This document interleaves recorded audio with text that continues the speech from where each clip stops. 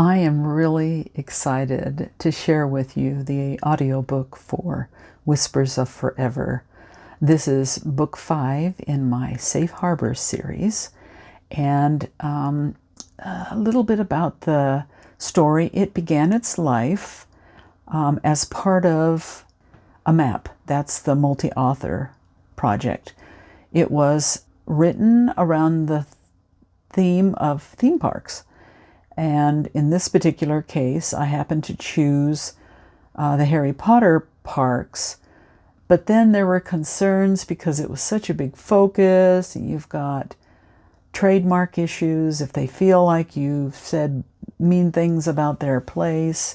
So I changed a bunch of stuff, and the title of the book was King's Cross Lovers. The female love interest is Samantha Diederik. She's the daughter of Alex Diederik from The Widow and the Professor. And Ethan Walters is the stepbrother of Braden Randolph from A Change of Plants. Ethan is the college roommate to Rafe, who is Francie Davis's son from The Widow and the Professor. So Rafe has a role in this, secondary. This book comes after The Widow and the Professor, several years after.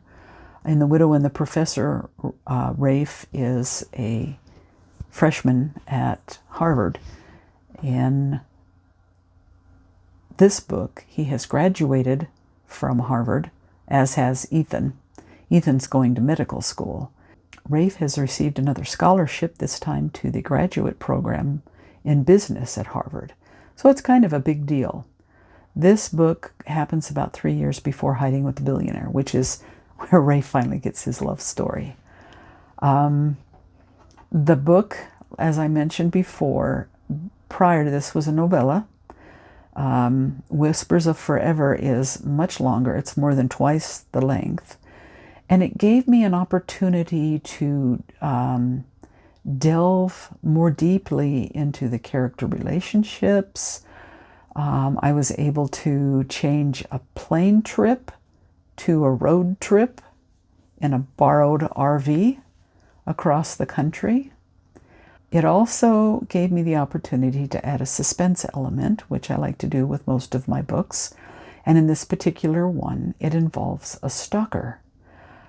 As always, I hope that you enjoy the live human narration. It's not inexpensive to hire someone to do these, but I believe it's a payoff. And Vickie Pierce, who does the voices in this one, has done many of my books. She did A Change of Plans. She's done my Wildstone books. She's done my Lilac City books, my Huckleberry Falls ones. And she's just a very, very talented and a very gifted narrator. So enjoy.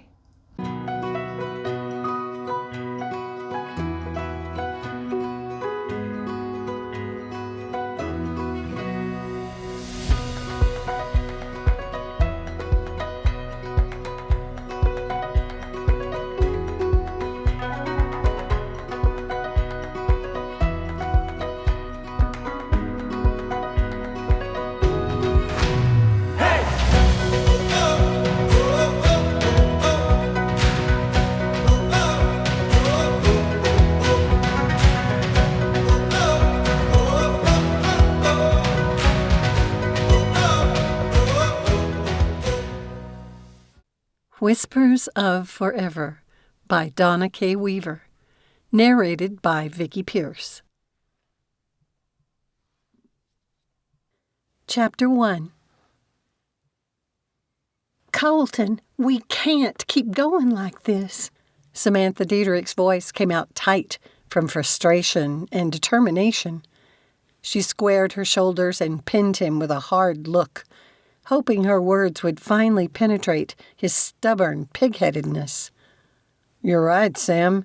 It's time for us to take our relationship to the next step.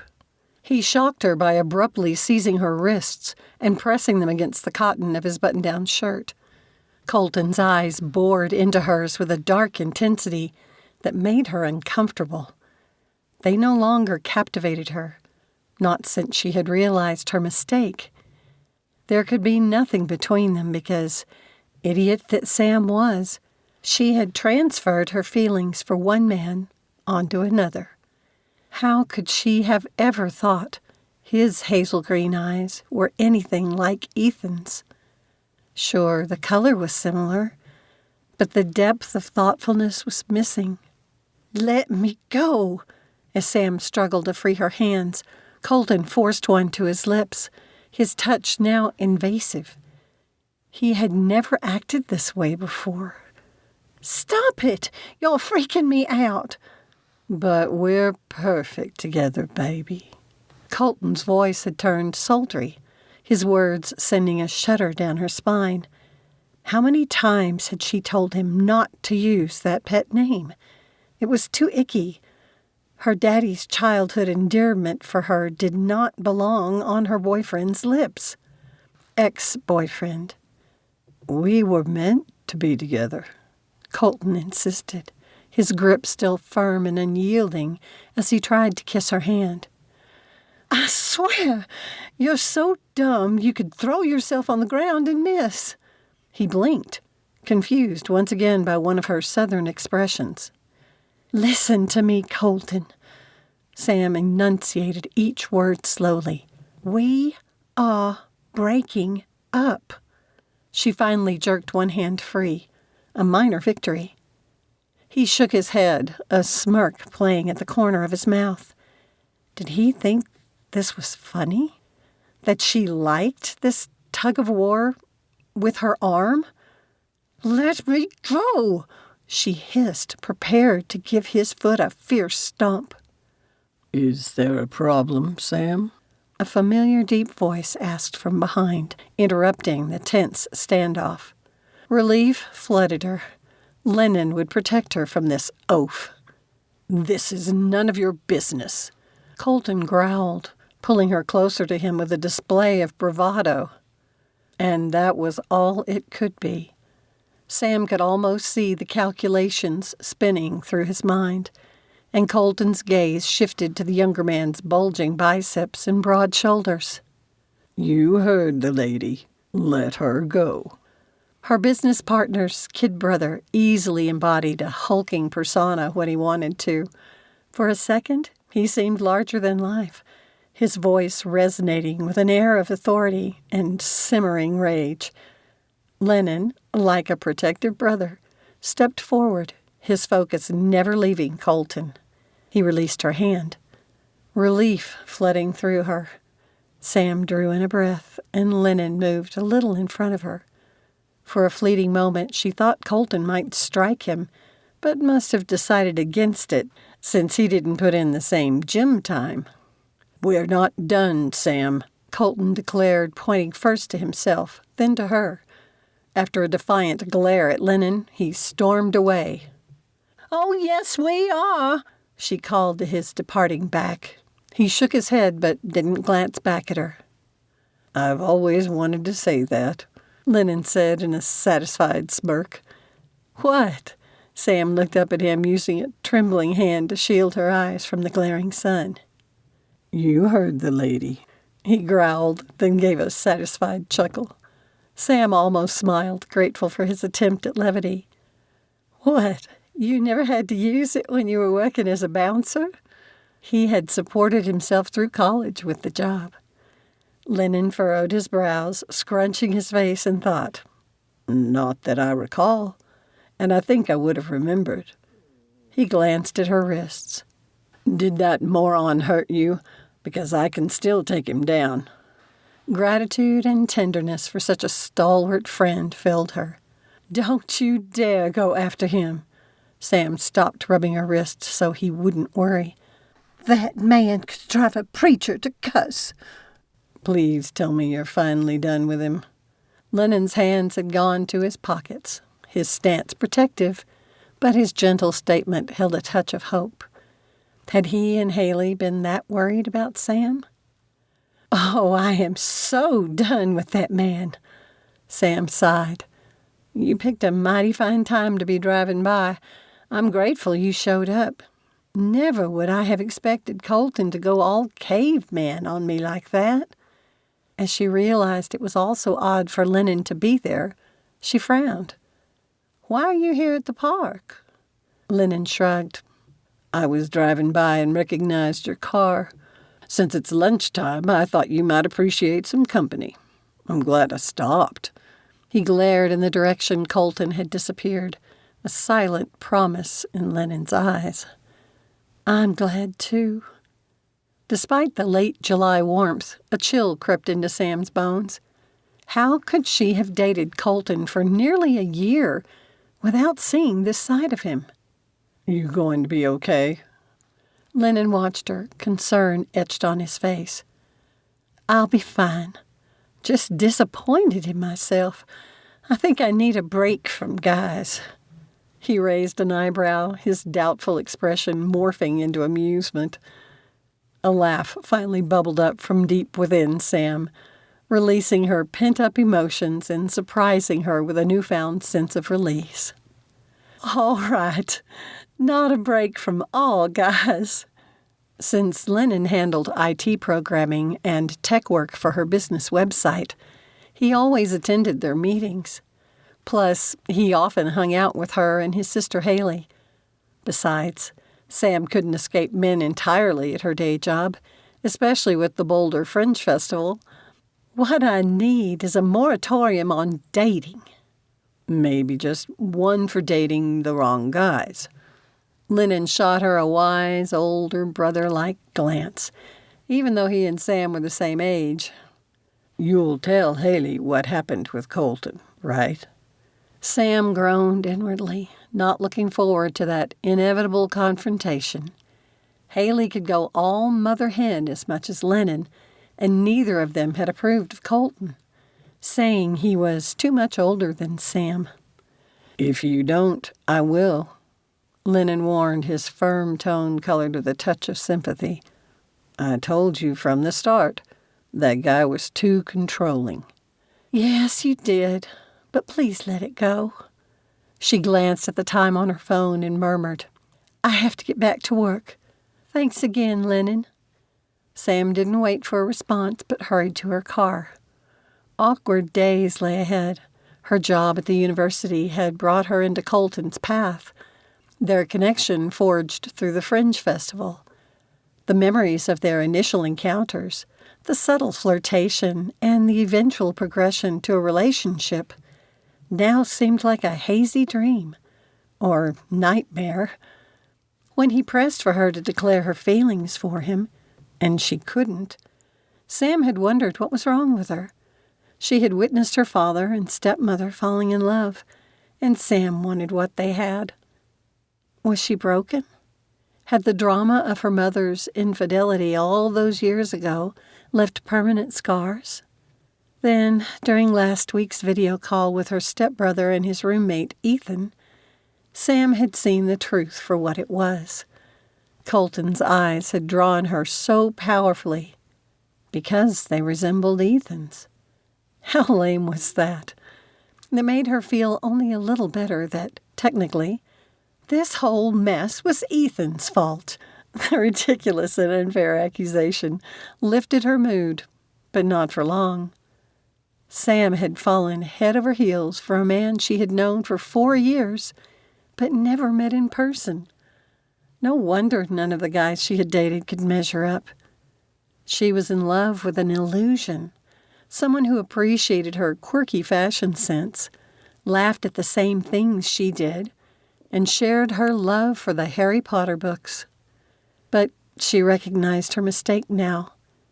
It reminded her of when a roommate had convinced herself she loved an actor. When she finally met him at a fan event, she'd discovered he was nothing at all like her favorite character. Her disillusionment had crushed her. In a few weeks, Sam, her stepbrother, and Ethan would take a road trip together to North Carolina and Florida before the guys returned to school. Once she met Ethan face to face, she could accept that the online magic they had shared throughout the years was pure fiction. and she could finally move on.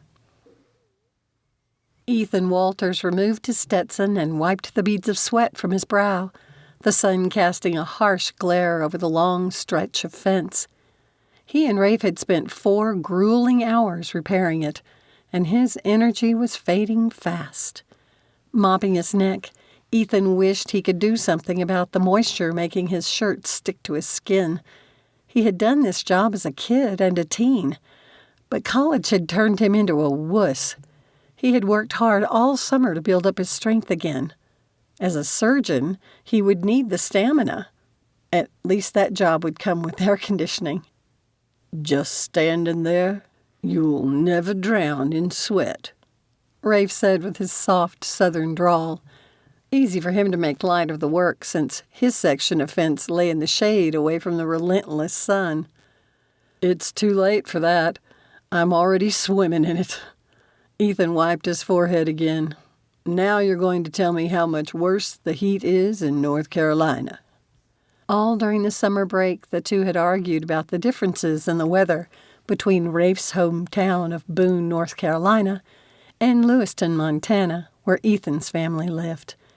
While the average high temperatures in the two towns might not be all that different, the amount of rain Boone received took the cake, as Rafe liked to say. "As you'll find out soon enough." Something in Rafe's sly grin made Ethan's hackles rise. What did his friend have planned for their trip to visit his family in a few weeks? "You know, I've already lived with Cambridge's humidity, so it's nothing new." "Oh, believe me, it's not as high as Boone's. You'll sweat in places you never knew you had pores." Ethan pulled a face. "Now I'll never get that image out of my mind." Chuckling, Rafe returned to stapling the new section of wire fence into place. Ethan let the topic slide. If his friend could take pride in living in a place with air so thick with moisture it sometimes made breathing difficult, all the more power to him. Ethan's stomach growled, drawing his thoughts to the care packages Rafe's mother had sent him at school. They had included traditional treats that shipped well, but he raved about her meals, too. "What I'm most excited about is your mother's cooking," Ethan said, replacing his hat. "I can't wait for that either." The teasing glint in Rafe's eyes faded, replaced with one of wonderment. "I was all set to go back home for good and enjoy her cooking all the time. But now, I still can't get over winning the scholarship." "Bruh, stop selling yourself short." Rafe shrugged and gathered his tools. Ethan couldn't understand why his brilliant roommate underestimated his talents. It had to stem from his verbally abusive father, who had died not long before Rafe had left for Harvard. Not that Ethan had trained to psychoanalyze anyone, but Rafe didn't give himself enough credit. He had received 2 full scholarships, the most recent one for grad school. Ethan was no dunce, but without his stepfather's financial support, attending a prestigious university like Harvard, based only on Ethan's grades, would never have happened.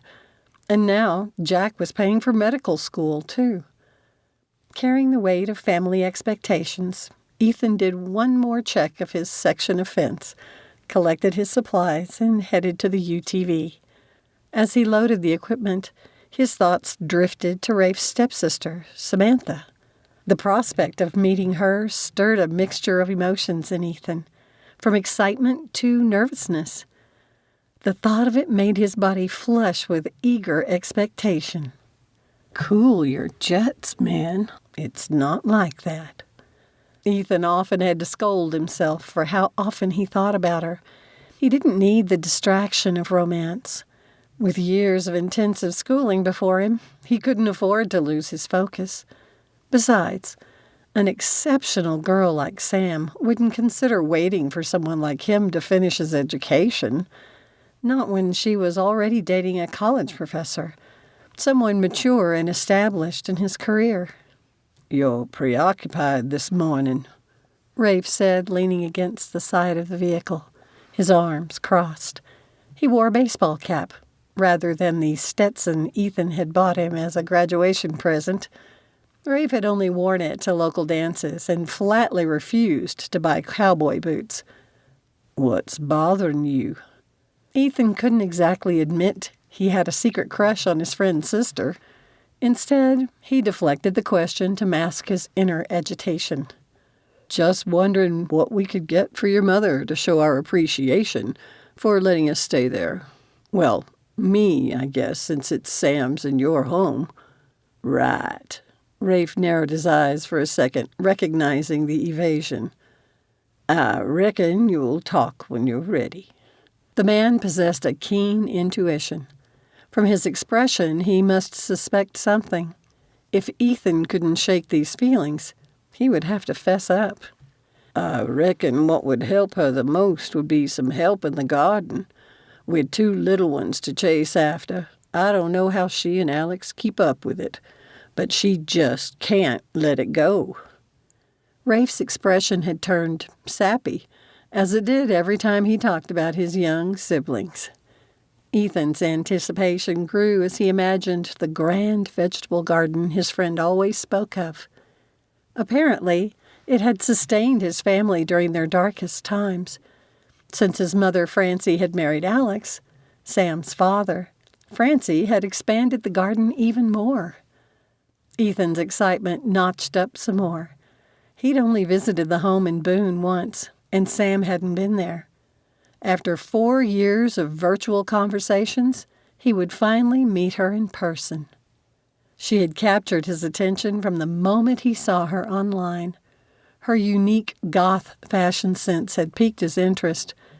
Over time, Ethan's fascination with her had grown until, over the last 6 months, she had become a constant presence in his mind. Their late-night discussions had become one of the few things he looked forward to. He'd met no one like her, except that he hadn't really met her. If he felt the same level of attraction when they occupied the same space, he was in trouble. Ethan let out a breath. It was also why the idea of going on vacation with the sibling both thrilled and terrified him. He had worked tirelessly to secure his place in med school and couldn't put that at risk for anything or anyone. Growing up, he had heard of his stepbrother's struggle to keep his first marriage going, but the pressure of school had taken their toll. If someone as smart as Braden couldn't balance a home life and med school, then Ethan didn't have a prayer. So he had to remain resolute. Someday, he hoped his stepdad, Jack, would be as proud of Ethan as he was of his real son. "There's a dance tonight in town," Rafe mentioned as they drove to the next section of fence. "We going?" Ethan glanced at his friend, who had his own girl problems, even if he wouldn't admit it. Too bad he hadn't shown interest in one of the local girls. Any of them was better than Tess, the snooty girl Rafe was dating in Cambridge. It chapped Ethan's hide the way she used Rafe and mocked him behind his back. But would he believe his friends over her? Nope. They could only watch in dismay. Lacking money and social connections, a scholarship boy like Rafe, who only had potential right now, couldn't compete with the rich guys that Tess also dated. She would break Rafe's heart. "Sure," Ethan said dryly. "Let's go to the dance because we clearly won't be exhausted after working all day in the sun." "Now that sounds like something Jack would say," Rafe chuckled. Chapter 2. Haley burst into their small office, burdened with yet another large vase, brimming with vibrant red roses and delicate baby's breath. Sam groaned.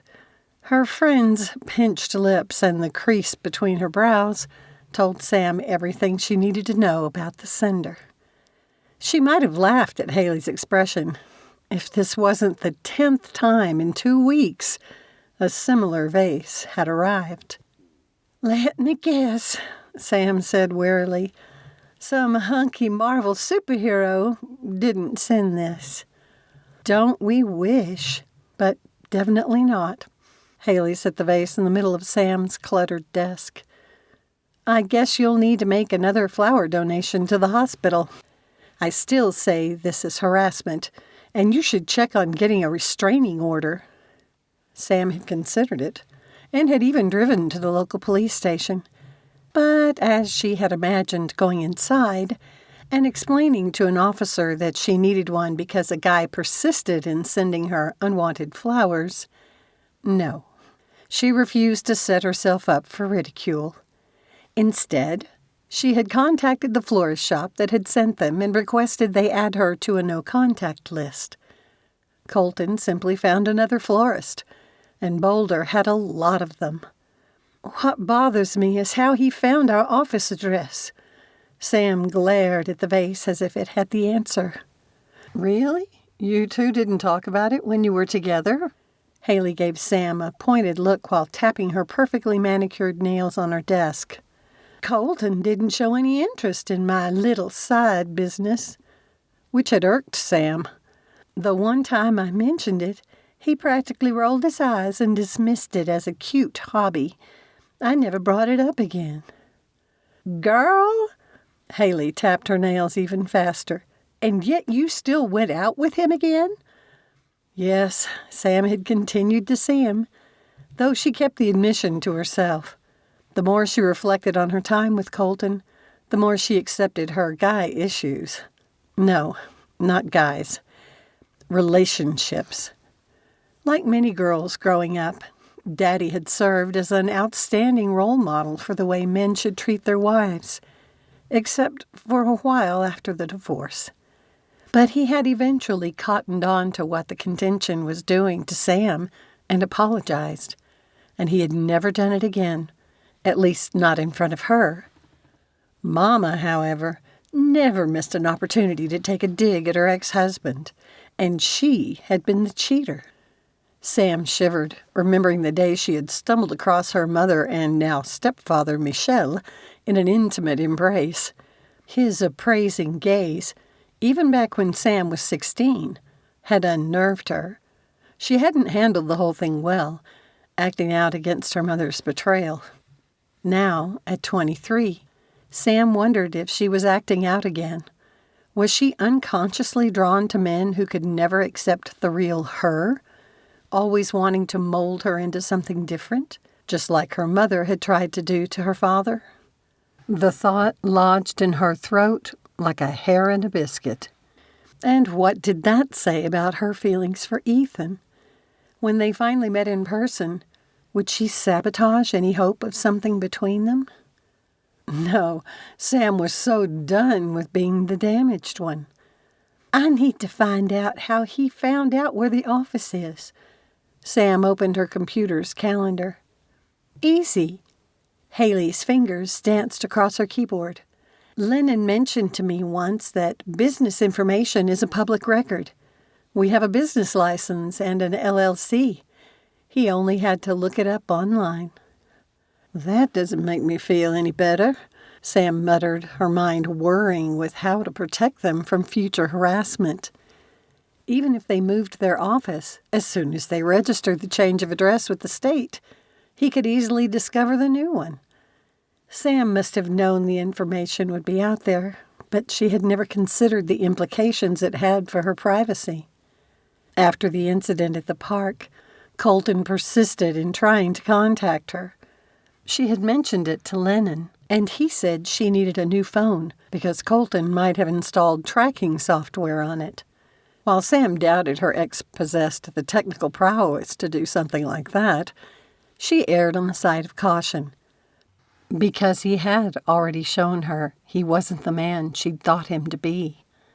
The old phone lay tucked away in a drawer at home after Lennon had cautioned her to preserve any message she received from Colton. It would serve as evidence of his stalking behavior. As a precaution, Sam had changed all her passwords. When she had refused to reply to calls or text messages, Colton had resorted to inserting personal comments in the middle of emails to her university address. The simple comment to her supervisor had put an end to it. But it had also marked the beginning of the endless flower deliveries. "I wonder if I should move," Sam mused. It might be the only way to get away from him. "Why?" Haley gave Sam one of her best disapproving glares. "You should not have to change your life because Colton Wilmer won't leave you alone. It's wrong and seriously creepy." Definitely creepy. The man had disrupted her life in so many ways. Sam had also taken Lennon's suggestion to create a new email account and notify her closest contacts about the change, with a firm request not to share it with anyone. She could only hope Colton didn't escalate to threats, something else Lennon had warned her about. While annoying, the flowers did brighten the faces of the hospital nursing staff. They always knew a patient who could use the uplift when she donated the flowers. Sam sighed. This whole thing with Colton drained her mentally and emotionally. Exhaustion weighed on her, and she yearned to confide in Daddy and Francie about it. But they had enough on their hands with 2 little ones. And her mother wasn't an option. Victoria would insist Sam move to France to get away from Colton. "Well?" Haley's impatient question jerked Sam from her thoughts. "Well, what? I don't know what you want me to say. I have to do something." Sam rose from her chair and restlessly paced the small office, ideas creating a whirlwind of possibilities. "You know, we can run our business from anywhere." "Wait." Haley's hands froze above her keyboard. "You are serious about moving back to North Carolina? Maybe it's time." "But I thought you liked Colorado." Haley stood now, her features etched with concern. "I do like it, but I've accomplished what I set out to do here with the Fringe Festival. There's one in Asheville I could volunteer with. I've been thinking it's time to make this job." Sam held out her arms and turned in a circle to indicate the office. "My only job. It's about time." Haley's excitement made her face glow.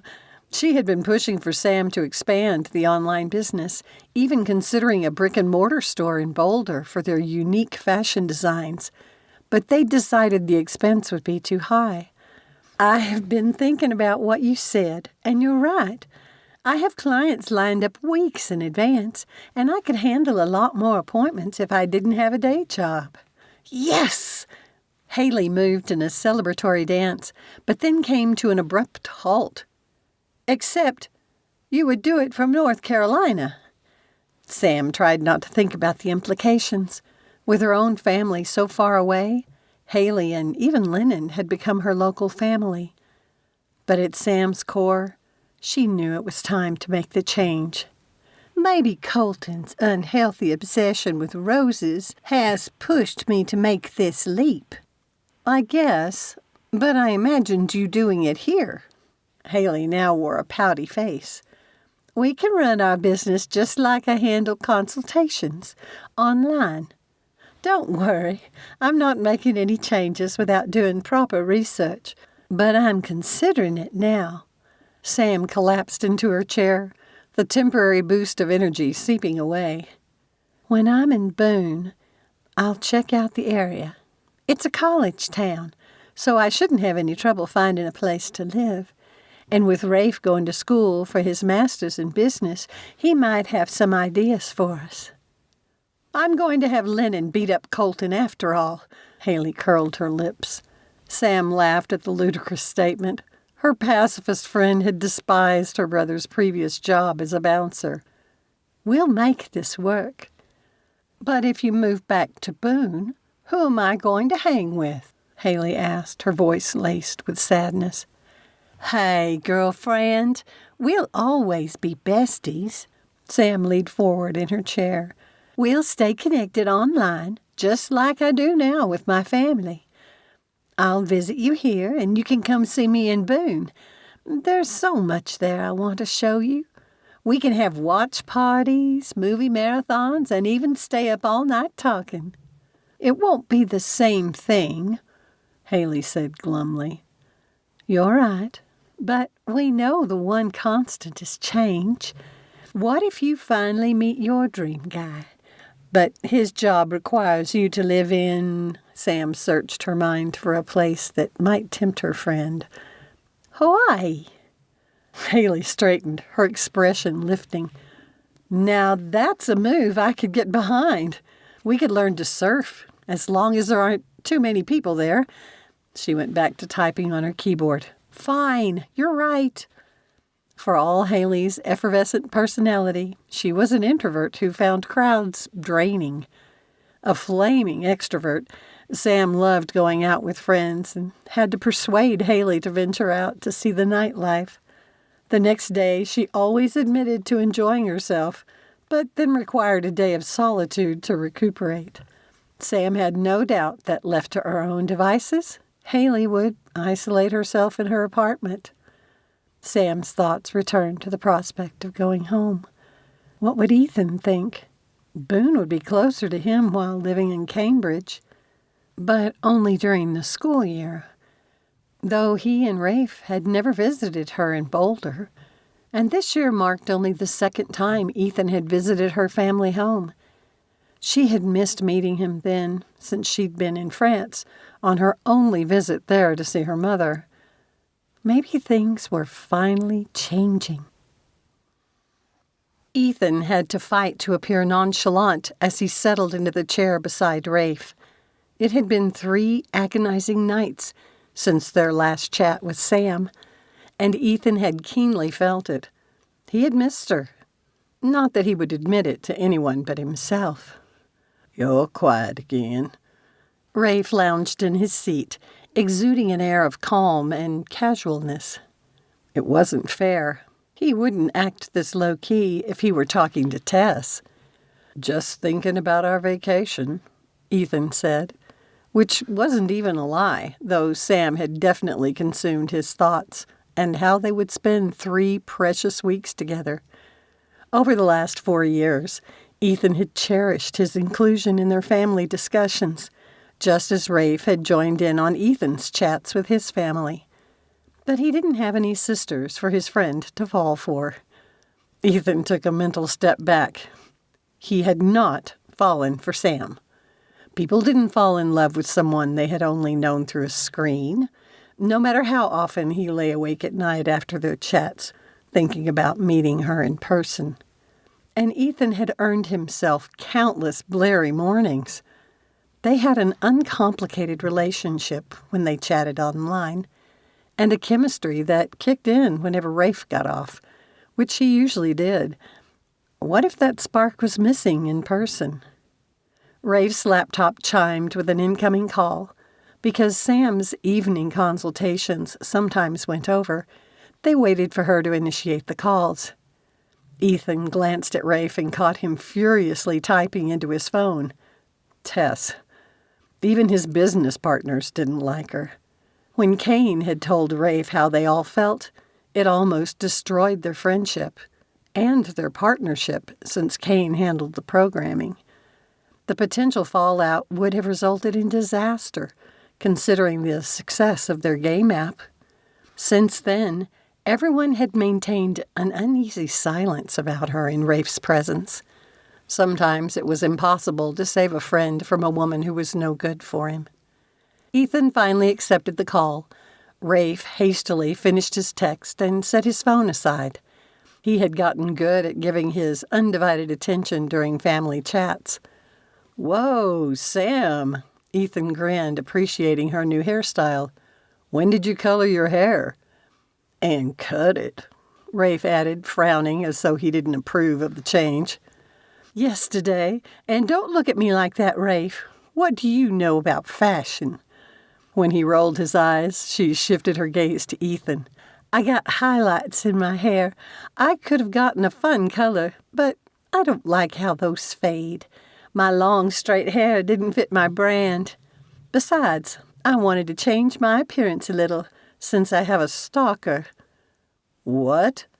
Ethan asked at the same time Rafe said, Say what? I told y'all about breaking up with Colton.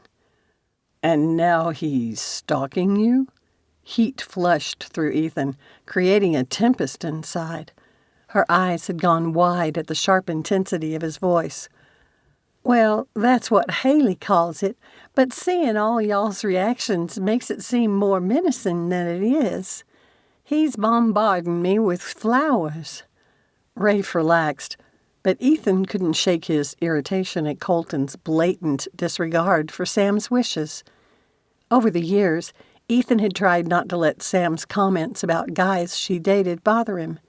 They weren't an item and never could be until he finished school, and no girl would wait a decade. And the romantic tension simmering beneath the surface of their online conversations remained unspoken. "I told you that guy was a troll," he finally growled. "Technically, trolling happens online." Rafe gave a dark chuckle. "Believe me, we've had more than our fair share with the app." "Are you kidding me?" Sam reached for her phone. "Please, don't feed the trolls," Rafe said, his face etched with alarm. "Kane wrote a program so we could approve comments before they go live on our website, and people have to buy the game before they could review it. As with any product, not every game fits everyone's taste. Once we have their money, they can say what they want. And there aren't all that many of them who haven't liked it." "But there are trolls in real life, too," Ethan argued, pulling them back to the stalker. "Isn't it enough that your mom is a troll? Sam doesn't need another one." Then he realized what he'd said. "I'm so sorry." "It's all good." Her expression turned sad. "You're right. Online trolls post inflammatory comments to get a reaction out of people, and my mother does the same thing to me. I recognized a long time ago that she's an emotional manipulator." "All the more reason you shouldn't have to put up with another one in your life," Ethan argued. "Have you considered getting a restraining order?" "I have. And what would I sound like complaining to the police that a guy was giving me too many flowers? They would think I only had one oar in the water." Sam shook her head. "But it may be time to move back home." "Really?" Rafe's interest caught Ethan off guard. Was he rethinking the scholarship again? Sam explained her desire to take her business to the next level and how she could do it from anywhere. But what about her love of working with the Boulder Fringe Festival? Her passion for it radiated whenever she spoke of it. "Nice," Rafe nodded, an approving gleam in his eyes. "And there's a festival in Asheville where you could volunteer." "Exactly," Sam beamed. Curiosity piqued. Ethan turned to Rafe. "Why are you so interested?" "Because someday I hope to own a business, and I'd love to go back home, too." He leaned back in his chair, his arms folded across his chest, and met Sam's gaze. "I don't know if I can speak for my sister, but all my life it made me sad I was an only child." "Yes," she cried, "and now we have a tiny brother and sister back home. It's been hard living so far away and not visiting them often." "And it would put you far away from your troll," Ethan observed, relieved that moving to Boone would also distance Sam from her stalker. But it would also put her tempting self closer to Cambridge. "Yes, it would." An almost radiant excitement lit her face. Yet Ethan sensed a tinge of nervousness under her enthusiasm. She had often mentioned feeling like an outsider, living on the fringe, akin to the festivals she enjoyed so much. He thought she had found her place in Colorado. So what was still missing in her life? Chapter 3. The way Ethan watched Sam made her feel truly seen in a way no one ever had before, not even her sweet daddy, who loved her to pieces but struggled to understand her. How could Ethan do it through a computer screen? Well, I know it would thrill Ma and your dad to have you closer, Rafe said, seemingly oblivious to the profound connection unfolding between Sam and his roommate. Is that why you cut your hair? She blinked, taken aback by the abrupt change of topic. No, I told you already. I cut my hair to fit my online brand better. Besides, I was tired of the long hair, and it's easier to style. I think you look great, Ethan said, his voice soft. His tone felt almost like a gentle caress, and Sam's toes curled with pleasure. Her brother shot Ethan a disbelieving glance and shook his head. Believe me, she does. Ethan gave Rafe a playful nudge, but kept his eyes fixed on her.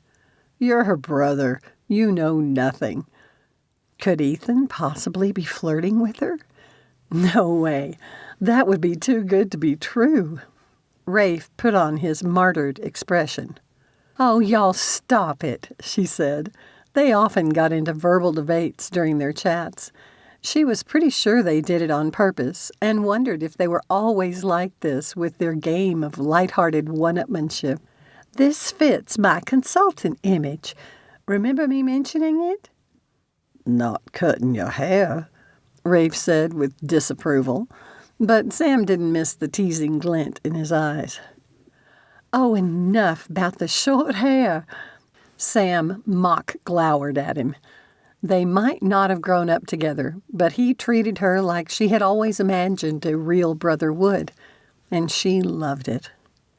If you move back to Boone, can your online consulting support you? Ethan asked. Rafe gaped at him. You don't follow her on YouTube? Of course I do. What does that have to do with anything? He sounded confused, but his face flushed. A rush of warmth spread through Sam. Ethan followed her channel. Have you seen the number of followers she has? Rafe met Sam's gaze. I've been meaning to ask you how you did that.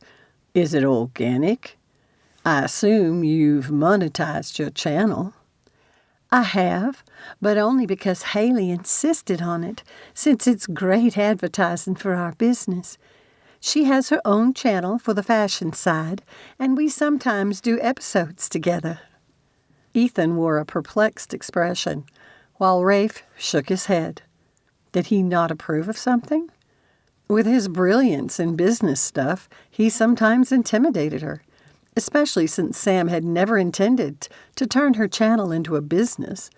It had just sort of happened. Haley was always pushing to add more affiliate links to their video descriptions. But Sam hadn't created her channel to make money. Her original dream had been to get good enough to do makeup for movies, but she'd found fulfillment working with the festival and assisting a local theater company. Friends had requested demonstration videos, and the channel had grown from there. Sure, she had a bazillion followers now, but the loyal ones who had been with her from the beginning felt like an extended family. Sam didn't want to cheapen that connection by trying to make more money off them. The hours they devoted to watching her videos already provided her with a healthy income. It was enough for her. You don't enjoy the business part, do you? Ethan asked, his voice filled with understanding. Sam shrugged. Why can't some things just be fun and not about money? Like game apps? Rafe watched her, his brows raised.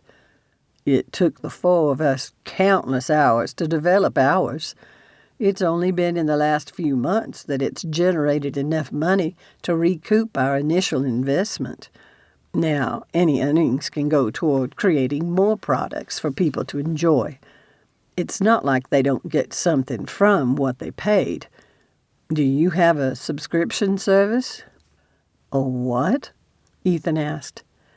It's where people get to see bonus content, but they have to pay for it. Sam shuddered. Okay, Rafe said with a chuckle. I'll take that as a no. A paywall, right? Ethan rubbed his neck. I think my brother Owen has a subscription to a ranching channel. He says it offers valuable information, and he thinks it's worth the money. I'm not comfortable with it. She crossed her arms. This was a battle she had already fought with both Haley and Lennon. My videos give me a creative outlet. They also serve as social proof I know what I'm talking about. I make them for fun, so I have zero expectations. If I made people pay, it would steal the joy I get from it. And would turn your hobby into a job, Ethan observed. Thank you. I'm so glad someone understands. If they had been in the same room, Sam would have kissed him. But technically, it kind of is your job, Rafe persisted. Please, let's talk about something else. Fine. Her brother arched his shoulders like he was nursing a backache. Sam had often wondered about the work Ethan's stepfather had them do on the Montana ranch all summer, but always forgot to ask. Whatever it was, Rafe and Ethan each sported a tan and looked a lot more muscular than they had back in May. How have you enjoyed the ranch life, Rafe? Putting on a teasing tone, she added, You going to change your major from business to cattle management? Not likely. You should have seen Rafe yesterday. Ethan shot him a sly grin. Don't you go there. Her brother sprang to his feet and tried to tower over Ethan, who remained seated. It was the only time he'd been shorter than Rafe. He fell off his horse. Ethan had to stand to defend himself as the two men wrestled, neither of them fitting on the screen. Will you two just stop? Sam had to say it 2 more times, the third one a yell. Were you hurt, Rafe? Does Francie know? No, Ma doesn't know. Don't you go telling her. Her brother insisted, all seriousness now, as he settled back in his chair. One of the first things she'd learned about Rafe was how protective he was of his mother. And considering how his biological father had mistreated them both, she understood. I won't, so don't get a burr in your saddle. She soothed before attempting a teasing tone. Is that what made you fall? Ethan chuckled. It was Peeves, I tell you. Sam joined in the laughter, appreciating the reference. Seriously, was it possible to fall in love with a man she had never met in person? Rafe tugged at his ear, not understanding the reference. That's what you get for only watching the movies, Rafe, she said. If you'd read the books, you'd know Peeves is a mischievous poltergeist who wreaks havoc throughout the Harry Potter series. Too bad you couldn't have spared your bum from that fall with a cushioning spell. Ethan met her gaze, a smile tugging at his lips. He seemed about to say something when his phone pinged, and he turned away to read the message. You know, Ethan's a die-hard Harry Potter fan all the time, but he goes crazy about it around you. Just you. Rafe yawned. Ma's thrilled to have us all home. She's already talking about all the things she's going to cook up for us. I'm excited to see everyone again. Sam wished her job provided more vacation time. It had taken her over a year to save up for this extended trip. I swear, every time we chat online, those 2 kids have grown like nothing else. We both know Ma would love to have you live closer, and your dad would, of course. Rafe tilted his head, thoughtful. Since you do your consulting online, you won't need that much room to run your business. Could you do it from their house? With 2 little ones running around? I need to maintain a professional setting. Sam rubbed her temples, still a bit overwhelmed by everything it would entail. You're worried about living closer to your mother when she visits the U.S. He made the statement in a flat tone, which Sam understood, since he'd endured too many derogatory comments from Victoria over the years. Yes, Mama hasn't been willing to fly to Colorado to see me And I only have so much vacation time. Living in Boone could undermine those excuses. Suddenly, Ethan leaped from his chair. Sam gasped, alarmed. "What the?" Rafe began. "Woo-hoo!" Ethan broke into a victory dance, waving his arms in the air while still clutching his phone. "What's going on?" Rafe asked. "Look." Ethan held up the screen. "Jack's friend agreed to let us drive his RV?" Rafe cried. "Yes." Ethan let loose with another whoop. For their vacation, they had debated how best to travel from Colorado to North Carolina before continuing to Florida, where they would spend a few days at the theme parks in Orlando. The guys would then fly to Cambridge while Sam returned to Boulder. All three of them wanted to see some of the country along the way and decided a road trip would be ideal. Sam had investigated taking a train, but they had discarded the option due to how little time they would have to explore at each stop. Jack had offered to fly the guys to Boulder to meet up with Sam, and from there they would rent a vehicle since her car was too small for a comfortable trip. "An RV?" Sam had to shout to be heard. "Don't you need a commercial driver's license for that?" "Not if it's under 40 feet and weighs less than 26,000 pounds.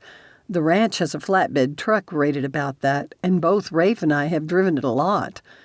Ethan peered into the laptop camera. "You're not afraid of our driving, are you?"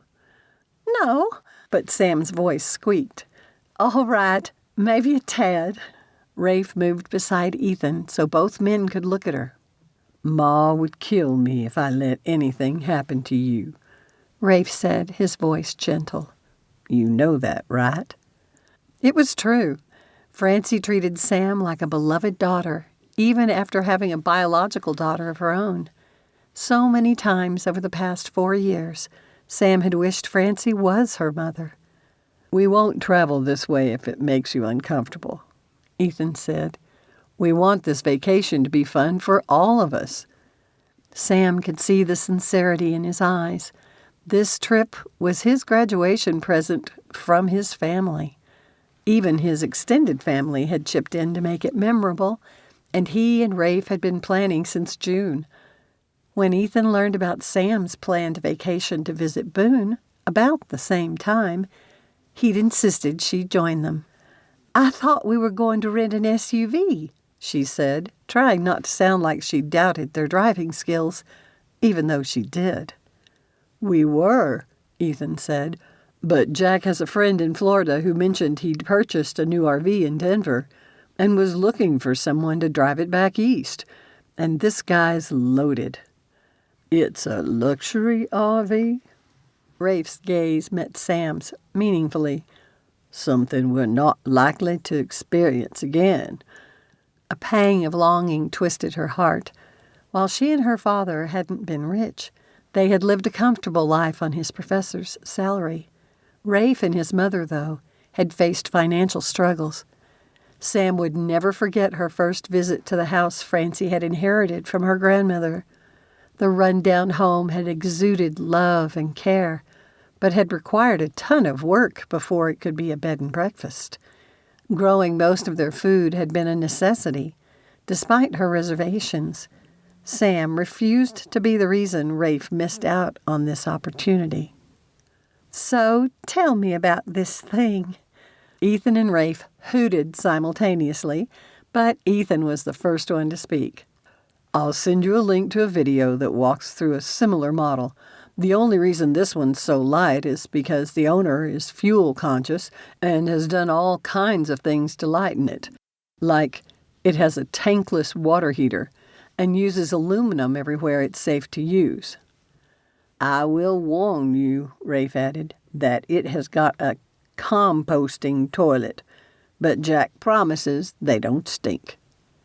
"And we'll let you have the bedroom," Ethan added. "But this is your graduation present. I'm not going," she began. "We're sleeping in the living room," Rafe broke in. "This thing has those extending rooms, and it has a pull-out sofa, Plus, the dining table converts to a bed. I'm taking that one. We'll be fine. My mother would not let me live it down if I slept in the bedroom while we relegated you to the couch. Ethan put his palms together in a prayer hand. Please? All right, then, Sam agreed with a laugh. And I thank you. Well, kids, I'm bushed. Rafe yawned again. I'll let Ethan give you the details on the RV. Night. He stood and walked away. We put in a long day, Ethan said, rubbing his eyes. He looked exhausted, and Sam pushed aside her disappointment at the shorter call. She reminded herself they would soon have ample time together, in person. Good night, Ethan. Good night, Sam. He ended the call.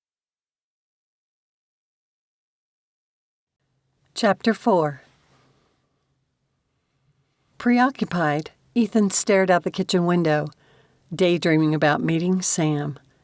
She was the first girl he had met who shared so many interests with him, from books and movies to jigsaw puzzles. When he had mentioned joining a dojo in Cambridge, she had even expressed an interest in karate. Eth. Rafe spoke the sharp word near Ethan's ear. Jolted from his thoughts, he fumbled to keep the dish from slipping through his fingers. Once he had a firm grip on it, Ethan shot his friend a dark look. You are sure distracted lately. Rafe clapped him on the back. I've never seen you this twitchy before, not even before finals. I reckon your mind is already full of our vacation. He had that sly gleam in his eyes again, as if he knew something, but wouldn't speak about it. Ethan wished he knew what Rafe meant by it. Could it be about Tess? He hoped not. Having that woman around more often might be the death of Ethan. But then what? A sick feeling settled in his stomach. Had Rafe cottoned on to Ethan's fascination with Sam? He had worked hard not to let it show.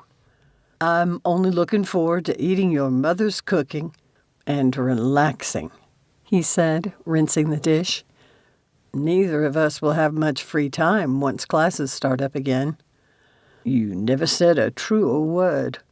Rafe picked up a towel and held out his hand for the dish. You know the rules.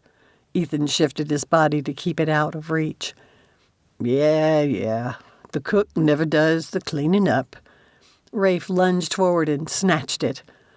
I don't mind helping. All right, knock yourself out, Master Chef, but don't let my mother catch you or she'll bust me. Ethan put another plate in the drainer. You can blame Ma for it. Rafe's southern accent thickened when he talked of home. She taught me to cook and clean up after myself. Someday you're going to make some woman a fine wife. Shut up. Rafe gave him a playful nudge. I can't wait to show you the size of our garden at the old house. Ma has made it even bigger than it was when just the two of us worked it. It must be something if it's bigger than the one here. When Ethan had left for college 4 years earlier, his younger brother Owen had settled on being a rancher, much to Jack's delight. He had increased the size of the herd, which meant he needed more help. Ethan's mother had enlarged the garden to help feed the hungry workers. The difference is that Ma's guests pay her instead of the other way around. Rafe smirked, accepting another plate. She has quite the reputation to uphold now for her homegrown cooking. Has she ever considered publishing a cookbook? Yes, Ma and Alex discussed it, but with 2 kids just a year and a half apart, they put it on hold. I get it. They continued to work in silence for a few more minutes. Ethan stole a glance at Rafe from the corner of his eye. Have you decided yet? Ethan finally asked. I don't know. Rafe heaved out a breath. I know it sounds stupid to even question it. Dang right it does. But what if I'm not ready to run with the big dogs yet? Rafe averted his gaze, his neck darkening. Ethan frowned. One of the first things that had impressed him about Rafe was his unwavering self-assurance. He ranked second only to Ethan's brother Braden for smarts. What was causing this self-doubt?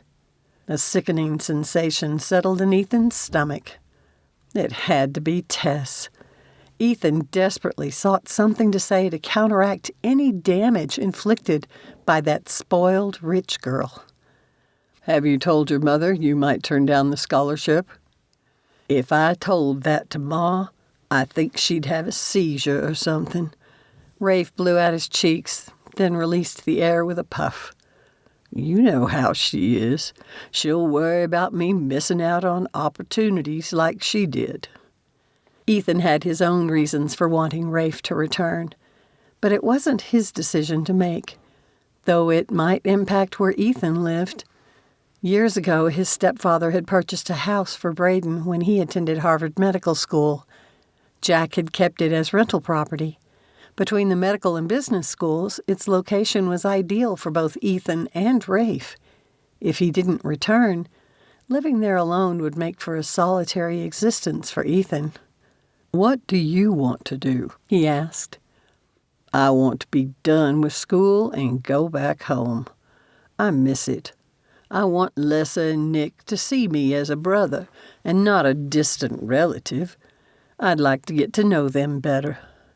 Rafe shook his head and leaned against the counter. I feel pulled in two directions. Are you saying, Ethan spoke the words slowly, keeping his tone playful, that you're thinking of declining the scholarship because you're homesick? Rafe leveled him with a flat look, but then chuckled. All right. It sounds stupid when you say it like that. Ethan preferred Rafe's explanation to it being about Tess tearing down his self-esteem. I know you're the one who will have to live with the consequences of your decision, but what concerns you about pursuing the MBA? I want to settle in Boone. Rafe's attention had drifted, but he refocused on Ethan. What if an MBA from Harvard is overkill there, and I can't find a job? Who knows? Maybe some big company will want to buy your game app.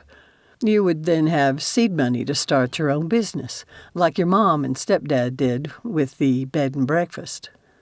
But Alex is still a professor. They have his income to fall back on. Only you can decide what you're willing to risk. Jack has always told me to choose a path that would leave me with the fewest regrets. Ethan understood the desire to return home, since he would love to settle in Lewiston. After growing up in a community of fewer than 6,000 people all of his life, Cambridge had been a real eye-opening experience. He'd appreciated having a roommate who understood his sentiments. Despite their different majors, they had made formidable study partners. Because of it, Rafe had more medical knowledge than most business graduates, and Ethan knew more about business than most guys starting med school. Plus, he had let him sit in on brainstorming sessions Rafe had conducted with his 3 partners for the video game. Ethan had counted on maintaining those friendships for a couple more years before he'd be alone in school while Rafe moved on. Following in Braden's footsteps meant spending some years in New York after completing medical school. By the time he returned to Montana to join his brother's thoracic surgery center, Ethan would be well into his 30s. Surveying the road ahead, he understood Rafe's hesitation. Ethan's own solitary path seemed long and lonely. I promise I won't do anything stupid, Rafe finally said. Like staying involved with Tess? But Ethan kept the thought to himself. If you do, he said with a grin, I'll tell your mother you must have hit your head when that horse threw you. Rafe's eyes took on a sly grin. Before Ethan could jump clear of the menacing damp hand towel, his behind felt the sting. Rafe had already dropped it and dashed out the kitchen door, his laughter trailing behind. Come back, you coward, Ethan cried as he grabbed it from the floor and gave chase.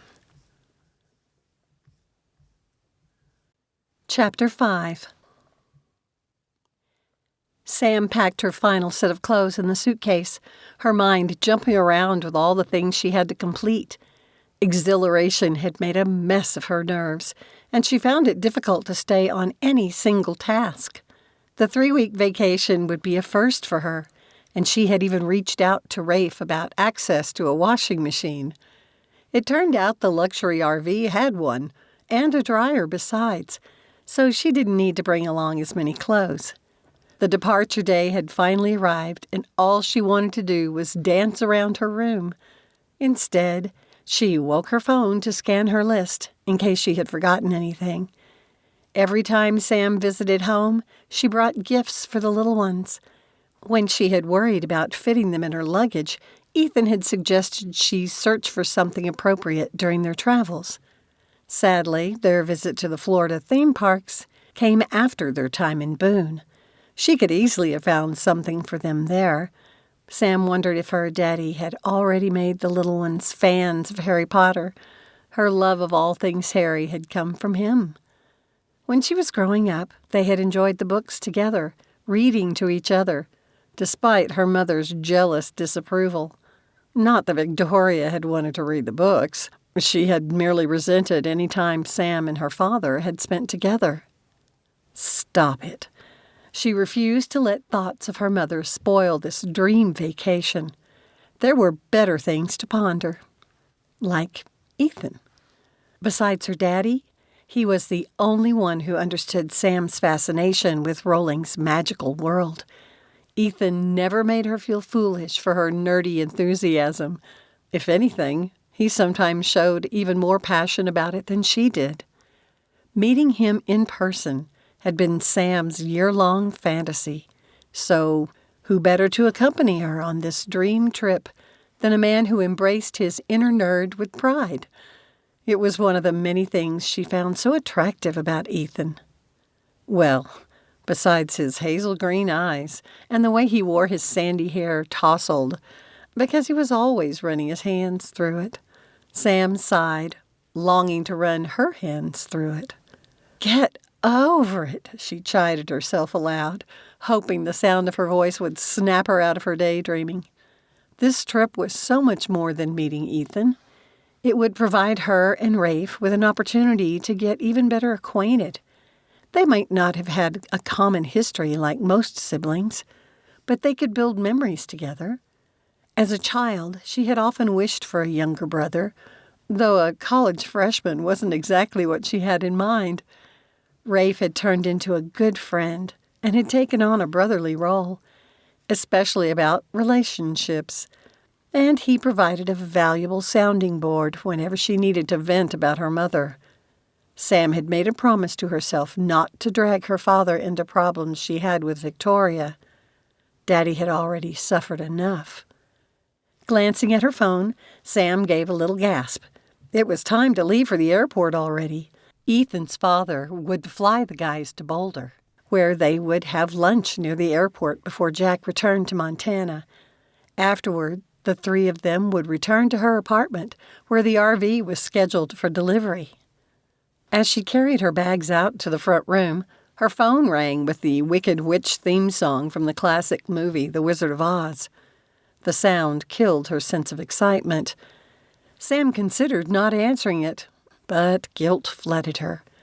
Didn't being an adult mean she could be strong in the face of the love-hate relationship she had with her mother? While Sam debated answering the phone, it stopped ringing. She breathed a sigh of relief. There must be an excuse she could give for the missed call. Then the phone rang again. Whenever that happened, she knew her mother wouldn't give up. She straightened her back and accepted the call.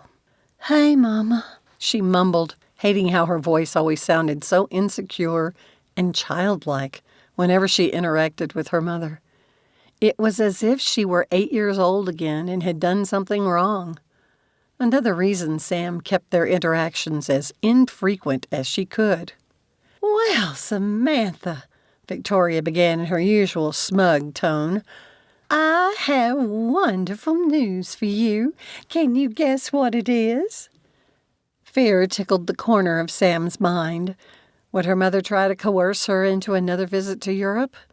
No way would Sam subject herself to a long stay around her stepfather Michel and his cronies.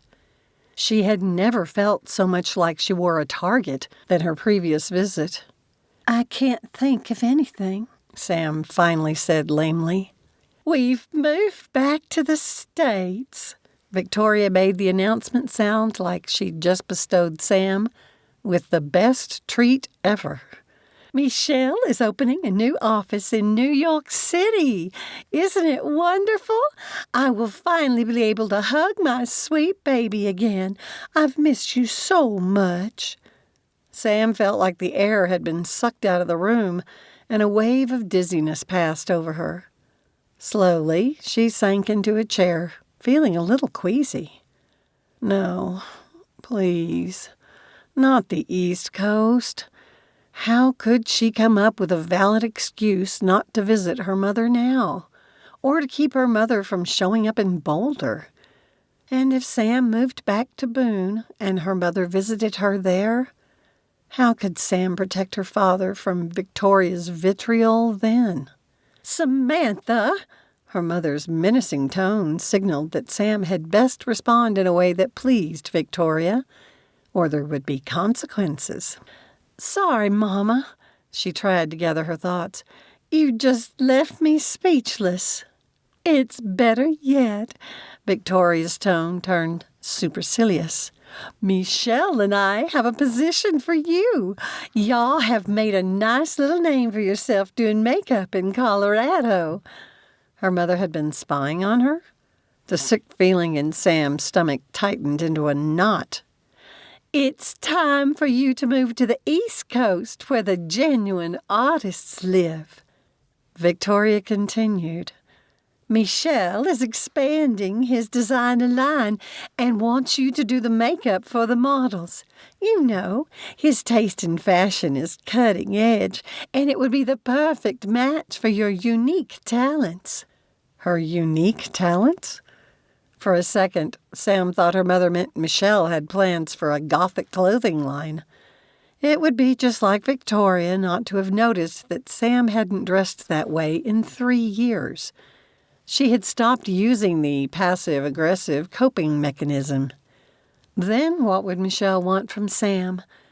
The edgy look she'd gotten so good at while working with the Fringe Festival in Boulder? In that environment, she had finally found her style, discovered how to advise people on colors and haircuts to bring out their best look. Those were the skills she used in her consulting business. But how would Michel know that? Had her mother discovered her channel? Sam controlled her breathing. Her mother had an uncanny ability to detect when Sam wanted to hide something. She absolutely did not want to work for Michel. But first, Sam had to find out more about what her mother was up to. Samantha! Victoria's voice had taken on a dangerous edge. Do you have nothing to say? This is a generous offer. Offer? Right. More like a command. My mind is all a jumble, Sam hedged. I just don't know what to say. Say yes. But my life is here, Mama. That cowed little girl voice again. Sam cringed mentally. Your future is in New York, breaking into the world of modeling, Victoria said dismissively, as though her words put an end to all of Sam's arguments. Y'all have done well enough for yourself. I have followed you online with that French festival thing. I have even watched your little YouTube channel. It's cute. But it's time to stop playing and take your future seriously. Michel will help you refine your skills. He has grand plans for your rather unique approach and says it is just what he is looking to develop in Manhattan. We need you, Samantha. If her mother's words hadn't rendered Sam speechless, she might have laughed, hysterically. The walls of Sam's apartment seemed to press in, and her hands shook. An urge to put on her most extreme goth makeup, or worse, to cut herself, threatened to overwhelm her. She stared at the faint lines on the inside of her elbow where she had run razor blades following her mother's infidelity. When her father had found the one deep enough to require stitches, he had insisted she get help. As much as she needed him right now, she would not drag him into this. Sam hadn't wanted to cut in years. Feeling utterly alone, she clenched her shaking hands. Giving in to her mother's plans would only lead to Sam losing herself again. She had already accepted the truth that though she might yearn for her mother's approval, Victoria would never give it. Time. Sam needed time. "I need to think about it, Mama." Her words came out wobbly as she struggled to hold back tears. "There's nothing to think about, Samantha," her mother declared with finality. "I'll send you details of your plane ticket to New York tomorrow. Your room here will be ready." Sam had to be strong and stand up for herself. All she had to do was put an end to these plans. "I can't come, then," Sam said, speaking quickly to cover the quivering. "I'm going on vacation for 3 weeks, and we've been planning it for months." "We?" "Rafe and his roommate." As soon as she spoke, Sam regretted mentioning her stepbrother. "That scholarship boy?" Victoria's voice dripped with venom. "You mean the Harvard graduate?" Sam asked through clenched teeth, surprising herself for speaking up. Her mother hadn't wanted her father, but she resented any other woman who did, including that woman's son by association. "You mean the one who's been accepted into the prestigious MBA program there? Also on scholarship, because he's so smart?" A heavy silence followed Sam's retort. Forcing her hands to relax, she prepared herself for what would come. She had seen it too many times with her father. Victoria had earned the title of Queen of Emotional Manipulation, a true troll. And there was always a punishment for challenging her. How had her father ever fallen in love with her? Sam's early memories of her mother were different from the woman she had turned into, and Victoria's association with Michelle had worsened that side of her personality. "Well," her mother finally drawled, the words coming out like they tasted bitter, "I can see there's no point in arguing when y'all are overly emotional. I wouldn't want you to drive yourself into one of your episodes. I will send the ticket for next week. That is the longest we can wait." Why did Victoria have to bring it up every time they talked? Like Sam was so fragile emotionally that everyone had to tiptoe around her? For the last 4 years, she had convinced herself her mother was wrong to assume she could control her. But was Victoria right? "I said I have to think about it." Sam tried unsuccessfully to keep the sound of tears out of her voice. "Don't be ridiculous, Samantha. There's nothing to think about. I know what's best for you, so trust your more experienced mother in this." Sam took a deep breath, determined to fight for herself. "You can't just throw something like this at me and expect me to jump up and come running. I have every right to expect my daughter to come when I offer her the chance of a lifetime." Victoria's voice turned quiet, sympathetic. "You are so young yet, Samantha. I want to help you make the right choices so you don't have regrets." Her mother's voice turned firm again. "Now, I don't want to do this, but as a mother I will do what I must.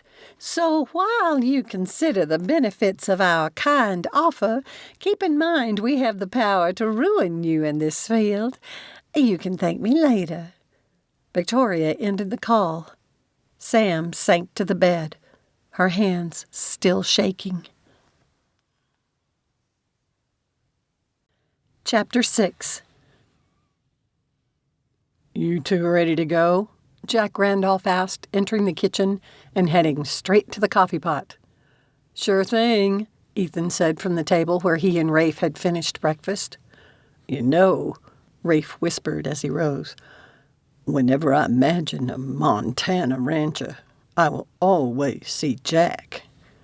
Ethan nodded but said nothing. His own father had passed away when he was young, and Jack had been the only father figure Ethan had known growing up. We appreciate your willingness to fly us to Boulder to join my sister, Rafe said. I wouldn't have it any other way. Jack grinned. If Ethan's mother didn't need me this week, I would have been happy to fly you all the way to Boone. It's not that much further to New York. Don't put that on Emily, Lynn said, entering the kitchen. Ethan's sister-in-law kissed Jack on the cheek. You can make that flight any time you want. She turned to Ethan and Rafe. I made you guys some snacks for the first part of the trip. I may not cook as well as Rafe here, but I'm not bad with chocolate chip cookies. Lynn swayed a little and suddenly looked pale. In an instant, Ethan was by her side, taking her elbow. Hey, you should take it easy, not be bacon for us. Carrying twins doesn't stop the work I have to do, Lynn said. I'll be fine. You'd better be. He gave her a quick hug. I don't want Braden coming after us. Lynn's eyes twinkled with amusement. I'm so excited for you guys to take this trip. When the children are a little older, we'd like to go there too. We just need to decide between the parks in California and Florida. Florida for sure, if you're talking Harry Potter, Ethan said. They already have way more than California. His mother hurried into the kitchen, looking a little frazzled. She threw her arms around him and gave him a tight hug. I'm going to miss you so much. She stepped back and looked between him and Rafe. You two drive carefully, please. Excellent. We didn't miss the big farewell. Ethan's brother Owen rushed into the room, carrying Lynn and Braden's daughter. Hug! The little girl cried, reaching out her arms. Ethan laughed and pulled her close. Getting away after a visit always turned into a production, but he loved it. When they finally climbed into Jack's truck to head to the small Lewiston airport, Ethan let out a breath. Y'all are so great. You have an awesome family. Rafe glanced over his shoulder as the large house grew smaller in the distance. The family still gathered outside, waving. I do. Ethan understood the touch of envy in the other man's voice. Since getting to know Rafe, who had grown up with a verbally abusive dad, Ethan now realized how fortunate he was that Jack had willingly stepped in to fill the role of Ethan's father. Understanding the depth of his blessing made his conflicted feelings about their relationship seem petty. As they buckled into their seats on Jack's small jet, Ethan's thoughts wandered to his future. He had worked his tail off with his pre-med major, but he knew from Braden how med school would be even more demanding. Having graduated from high school at 15 with a college associate degree, Braden had had a head start. If all the work and studying had nearly overwhelmed him, would Ethan stand a chance? When Jack took off, Ethan snapped out of his thoughts and glanced at Rafe. He sat with white-knuckled hands gripping the armrests. You're going to make it, Ethan whispered. Yeah, just never flown in a small plane before. They bounced with turbulence, and Rafe grunted. Don't worry, Jack gave a dark chuckle. No, Jack, don't, Ethan cried. If he throws up, we'll have to endure the smell. Rafe turned wide eyes at him, and Jack burst out laughing. He's been flying a long time, Ethan said, and takes a little too much pleasure in initiating the noobs. Have no fears there, Rafe. I'll get you to your sisters safe and sound. Jack then rolled the plane. Do you think you'll ever fly again? Ethan asked as they disembarked from the plane. It was actually kind of fun, Rafe admitted grudgingly. I knew you'd be one of those with a strong stomach. Jack clapped them both on their shoulders and nodded behind them. Is that her? Ethan and Rafe turned around. Yup. Rafe rushed forward to embrace Sam. Wow. Ethan breathed, his entire body suddenly alive with a surge of attraction. How could 4 years of seeing her online and spending countless hours talking to her not have prepared him for this lithe beauty? He couldn't shake the image from his mind of their first online meeting, where Sam's Gothic style had caught his attention. It had implied a dark personality, but she was the complete opposite. Even then, she had intrigued him. Now he could only stare at her, fearing his knees wouldn't support him if he tried to approach her. Sam had a way of doing her makeup that accented her eyes and gave her face an almost ethereal appearance. He admired the accessories she had added to her outfit, which didn't overshadow the casual look or distract from her soft curves. Put your tongue back in your mouth, Jack whispered, his voice filled with humor. Ethan froze, his face burning. How humiliating to have his stepfather catch him drooling over a girl. Sam turned to face him then, and their gazes locked. She had his full attention again. At their first online encounter, the haunted look in her eyes had struck him. After her mother moved away and her father remarried, it gradually faded. Ever since her move to Colorado, it had almost disappeared. What had brought it back? A deep desire to protect her surged through Ethan, taking away his breath. He blinked, puzzled by his intense reaction. It wasn't like she was alone in the world, in need of a champion. She had her family to watch over her.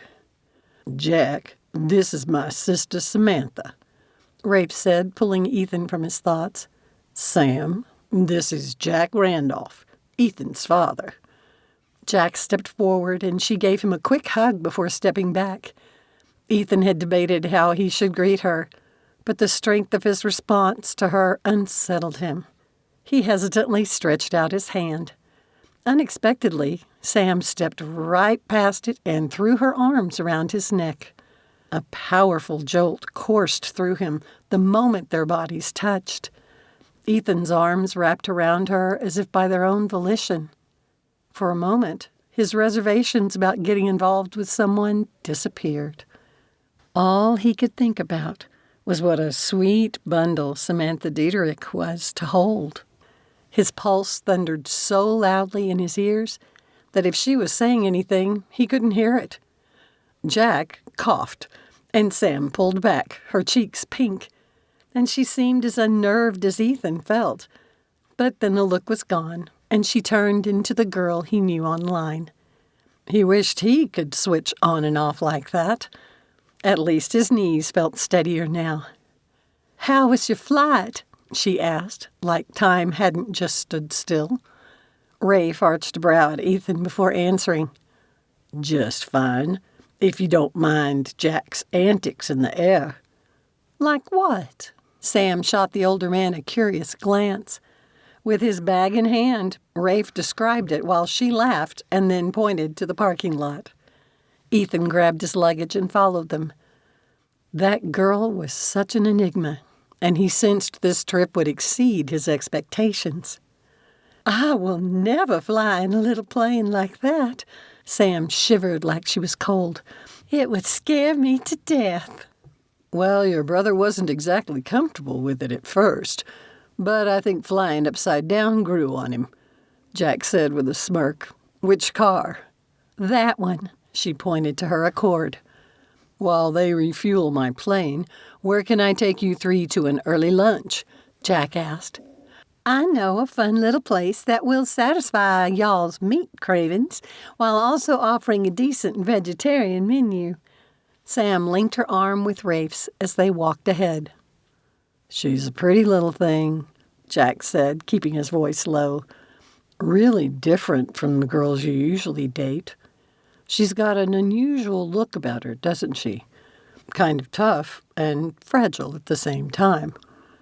Ethan did not want to talk about Sam with Jack, but he had just described her perfectly. "We've talked a lot during Rafe's chats," Ethan said. "Yeah, the way she slid right into your arms like that, and then you wrapped her up." His stepfather shot him a knowing look. "So, of course, there's nothing going on between you." "Jack," Ethan hissed, "I'm about to start med school. I'm not looking for a girlfriend." "Well, this ought to be an interesting vacation for you then. Good luck with her."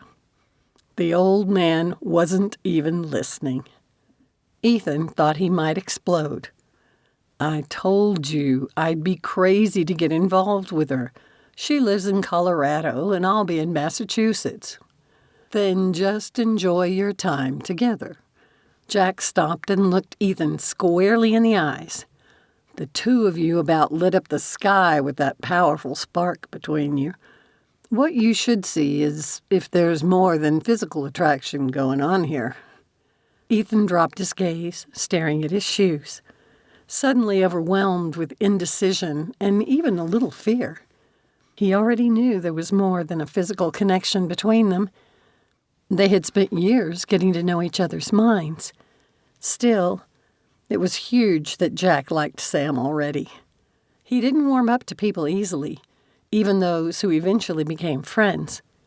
Bringing it up implied his approval for Ethan to pursue her, something he absolutely could not do, not with so many years of school ahead of him. "I think you young guys should let Mr. Randolph sit in front with me," Sam said. "Age before beauty," Ethan grinned at his stepfather. "I ought to mention that to Owen." Jack opened the front passenger door. "I think your brother might enjoy a new nickname for you. Beauty." "Lame, Jack. Even Owen would tell you that." "I guess we'll see what your brother has to say about it." His stepfather shot him a sly grin. Ethan schooled his expression, hoping Jack would forget about it by the time he got back to the ranch. The man enjoyed his practical jokes way too much. Sitting behind Sam so he could listen in on her conversation with Jack, Ethan found himself caught up in watching her face in the rearview mirror. It was incredibly expressive, more so than he had noticed online. Maybe because they had always been involved in lively conversations. Movement beside him caught his attention, and he glanced at Rafe. He was watching him, the corner of his mouth quirked up in a grin. "What?" Ethan whispered. "Nothing." Rafe turned his head toward his window, but the smile remained. Ethan was relieved the restaurant wasn't far.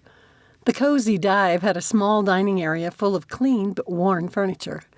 The aroma of grilling meat made his stomach growl. He glanced at his phone to check the time, glad they had arrived before the lunch rush because the place seemed popular.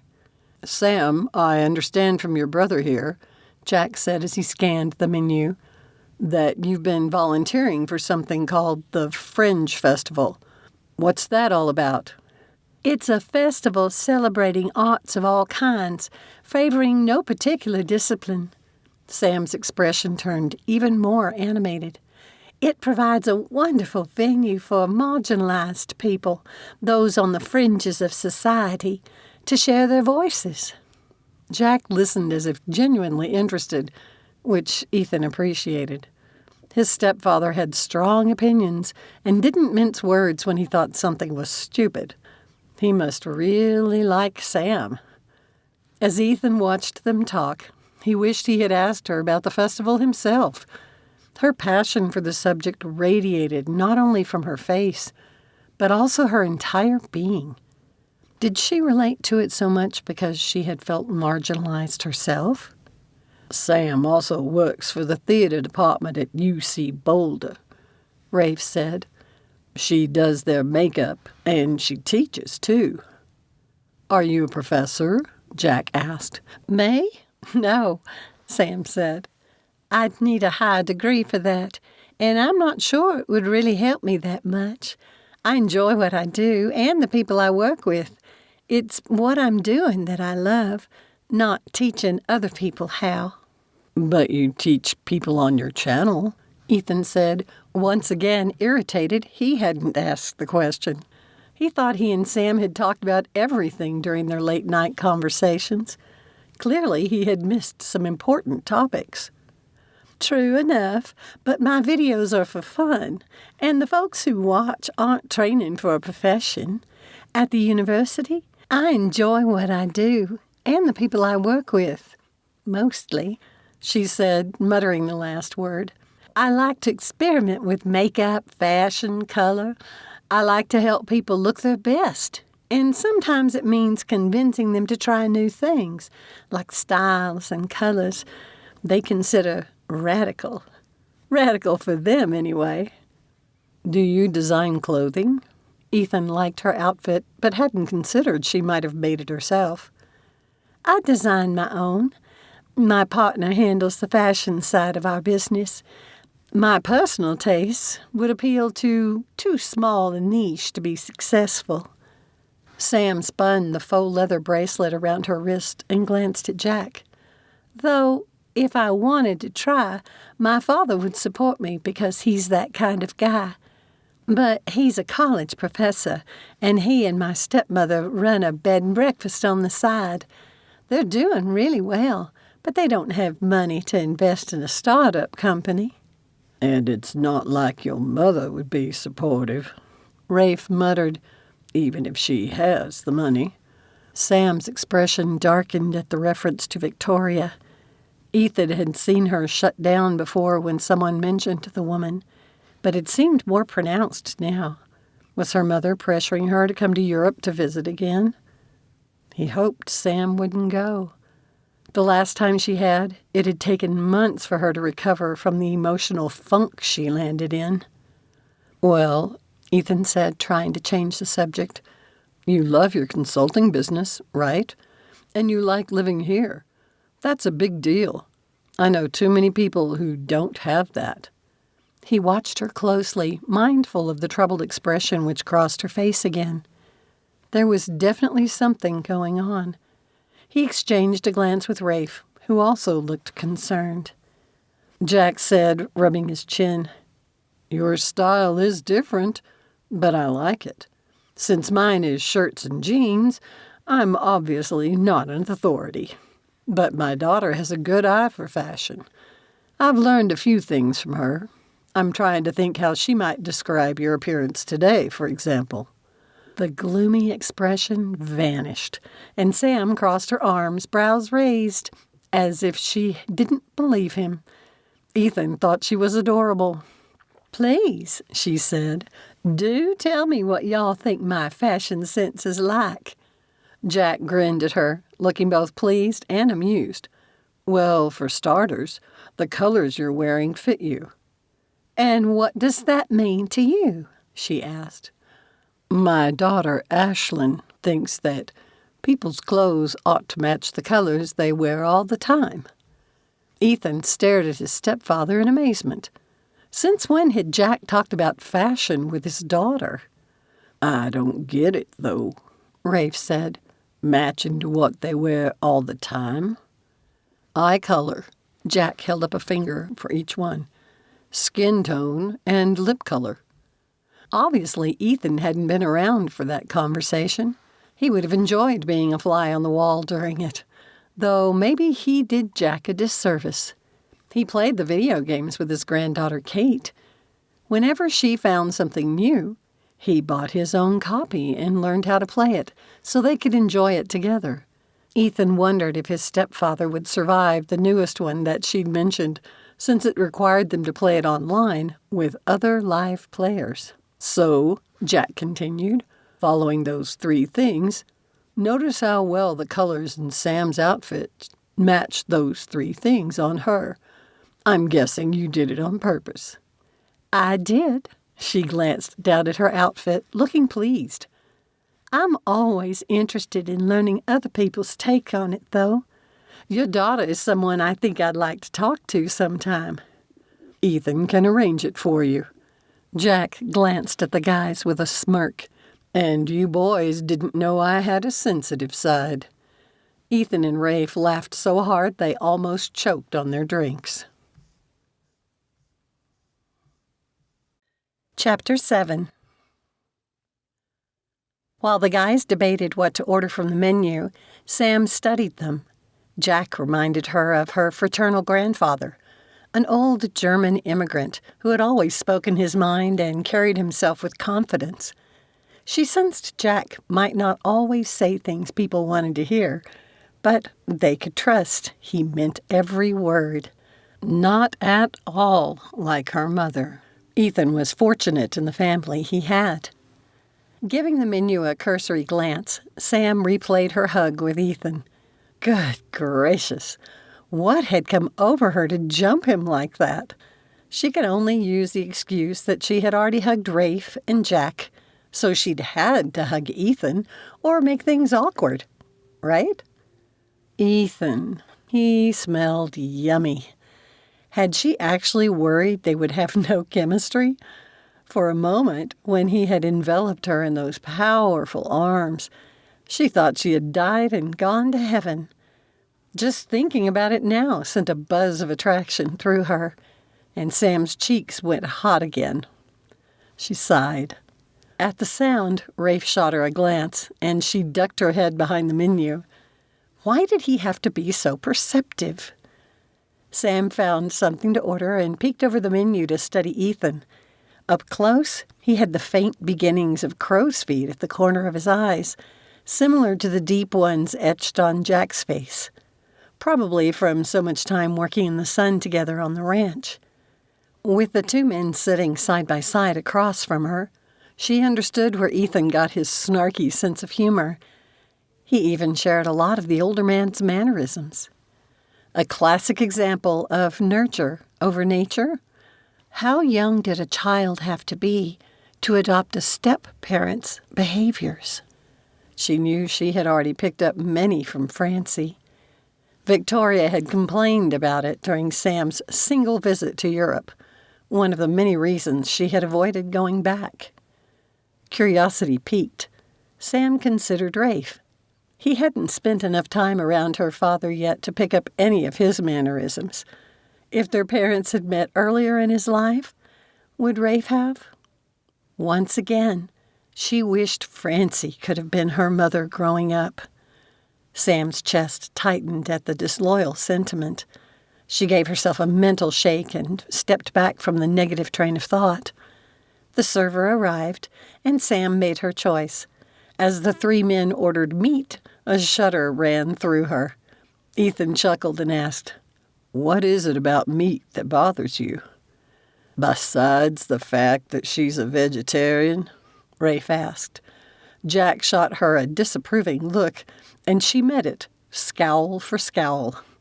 "I don't eat animals." "I suppose you don't wear leather either?" Jack gestured to her wristbands. "They're synthetic." She held up her hand. Ethan reached over and gently grasped her wrist to examine the band. The warm touch sent a pleasant tingle up her arm. Did he feel it too?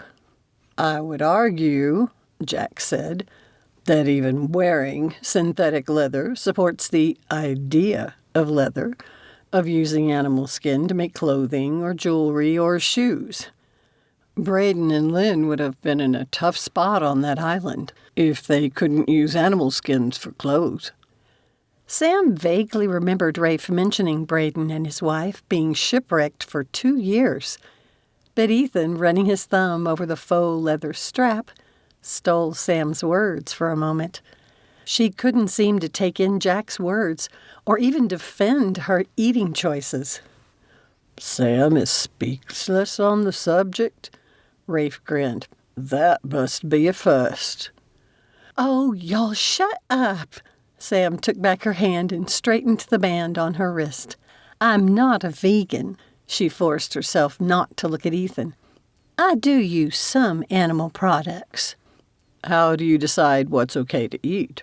Since Jack seemed genuinely curious rather than mocking, she explained. I'm generally all right if the animal makes a donation rather than a sacrifice. So you eat milk products? Ethan said. Yes. How about eggs? Jack asked. The chicken donates those. It depends. It's not always a donation for the unborn. Sam's voice had turned flat. They're not technically the unborn, since commercial eggs are unfertilized, Jack noted. Which is something I've learned after moving here, and why I eat most baked goods, Sam said, primly, but then winked at the man. Jack grinned. I didn't mean to put you on the defensive. I can see your point, even if I disagree with it. It's nice to know what you'll eat in case you ever come visit the ranch. Had Jack invited her for a visit to Montana? For a brief second, Sam allowed herself to indulge in the daydream. Rafe had sent her enough pictures of the place that the thought of it gave her a cozy feeling of familiarity, akin to Francie's family home. But would Sam ever gather the courage to take Jack up on his offer? Ethan would have to be there during a school break. She would love to see the ranch where he'd grown up. After spending most of her life in North Carolina, it had taken time for her to adjust to Boulder. Would Montana differ much from Colorado? I can't wait for Ethan to taste Ma's cooking that hasn't gone through the mail first, Rafe was saying to Ethan. She knows how to cater to anyone's taste. Your mother is a wonderful cook, Sam said, glad for the change in conversation. I've learned so much from Francie, and I've missed living close enough to learn more from her. Every time I visit, I swear she's trying to fatten me up. She ran her hands over her tight-fitting top. After this 3-week vacation, including a week of her cooking, I'm afraid my clothes won't fit. They'll fit just fine. She thought she heard Ethan mumble. When Rafe shot him a sidelong glance, Sam knew she hadn't imagined it and bit back a smile. The waitress delivered the food, and the men eagerly dug in. Sam took her time putting the dressing on her salad. The energy sizzling between her and Ethan set her imagination ablaze, including worry. What if 3 weeks of close proximity proved their incompatibility? It would break her heart. Her only consolation was that she could move on from her silly daydreams about him. Once they finished eating, Jack insisted on paying for everyone. They drove him back to the Boulder airport, where he shook Sam's hand, giving her an odd, appraising look. It's been a real pleasure to meet you, Samantha Diederik. I hope you'll come for a visit. She gave him a quick hug, and he turned to give Rafe a rough man hug. It left her brother rubbing a shoulder, but chuckling. Then Jack pulled Ethan aside and whispered something to him. It made the younger man's neck darken. From anger? Embarrassment? What had Jack said to him? She retrieved her phone, which she had set to silent mode. 2 missed text messages from Victoria. Sam had often fantasized about blocking her mother's number. There were so many parenting styles, but there were also some parents who were just plain awful at it. Sam hadn't understood how true that was until she met Francie. "Y'all ready?" she asked after Jack's plane took off. "We sure are," Rafe cried, his face bright with excitement.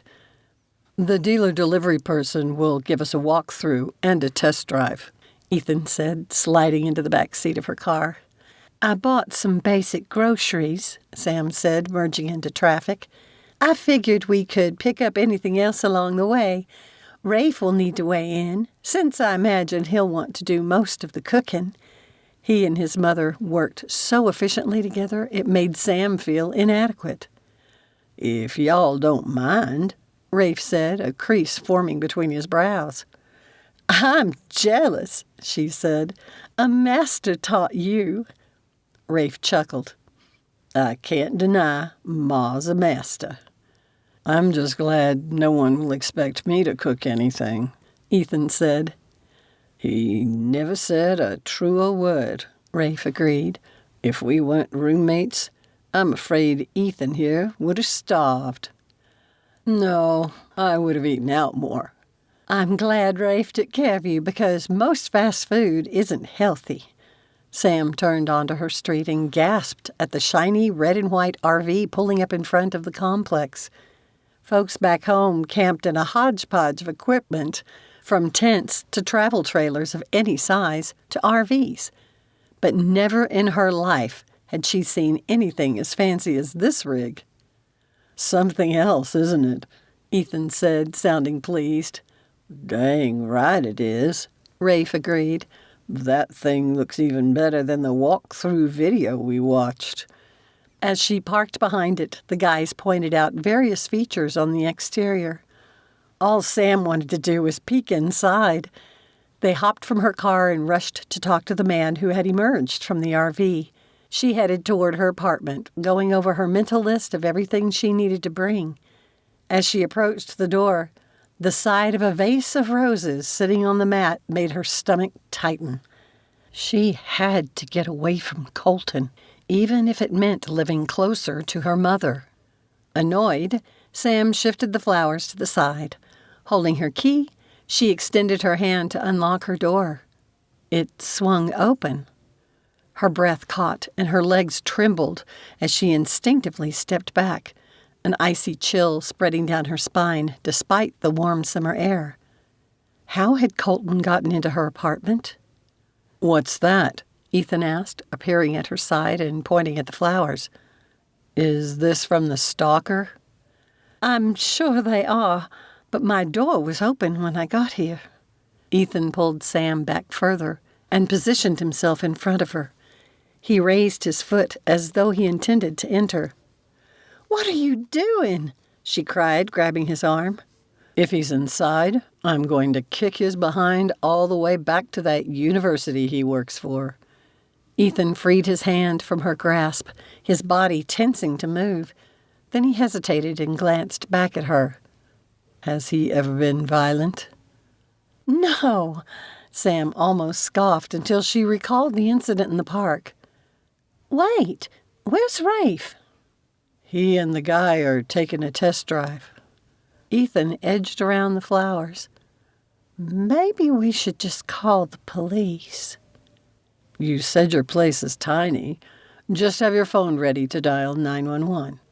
But before Sam could finish her objection, he strode into her apartment. "Ethan!"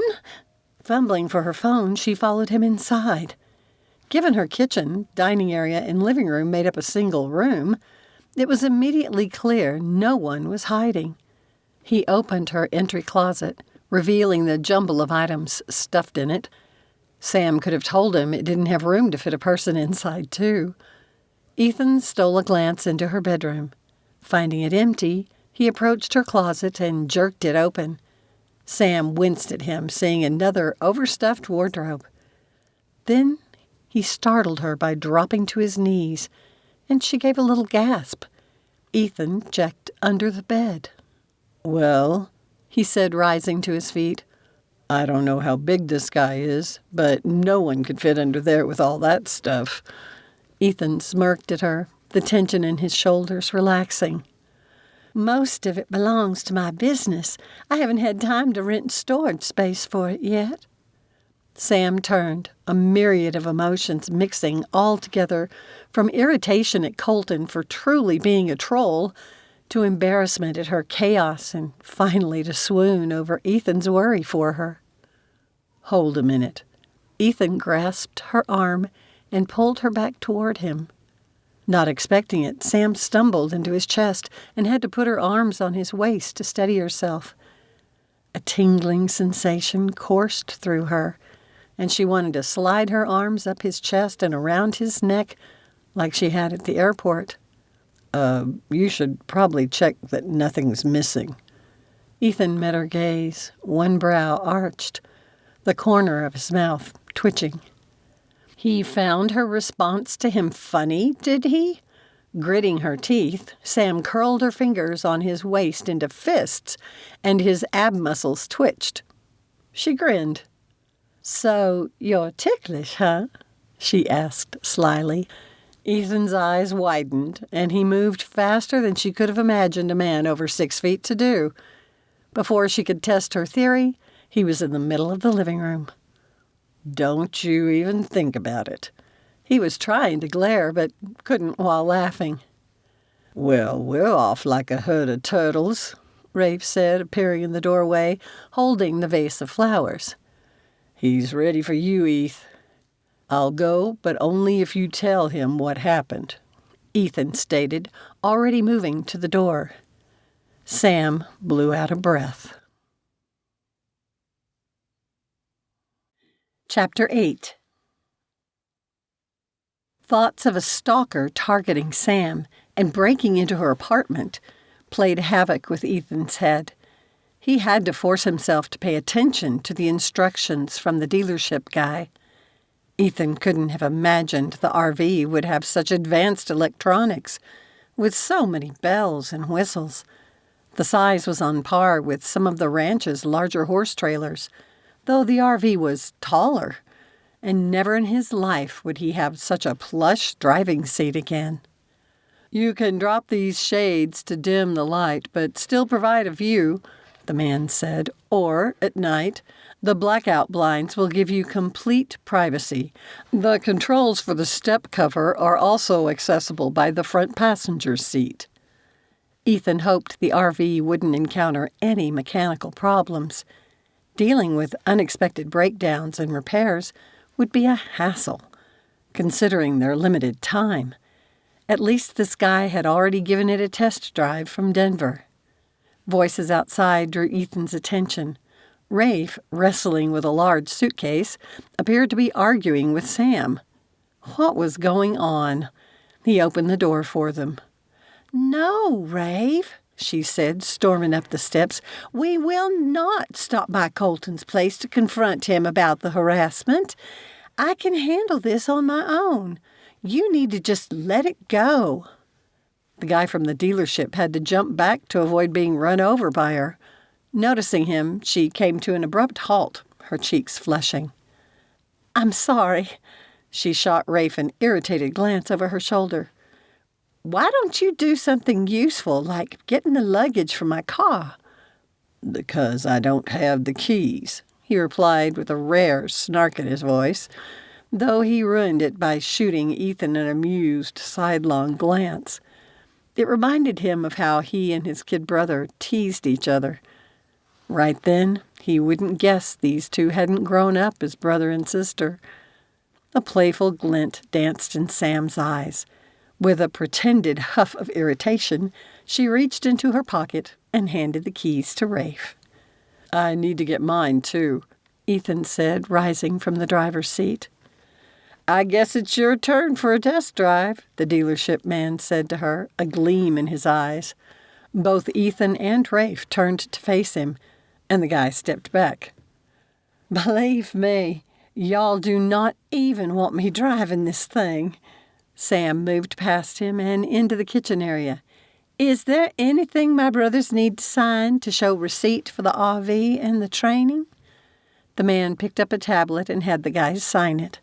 Without looking at any of them, he exited the vehicle. "For a fancy rig like this, I would have expected it to be wider," Sam said, glancing around the tight space. "And have a better decor." "There are sliders for this front section and another for the bedroom," Ethan explained. "Once we extend those, it won't feel cramped." "What do you mean about the decor?" Rafe asked, scanning the living, dining, kitchen area. "I think it looks great." "There are too many textures. Notice there are different ones for the sink's splashboard, the wallpaper, and that divider thing between the kitchen counter and the dining room set." She pointed at the decorative molding strategically placed around the room. "There's even another one on that." Ethan hadn't even noticed them, but now that she had pointed them out, he would never be able to not see them. "Dang it, Sam," Rafe teased, putting on a disappointed expression. "You've ruined it for me." "Oh, hush," Sam playfully waved a hand at him. But seriously, y'all need to bring in your luggage so we can get a move on. I don't know if y'all have specific stops in mind for Boulder or Denver, but I want to visit the grave of Silas Soule." "Say what?" Rafe gave her a puzzled look, but Ethan had heard the name before. "Isn't he the captain who was part of the Bloodless Third?" he asked. "That's him," Sam agreed, opening the fridge door. "And he was murdered less than 6 months later by a member of the company that did take part in the massacre." Sam pointed to the rear of the RV. "Is the bedroom back there?" "Sure is," Ethan said, already heading to the open front door. "What's this about a bloodless third?" Rafe asked, following him back out to the parking lot. "It's called the Sand Creek Massacre and is an ugly bit of Colorado history," Ethan said, waiting for Rafe to open the trunk of her car. "Troops from the Colorado 3rd Volunteers attacked a peaceful camp of Black Kettle Cheyenne and murdered over 200 people, mostly women and children, and the elderly. This Captain Soule and one other section leader refused to have their men take part. I'm kind of surprised Sam wants to see his grave. She never mentioned him to me, but I'm not surprised she would want to go somewhere that honors a person who stood against a wrong," Rafe said thoughtfully as he shut the trunk. "I can see Sam getting inspiration from someone like that. We've both seen how hard it is for her to cope with Victoria." Rafe checked to make sure he'd locked her car and then headed back to the RV. Ethan pondered how tender-hearted Sam had survived having such a troll for a mother. He liked her father, Alex, and had often wondered why the man hadn't stepped in. But maybe Sam didn't let him know how bad it was, something Ethan could understand. All his life he had yearned for a father of his own, and Jack had done all the father things with Ethan and his brother. But their mother hadn't married Jack until just before Ethan left for Harvard. And it hadn't been long before then, when Lynn had joined the family, that he had stopped calling Jack Mr. Randolph. Ethan still hadn't gotten up the nerve to call him Dad, though the man was the only father figure Ethan could remember. Maybe he and Sam had even more in common than he'd realized. Sam pushed back her eagerness to explore the RV and took her luggage to the bedroom first. She paused outside the bathroom, once again struck by the assortment of textures. It could be the norm for RVs because she had noticed it before in less expensive trailers. A pocket door on each side of the bathroom could be closed for privacy, though it meant she would be stuck in the bedroom if either of the guys was using the bathroom. The bed dominated the bedroom, filling nearly the entire space. When they extended the sliders, it wouldn't be so tight. It would serve as a decent backdrop for filming her vlog. The bed looked comfortable, and the little room even had a TV. Curious, Sam opened what looked like a closet door and found the stacked washer and dryer. How much water would it use? She figured they would wait to use it until they could hook up to water at a campground. Still, it would be handy not having to search out a laundromat and hang around while their clothes dried. Too bad the guys would have to come into her room to use them. She sure didn't want either of them opening the bedroom door while she was filming. Knowing that anyone was watching her record her videos made Sam self-conscious. Totally stupid, she knew, since anyone could watch them on her channel. But it was one thing to vocalize her thoughts to the reflection in the mirror, and another to know someone was watching her do it, which was why making live videos was so difficult for her. But doing hard things would make her stronger, and she had determined to film several on this trip. Haley would approve, since she insisted live videos were good for business. When Sam returned to the kitchen, she discovered the guys had brought her box of food. With all the paper goods and cutlery she had purchased at Costco, she was glad someone else had carried it inside. Where will y'all store your clothes? She asked, removing the gallon of milk from the box. There's enough space in the bins inside for a few days' worth. Ethan put some of his belongings inside one of the 2 ottomans. There's plenty of room under this thing for the rest of our gear. Sam opened the apartment-sized refrigerator and placed the milk inside. How is the fridge already so cold? Solar panels, Ethan said. That made sense. Her phone alarm dinged. Speaking of live videos, leaving the guys to their unpacking, Sam slipped from the RV. She checked the lighting and positioned herself in front of her phone, ensuring the camera lens didn't reveal recognizable landmarks from her neighborhood. With a click, she hit record.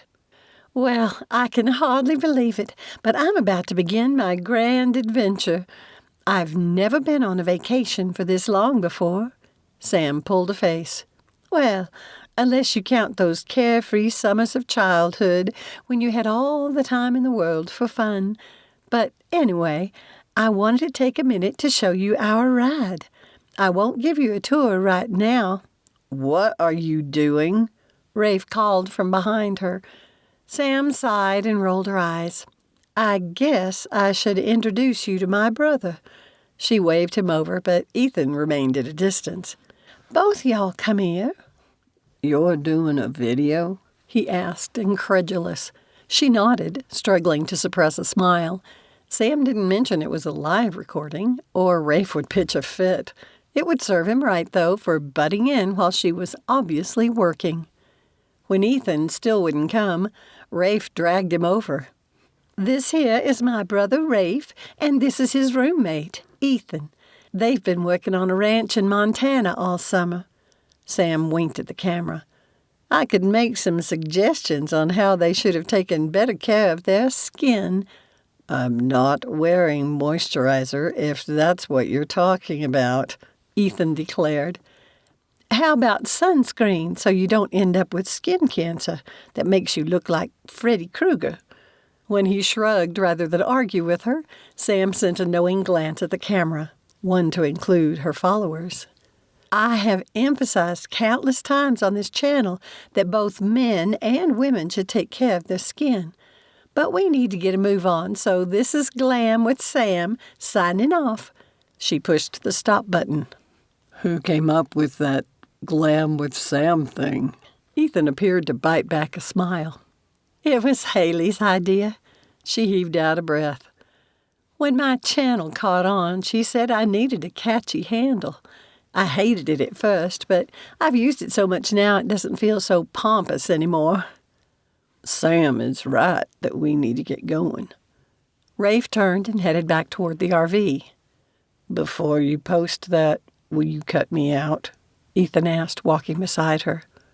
Oh, that was a live broadcast. Both men froze and turned to stare at her. With a laugh, Sam skipped up the steps back into their temporary home. Is she planning to do live videos throughout the entire trip? Ethan asked, hurrying to catch up with Rafe. I don't think so. She mentioned using the bedroom. It's more private. Believe it or not, she's kind of shy about it. Rafe had reached the top of the stairs and turned to face Ethan.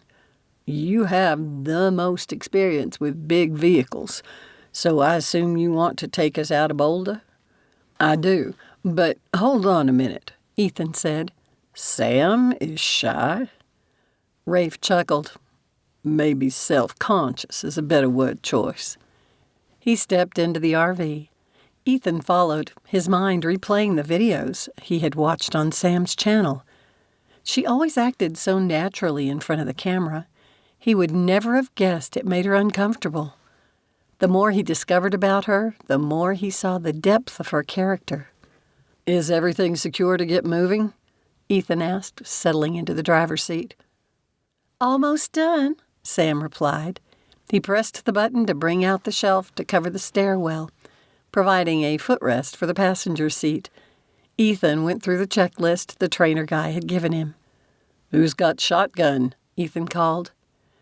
If you don't mind, I'd like to. Rafe said he wanted to organize the kitchen. Heaven help us if we mess with that. Sam laughed as she slid into the passenger chair, a sound Ethan had grown to love over the years. Wow, I have my own screen. Yeah, the co-pilot handles the navigation. Do you know the address to the grave? I sure do. She strapped the seatbelt across her chest and locked it into place. Even though they were only sitting in an RV, having Sam at his side struck Ethan deeply. Was it because he daydreamed about meeting her in person for so many years? Smiling to himself at the fulfillment of the long-held dream, he pressed the button to start the RV, glad to begin their adventure. Chapter 9. It didn't take Sam long to figure out the navigation system. Her initial nervousness about Ethan's driving quickly faded as he maneuvered the RV out of the residential neighborhood and merged onto the freeway. She should have remembered the time Rafe had mentioned how well Ethan drove on the busy streets of Cambridge, despite having grown up in a small town. She couldn't believe their luck securing a ride like this for the trip. It would make for a unique experience from having to cram all their things into a rented SUV. How does a rancher in Montana have wealthy connections in Florida? She asked, her curiosity getting the better of her. Ethan kept his face forward, but his shoulders arched, his expression defensive. Jack's first wife came from money. Not everyone treated him like he didn't belong in their high society circle, and he remained friends with some of them. What's this? Rafe chimed in from the sofa behind them. Sam glanced over her shoulder at her brother. He was sensitive about anything smelling like a handout. Look, we're driving it for free. It would have cost the RV owner a lot more money to hire someone to do it. He's paying for the gas, and he's even provided a healthy per diem for food. It's a win-win, Ethan said. All right. Since Jack's friend is paying for most everything, what did you do with the money we chipped in? Rafe asked, his expression curious rather than suspicious. Ethan shifted uncomfortably. It took a moment, but then Sam realized what he must have done and gasped. Oh, my land! You upgraded our hotel suite at the theme parks, didn't you? That's where you used our money. Yes, I did. But I got a great deal, and my family chipped in for it as my graduation present. We only have it for the 3 nights, so it won't break anyone's budget. Ethan shrugged. They know I'm in for a long haul with med school and wanted me to have an amazing trip. Well, thanks for bringing us along for the ride. Rafe still didn't sound sure. What are you working on? Sam asked her brother to change the subject. He didn't look up from the tablet he was typing on. Making a shopping list for the food we'll need. Better you than me. I'm pretty sure you'll want to do most of the cooking. Dang right I will, Rafe replied with a grin, apparently over his concern about the upgrade. Sam faced the front again and asked Ethan, Do you travel like this very often? Jack used to have an old tent trailer to take his kids camping when they were young. Not long after my father died, Jack started inviting me and my brother Owen along, too. After Mom and Jack got married, she convinced him to buy a travel trailer. Your stepfather is quite the character. He sure liked you. Ethan shot her a quick but intense look, something almost electric passing between them. With a scowl, he shifted his attention back to the road, but his ears had turned red. He must have felt it, too. Sam turned the vent to blow cool air on her warm face. Unfortunately, when she blushed, her newly highlighted hair did nothing to help her pale, redhead complexion. She wished she knew how to read this in-person Ethan. Usually when they talked online, he seemed open and straightforward. Sam woke her phone and opened the reader app to Sorcerer's Stone. When did you discover the Harry Potter books? She asked. I've always loved to read. A kid in my class mentioned he had liked the first book, so I borrowed it from the school library. I was hooked. Ethan let out a wistful breath. Unfortunately, none of my friends got into them as much as I did, and I learned the hard way to keep my mouth shut about them. The eye rolls got to me, too. My daddy was the only one who understood. He introduced the books to me. He'd heard his students talking about the series and thought we could share it together. When I was young, I didn't pick up on some of the deeper clues, the stuff he calls things hidden in plain sight. When we discovered them, only the first 3 books had come out. We had to wait more than a month for the 4th one. Did it kill you? Ethan asked. Oh, yes, but then Daddy suggested we read the books again. Sam laughed. My mother pitched a hissy fit when she found out. It already annoyed her when we spent time together for the first read-through. She got ugly the second time. What did you do? We started reading in the basement family room. It was an older house, and the basement got cold in the winter, so she avoided it. Sam leaned against the headrest. Did she ruin it for you? Ethan asked, his voice soft. Not completely, Sam sighed, reflecting on that period of her life. She had never understood why her mother pushed so hard for the things she did. Money, status, notoriety. None of those things interested Sam in the least. All she had ever wanted from her mother was approval, and it was the one thing Victoria refused to give, even now. I loved the time with my daddy, but it was a mixed bag. How so? Ethan asked. It's tough when you have one supportive parent, but the other never thinks you're good enough. Blinking in surprise that she had voiced the thought out loud, Sam said, I didn't mean to say that. Sorry to bring down the mood. No, I get it. You've seen Jack. Ethan glanced out the side window. He's a deep river and has never been very approachable. Of all the things they discussed over the past 4 years, their parents hadn't come up very often. Sam wondered why she had rarely mentioned Victoria.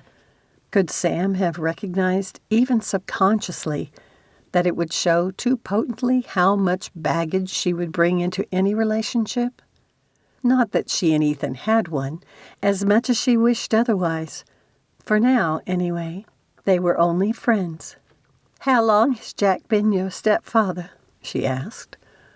Only a few years. My parents worked for Jack. He's been like a father to me since my own died when I was 5. I'm sorry about your dad. What happened? He died in an accident. Not even at our ranch. He had gone to help another rancher and some equipment malfunctioned. He got caught in a baler. Ethan shuddered.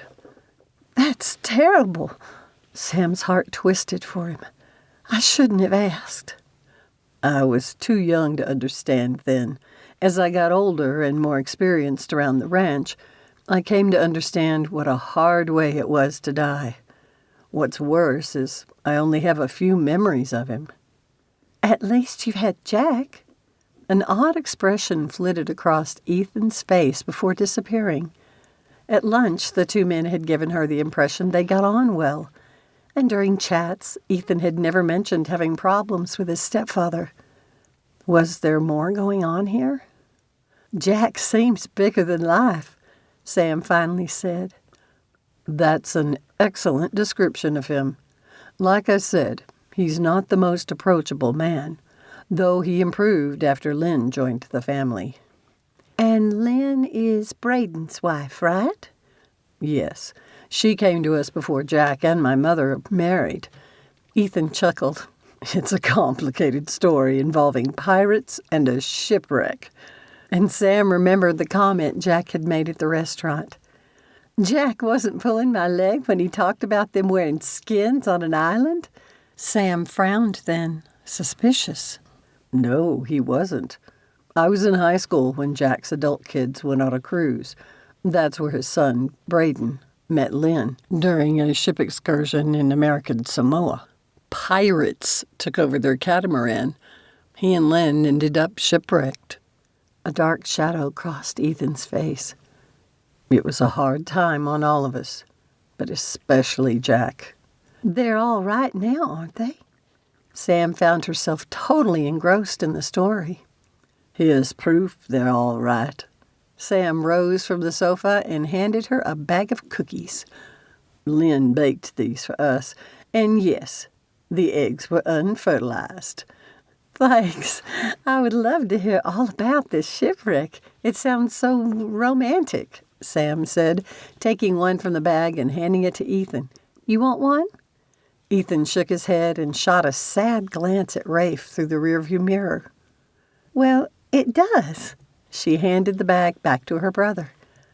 Except the part about their friends who were killed, Ethan said, his voice low. And the 2+ years we all thought Braden was dead. Oh, I hadn't even thought of that. Sam apologized, feeling stupid. Like I said, it was especially hard on Jack. He's not one to talk about feelings. We could all see he was hurting, but he wouldn't let anyone near, except maybe my mother, a little. Ethan's expression twisted again, and Sam wished she understood what he was feeling. Jack wasn't the only one who held his emotions close. That household must have some complex dynamics. At least with her mother, Sam always knew what to expect. Victoria might be awful, but she was consistent about it.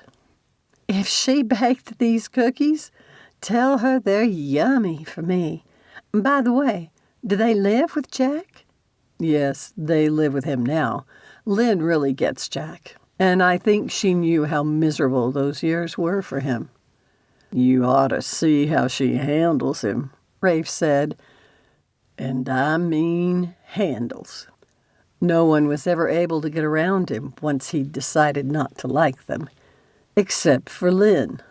Ethan chuckled, the dark mood gone. Sam wondered what it would be like to handle a man like Jack and how someone went about it. Would it work for her mother?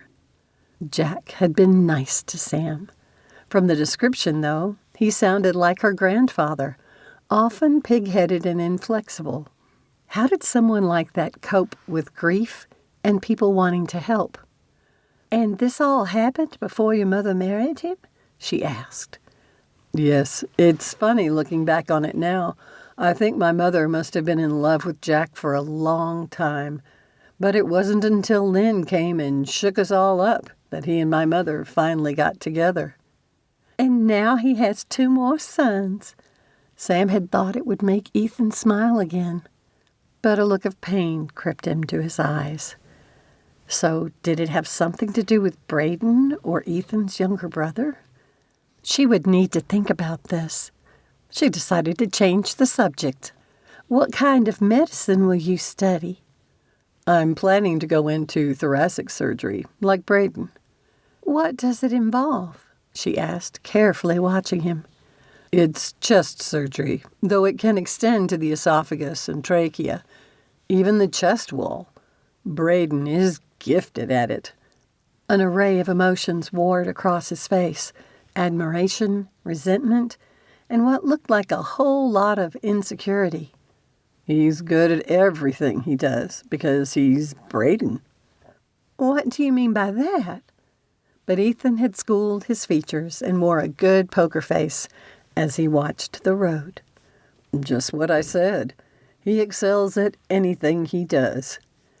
Sam glanced over at Rafe, who was obviously still listening. Did that look mean she was being too much the busybody? She woke her phone again to the e-book, but didn't read. Is this Braden conceited about being so smart? She couldn't resist asking. No. Both Rafe and Ethan replied simultaneously. Interesting. She found this version of Ethan even more intriguing. A hot guy with deeper struggles than she had discerned online. He had always come across as a confident Harvard man who did well academically. She reflected on the conversation. If Braden were such an admirable guy, why did she sense tension in Ethan's feelings for the man? And with Jack? Well, she had 3 weeks to find out. Maybe she could help. When they arrived in Denver, they made a stop at a grocery store. Ethan went with Rafe to choose food items, while Sam selected flowers to place on the grave. As they drove along the road of the cemetery, the atmosphere turned somber. Ethan found the statue of a towering cavalryman and brought the RV to a stop. "I hope you two will help me with this. I usually have Haley and Lennon when I do outside shoots," Sam said as she reached for what he thought was a selfie stick. Then he noticed she had an actual camera attached to it. "I don't want to be in your video," Ethan protested. "Lennon never does either. You can hold the camera." She glanced between him and Rafe. "And this one's not live, so don't worry. It's too complicated a subject for that." Reluctantly, Ethan took the camera while Rafe carried the flowers. The 3 of them stepped out into the hot August weather. Sam impressed him with her knowledge of lighting and angles, but she truly dazzled him once she clicked the button for the camera to record. She recounted Silas Soule's family history of anti-slave activists. She portrayed the character of the man who had refused to take part in the Sand Creek Massacre, even under the threat of hanging. Ethan shot Rafe a surprised glance, but he didn't appear surprised at his sister's exceptional performance. Sam's passion for her subject of standing for what was right and her poignant comparisons between past injustices and modern atrocities filled Ethan with wonder. He wanted to cheer for her. Finally, she signaled for Rafe to hand her the flowers. She concluded with a quote by Martin Luther King Jr. about how men die inside when they refuse to stand up for justice and what's right. Sam gazed at the camera with all the force of conviction. "And sometimes people give their lives for choosing to do just that, like Martin Luther King and like Silas Soule. I hope this man's courage gives us all something to think about. Beauty isn't only about what's on the outside." Glam with Sam, signing out. She clicked the button to stop recording and wiped a tear from the corner of her eyes. Ethan had to clear his throat before he could speak. "Wow, Sam, you could be a public speaker." She shot him an impish grin. "I sort of already am, which is just crazy." "Next stop is Goodland, Kansas," Rafe announced with a grin. Sam snorted and turned toward the RV. "Hey, this might be my only chance to see a Van Gogh," her brother argued, following her. "It's not even a real Van Gogh," Ethan said, taking a firm hold of Sam's camera and hurrying after them. "It's only a massive reproduction." Rafe turned and mock glared at him. "Hey, don't suck the joy out of my illusions." "Right," Ethan said, shaking his head. Chapter 10. Sam woke early the following morning. After staying up late to edit videos, she had hoped for a bit of extra sleep, but her brain wouldn't cooperate. Rafe hadn't minded appearing in them, but Ethan complained all the time, but had supplied plenty of quips. Some had been too good to pass up. When she had forwarded a clip of their bantering to Haley last night, she had insisted Sam include it in the video. So she had. Smiling at the memory of them goofing off around the giant Buffalo Bill monument in Oakley, she took care to rise quietly from the bed, not wanting to wake the guys. At least she had showered last night when they had finished playing in the campground's pool. After quickly dressing, she pressed the button to lift the blackout shades. While she brushed her hair, she sat on the edge of the bed to enjoy the colorful display of the sunrise. No noise came from the front of the RV. She wanted to walk around the campground. Should she attempt to slip out? The restroom had an emergency exit behind the toilet, but she doubted the designers had meant it for a general exit, which meant she would have to figure out how to get out the front door. Sam closed her blinds again and carefully slid open the pocket door. With the blackout shades drawn, darkness enveloped the room. Last night they had discussed getting an early start, but she didn't know if they had meant this early. Is it time already? Ethan croaked from the sofa bed. Rafe mumbled something incomprehensible from his bed on the other side of the couch. "I want to walk around the campground," she whispered, "but I'm not sure how to get out of this thing." Ethan cleared his throat, and she could hear what sounded like someone rummaging through their pockets, followed by the jingling of a keychain. A groan followed, and a stab of guilt hit her for disturbing his sleep. But then the dim running lights on the baseboard illuminated his figure. He stood by the sofa-turned bed, his tall and sculpted form visible through his T-shirt and shorts. What a fine figure he made. Heavens, was he in his underwear? She spun around, and he chuckled. "Your eyes are safe, Sam," he said in a loud whisper. "Me and Rafe agreed to sleep in running clothes." "What time is it?" Rafe asked, sitting up. She turned around. "Sorry, but y'all wanted to get an early start, and I'd like to take a walk before we leave." "I'll come with you," Ethan said, already closing up the pull-out bed. "Time for me to get breakfast going." Rafe yawned. Ethan wasted no time opening the door. The morning air had a chill to it, and Sam was glad she had grabbed a lightweight sweater. The restaurant next to the campground already bustled with activity, and a few other RVs were also coming to life. "It sure is flat here, isn't it?" She stood on a grassy patch near the playground and the pool area and scanned their surroundings. "Well, we are on the Great Plains." Ethan gave her a teasing wink. "Lewiston has some low mountains, and the town has a few hills, but there's plenty of flat land, too. It makes it easier for the farmers." "I'm sure, but I'm used to the mountains in Boone and Boulder. It feels unnatural to see such a flat horizon." Sam glanced at Ethan, standing nearby. His hair must have still been wet when he fell asleep, because he had a serious case of bedhead. He looked adorable. "What?" he asked, noticing her gaze. Sam reached up and tried to tousle the flat side of his mashed hair. Ethan took a hold of her wrist to stop her. She had only meant it as a playful tease, but the electric zing at his touch stole her words. Then he released her and stepped back. "You don't need to glam my hair." His words sounded so much like something her mother would say that Sam flinched. Without another word, she spun and headed back to the RV. There she'd been, all flushed with attraction, thinking they were sharing a moment, and he only saw her as an annoyance. And that snarky comment about her business. She vowed not to film any more videos with him around. "Hey, Sam, I'm sorry," Ethan called, jogging to catch up with her. "That didn't come out right." She didn't respond. He might have chosen a different way to say it, but the sentiment behind it still told her how he felt about something she loved to do.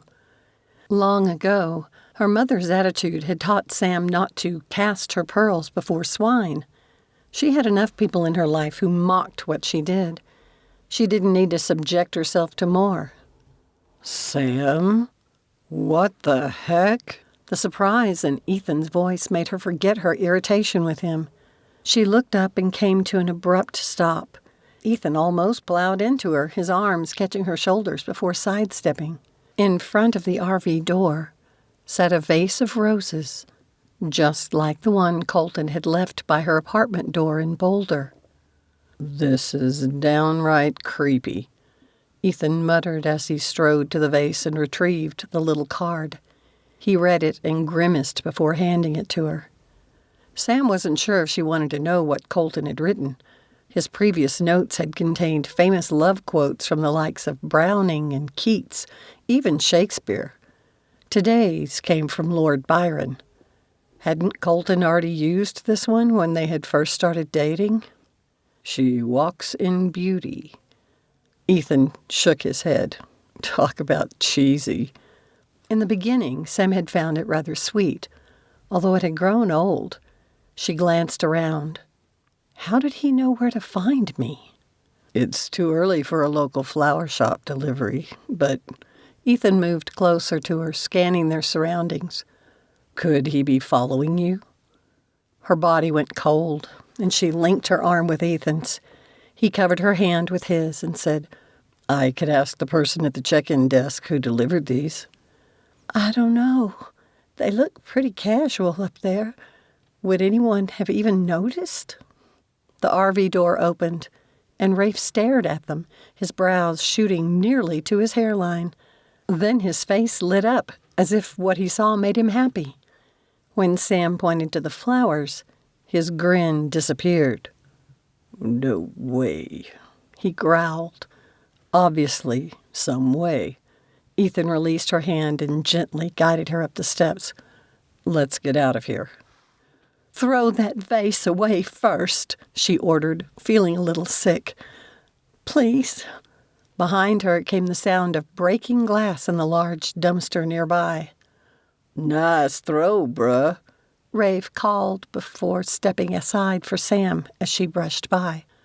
I just want to get going, she said.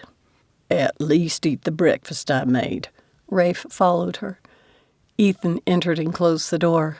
The two men exchanged a glance but said nothing. Still unsettled, Sam resented their ability to communicate with a look. Let's eat, Ethan said. I'm not hungry. She took a step to move past them, but Rafe gently touched her arm. Don't let him make you afraid. Too late for that. Sam had to blink back tears, annoyed with herself for feeling this way. Please eat something, Ethan added. Colton is a troll for doing this and shouldn't win. His words struck her even more forcefully than his earlier ones had shamed her. Here, she agreed with him.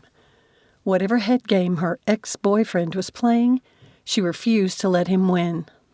I made some oatmeal for you. Rafe held up a bowl as if it were a prize on a game show. Sam offered a begrudging smile. If she had to have a stalker, she couldn't think of two more idiotic and caring protectors than these two. That's my girl. Rafe placed the oatmeal on the table, while Ethan fetched the carton of milk from the fridge. Is there any way for us to set up the external cameras to record? Ethan asked as they drove toward Topeka. Sam had retreated to the bedroom, claiming she needed to work on her videos. He hoped she wasn't letting Colton get into her head too much about the flowers, though how that guy had sent them to a random campground was disturbing. Brilliant minds. Rafe grinned from the driver's seat. I've already texted Kane to get his suggestions. I thought he was a computer programmer. Oh, he's a whiz at anything to do with programming, Rafe said. But he's also worked a lot of different jobs to support himself, including one summer with a security company. I asked him if we could put spyware on the RV's security cameras, but he said it was too dicey since we don't own this one. He suggested we get inexpensive spy cameras from Wally World. Perfect. There are Walmarts nearly everywhere, so that's a good idea. But we need ones that are magnetic and don't use adhesive. I don't want to scratch the paint. We'll have to get creative in our placement, though, Rafe said. It's one disadvantage to using so much aluminum in this thing to make it more fuel efficient. True that. Ethan used the RV's GPS system to search for nearby locations, relieved to find several options. Behind them came the sliding sound of the bedroom's pocket door.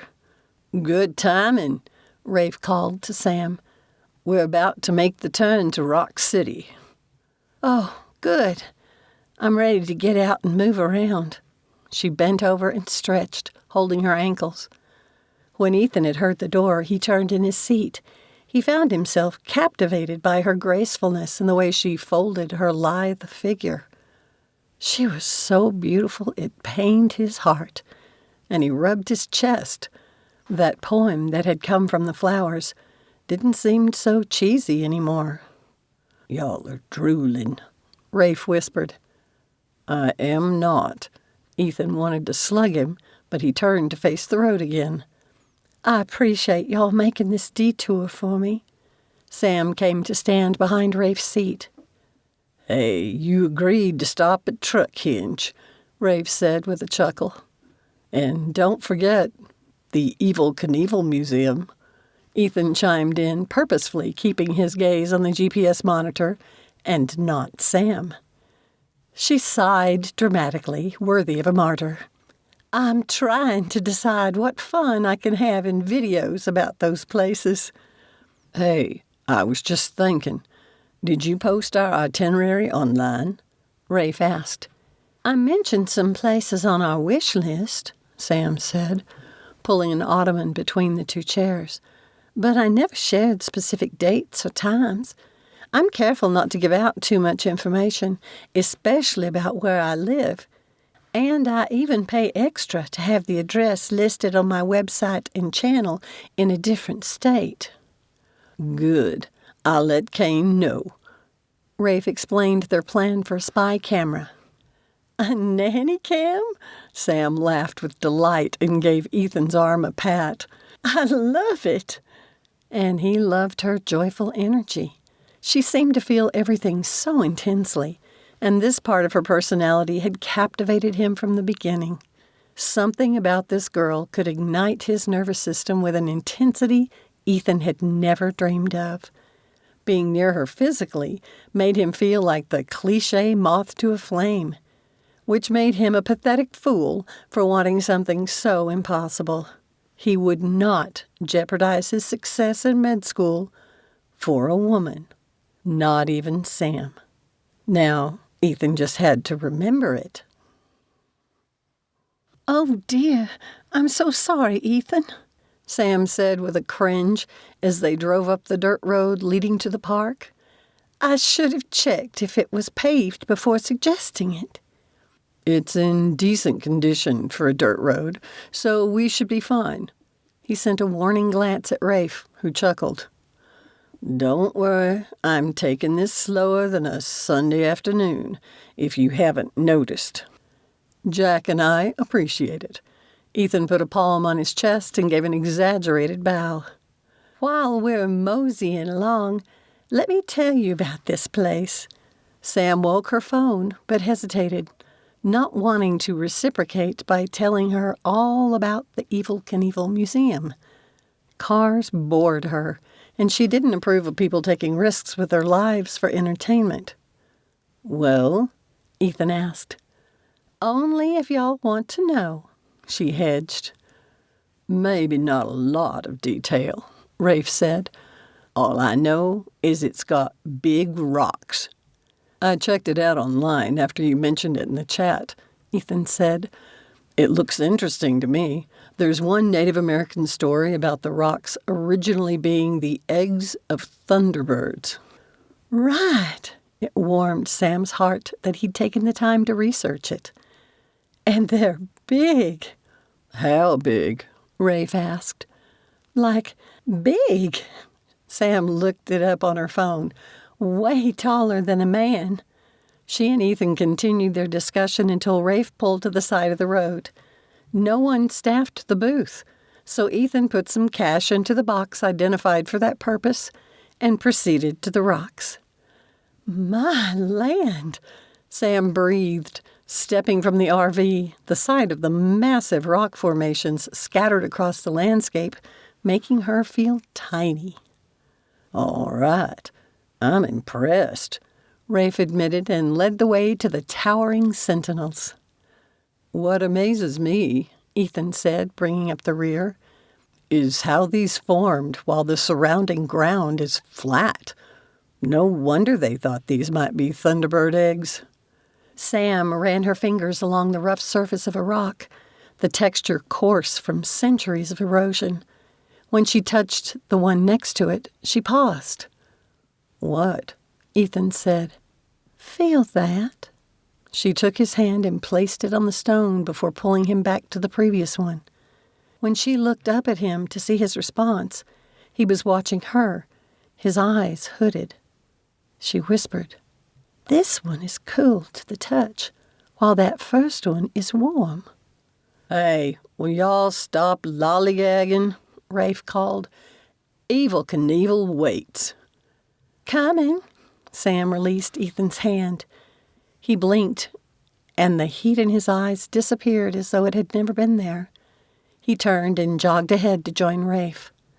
Thoughtful, Sam took her time wandering around the enormous stones, taking care to stay within hearing distance of the guys. What was it with Ethan that he went hot one moment to cold the next? By the time she stepped around a wide stone, she was tired. She found they had returned to the parking area, and the guys waited for her in the shade. When she came to stand beside them, Ethan's stomach rumbled loud enough for her to hear. He put a hand on his abdomen. "This will be a perfect place for lunch." "How can y'all be hungry again after the big breakfast Rafe made?" Sam teased. "We have to feed our fine physiques." Her brother lifted his arms and tensed his biceps. Sam poked one. "What will this look like after only studying a few months?" Rafe pulled a face. "Let's grab some food." Ethan strode around the front of the RV, but came to a stop and stared at something out of sight. "How is he doing this?" Rafe and Sam dashed to join him, and her mouth went dry. Another vase of roses sat by the door. Chapter 11. During the drive to Topeka, Ethan wanted to say something to Sam, but the weight of her tense expression and clenched jaw stifled any attempt at conversation. He didn't even feel comfortable asking if she was all right. Rafe, who had traded driving with him, also sat in silence, occasionally stealing glances at her. It made for a gloomy drive. Ethan exited I-70 and soon spotted the Walmart store. Once he had parked the rig, Rafe swiveled his chair to face Sam, his expression both concerned and determined. "Have you talked to Colton since the flower delivery started?" he asked. "I sent him texts after the first two, but nothing since." Sam massaged her jaw joint. "I hoped he would give up if I ignored him." "Instead, he's elevated his harassment to a new level, crossing state lines." Ethan rose from the driver's seat to face her. "It's time to confront him." When panic flickered in her eyes, he raised his hands in a reassuring gesture. "Not in person.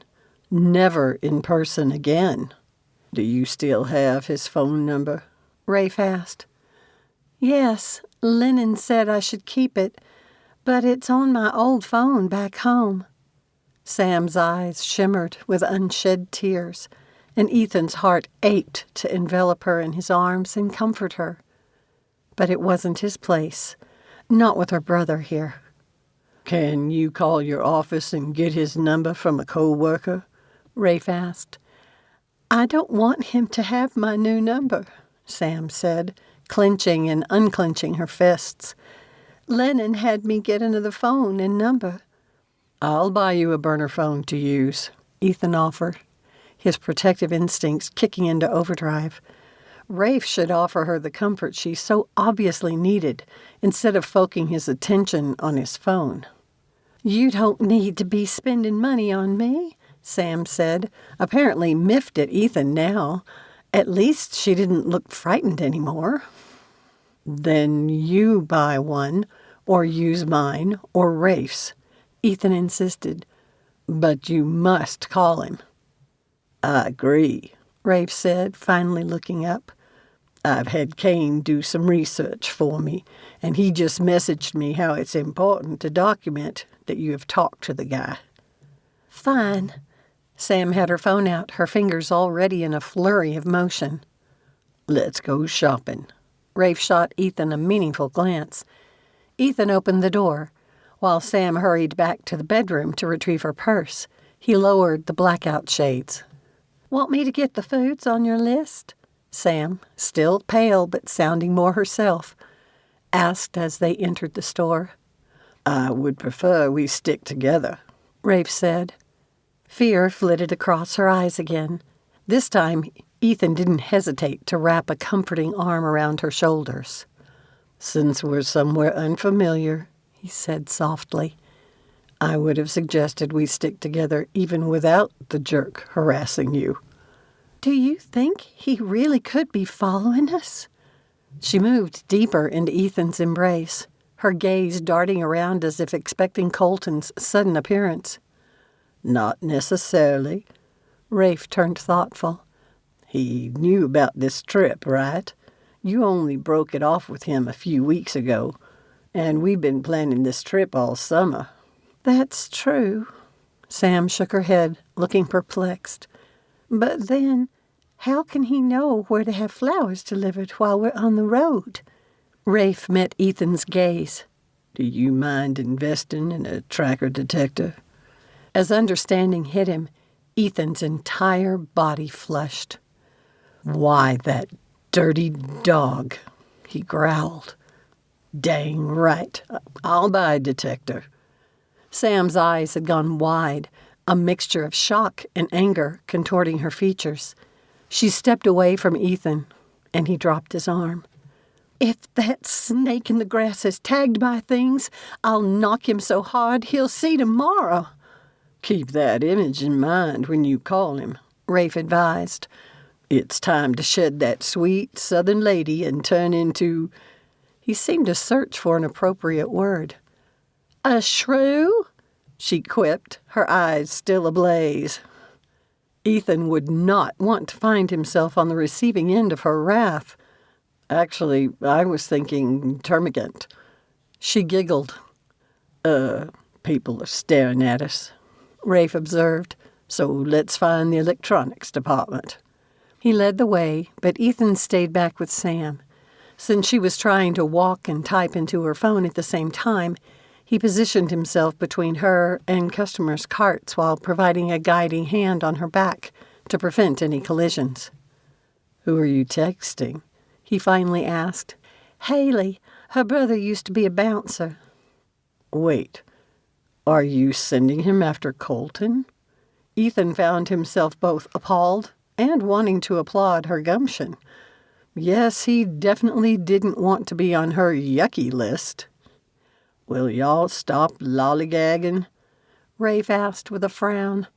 Sam must have completed her text because she pocketed the phone and confronted her brother, arms crossed. "Worried you'll lose some time at Truck Hinge?" Taking action must have lightened her mood. Teasing was so much better than panicking. Before Rafe could reply, an older man wearing the clothes of a mechanic, including dark lines under his fingernails, piped up. "Oh, don't you worry, ma'am. Truck Hinge is a sight to see. You won't want to miss it. And make sure to check out Beer Bottle City. It's a genuine work of art." He nodded at her and strode away, whistling a merry tune as he pushed his cart, which of course was full of beer. "Beer Bottle City?" Sam murmured weakly. "Well, let's hurry so we don't miss any of it." Rafe gave her a cheesy grin. With a resigned sigh, she strode past him down one of the electronics aisles. Rafe only allowed his worry to show when he met Ethan's gaze. After completing their shopping, including a visit to the grocery section, they returned to the RV. Ethan wasted no time activating the tracker detector while Rafe studied the instructions. Accompanied by a tense Sam, they did a meticulous search of the vehicle's exterior, unearthing a minuscule tracker beneath the rear bumper. At the devastation on Sam's face, Ethan wanted to punch something. Had Colton lingered after delivering the flowers, purposefully leaving her door unlocked to draw them inside and giving him time to place the tracker? The dealership guy wouldn't have thought anything about someone walking by and running a hand over the fender while asking about the vehicle. "Do you think this is the only one?" Sam asked, as Rafe ground the tiny device under his foot. "We'll check the rest just as thoroughly to be sure." Sam nodded, her face tight, and Ethan sensed a mixture of seething anger and hurt radiating from her. He understood both feelings. They found nothing else, which was a relief, but they remained quiet as they stepped into the RV.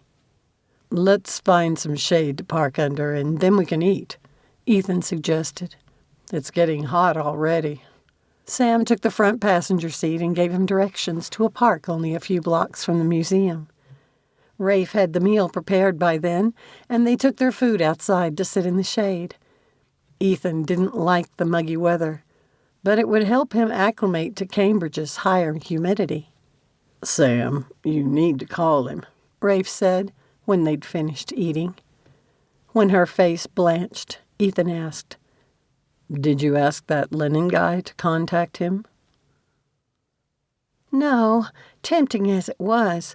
I only got Colton's number from him, but I had to assure him that, despite the flowers, I'm having fun."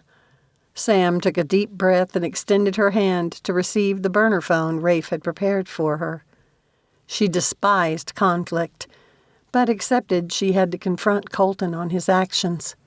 "Keep it straightforward." Rafe shifted closer to her picnic table bench. "Tell him firmly he has to stop the harassment, or you will involve the police." "And since he works for the university," Ethan added, "let him know you'll inform his superior about his behavior. I doubt he wants to risk losing his job." Sam simply nodded. While she appreciated their advice and the genuine concern behind it, her mind was racing enough with what to say. Over the last 4 years, she had worked hard to prove to herself she was a capable adult who could take care of herself. The situation with Colton reminded her too much of when her mother had held Sam under her thumb. After waking the new phone, Sam dialed Colton's number.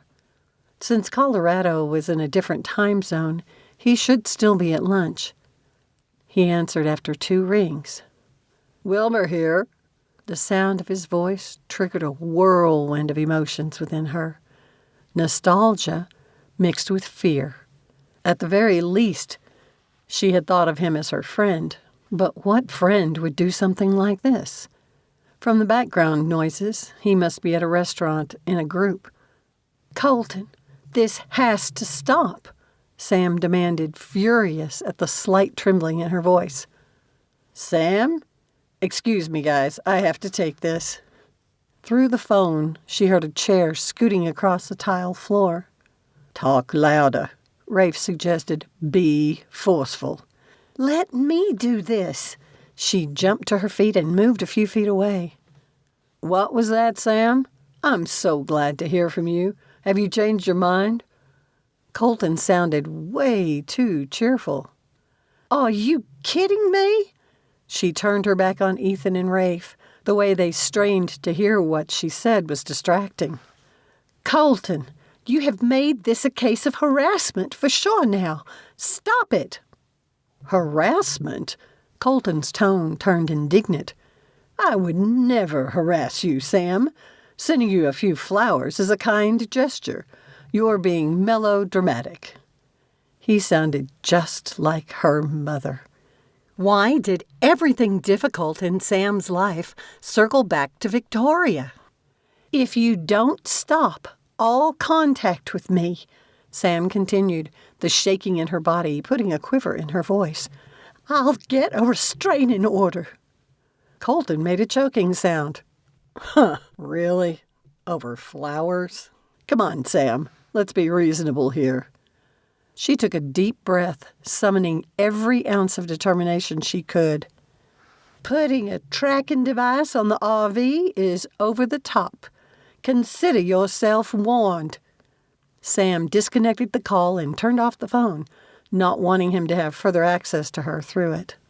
"What did he say?" Ethan asked, hurrying over. Rafe close behind.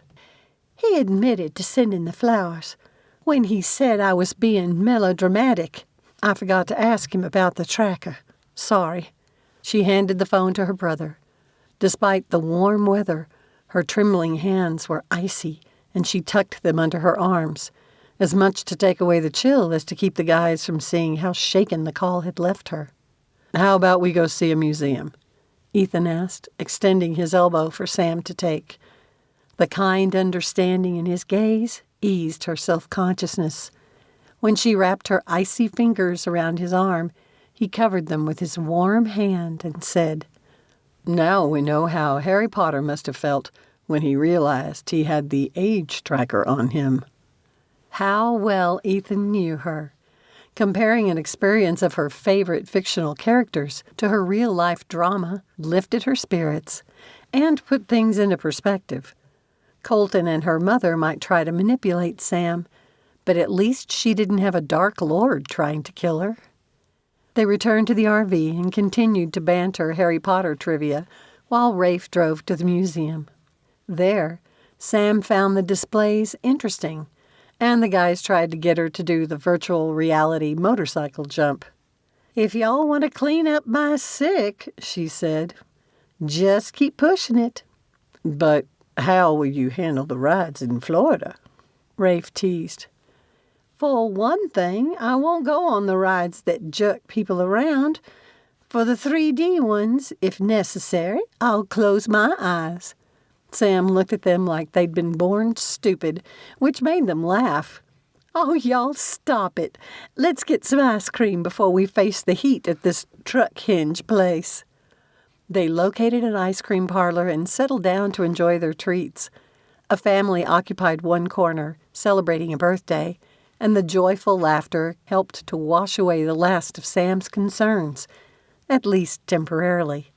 To her surprise, she enjoyed Truck Hinge, its ingenious defiance of county regulations resonating with her. Besides, some of the artwork reminded her of the fictional Weasley home, a sentiment Ethan agreed with when she mentioned it. Since they wanted to get an early start on their Kansas City itinerary the next day, Rafe went to work on dinner. Ethan assumed the driver's seat, and Sam located a campground. Full of another yummy meal, the three of them settled on the sofa to watch a movie. It didn't take long for Rafe to doze off. Her worries about Colton resurfaced, preventing Sam from focusing on the film. It made her antsy, and Ethan must have noticed because he leaned in. "What's wrong?" He whispered, the warmth of his breath on her neck almost a caress, sending an electrifying tingle down her spine and causing goosebumps to break out on her arms. Caught off guard, Sam tried to give a nonchalant shrug and shifted. The movement brought them closer together, the heat from his body warming her through the soft fabric of her T-shirt. He caught himself with a soft whoops. After adjusting his position, he draped his arm over the back of the sofa, bridging the gap between them. "I'll try that again," he said. "Are you all right?" "Yes and no," Sam admitted, hating how vulnerable the entire situation made her feel. She leaned her head back against the sofa. "I'll feel better in the morning, as long as there aren't any flowers. But I'm not sure how well I'll sleep tonight." "Rafe has the cameras set up. When you talked to Colton, you said it sounded like he was with friends, which means he's likely still in Boulder. If he dares to send anything by delivery, we'll catch them." "I hope you're right. What self-respecting florist would deliver to GPS coordinates?" Sam tilted her head to face him, acutely aware of how close he still sat. The faint scent of his aftershave was both comforting and exhilarating, and she was fully awake now. Ethan's hazel green eyes filled her with a warmth that gave her a sense of belonging. He appeared about to say something, then his gaze dropped to her mouth, making Sam's heart skip a beat. When she nervously ran her tongue over her dry lips, his pupils dilated. Her pulse thrummed in her ears, and she inched closer. She could almost taste the sweetness of the moment, eager for the kiss she had dreamed of for weeks. Suddenly, Rafe snorted and jolted upright. Sam and Ethan startled apart. He jumped to his feet, and she rose more slowly. The moment was lost, replaced by awkwardness and disappointment. For her, anyway. Was that wariness in his eyes? "I'm tired," she muttered, not looking at either of them. "Good night." Sam retreated to the bedroom and sat on the bed, her body shaking for a few minutes while she calmed down. Ethan Walters had been about to kiss her. Grinning, she threw herself back and stared at the ceiling.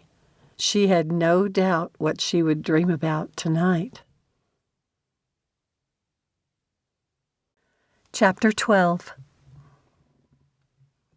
Sam woke the next morning, her mind full of Ethan. Stretching out on the bed, she relished the lingering euphoria of her dreams. Then the memory of Colton crashed into her thoughts like a sledgehammer.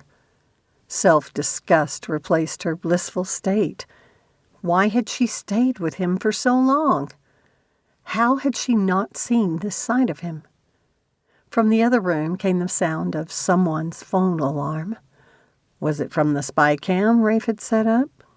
She sprang from the bed and hastily changed her clothes, glad she had showered the night before. As she cautiously slid open the bedroom door, she strained for any sound of movement. Ethan must have heard it because he said, "We've had no nocturnal visitors." "Looks like confronting him paid off," Rafe added with a yawn. Relief washed over Sam, and she leaned against the door jamb. She hadn't wanted to pursue legal action because it would taint her involvement with the festival, since Colton volunteered there too. Though, if she moved back to Boone, it would be a moot point. "I plan to record a video outside of Kansas City Bookshelf," she said, straightening, "before traffic gets bad." "I take it you want us to move on?" Rafe yawned again, but sat up. "Thank you," Sam said, filled with gratitude for his willingness to help. Once they had prepared for the day, Ethan drove to the downtown area while Rafe prepared his version of breakfast sandwiches. "I'll save mine for when I've finished recording," Sam said. "Y'all are welcome to be in the video, but I don't need help with the camera this time." "I'll pass," Rafe said. "Even this early, we might need to drive the rig around a bit." "You take it," Ethan suggested. "I'll go with Sam." A sense of giddiness filled her. She was quickly learning opportunities to be alone with him wouldn't come easily on this trip. Knowing a city street would still give them no privacy, her veins pulsed with expectation anyway. At Sam's request, Rafe dropped them off across and down the street from the library. She had meticulously researched the layout and determined she wanted her viewers to experience the approach to the artwork, just as she did while filming. She had wanted to do it live, but Colton's behavior had freaked her, and she didn't want to give away her location. "What is this place?" Ethan asked as they waited to cross the street. "It's a giant bookshelf painted on the wall of a public library's parking garage." "Oh, wow." He stretched his neck like he could see past the building and asked, "Like book spines?" "Like 25-foot-high book spines," Sam grinned. "Isn't it brilliant?" "Dang right. I want to see them." "Hold your horses there, cowboy. If you get ahead of me, you'll end up in my video. And I promise to put anything you say online. So shh." Sam lifted the stick with the camera. "Here we go." She activated it and, crossing the street, gave a brief explanation of her location and the history of the parking garage's construction. "Of course, they didn't want a huge, ugly wall of cement," she said, approaching a glass-covered stairwell. Community input led to not only the bookshelf, but also the 22 books chosen. Only after she passed the reflective glass did Sam glimpse the books. She gasped in awe. Sakes alive, here they are. I'll make sure to get a good view from across the street, too, so y'all can see it as a whole. Look, there's a book on Truman. That one has the writings of Shakespeare. Oh, and Charlotte's Web. Have I ever mentioned it was one of my favorites when I was a little girl? Before Harry Potter came into my life. And see that? Even the steps into the structure are book spines. This place is dope. Sam continued to name the books, approving of the diversity of the selection. Then they crossed the street to get the full view of the bookshelf, glad of her decision to record this time of day. It provided a pristine shot of the building exterior. So, improving our outside isn't the only way to glamour up. This is Glam with Sam, signing off. She turned off the camera, her left shoulder protesting the strain of holding it up for so long. You are good at this. Ethan positioned himself behind her, his powerful hands kneading her tight shoulder muscles. Oh, that feels good. Sam closed her eyes, touched by his ministrations. She also had to rein in her impulse to turn around and kiss him, reminding herself they were on a public street. Your hands are strong. I can thank Jack for that. Ethan gave a dark chuckle. Rafe and I repaired a lot of fencing this summer. A loud honk startled them. Rafe pulled the RV to a stop, opened the door, and stepped down to the street. What now? Rafe asked, stepping out to take some pictures of the bookshelf wall. Legoland doesn't open until 10. I noticed a good-sized park not far away, where we can wait, Sam said.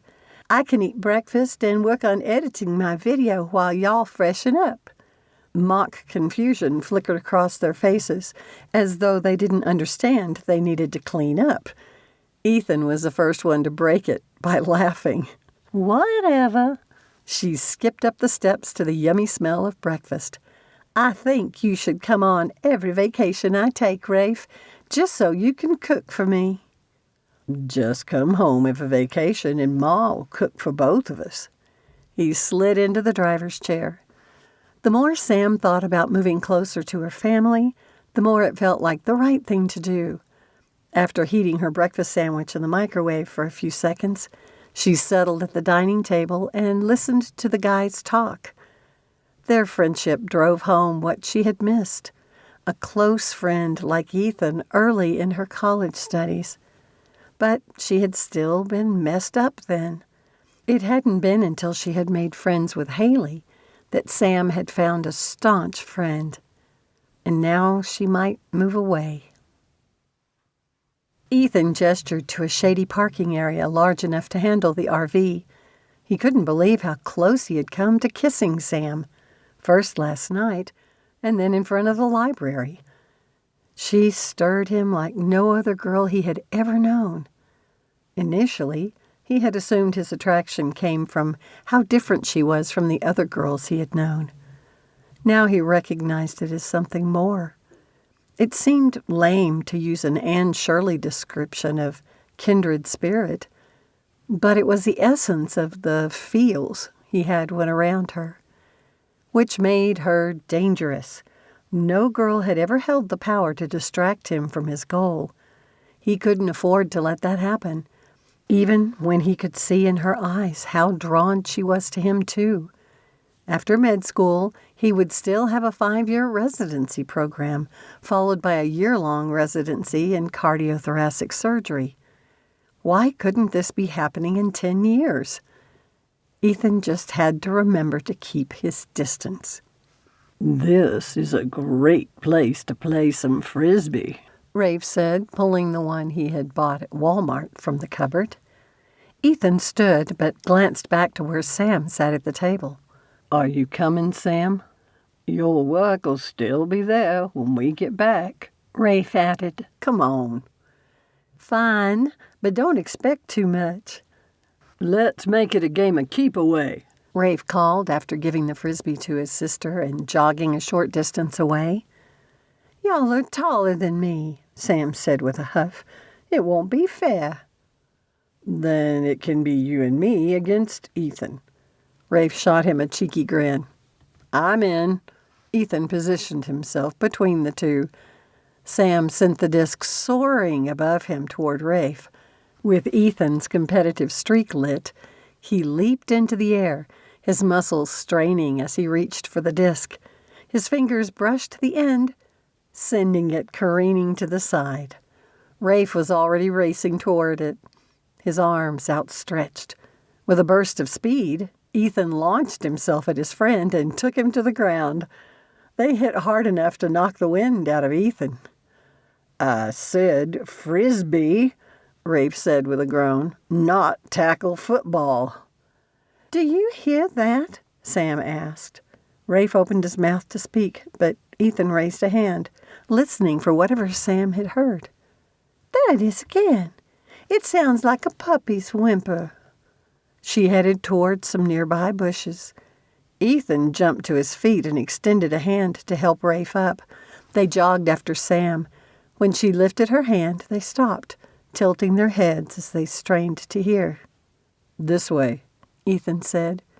He pushed through a row of bushes and stumbled upon a narrow paved road, presumably used by park employees. Ethan motioned for them to stop, and they listened. The plaintive whine sounded louder this time, closer. Over there, Sam pointed to where a clump of grass and leaves had dammed up against a fallen branch atop a grate. She hurried over and pulled away some of the debris. Rafe and Ethan pushed the rest off and tossed it aside. The creature must have heard them, because its cries grew more urgent.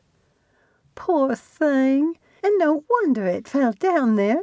Someone's moved this thing, and there's a gap, Sam cried, reaching for the grate. Ethan grasped her arm. It looks heavy. Let us. She shot him a flat look, but stepped back. It was heavy, but Ethan and Rafe lifted it enough to push it to the side. Sam retrieved her phone and turned on the flashlight app to illuminate the hole. As an afterthought, she also turned on the camera. The light reflected back at them from the eyes of a puppy only a few months old. We have to be careful here, Ethan warned. Back home, one of the barn cats nearly lost her entire litter one year when she had her babies in some bushes near an irrigation ditch. We were about to open the floodgate when my mother came running out yelling for us to stop. He chuckled at the memory. We spent the next hour chasing those kittens up and down the ditch, trying to catch them. I don't want to do that in a city storm drain. We should block that outlet hole then. Rafe pointed to it. Yeah, but with what? Ethan scanned their surroundings. Sam handed her phone and went in search of something. Fortunately, she found a cardboard box and quickly returned with it. It won't last long, but maybe long enough. Let's try it out. Ethan exchanged her phone for the box. Lower it into the drain with this. Rafe offered him a branch with a decent curve at the end. Who's going down there?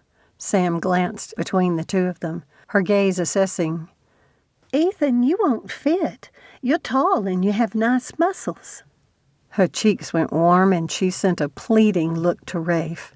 You know what I mean. That I'm shorter with a wiry build? You've pointed that out before. No, I mean your muscles are nice too. Tell that to Tess and all the football players she dates. Rafe grumbled, but he approached the edge of the hole. Sam said nothing but followed him, using her phone to provide light. His presence sent the distressed animals skittering through the shallow water closer to the tunnel they desperately wanted to avoid. Rafe stepped back. Sam made crooning sounds and called to the puppy. It crept back into the light. Ethan slowly lowered the box. Once again, the drenched little creature shied away from the threat, this time closer to Rafe. He had removed his tennis shoes and gingerly lowered himself into the narrow space near the cardboard. The puppy cowered in a corner, whimpering with fear. Rafe mirrored Sam's soothing sounds and reached for the dog. It tried to snap at him, but with his lightning reflexes, he grasped it around the waist. As soon as Rafe had gotten hold of the pup, Ethan tore off his T-shirt and used it to cradle the wriggling little thing. Sam's eyes glistened at the poignant moment when Rafe passed the puppy to Ethan, and she fanned herself at the view. The guys would kill her when they discovered she had live-streamed the entire thing, confident it would end happily for the puppy. How could she resist capturing an animal rescue unfolding right in front of her? And now she, and her viewers, were getting an eyeful of Ethan in all his glory as he tenderly comforted the puppy. Though his shoulders were still red from their time in the pool, she was bound to get questions from followers about why she'd let him get burned. "A sweet rescue with a happy ending," she said, resigned to the backlash about to hit her. "This is Glam with Sam, signing out." She turned off her phone. "What's that?" Ethan's head snapped toward her. "Please tell me you weren't filming that." "I'm sorry." She stepped closer to pet the puppy, nestled against his shoulder. "Anytime I see an animal rescue video online, I have to watch it. Don't you think your family would like to see it? I know my daddy and Francie will." "She's right." Rafe had pulled himself from the drain and was slipping on his shoes. "And I don't mind." "But she should ask before filming people," Ethan stated, his tone firm. "I won't do it again." Sam's elation from watching the rescue whooshed away like air from a popped balloon. He was absolutely right, and she knew better. "My only excuse is the thrill of the rescue stole my good sense." "I forgive you," Ethan relented, "but let me see it before you post it online." Sam winced, and he narrowed his eyes. "You did it live?" Ethan's gaze darted to her phone. "Please tell me you've stopped." "I have." He seemed about to say something more when the sound of voices caused them to turn around. 3 children ranging from 5 to 10 years old raced toward them, followed by an older woman who struggled to keep up with them. "Star!" the eldest child cried, rushing to Ethan. "You saved her. Thank you, sir." He allowed the boy to take the puppy, shirt and all.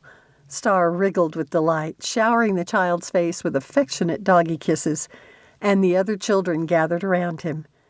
For a moment, Sam regretted turning off her camera, but then she would have also broadcast Ethan's completely justified reprimand, and it would have created all kinds of problems to show children on her channel. "This was really something else," Sam said to Rafe, who stood beside her, as they watched Ethan joke with the children and the woman. "Ethan sure is good with kids, isn't he? Has he ever considered being a pediatrician instead of a chest surgeon?" "He is good with kids. You should have seen him with Braden's daughter. As for changing his specialty, never in the 4 years I've known him. He's fixated on becoming like Braden." Sam had noticed Ethan's obsession with emulating his brilliant older stepbrother to be as good as him, which told her Ethan didn't feel like he measured up, that he was inferior to this Braden. She reckoned if she had an older sister who excelled at everything, it would make Sam feel inadequate too. She already understood about not measuring up after dealing with Victoria. Poor Ethan. He needed to find his own path, free from a competition Braden likely didn't know he was a part of. "I imagine you'll want to get a shower before we go to Legoland," she said to her brother. "For sure. Hey, Eth, we should put that grate back so no other animals fall in." He bid farewell to the little group and joined Rafe. In no time, they had replaced the hefty metal grate and headed back to the RV. Sam lingered behind, enjoying the view of the guys talking. Ethan seemed entirely at ease without a shirt, apparently unaware of the sunburn danger to the white parts of his farmer's tan. How could plastic building blocks and fish at an aquarium outdo the excitement of their morning adventure? Chapter 13. Sam woke the next morning with the sun, relishing the absence of worry that another vase might show up. Last night, her stomach had twisted in knots as they approached the RV, but had relaxed upon finding nothing waiting for her. It wouldn't surprise her to find she now had a touch of PTSD about receiving flowers, which was sad, since she used to enjoy it. Colton should not have the power to continue messing with her life like that. How could she explain to any guys she dated, whatever else they did, they must never send her flowers? Except Ethan. He would understand. A light tapping on her door pulled Sam from her musings. She scrambled across the bed and opened the pocket door crack to reveal Ethan on the other side.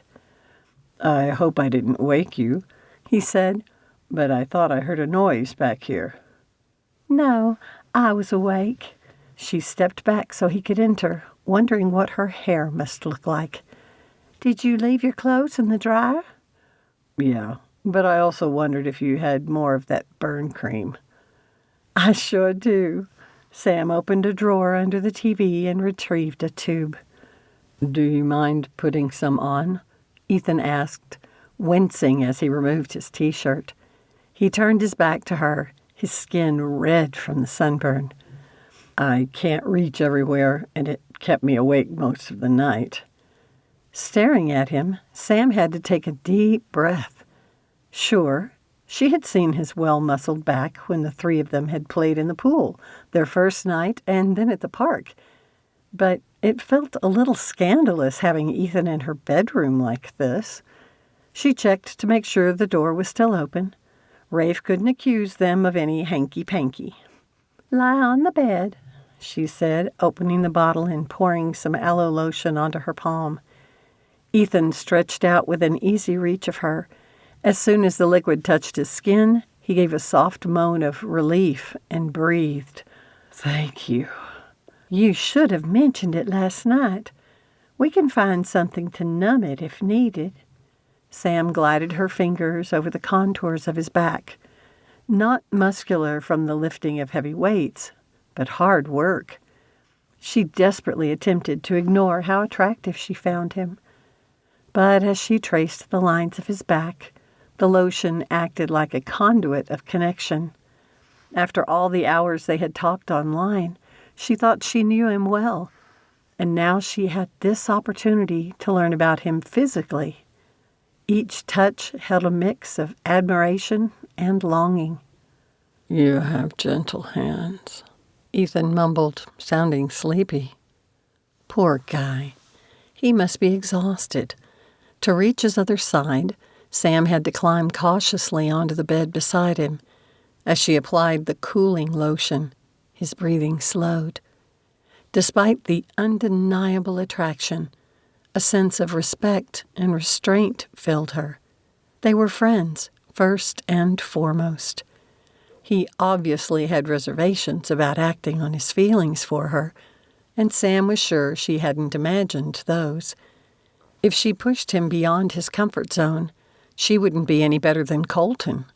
So she kept her touches soft, her movements controlled. She finished applying the lotion and eased off the bed. Ethan might have slept through this moment of suspended time, but the experience had moved Sam. The fragment of intimacy teased her about what they could someday share. But only if he came to care for her as she did him. For now, her dream had to remain unfulfilled. Sam slipped from the room and slid the door closed. She pressed the button to raise the blackout blinds, but left the solar shades down. Turning, she found Rafe sitting up in his bed and watching her. "Your daddy would have my hide if he knew you'd been cozying up with Ethan in your bedroom," he teased. "Well, the door was open, which you very well know, so you can ease your conscience with Daddy." Sam squeezed past him and settled in the front passenger seat, turned to face the living room area. "I don't know what will happen to him once I finish grad school," Rafe mused, stretching. "He works harder than anyone I've ever known, except maybe Kane." "And you?" She arched her brows. Rafe rubbed his chin, but didn't disagree. "Ethan needs someone to watch out for him, or he won't take care of himself." "Doesn't his family do that?" Sam pulled her feet onto the chair and hugged her knees. "They do as much as they can, but they're thousands of miles away, and Ethan has one of the best poker faces I've ever seen." A sliver of doubt wiggled into Sam's mind. Had he only pretended to want to kiss her? "What do you mean?" Rafe stood and went to work, folding his bedding. "I always rib him about only showing a social media face to his family." "He only lets them see the good things?" Sam moved to Ethan's bed and bent to pick up the blanket which had fallen to the floor. "That's exactly what he does. When I've asked him about it, he says he doesn't want to worry them. He claims he's dealing with the same things all pre-med students have, and at least he doesn't also have the burden of a wife and kids." For a moment, Sam felt like someone had socked her in the gut. "He misses the obvious flaw in this thinking and won't listen to me." "And what is that?" she asked, attempting not to sound like the answer was important to her. "That not having a wife and kids also means he won't have the support they give him. He doesn't get it." Rafe shook his head, putting the dining table back into place. "What do you feel like for breakfast this morning?" While Sam helped her brother prepare the meal, she contemplated his words. So Ethan genuinely thought of a wife and family as burdens. He had joked with Rafe during the chats about not getting serious with anyone until after Ethan finished his school and training. It meant he wouldn't consider settling down until his 30s. All those years pretending he was a solitary pillar of strength and could do it all alone. Sam convinced Rafe to make French toast, and the smell must have wakened Ethan because the bedroom door slid open, and he stumbled out, shielding his eyes from the light. "Well, look what the cat drug in," Rafe teased. "I am so sorry, Sam." Ethan apologized as he hastily tugged his shirt over his head, wincing as it grazed his sunburned skin. He turned to Rafe. "I promise nothing happened." "Bruh, I know it didn't. I was listening the whole time." Ethan blinked, then grinned. "I wouldn't expect anything less from Sam's brother." "It's very old-fashioned of him," Sam said, glad Rafe hadn't been able to read her mind. "Your mama would approve." "Dang tootin' she would. Who do y'all think I learned it from?" Rafe nudged her playfully with his shoulder. "What can I do to help?" Ethan asked. "Eat," Sam and Rafe said simultaneously.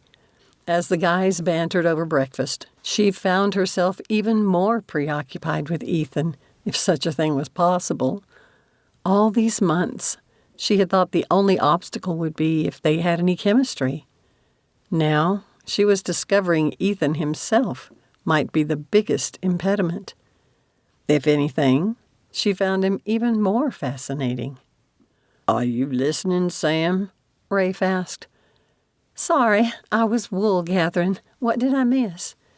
She put on the face she used when recording videos and met her brother's gaze. He shot her a knowing look, but she continued to smile placidly at him.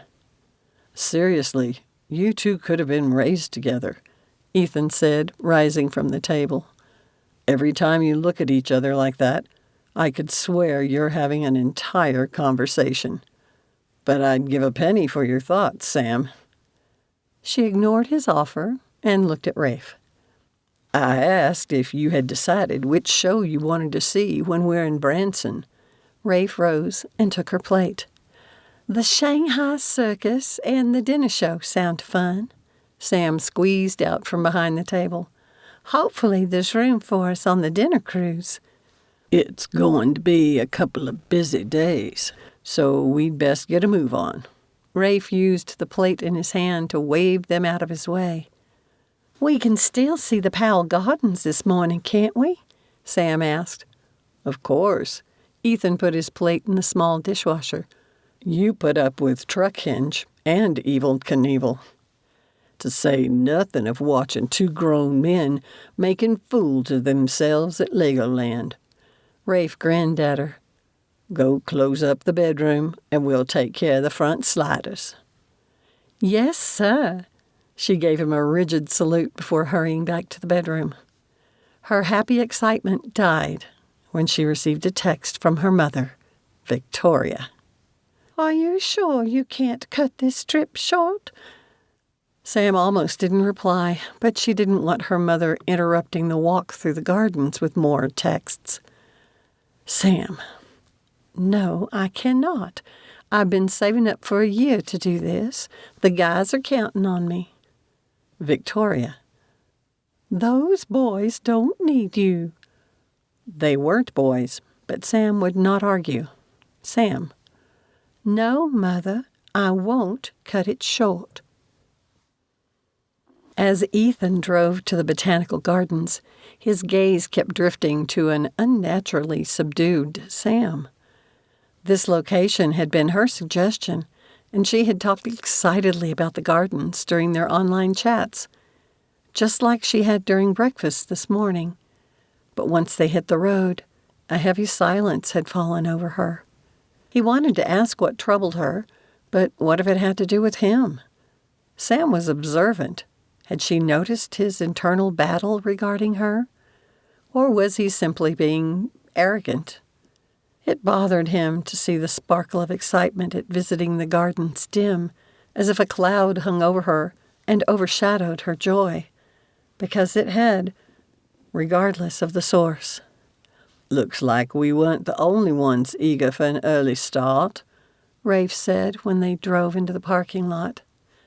"They're calling for storms later today." Sam rose from the front passenger seat and headed to the bedroom without another word. "What's up with her?" Rafe whispered. "I don't know, but she's barely said a word during the ride here." "You should ask her." Ethan scowled at his friend. "Why me? I don't want to pry." Besides, he wasn't sure he wanted to know if he had caused this. "Well, try to shake her out of it. Sam makes everything more fun, but when she's bummed out..." Rafe shook his head. "Yeah," Ethan agreed. Sam emerged from the bedroom and hesitated when she noticed them sitting where she had left them. "Well, you're off like a herd of turtles. Get a move on." Rafe gave her a playful salute, mirroring her earlier gesture, and she grinned. Her mood appeared to have lifted, at least a little. Ethan closed up the RV, and they paid the admission fee. Not long into their tour, Rafe's phone rang. When his face lit up, Ethan had an inkling it was Tess calling. Rafe motioned for them to continue without him. "I'm guessing it's that girl he likes," Sam said, watching her brother walk away. "When he grins like that, it's usually her. I wish I'd never introduced them."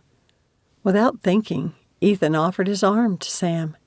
She blinked in surprise, but slid hers through his, and they resumed the tour. "You knew her before?" Sam asked.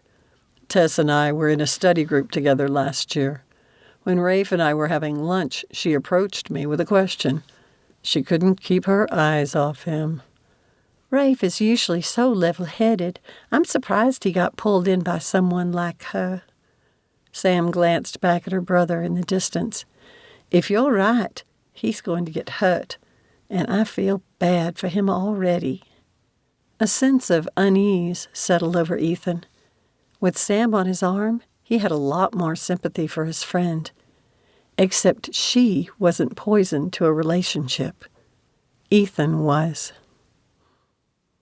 Sam inhaled the delicious scent of the flowers, grateful Ethan and Rafe had lifted her mood after the texts from her mother.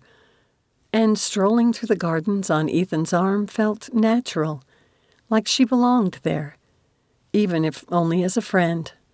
"I think it's fun they grow not only flowers here, but also edible plants," Sam said as they entered a vine-covered tunnel. "This place boasts the largest edible garden in the country.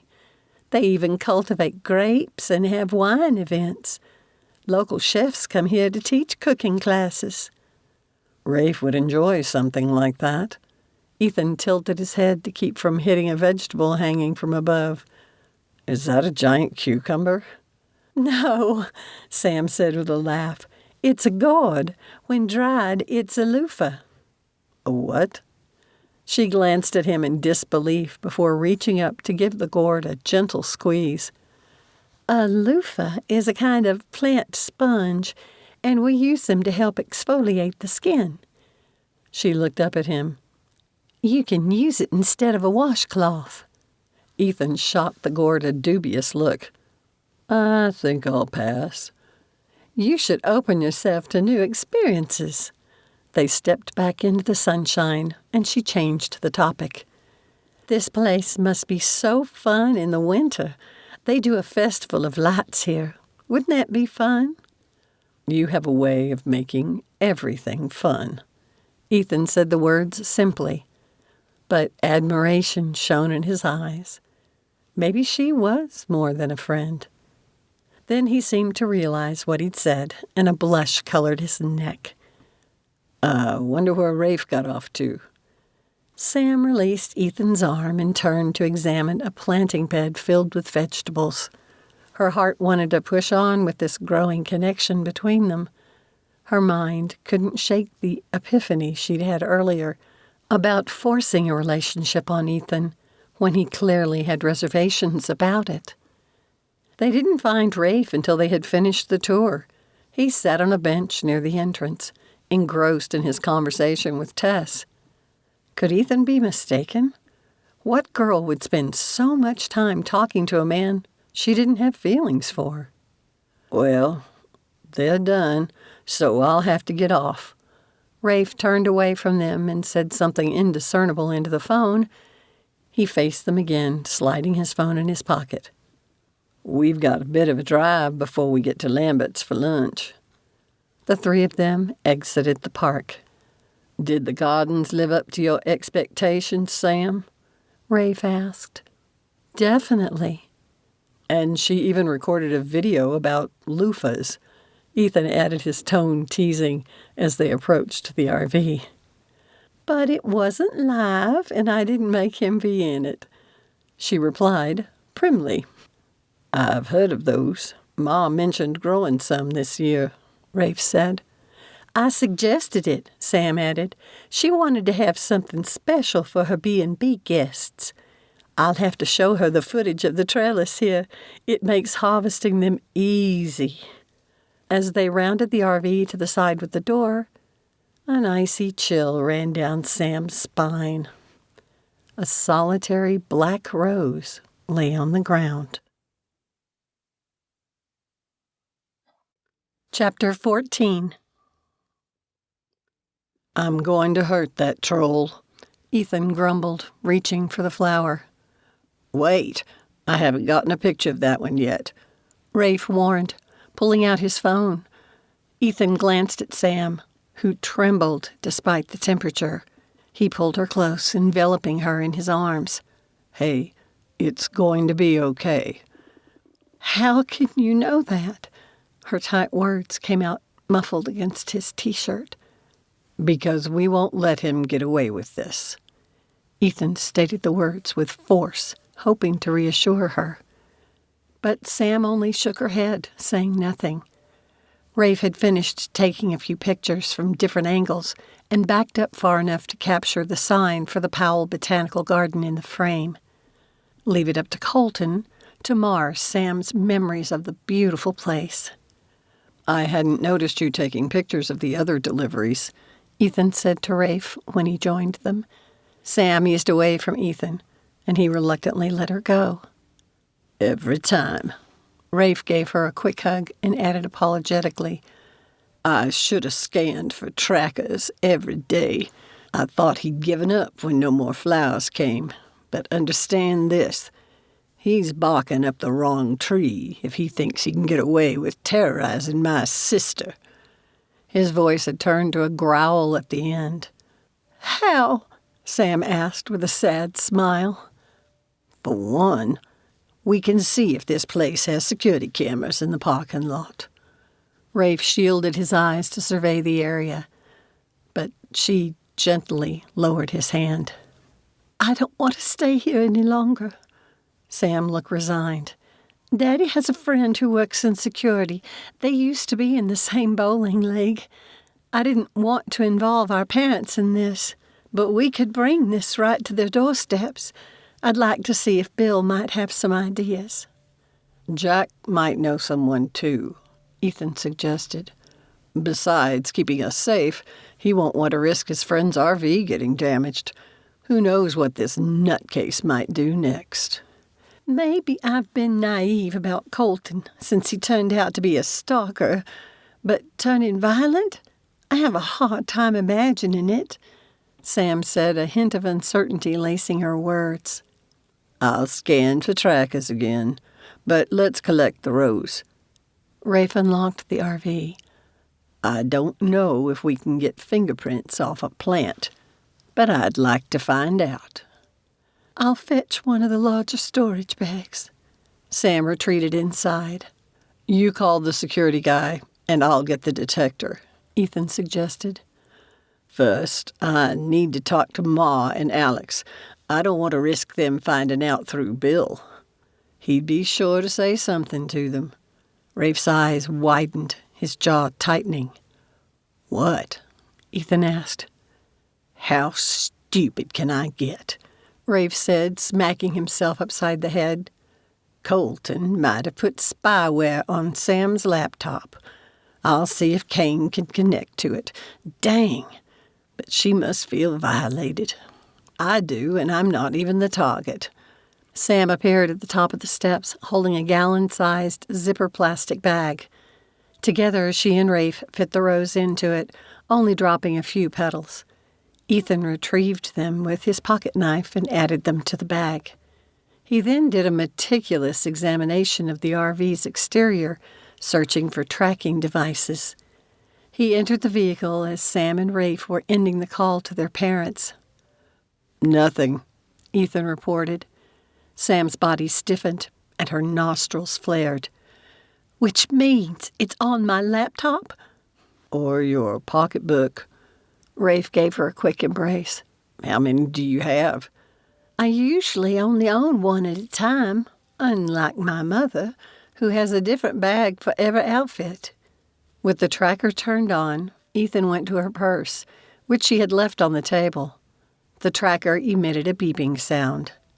They found tiny devices discreetly tucked into the folds of the handle. I could kick myself for not thinking about this during our initial search. Rafe apologized, looking ill. Don't you go blaming yourself for this. I'm the one who dated a crazy man. Sam's eyes glistened with tears, but she blinked rapidly, lifting her chin as though in defiance. You had best check my clothes, too. I dated him for almost a year and interacted with him at the festival a lot longer than that. Can they survive a washer? Ethan asked, surprised. Rafe glanced up from his phone. According to this, the Apple devices should be waterproof, but most tips advise users to avoid the washer. We'll play it safe and check anyway. I agree. Let's get this over with. Sam turned and strode purposely toward the back of the RV. I don't want to miss seeing those cabins in Springfield. Rafe and Ethan followed her back to the bedroom. She gestured to the drawers. A thorough search of both clean and dirty clothes, including the ones she wore, showed no trackers. Then the three of them turned to her laptop, which she had left on the bed. A quick scan of its exterior also showed nothing. Ethan handed Rafe the detector. I'll leave you to work out things with Kane, but I agree with Sam. We're done letting this guy ruin our vacation by scaring her. He said to her, You got shotgun? You bet I do. Sam grabbed her laptop and signaled for him to lead the way. It only took a few minutes to get Rafe set up with her laptop, and they were on their way. Sam struggled to deal with her heightened emotions. Part of her wanted to rage and scream, while another longed to retreat to her bed and have a good cry. She refused to give Colton the satisfaction of either. How did your folks take it? Ethan asked once they were back on the highway. Surprisingly calm. Sam shifted her gaze to him. They didn't seem fazed at all, like they've already been through scary situations together. Maybe it's because Francie fell off the roof and landed on Daddy. What? How have I not heard this story? Relieved to have a distraction, Sam turned her attention to the road ahead and recounted her father's first visit to the old house on behalf of the city's Historic Preservation Commission. I might have gone with him, except I had to spend the weekend with my mother. It was before she moved to France. The mention of Victoria reminded Sam of something else she would rather not think of. With a groan, she allowed her head to fall back against the headrest. What's your mother done now? Ethan asked. She and Michelle are moving to Manhattan. What's that? Rafe asked from behind them. When did you find out? The morning y'all flew into Boulder. I've been trying not to think about it. Why? Ethan glanced at her. New York is a long way from Boulder. Because she wants me to come work for them. Sam let out a long sigh. Tell her no, Rafe suggested. It's not hard. She turned in her seat to glare at her brother. You know very well how manipulative my mother is. He shook his head. She can only get away with it if you let her. But it's not that easy, Ethan argued. Thank you, Sam smiled at him. Look, I had a troll of a father, too, Rafe said with a scowl. So I do understand. And I'm not saying you don't, Ethan agreed. But there are different kinds of troll parents. Your dad was a bully. I'll bet if he hadn't had physical limitations, he would have beat you and your mom. A vein in Rafe's neck pulsed. I won't argue with that. But you fought back and defended your mother. And she defended me. Exactly. You two had each other. From what Sam has told me, she's had no one. Ethan shot her a sympathetic glance. When things went bad, she got caught between warring parents for a while. It's in her nature to make peace. Her eyes stung at his words. Ethan understood her so well. All right, Rafe conceded. I get what y'all are saying, but Sam's not a kid anymore, and she doesn't have to let that toxic troll have power over her life. I am right here, she observed. Duh. But seriously, Sam, in the end, it really is your choice, her brother said, his words kind. It's always your choice. Rafe put on a He-Man voice. You have the power. They all laughed, and the atmosphere lightened. Sam agreed with him, hypothetically. It just wasn't as simple to deal with her mother as he seemed to think. And it wasn't like Rafe didn't still have issues with his late father, things her brother needed to make peace with eventually. Not that she could point any fingers, especially considering how thoroughly her mother could still control and intimidate Sam. Deep down, she believed the mother she had known as a child still lived inside the cold and aloof troll her mother had turned into since the divorce, even before the breakup. Was that why Sam couldn't give up on their relationship? She was clinging to a woman who didn't exist anymore? Or was the real Victoria still hidden under the polished facade she wore now? Was Victoria like Darth Vader? Could she be saved? Living in New York might not be as good as living in France, but only as long as you stay in Colorado, Ethan observed. And staying in Colorado means interacting with Colton. Sam pulled out her phone and sent Lennon a text. Sam, Colton has struck again. A couple of minutes later, her phone rang. I'm going to destroy that guy. Lennon's voice came through low and menacing. No, you're not. But I would like you to check with that friend of yours in the Boulder Police Department to find out about a restraining order for me. I don't know how complicated it is with Colton doing this across state lines. It's about time, Sam, Lennon said, his tone full of satisfaction. I know. Putting a tracker on a vehicle I'm only a passenger on was bad enough. But he left a black rose today. A black rose! How creepy is that? And please don't talk about beating him up again. If I could prove it was him who had it delivered, I would report him to his boss.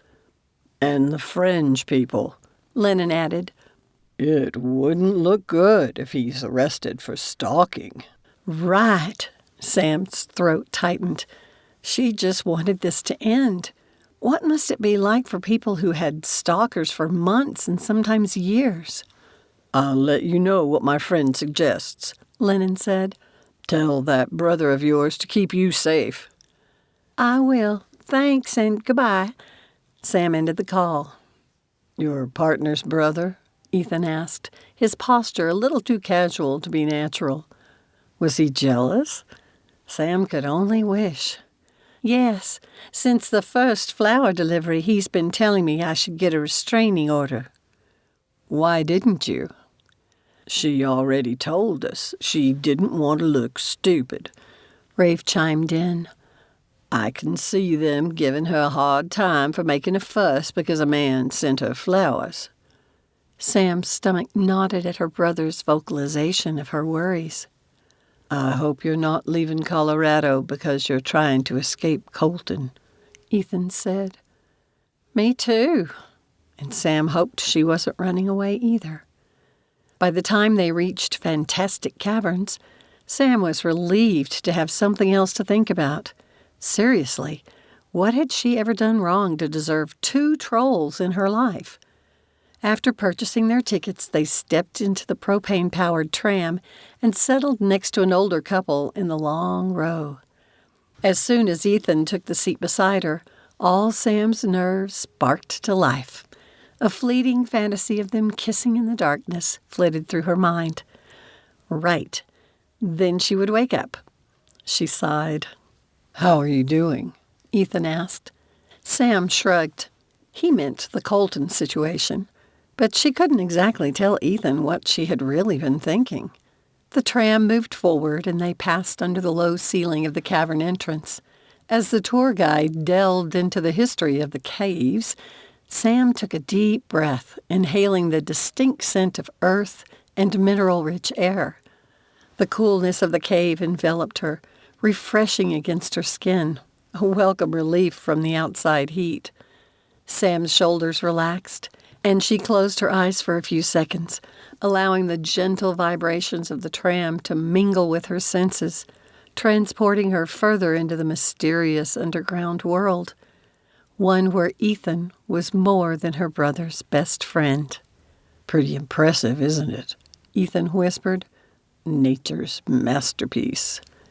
She opened her eyes to the cave's lighting, some areas of it overly bright, while others cast ethereal shadows on the stalactites and stalagmites. Some formations seemed to defy gravity. The occasional drip of water echoed like delicate chimes. It's breathtaking, she agreed. Then he muttered something that sounded like, "Not as much as you are." Sam blinked, her pulse quickening. Was she dreaming again, her fantasy overcoming reality? But he said nothing else.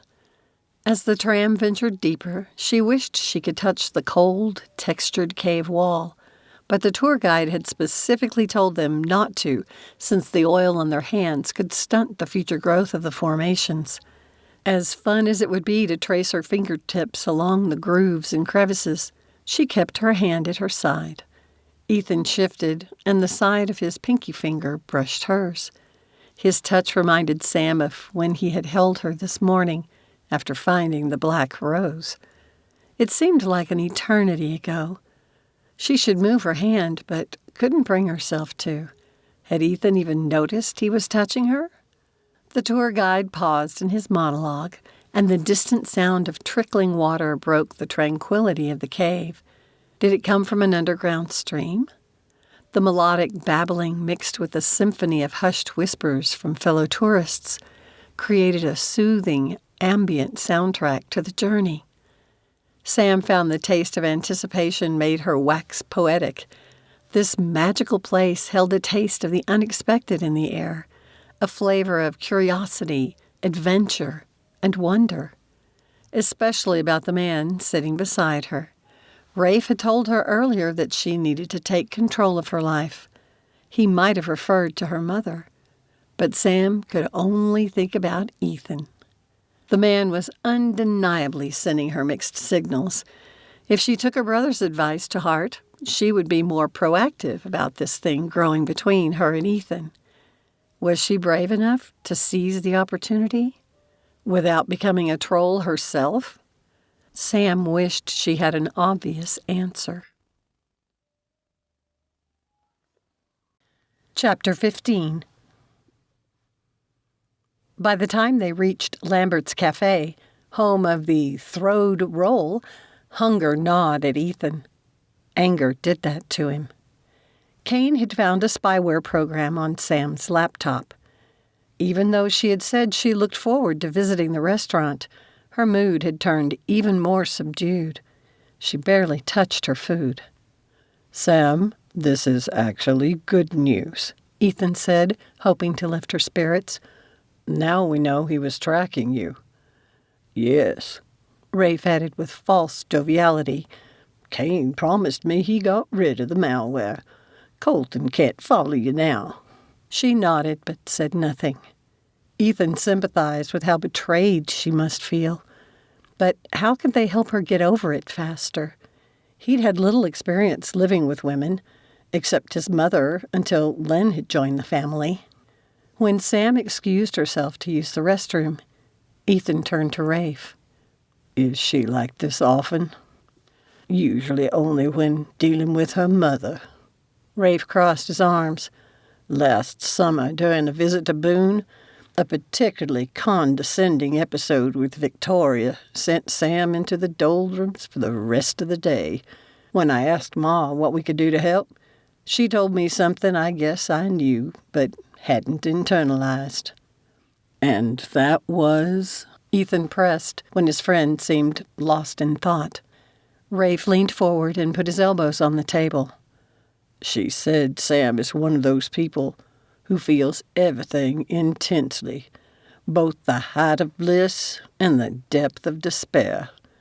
People like her need extra time to process. Ma told me that when Sam was ready to talk, she would." "And your mother was right?" "Yep. I feel so helpless. We've solved the problem of the tracking, but now it's like Sam's broken. I want to fix her, too." Frustrated, Ethan threw his hands up in the air. I suggest you don't phrase it like that to her." Rafe chuckled. Ethan cringed at his word choice. "Yeah, good point. But is there anything we can do to lift her spirits?" "When Ma gives me advice, I've learned to take it. She and Sam became close friends, even before Ma dated Alex." "Your advice, then, is to shut up and do nothing?" "Pretty much." Rafe coughed Here she comes. Ethan remained silent, even though he ached for Sam. He wished his mother could have seen his self-restraint.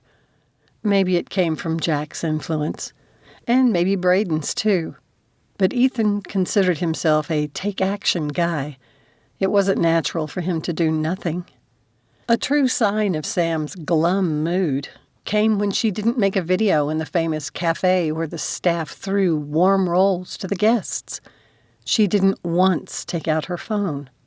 When they returned to the RV, she didn't offer to ride shotgun, so Ethan slid into the seat. Rafe shot him an approving glance, and they headed for Branson. Sam went back to the bedroom and closed the door. Neither of them talked much during the drive, only commenting occasionally on some point of interest before them. He could tell by Rafe's planning face he was busy thinking. Whatever his brilliant brain came up with, Ethan was sure it would be good. Are you set on seeing those shows in Branson? Rafe finally asked as he turned into the RV campground where they had made reservations. Not if we can help Sam. I think she needs Ma, so I suggest we head straight to Boone tomorrow. Ethan hesitated, only because of Sam's excitement to see the shows. But he couldn't shake the image of her pale face as they had sat at the restaurant. As sensitive as she was, Colton's duplicity would hit her hard. Shouldn't we check with her first? Ethan finally asked. Not unless she pulls out of it by herself. Rafe stopped at the campground's check-in booth and received their assigned parking spot. After navigating the short distance, the two of them went about setting up for the night. Should we wait to expand the bedroom? Ethan asked when extending it was the only thing left to do. Nope. Rafe went to the control panel and pressed the touchscreen to activate the rear sliders. I'm all for giving her time, but I will not let her wallow. It's your neck, Ethan said with a grin, relieved they were doing something. The bedroom door slid open and a bleary-eyed Sam stepped out. She shot Rafe a "Did you really?" glare, but the corner of her mouth twitched. A good sign. I reckon waking to a moving bed means we have arrived in Branson. It sure does. Rafe raised his phone. I've ordered an Uber to take us to the dock. Are you wearing that, or did you plan to get fancied up a bit? You have an hour. Ethan thought she might decline, so he quickly said, I've already been looking forward to sharing this riverboat cruise with you. And Rafe, he added. Sam blinked at him, but a slow flush kissed her cheeks, the beginning of a smile playing on her lips. An unexpected sense of satisfaction washed over Ethan. Finally, he had done something to help her. Rafe gave an approving nod. We need to get cleaned up, too, he said. So get going, little sis. Sam had a few months on him, so she shot him a side-eye as she turned and swept back into the bedroom. I'm going to take a quick shower, so don't come out, Rafe called after her. Thanks for letting me know, she quipped back, sounding much more like herself. As they gathered their gear from the front storage, Rafe said, Thanks for saying that, or she might not have come. It looks like she's over the worst of it, but I still think the sooner we get to Ma, the better Sam will be. I agree. Ethan glanced at the door. I hate seeing her so down. It's weird, but it's like she's the light in the room. He snapped his mouth shut, worried he had given himself away. I get it. When Sam is happy, the aura around her lifts everyone except the most insensitive people. I've paid attention, believe me. The first time I met her in person, the night Alex proposed to Ma, Sam about bowled me over with her joy. It's powerful, even online. But in person, Ethan remembered that hug at the airport.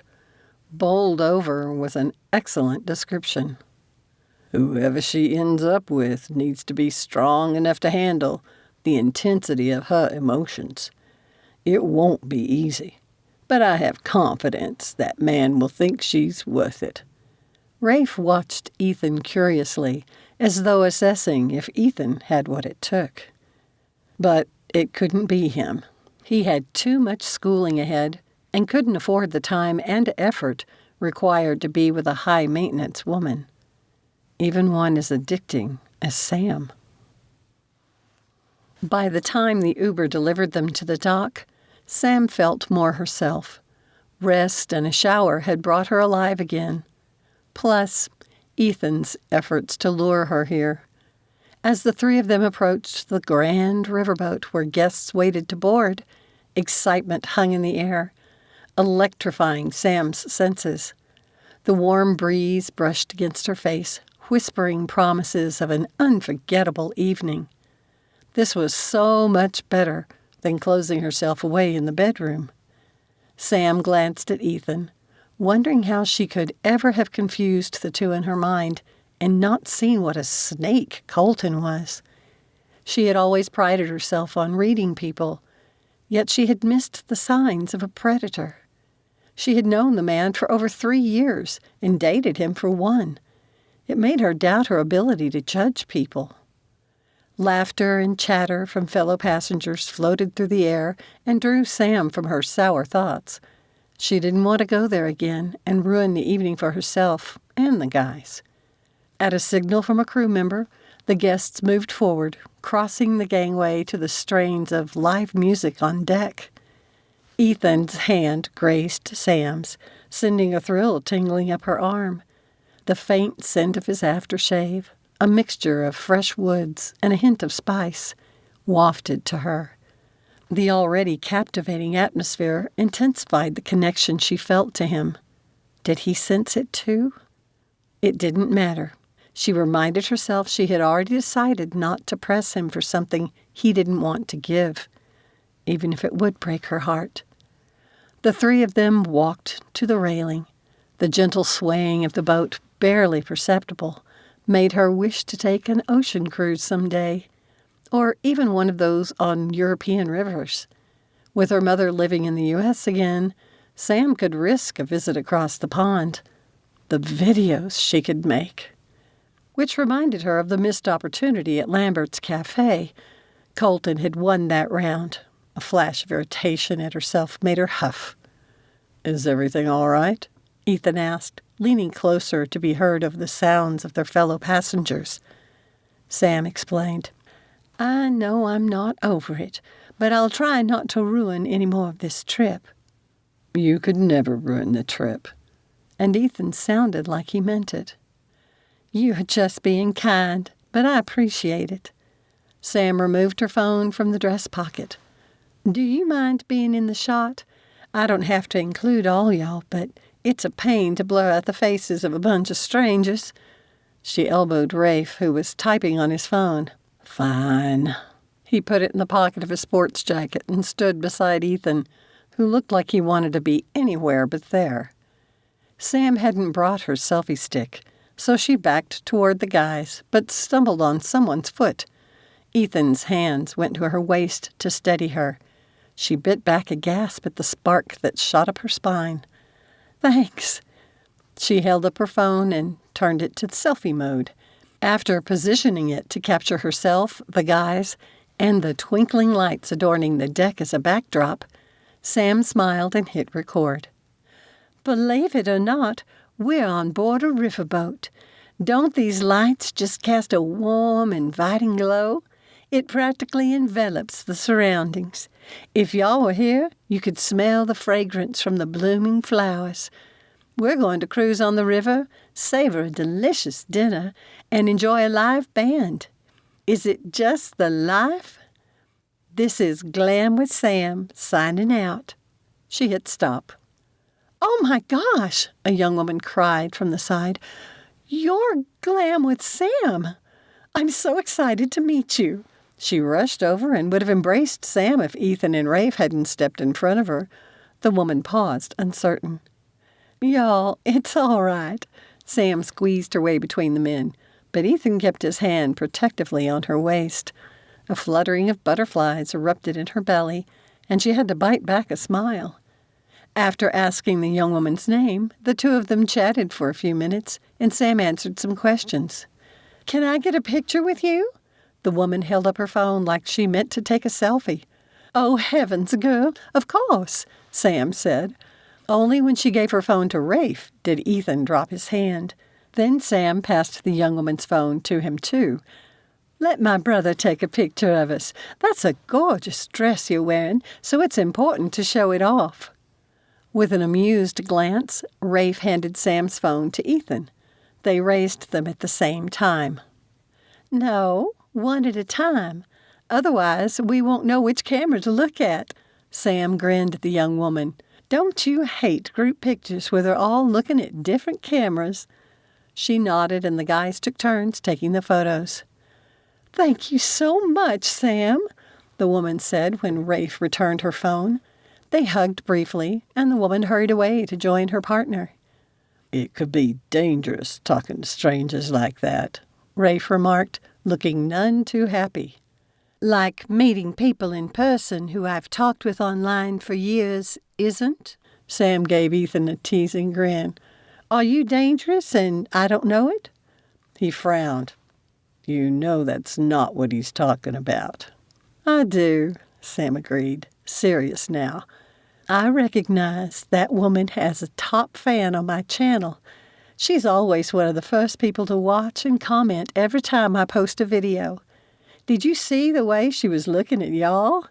She said she loved the puppy rescue." Sam didn't mention it had gone viral. "Well, anyway," Ethan's face had gone red. He extended his arm to Sam. "I can smell dinner, and it's making me hungry." As if to confirm his words, his stomach growled. The poor man seemed to be hungry a lot.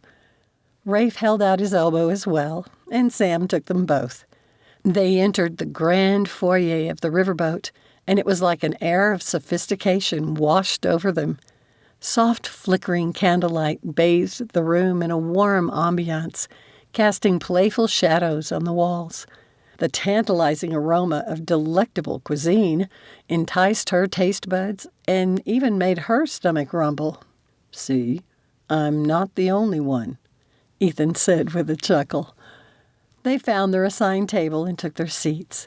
As the evening progressed, Sam's initial burst of energy waned. The delicious food and fun entertainment had made attending worthwhile, but the day had been hard on her. Rafe's phone pinged, and he excused himself. Ethan frowned. "Tess?" Sam watched her brother leave the room. "Most likely." "Is she so awful? I sure hope he doesn't marry her. I can't even imagine some shrew coming into our family." "It would surprise me if Tess deigned to marry a poor guy from North Carolina." Ethan's lip curled. "She's very much a big city, spoiled brat kind of woman." He let out a breath as though forcing himself to relax. "Would you like to get some fresh air?" "Sure." They remained quiet as they made their way out to the deck. Thinking about poor Rafe's eventual heartache made Sam's heart twist for him.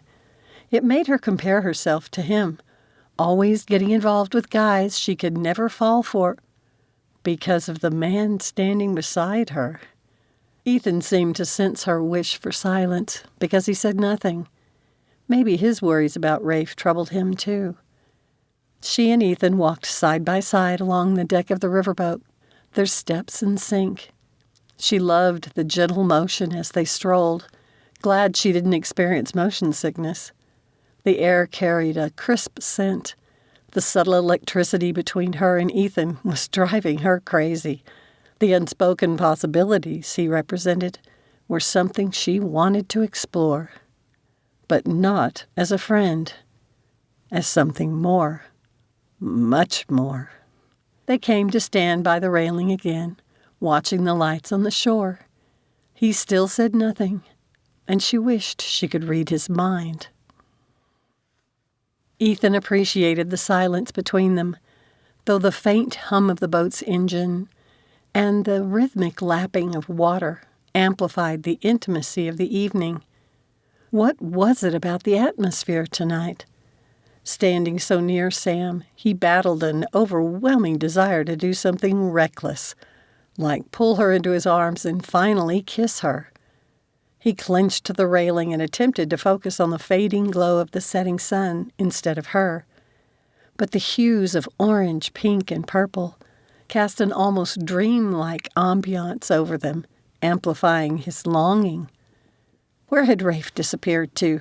Maybe Ethan should text him. But would Rafe suspect the underlying plea for help and come to rescue Ethan? From himself? Ethan gave himself a mental shake. He needed to get out of his head.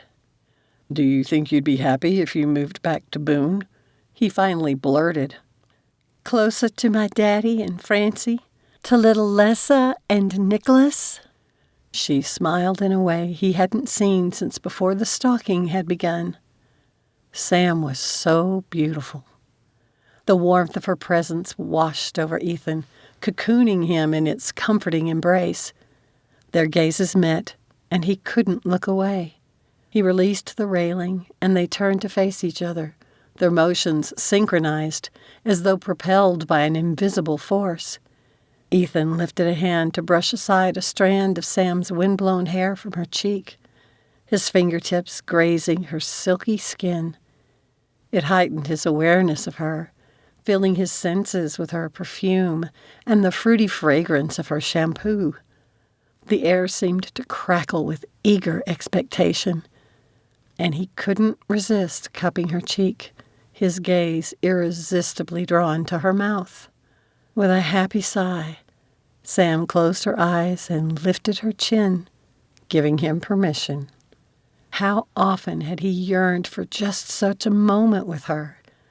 Time seemed to slow, the distant laughter and gentle whispers of the breeze fading away. All that remained was the rhythm of their beating hearts as he inched closer, preparing to taste the sweetness of her lips. A screech of laughter, sharp and dissonant, shattered the spell, jolting him back to reality. It hit him like a bucket of icy water, extinguishing his ardor. He dropped his hand and took a step back. Sam stared at him, her breathing as heavy as his own.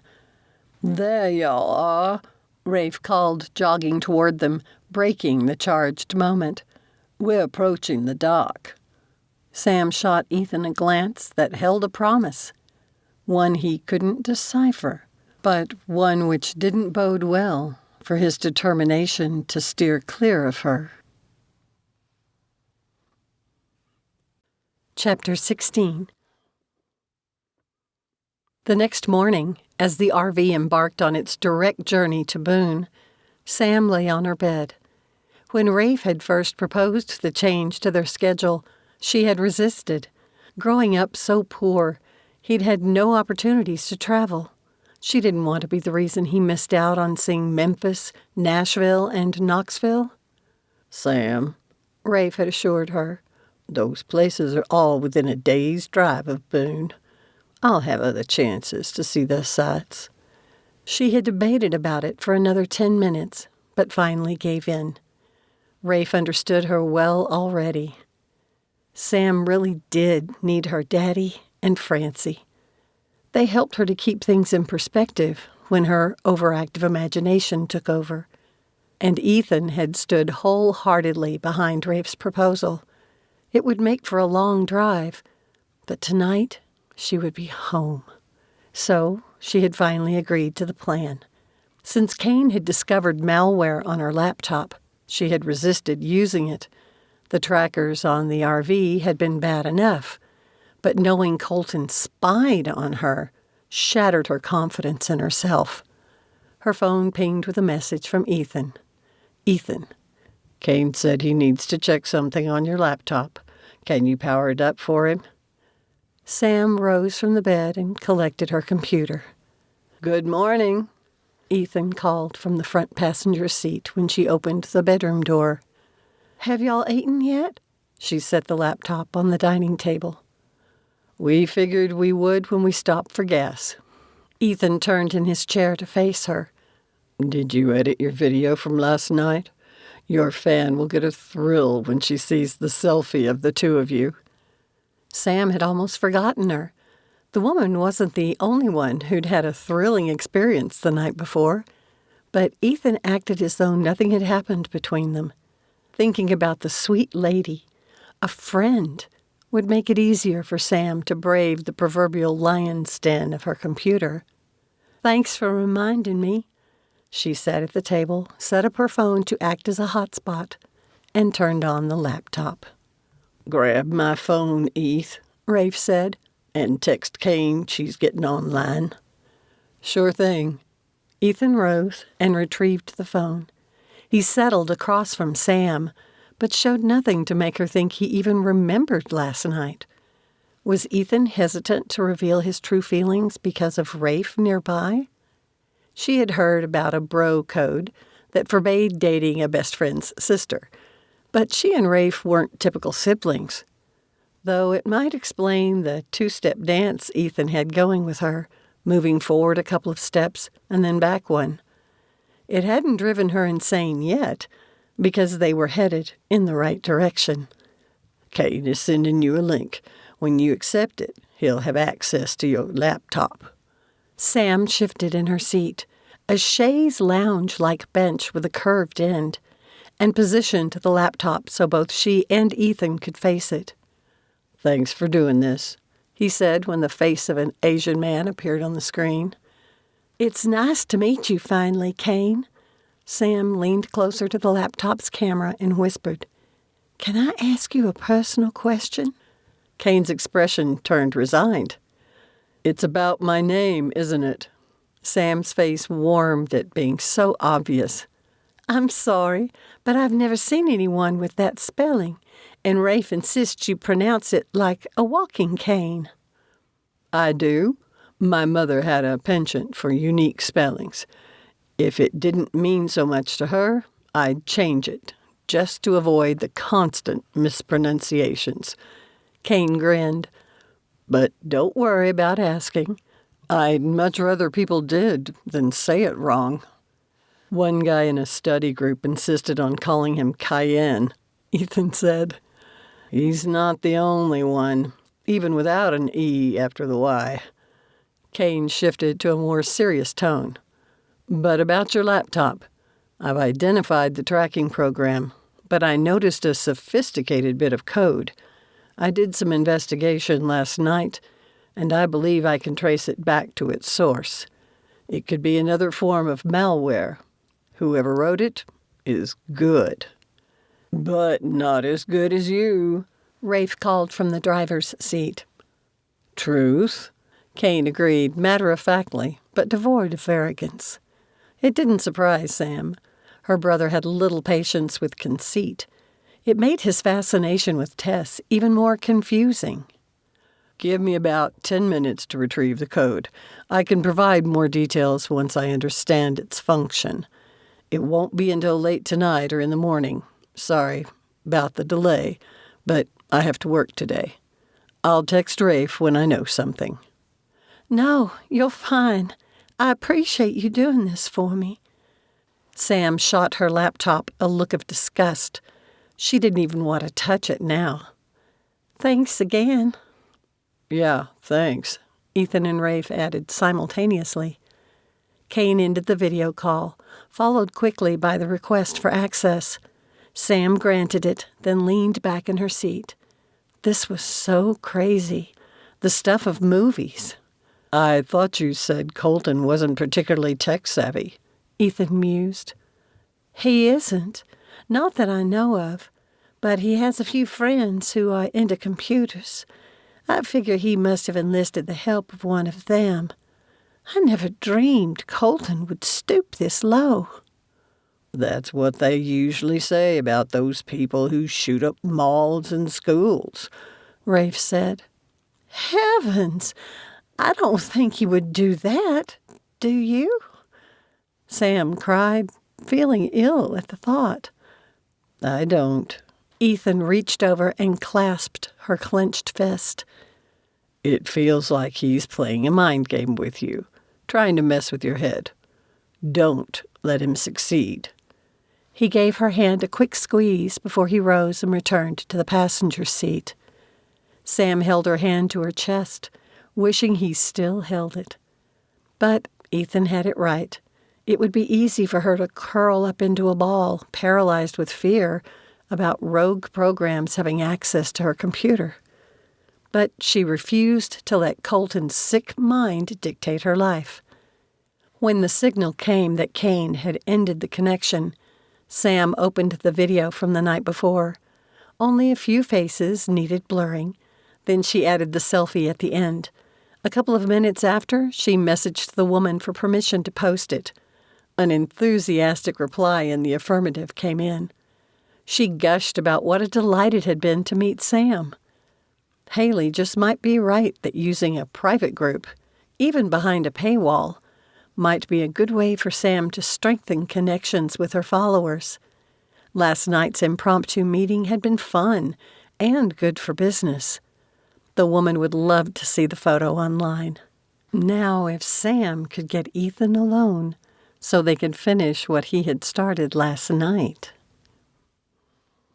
Finally, the sign for a Boone exit. Ethan's pulse quickened.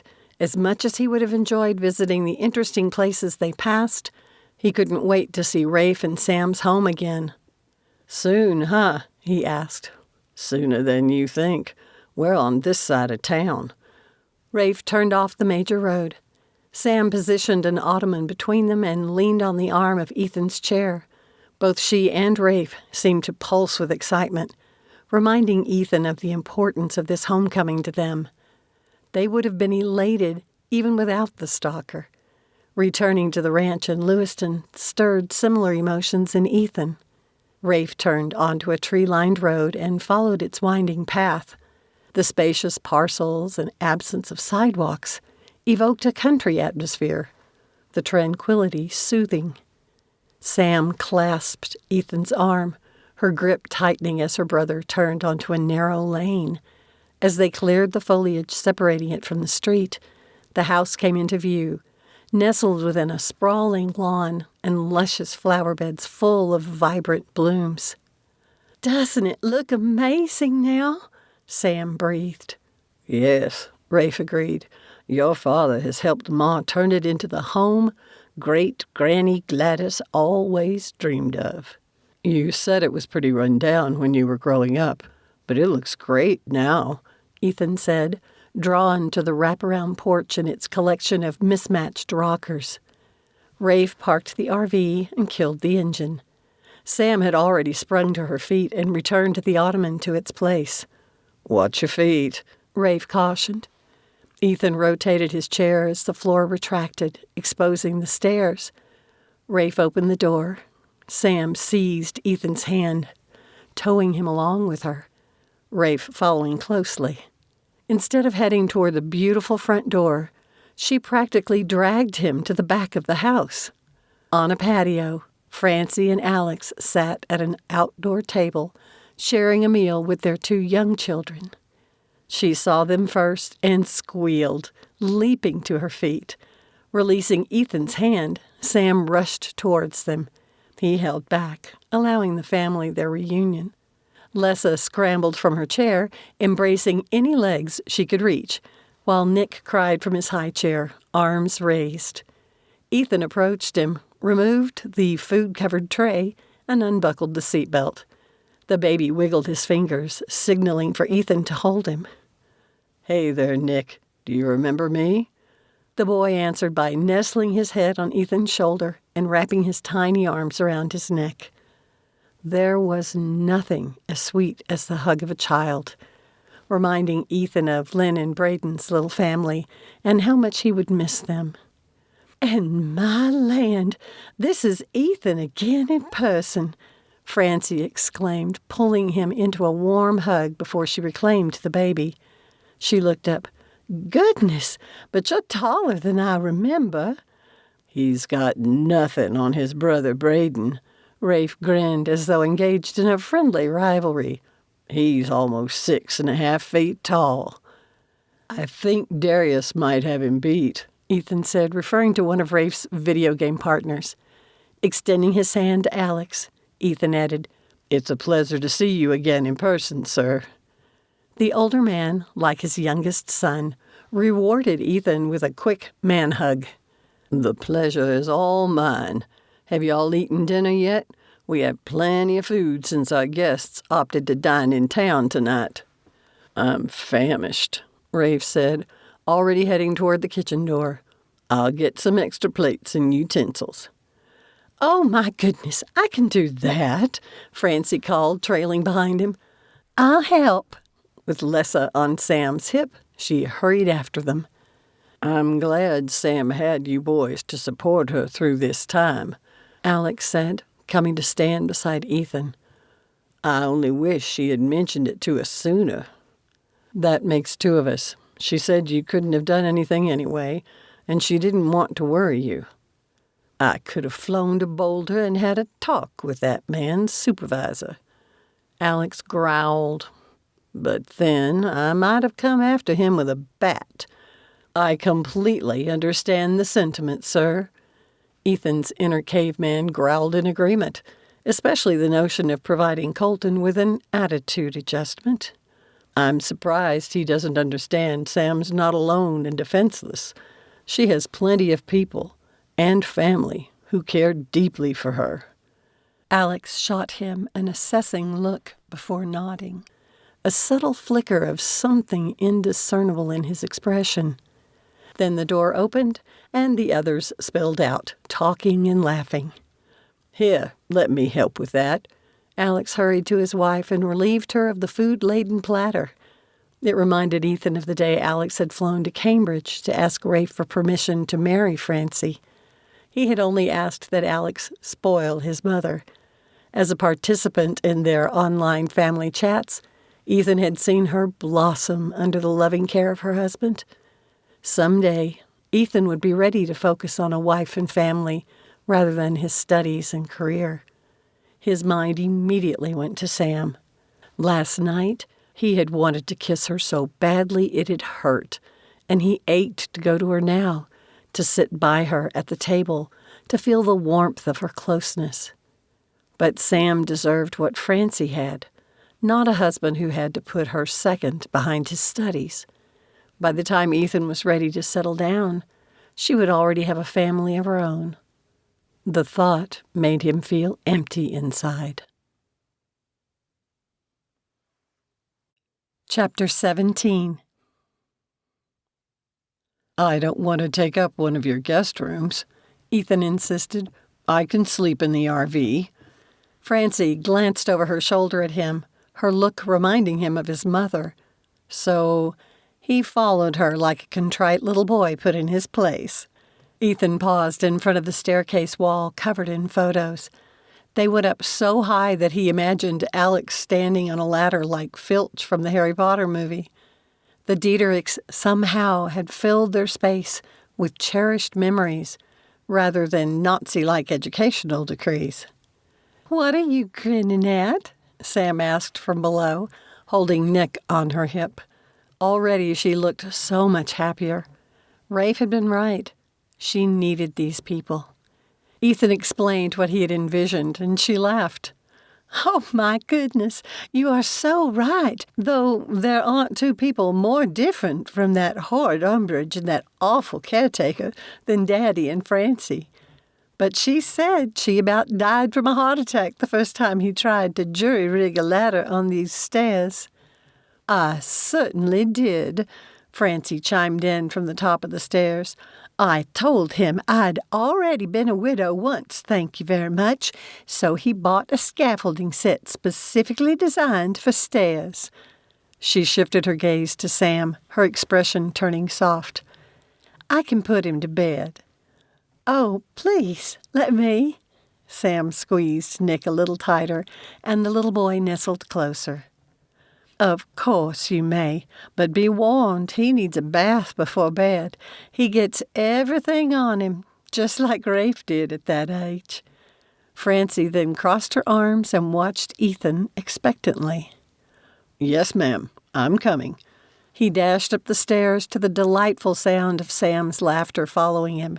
Hearing it again was like a soothing balm on his anger toward Colton.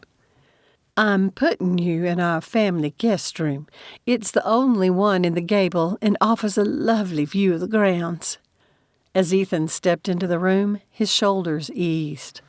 The log cabin decor made him think of his room in Montana, especially the bright patchwork quilt on the bed. What a great room. "Rafe suggested I put you up here because you would feel right at home." Francie scanned the room with satisfaction. "It's a slow process to restore this old place, but it's coming along." She settled on the chair near the closet, her expression serious. "Now, tell me why y'all arrived here early. I reckon it has something to do with more than a black rose." Ethan sank onto the bed and detailed Kane's findings, the crease between her brows growing deeper as he talked. "If he can gather evidence linking it to Colton, will she then have the power to stop him?" Francie asked. "I'm no lawyer, but it will show to a judge or whoever approves restraining orders that this guy is doing much more than just sending her flowers. It will help prove he's been stalking her." "She's so pale," Francie said, rising from the chair. "I'm worried about what this is doing to her." "Being here with you guys has already helped." Ethan stood.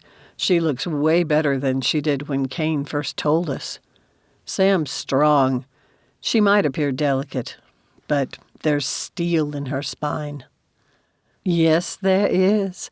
But my sweet Sam sometimes forgets that around some people." Ethan knew she meant Victoria, but he said nothing. Francie gave his cheek a gentle pat. "Thank you for watching out for my girl. I hope I can always count on you to do that." Her smile was tender, but the mischievous glint sparkling in her eyes sent a flutter of nervousness through his stomach. Francie turned and left the room. Ethan would like nothing better than to watch out for Sam. If his future wasn't already full of obligations, he could easily fall in love with her. But he wasn't free to. After bathing Nick and settling him in his bed, Sam descended the stairs. Lessa rushed over, her chubby arms raised. All her life, Sam had despised being an only child, yearning for siblings. Having a tiny brother and sister who could have been her own children wasn't quite what she had imagined. Sam squeezed Lessa tighter. It was even better. "It's time for bed," Francie said as she joined them on the stairs. Lessa buried her face in Sam's neck, but when her mother gently said her name, the little girl slid willingly into Francie's arms. "You have a fun bath, you sweet thing." Sam made gobbling sounds as she teased the child's neck, eliciting giggles from Lessa. "It is so good to have you home." Francie pulled Sam into a one-armed hug, but a squeal of protest from Lessa ended it. Laughing, they broke apart. "Go see your daddy. He's been dying to talk to you." Taking her time, Sam ambled through the spacious living room. Her parents had gussied up the worn-out place into something beautiful, yet they had kept its peaceful, homey ambiance. While she hadn't grown up here, and would not have wanted to live here when Rafe's ogre of a father had still been alive, she sometimes daydreamed she had. Daddy had tried so hard to create a comfortable home, like the one his parents had provided. But Mama had preferred elegance, which had made their house feel like a museum. As a little girl, the yard and the basement had been the only child-approved places to play, not even her bedroom. Her mother had detested the basement and avoided it. The more things had gotten difficult between her parents, the more Sam and her father had sought refuge down there. Though it had tiny windows, they had turned the dark and dreary room into a sanctuary, one she had lost when her father sold the old house. Not until she met Francie in the university cafeteria had Sam found a new one. Through the window, she caught sight of Rafe and her daddy sitting on the rocking chairs on the wide front porch. Curious about what they were discussing, she paused at the open screen door. I just don't know what to do. Rafe rubbed the back of his neck. Well, I think Ethan's father had the right of it, her daddy said, gently rocking the chair. Rafe chuckled. I knew you would agree. Sam leaned closer, realizing they weren't discussing her problems with Colton. A pang of guilt stabbed her gut. Her problems had consumed so much of her mind that she hadn't even noticed her brother was struggling with something. Well, besides Tess, though he might not consider her a problem. Still, it made Sam sad he hadn't felt comfortable confiding in her. Your mother is fond of quoting adages. What one do you think she would choose for this situation? Rafe heaved out a breath. Don't look a gift horse in the mouth, which aligns perfectly with what Mr. Randolph told Ethan. And what was that? Sam opened the door, unable to bear the cryptic conversation any longer. Sam! Her father rose to embrace her. Come sit for a spell and help me serve as a sounding board for your brother. She pulled her favorite rocker over to face the two men and watched Rafe expectantly. He fidgeted, tapping his fingers on his knee. Finally, he admitted, I have doubts about going back to Harvard. Sam blinked, but the doubt in his eyes told her he was serious. Why ever not? Insecurities. Her father shot Rafe a flat look when he tried to protest. Daddy said, Tell her. I want to settle here in Boone. Well, that makes two of us. But why does it have anything to do with your scholarship? Sam listened with surprise as he laid out a myriad of worries, particularly about fitting in here with an MBA. When she laughed, his face reddened. No, Rafe, I'm not laughing at you. I'm laughing at me. She leaned forward and patted his knee. I've had every one of your doubts since I started my online business. Every single one. And you know me, I'm a bundle of insecurities. I just don't understand why someone as gifted as you would have the same doubts. You are not insecure. Rafe! She gave him a pointed look and finally coaxed a grin from him. All right, you do spend way too much time trying to talk yourself out of things. Isn't that what you're doing? Daddy interjected. Rafe paused, turning thoughtful before finally nodding. Yes, sir. That is precisely what I've been doing. What do you lose by going back to school and pursuing your MBA? Sam asked. It costs nothing but time. And work, of course, but that's something you're already good at. I've never known anyone else who can accomplish all you do in a single day. And what do you lose if you don't return? Alex arched his brows, reminding Sam of the times he used to help her make decisions. A once-in-a-lifetime opportunity, Rafe said, his voice low. And many possible regrets, Daddy nodded. Just like Jack said, Rafe agreed. Sam would have to inquire about Jack later, but didn't want to interrupt her brother as he mulled over her father's words. Nodding, Rafe slowly rose from the chair, prompting Sam and her father to stand as well. I have a lot to consider now. Rafe held out his hand, but Daddy pulled him in for a hug. The expression on Rafe's face brought tears to Sam's eyes. All his life, he had longed for a father to love and admire. It warmed her heart to see her daddy become just that for Rafe. They broke apart, and Rafe gave her a quick hug before mumbling, "Good night."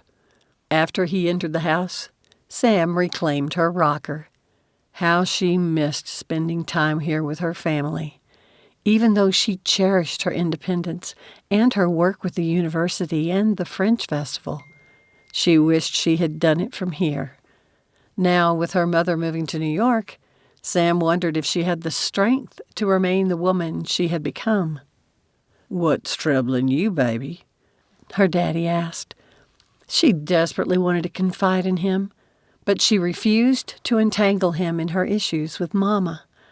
He had suffered enough at her hands, and Sam wouldn't let her mother's toxic manipulations damage the haven Daddy and Francie had built here. "Is it Colton? Bill Rise has plenty of suggestions he'd like to discuss with you about how to handle this." I would like to hear what he says. I was furious at first. Now I'm just kind of sad. I pity Colton, she sighed. It makes me wonder if I ever knew him. Which leads you to doubt yourself. You know me too well. Her father leaned back in his chair, gently rocking, a soft smile tugging at the corner of his mouth. Francie has helped me to gain a better understanding of many things. She's good at that, isn't she? I wish I could be as diplomatic as she is. He lifted his head and met Sam's gaze. Are you really considering to move back home? You rather emphatically agreed with Rafe about settling here. He leaned forward in his chair and took her hands.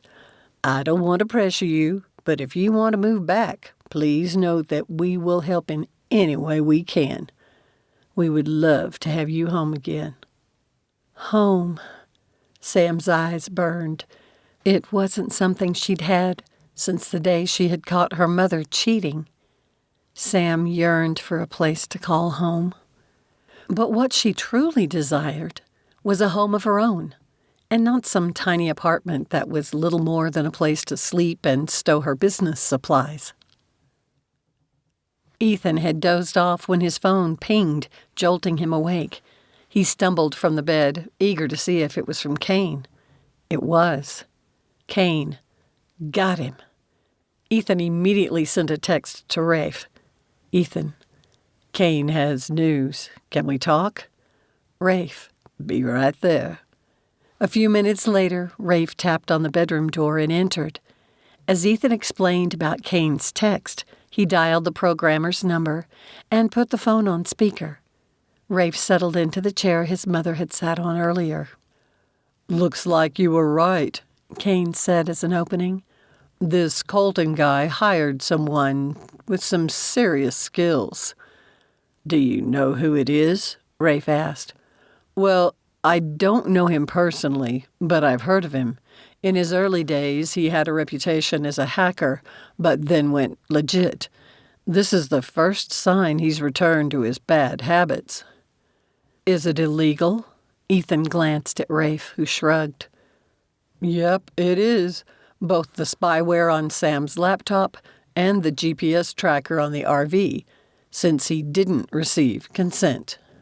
Can we tie it back to Colton? Ethan asked. Maybe we could get this hacker to name him, Rafe suggested. What's his name? Lennon Haywood. Rafe choked. No way. Ethan clenched his fists.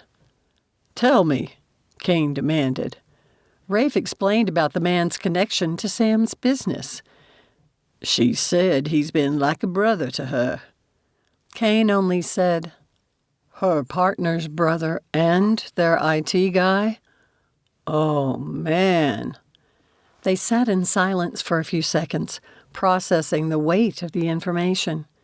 Remembering how upset Sam had been over Colton's behavior, Ethan felt sick at how terrible Sam would feel about Lennon's duplicity. Ethan remembered the call she'd made to ask him for help to get a restraining order against Colton. Why would he work for her old boyfriend? An icy chill ran down Ethan's back, causing him to shudder. What if Lennon wasn't in cahoots with Colton? Had Lennon acted alone? Well, Rafe asked, watching him with curiosity. Ethan told them his suspicion. I don't understand, Kane said, sounding perplexed.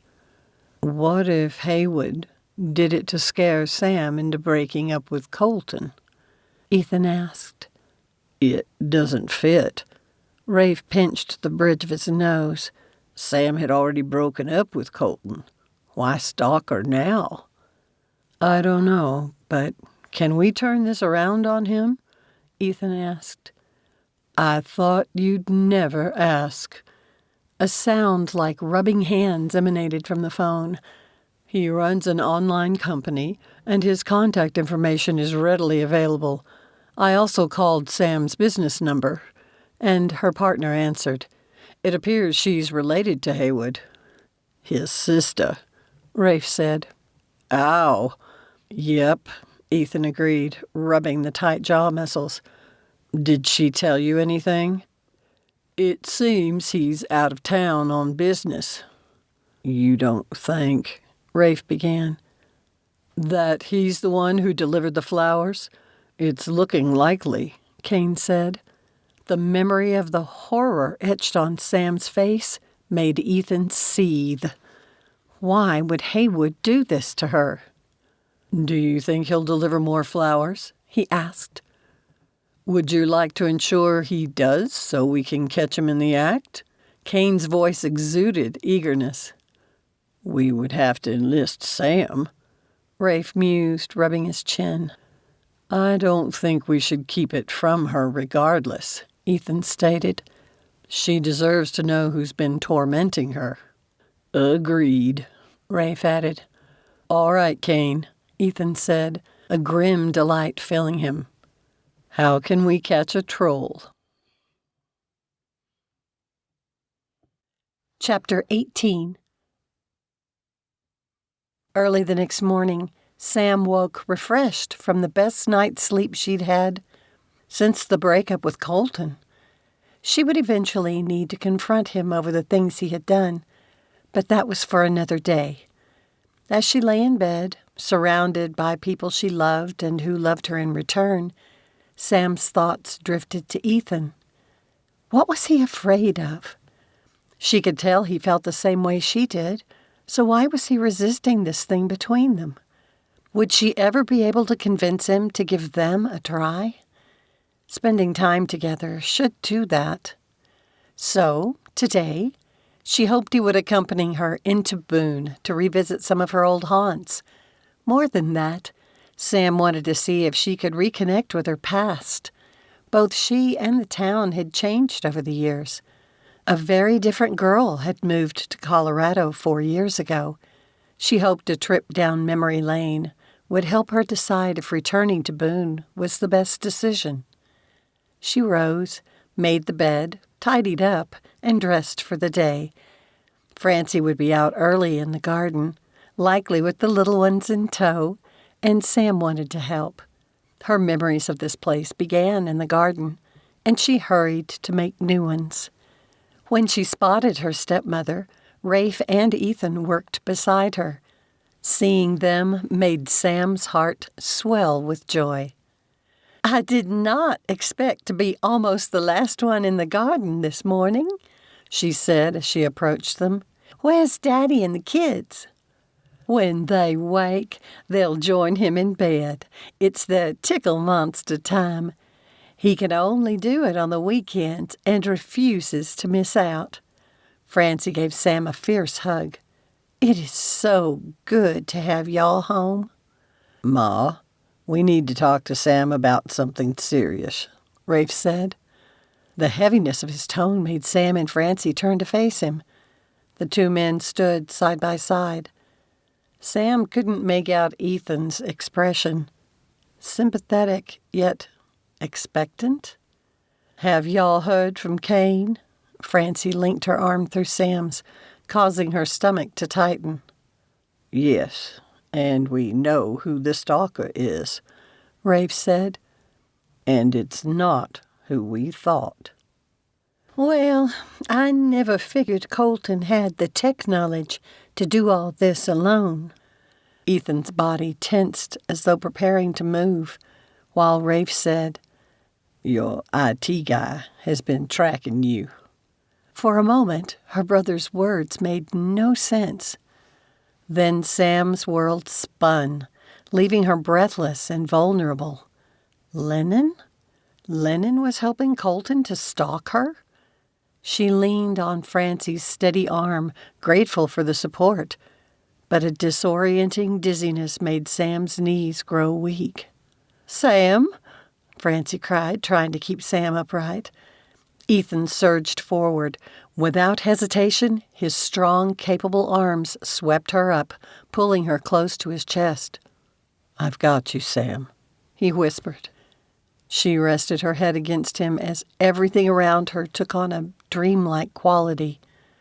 A part of Sam, deep within, recognized the coming pain, as though she had touched something hot, but her mind hadn't felt it yet.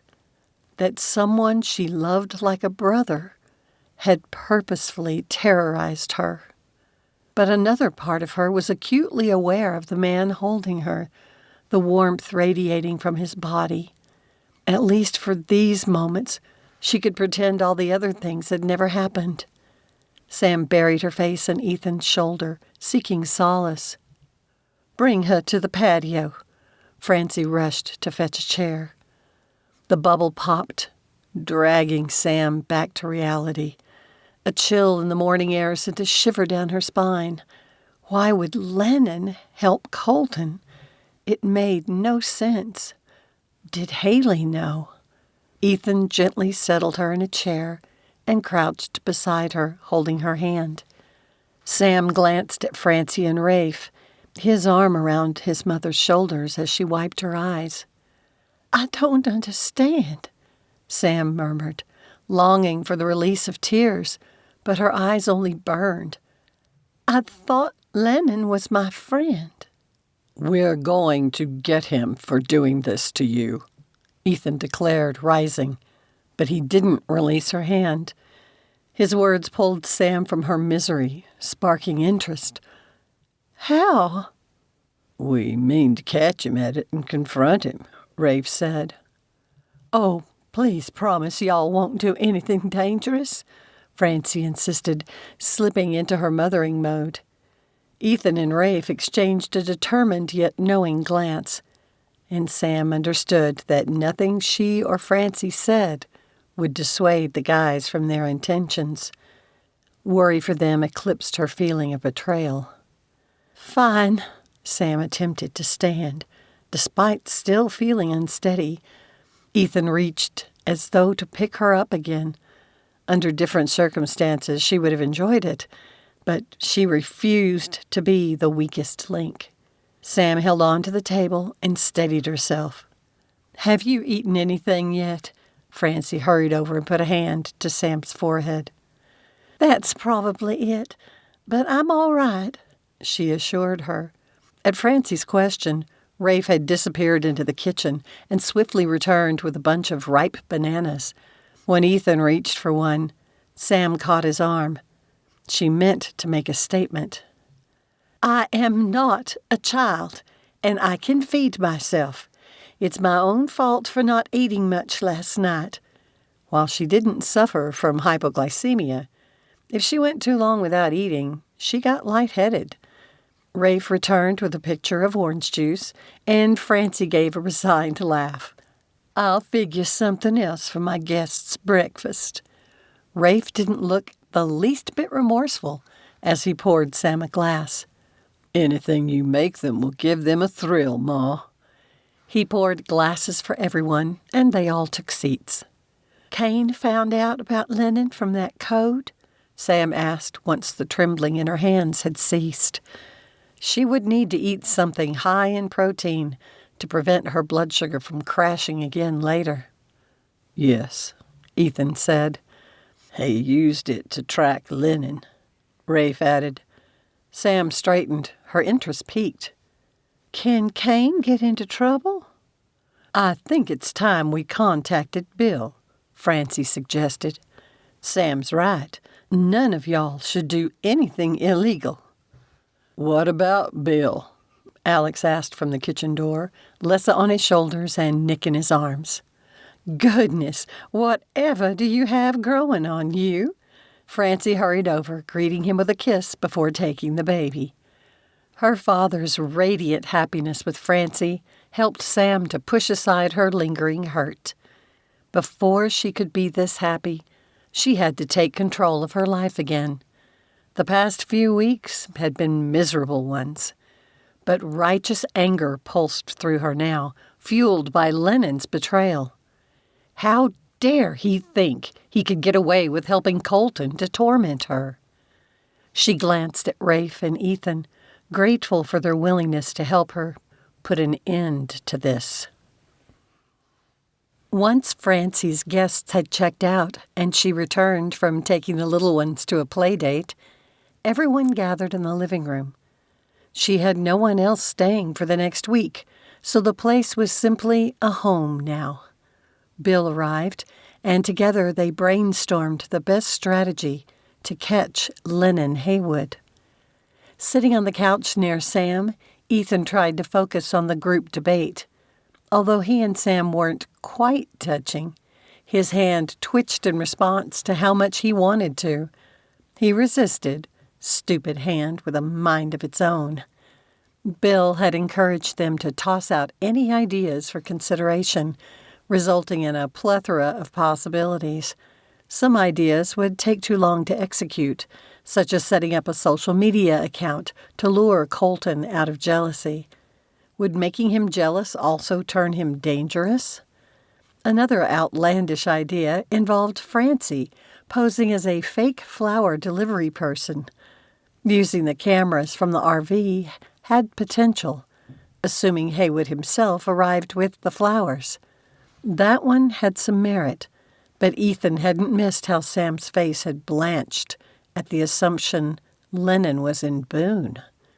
Ethan hadn't forgotten Colton's protestations that he hadn't been stalking her, though he had confessed to sending the flowers. When had Haywood gotten involved? Which of the two men might show up? Can your friend track if this man orders flowers locally? Bill asked. Let me check. Rafe was already typing into his phone. After a few seconds, Kane's image appeared on the screen. Rafe held up his device to scan the room. As you can see, Kane, we're having a strategy meeting. Excellent. This is kind of fun. Kane grinned, but his gaze darted to Sam, and he sheepishly ducked his head. Sorry about that. I'm an idiot. I'll forgive your insensitivity if you can help make this stop, she said, her expression serious. Then she winked at him. It lightened the mood in the room, and Kane relaxed. Good for you, Sam, Ethan whispered, so only she could hear. She placed her hand on his, and his willful fingers curled around them. It appeared to help settle her, so he didn't pull them back. Hey, Kane exclaimed, your timing is perfect. Haywood just placed an online order for flowers from a Boone florist. Did he schedule a delivery time? Bill asked. Sorry, I forgot to introduce you, Rafe said. Kane, this is Bill Rice. He's a friend of Alex's and is a security guy. Bill, this is one of my game partners, Kane Rafferty. It's a pleasure, Bill said. Nice to meet you, too. Kane glanced at Rafe. Haywood's picking them up at 2. Her delicate fingers quivered, sensing her vulnerability. Ethan enveloped her hand with both of his. It's all right, Sam. We have your back. I know that, and thank you. She straightened like she was steeling herself to do something hard before surveying the room. But I'm shaken because I want to punch Lennon Haywood in the throat. The room erupted with cheers and whoops, but Sam clenched her fingers so tightly around Ethan's hand that it hurt. Whoa, girl, he said with a wince. I have nerves attached to those. Sorry. She loosened her grip, but grew pensive as the others continued to discuss their course of action. You all right? Ethan whispered. I feel like this revelation has turned my world upside down, and I don't know where I fit anymore. She rested her head against his shoulder. Why would Lennon conspire against me, with Colton of all people? Was Haywood desperate for cash? Not that I know of. Haley never mentioned it, and we talk about everything. Or so I thought. Sam straightened. Did I mention that Lennon just happened to show up at the park the day I broke up with Colton? He had gone all aggressive and grabbed my wrist. Then Lennon appeared in his imposing bouncer persona. See what I mean? It makes no sense to me, unless everything I knew about him was all wrong from the beginning. Could he have faked his anger? Or did Colton contact him after the park incident to recruit his help in terrorizing me? But why would he do that? And an even bigger question is why Lennon would agree to it. She wiped away a tear. Since the first flower delivery, I haven't had a decent night's sleep until last night. Ethan's gut tightened at her confession, and a part of him hoped he wouldn't be the one to confront Haywood first. Assault wouldn't look good on a doctor's record. I think I should invite Leo to come over, Francie said to the group during a lull. The police? Sam glanced at Bill. Would delivering flowers here be enough to arrest him? I doubt it, especially if this man isn't combative when we confront him. And I don't know if what Kane here has done could be considered shady. Bill's serious tone didn't quite match the humor in his eyes. I don't want to get anyone in trouble, Sam exclaimed. Except this Haywood, her father growled. I believe what you truly want, Sam, is for the stalking to cease. When she nodded, Bill continued. If we catch him delivering the flowers, and Rafe here presents the evidence against him, it might be enough. Yes, she said, her voice almost pleading. Just get them to stop, please. Do we confront him at the florist when he picks up the flowers? Ethan asked. He could give the excuse he's taken the flowers elsewhere, Bill said. Then I think it's time to move those cameras from the RV to the house. Rafe rose, prompting the others to stand. As they gathered in the living room to prepare for Lennon's arrival, Sam couldn't shake how surreal the scene felt. Rafe had even popped some corn. Anyone watching through the large front windows would think the group had gathered to watch a movie. Maybe they should have put one on. What are you thinking? Ethan whispered. I wish I had something else to occupy my mind, she said. He grinned.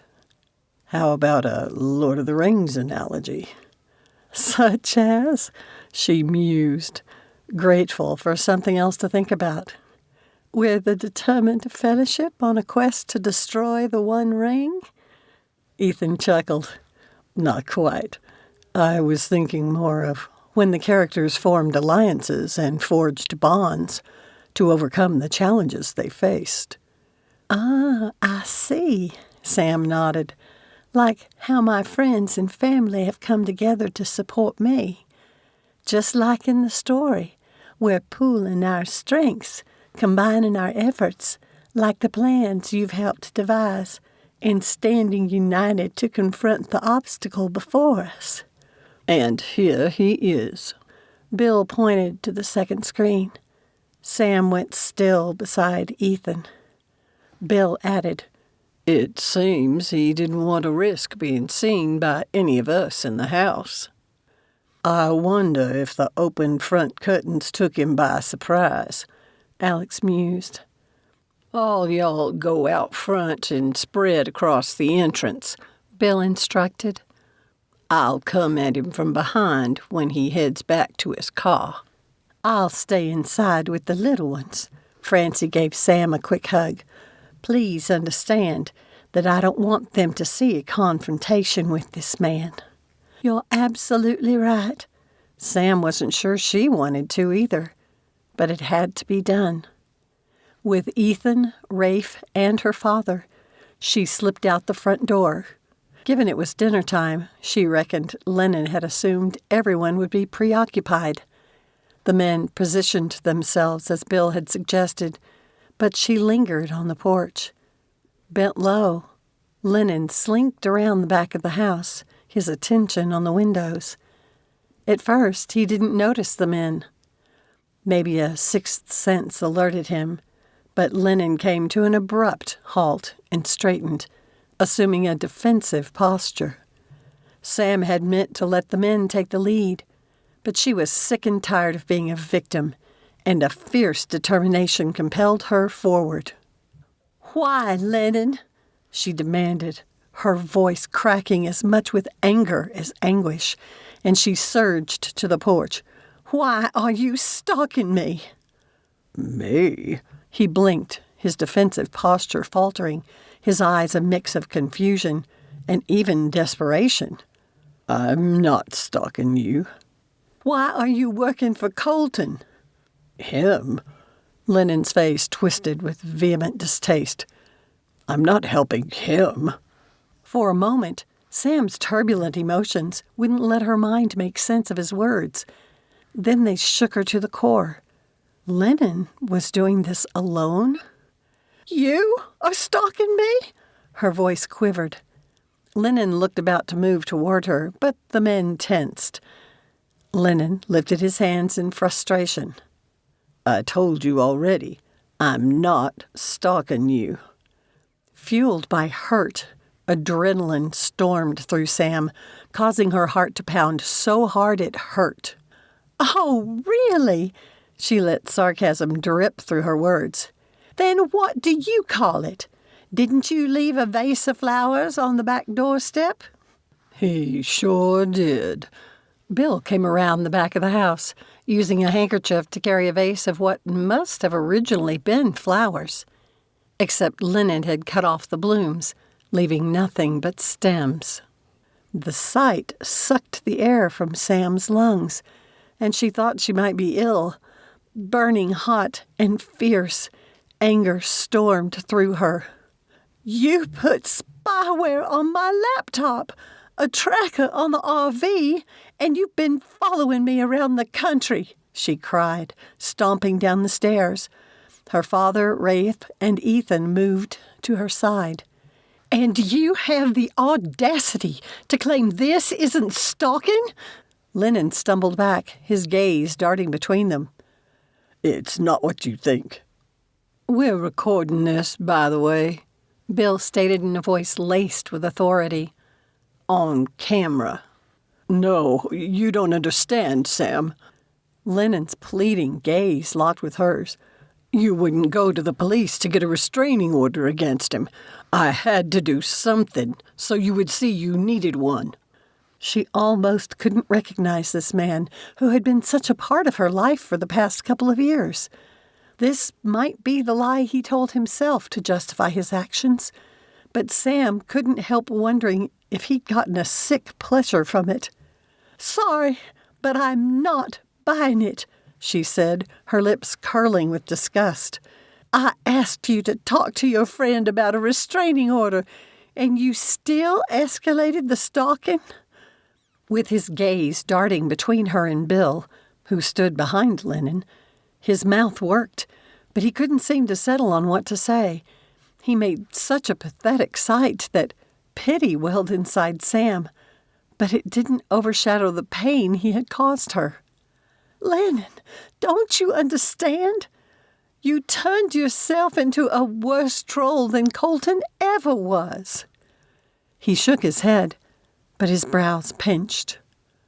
"Colton only ever sent me red roses. Look what you brought me." She pointed to the vase Bill held. "I'll never be able to enjoy receiving flowers again. You need to go home, Lennon, now. I never want to see you again." No, Sam, please. All this time, I've watched how Colton was slowly hurting you. You're too kind and forgiving. You would never listen to any criticism about him. It's been killing me because I'm in love with you.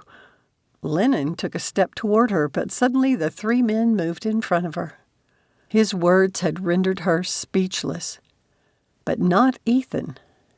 "You don't terrorize a woman you claim to love," he said with disgust. "What were you thinking, man?"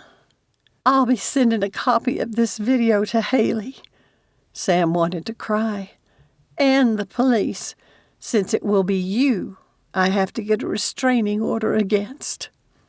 Lennon stared at her for a few seconds. Then his entire body seemed to deflate. "You don't need to. All I ever wanted was to protect you from Colton. I won't bother you again." His usual confidence gone, he trudged away, his gait resembling that of an old man.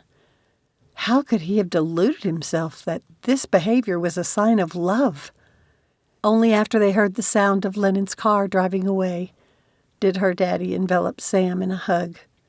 Rafe and Ethan joined in, creating a tight circle of support. "Do you mind if I take these home to my wife?" Bill asked, holding up the vase of stems.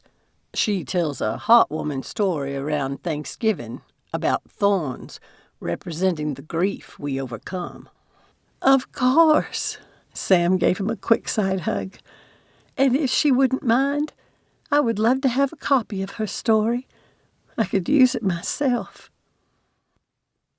"You've only known Sam a little longer than me," Ethan observed a few days later as he and Rafe sat on the porch of the B&B, watching her play with the children.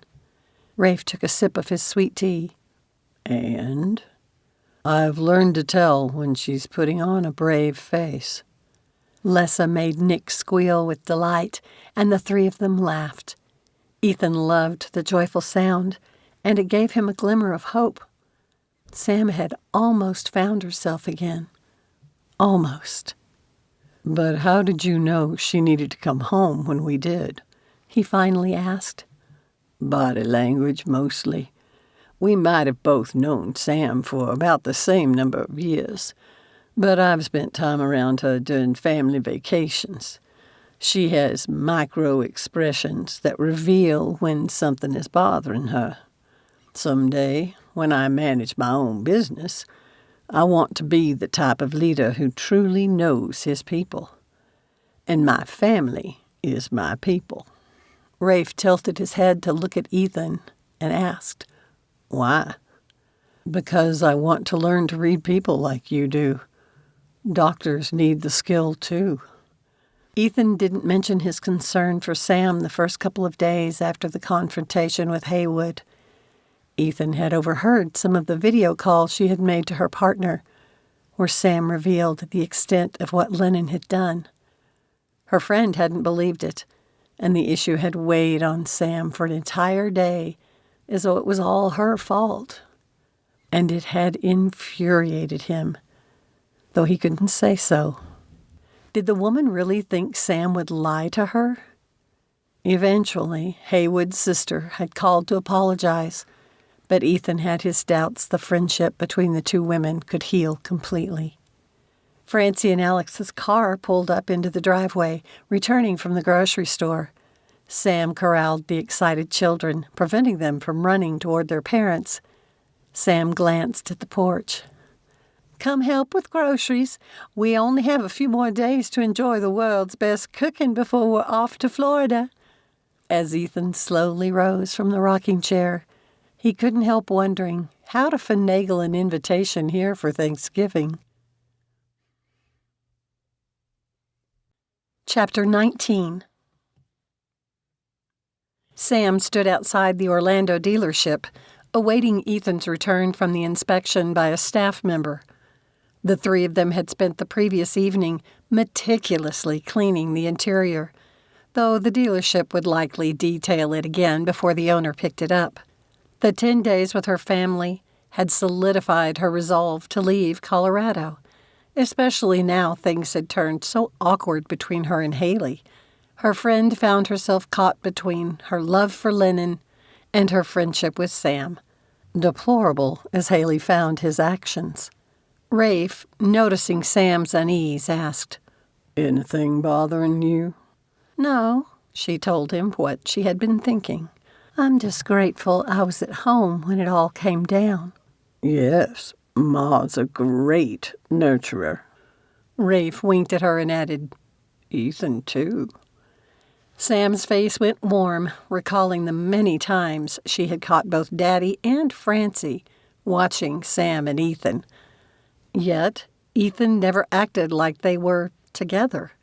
He didn't hesitate to be at her side when she needed support, but then pulled back as soon as they got too close.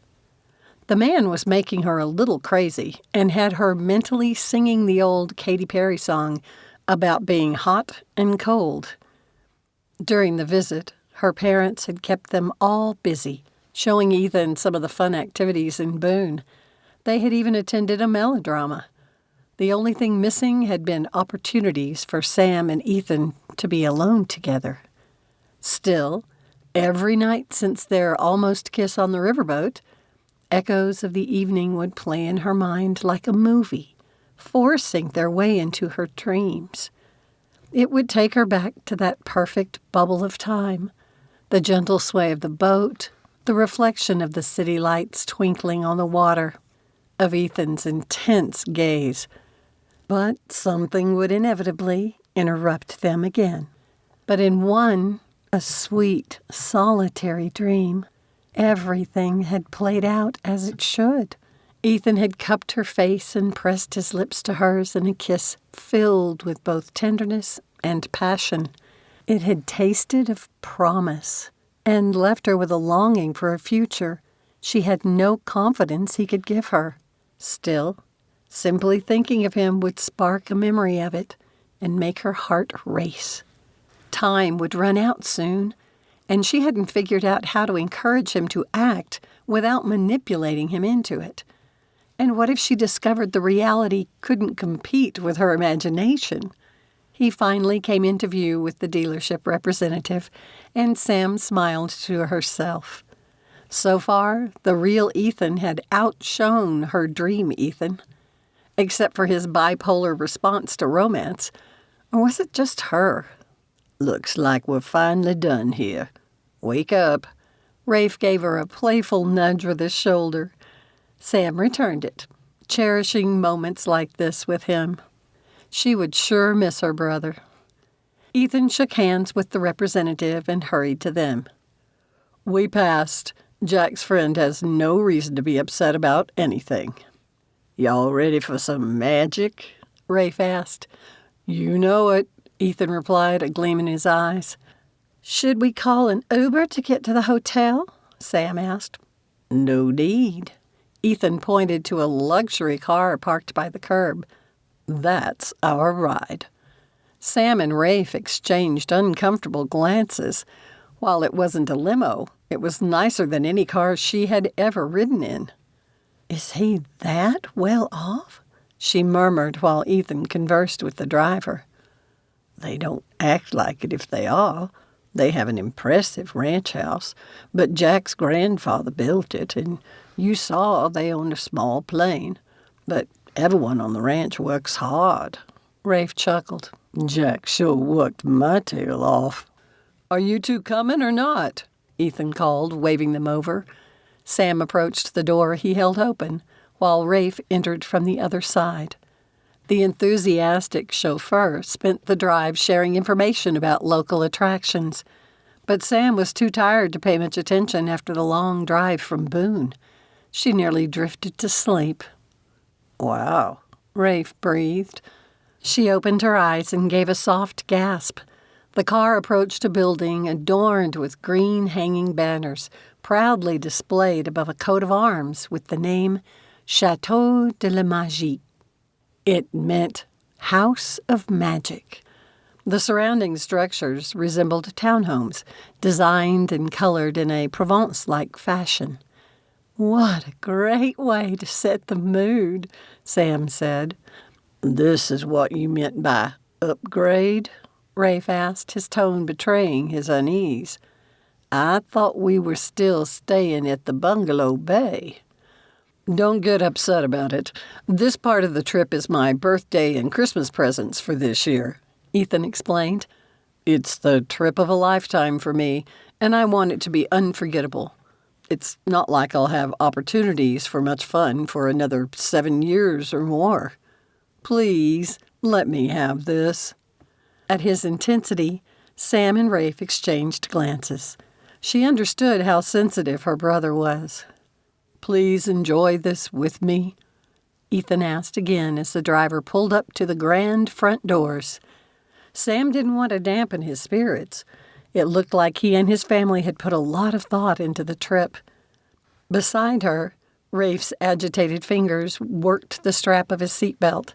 He had only mentioned once how it hurt when Victoria made comments about him being a scholarship boy. Sam reached over and covered his hand with hers. It stilled. He met her gaze and heaved out a breath. "For Ethan," he said, his voice soft. "Yes," she agreed, her voice equally low. She grinned at Ethan. "We're in." "Thanks for sharing the trip with us, man." Rafe gave his friend a weak smile. "Thanks for joining." Ethan's face practically glowed with happiness. His shoulders now relaxed. "Let's check in." Sam gathered her pocketbook and laptop case. With Rafe, she followed Ethan into the lobby. The expansive space continued the Riviera theme, with potted palms of various kinds. Before the divorce, Sam's parents had once discussed taking a family trip to Europe someday. She had wanted to go then. But when her mother had married Michel and moved to France, Sam had feigned disinterest in any further suggestions. After receiving their keycards, Ethan took her larger bag with his, so she picked up his laptop case and carried it with her own. When they finally reached the room, he opened the door and she stepped inside and froze in place. "Oh, my word!"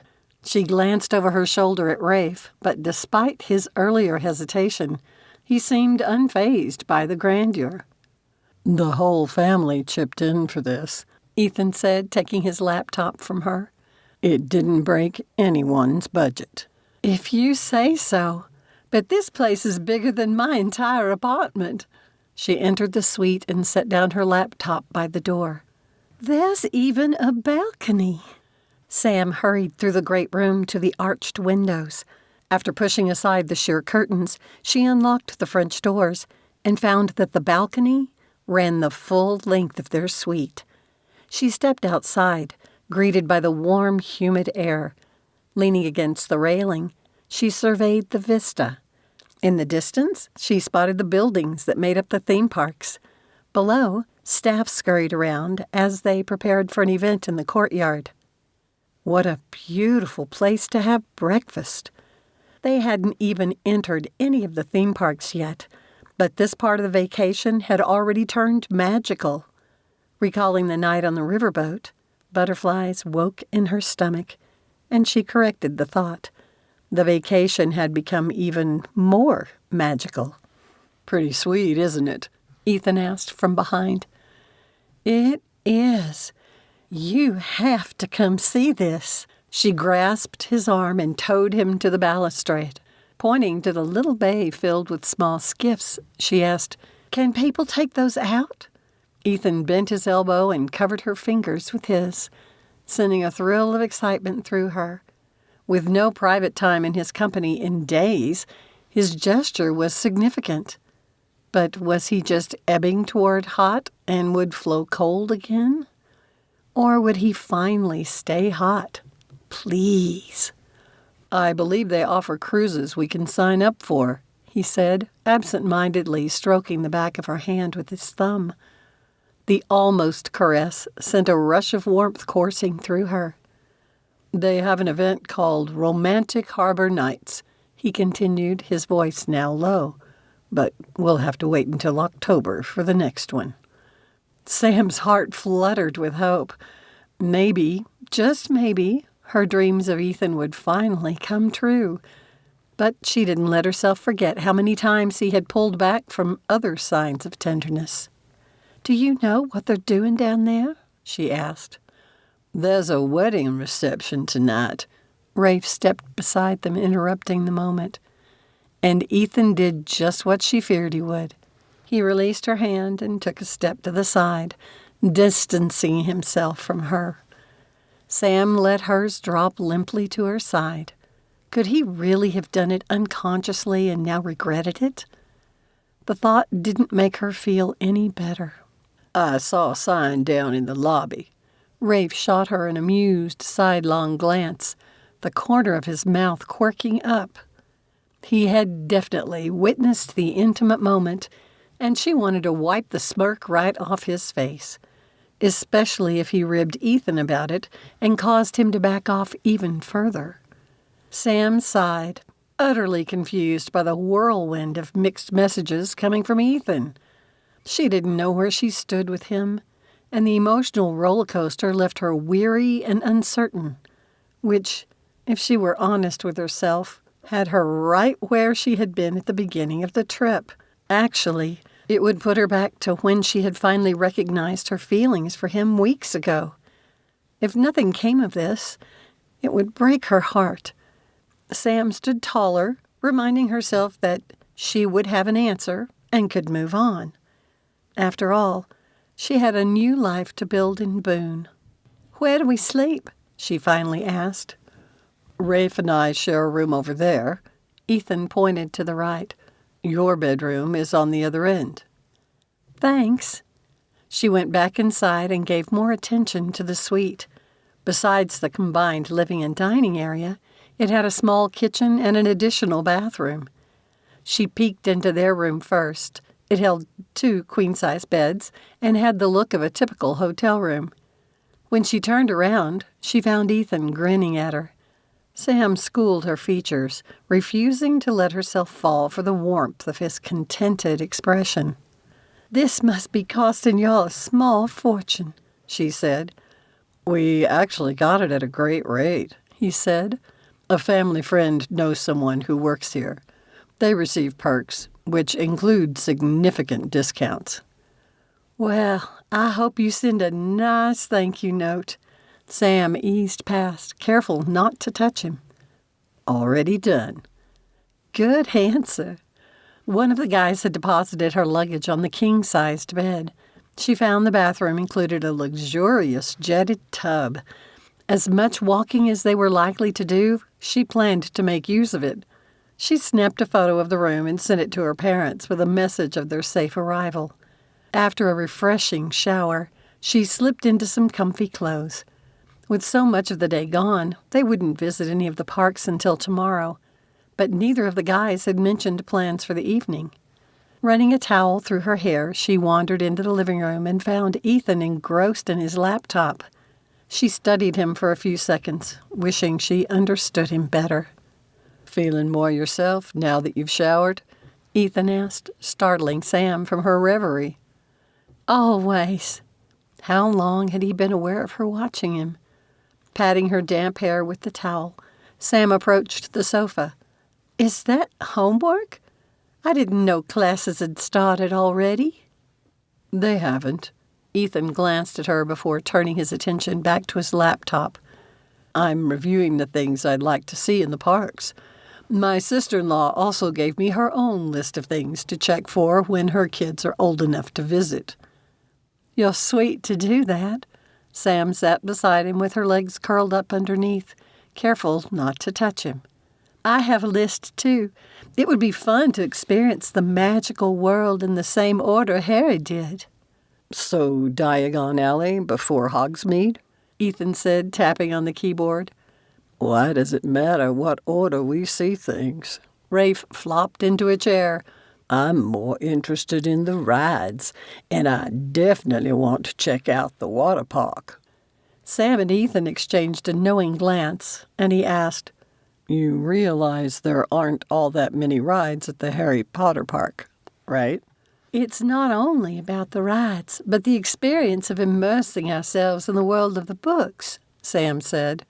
"Or the movies," Ethan added. "Y'all are something else." Rafe reclined further, resting his feet on the coffee table. "There are other parks here with plenty of rides." "Fair enough," Ethan said casually. A little too casually. What about Rafe's comment made Ethan uneasy? What was she missing? You can join us in the fun. Sam nudged his foot with hers. It makes it more fun. You would only have to embrace your inner nerd. Maybe someday I will. For now, my focus is working with my partners to improve our video game app. Y'all watch. Someday it's going to make us rich. I hope your dream comes true, Ethan said simply. But Sam could tell something was on his mind. Why didn't he say what it was? Rafe must have finally sensed the tension because he asked, What's up, bruh? Ethan pinched his lips. For a second, Sam thought he would speak, but then he shook his head. Rafe straightened and put his feet on the floor, his expression worried. I haven't teased you too much about being a Potterhead, have I? Ethan gave a resigned chuckle. Sorry, but you can't compete with Jack. I've taken enough ribbing from him about it that nothing bothers me anymore. True enough. Rafe shifted his gaze to Sam. I don't know if I've met anyone as intimidating as that man. I thought he was sweet, Sam said, coming to Jack's defense. That's because he liked you. Ethan glanced at Rafe, and they nodded. I saw him go after a worker on the ranch last week, her brother said. The guy did something stupid that could have gotten someone seriously hurt, so he deserved it. But I've never seen anyone flayed alive verbally before, and it wasn't even what Jack said as much as the way he said it. He can't be as bad as my mother, Sam argued, wishing she hadn't brought Victoria up. Just thinking about her stole some of the pleasure of the day. What does she do? Ethan asked, keeping his voice low.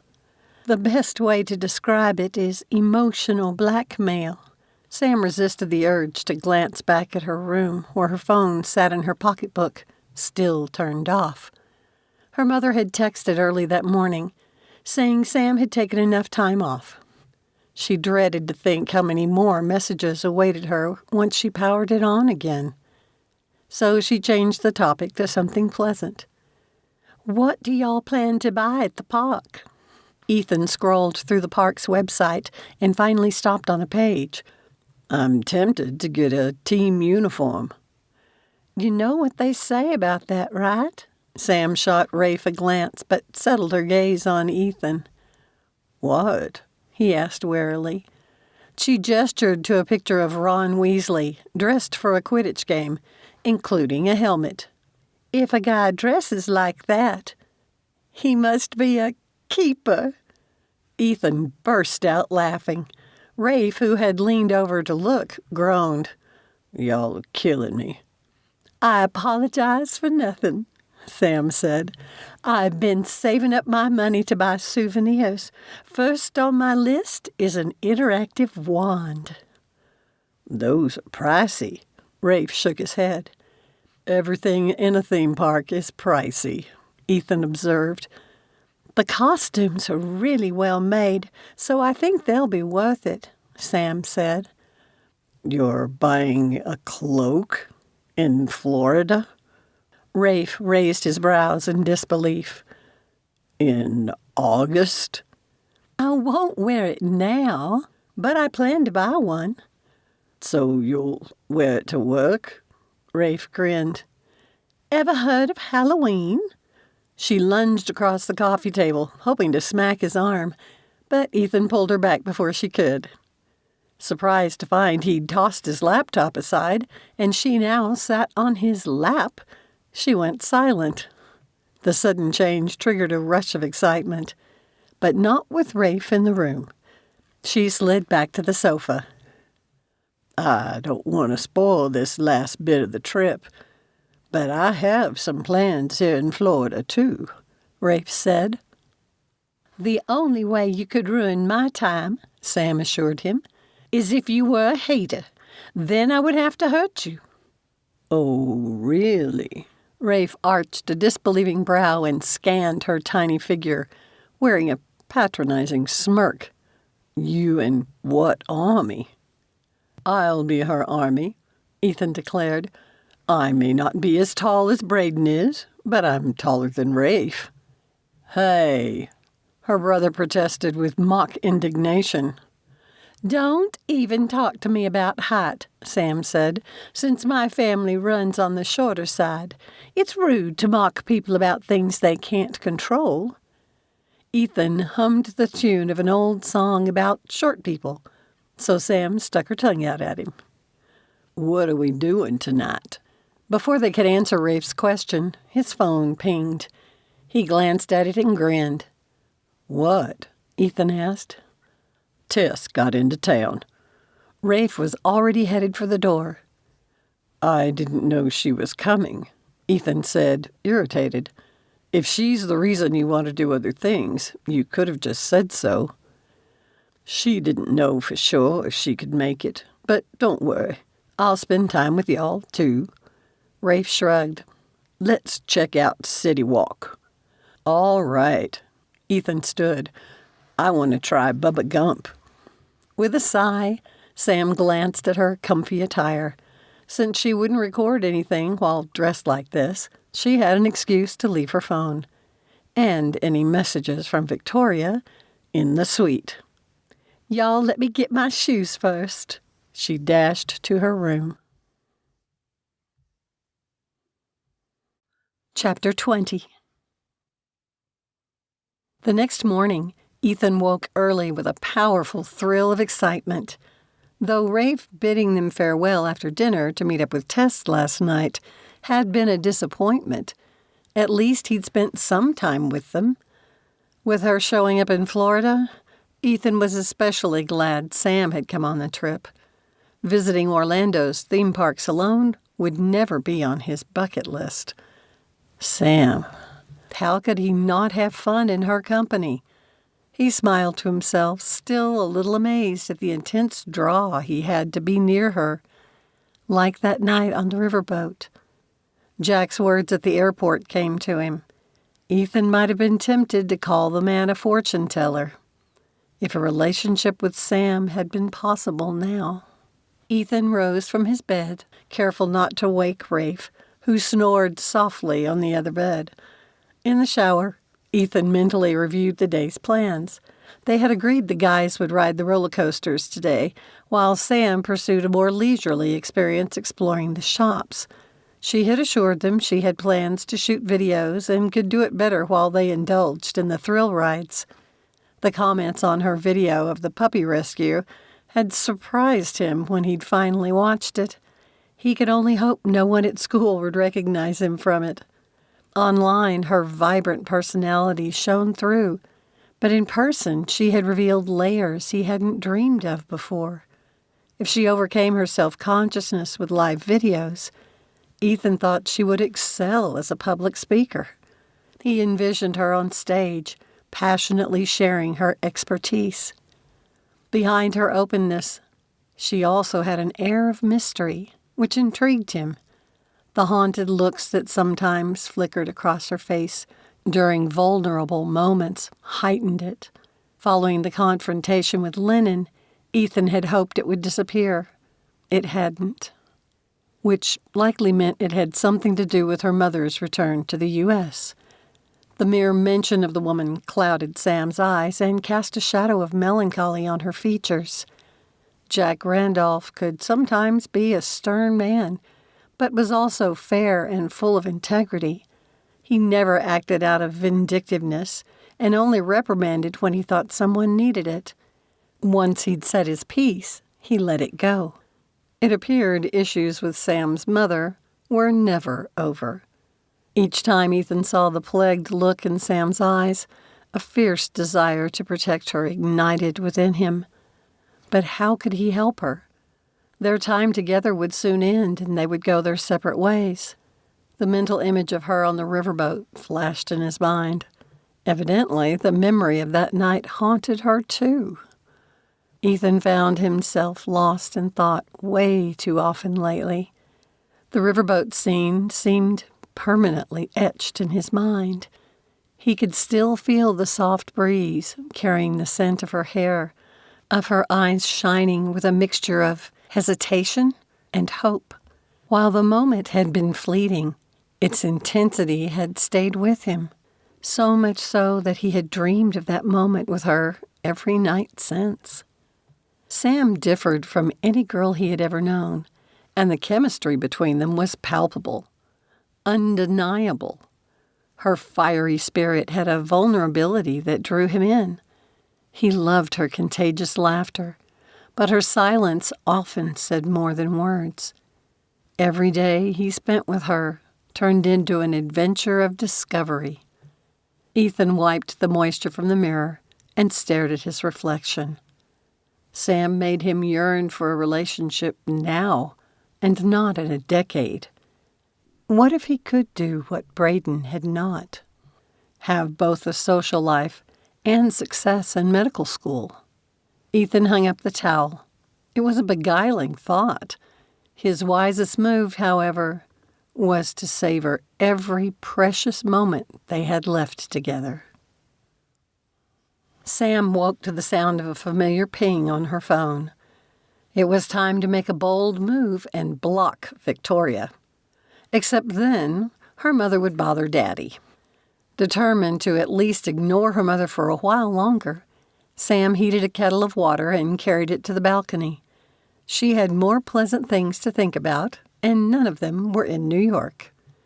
At the sound of water running in Ethan and Rafe's room, her heart rate sped up. Free now from both Colton and Lennon, Sam was finally able to embrace how she felt about Ethan. Thoughts of him made her feel lighter than she had in weeks, as though his solid presence helped her to lift the burdens she had to carry. Recalling their almost kiss ignited a fiery warmth through her entire body, making her wish she had chosen a cold drink instead of hot tea. Her attraction to Ethan extended beyond the physical, though she couldn't deny she thought he was hot. If she were the leading lady in a musical play, she would sing and dance on the beach, her heart beating in a vibrant symphony. She rubbed her breastbone and sighed at her whimsy, though a flash of vulnerability brought down her mood. Sam would have to be blind not to see that he found her attractive too. But what if that was all it was to him, something physical? Sam was in love with him, and she wanted his heart. Somehow, she needed to find a way to get Ethan to admit the truth of his feelings for her, whichever one it was.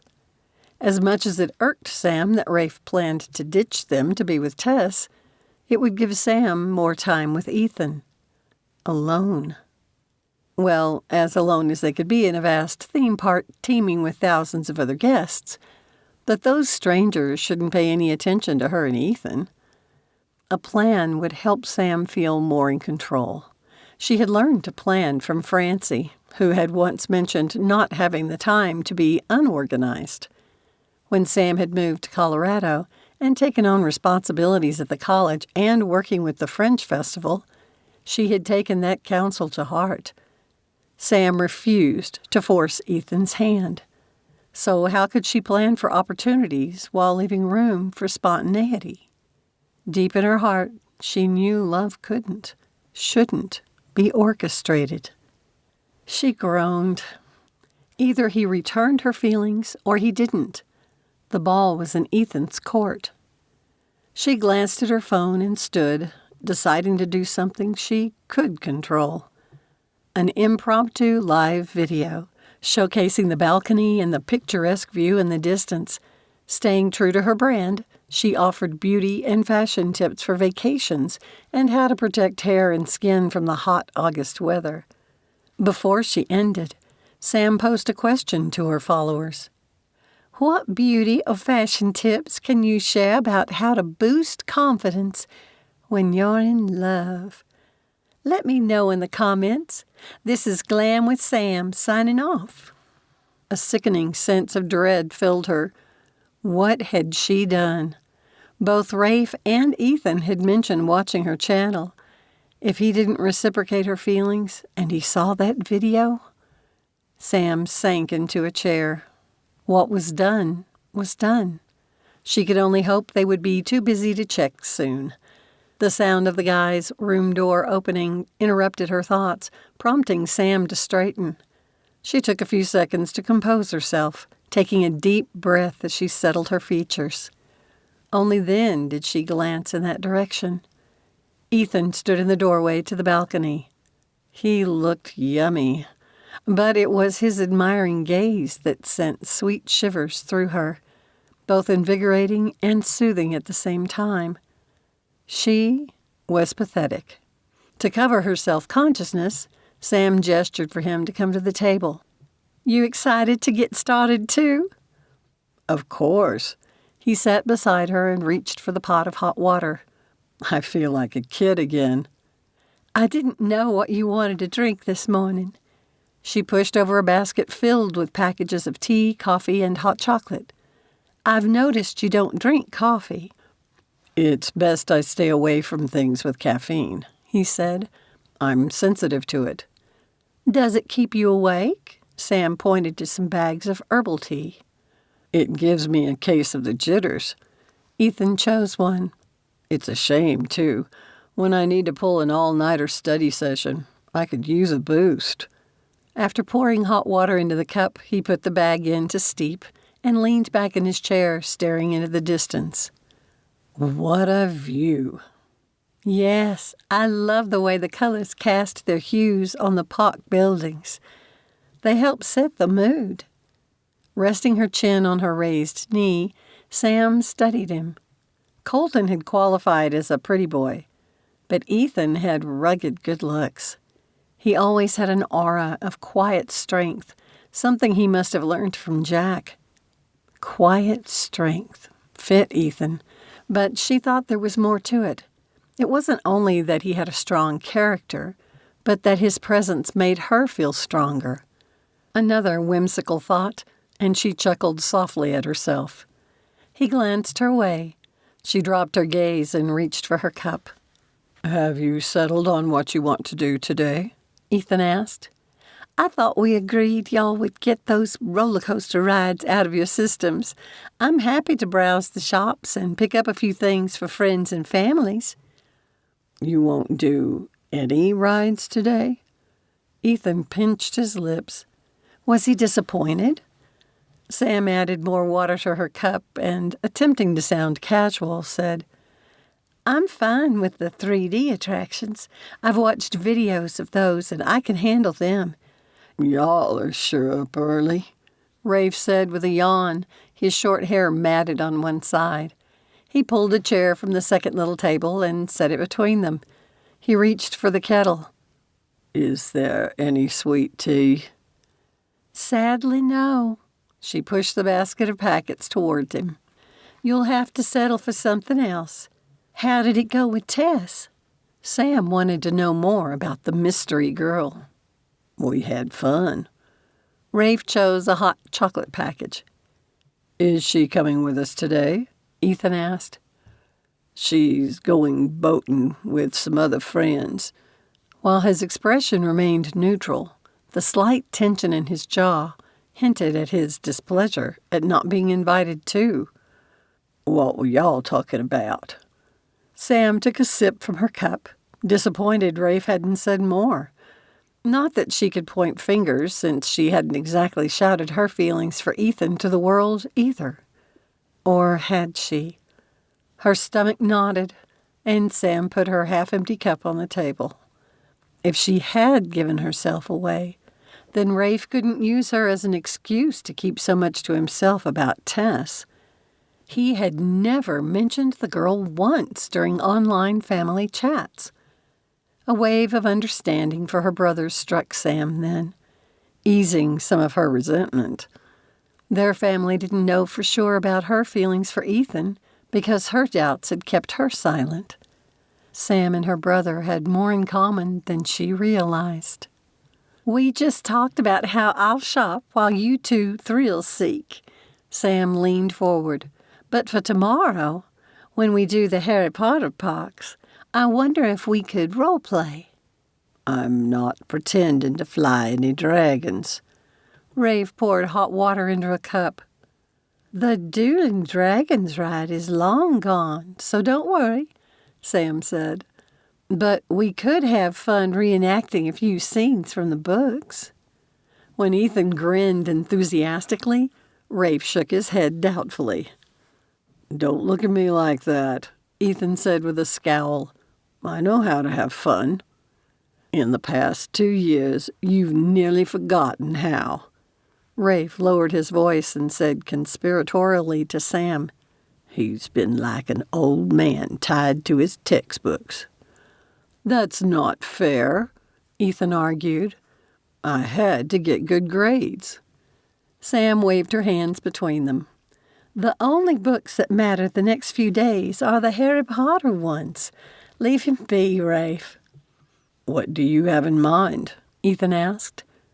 Yeah, what's this grand idea? Rafe crossed his arms in resignation. Well, there are 3 of us. Sam pointed at herself and then at each of them. Hermione, Harry, and Ron. I don't mind being Harry, Rafe said, but why me? Because the role fits you, she said.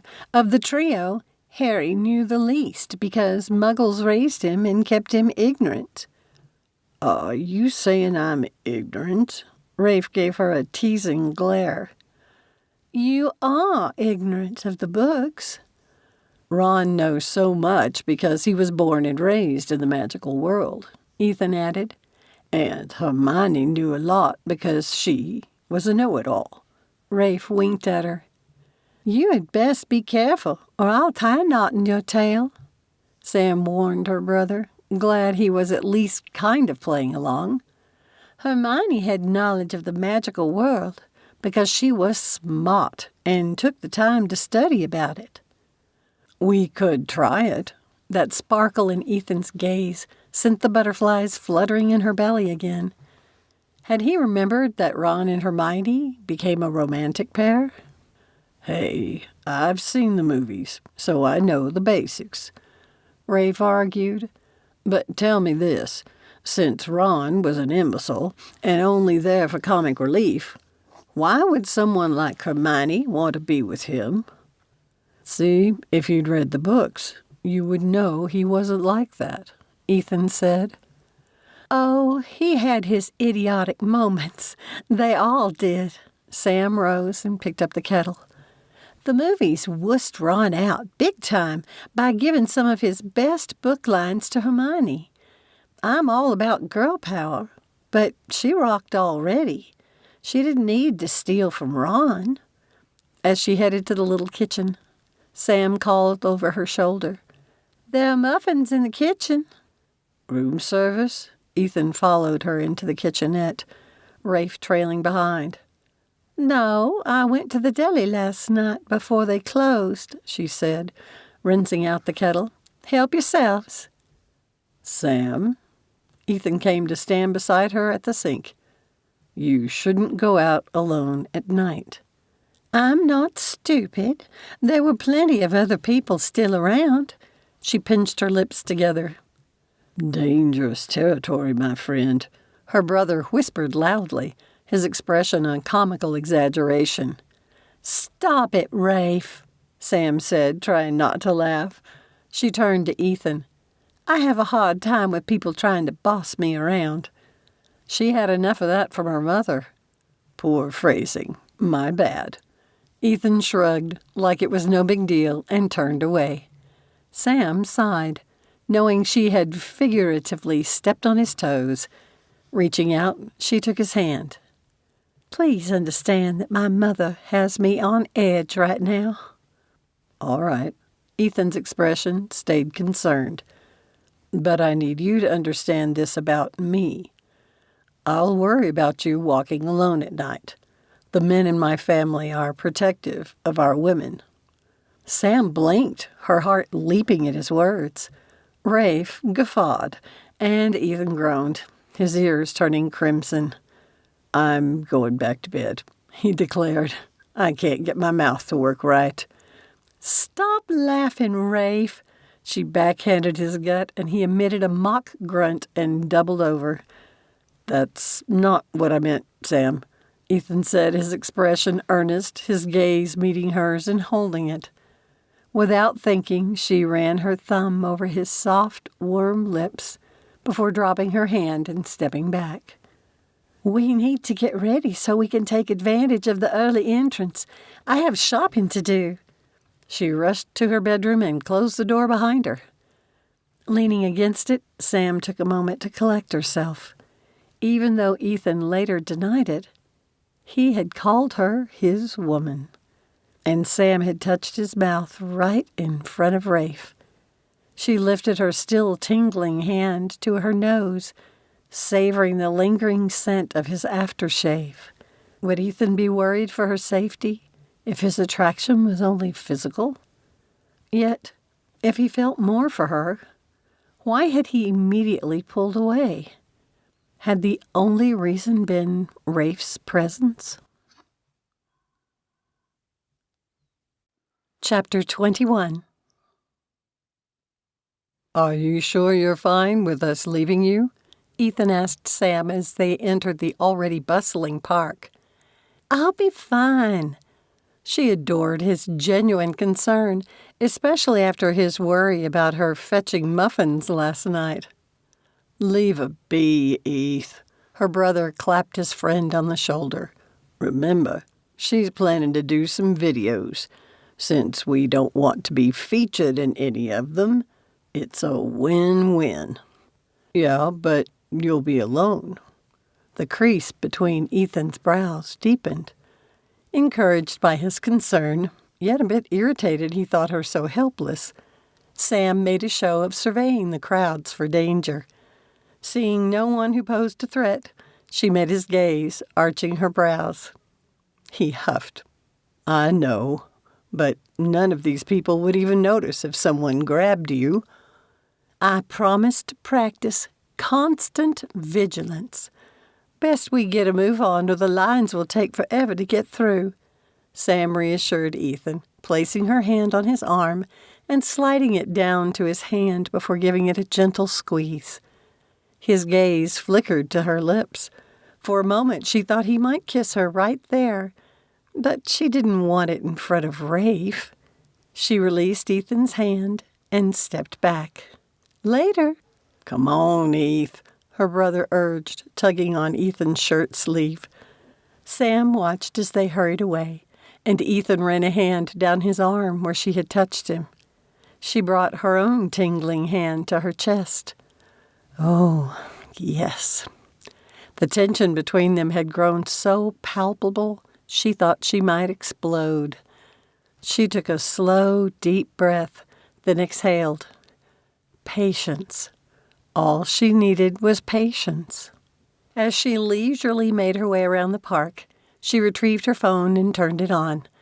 It practically thrummed with notifications.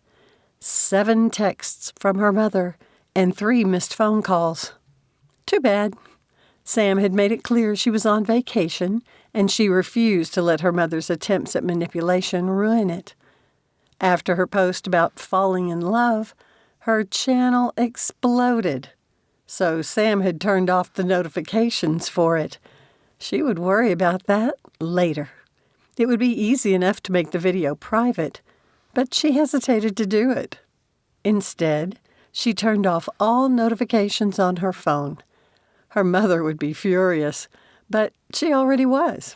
And Sam would explain how she couldn't afford interruptions while recording videos.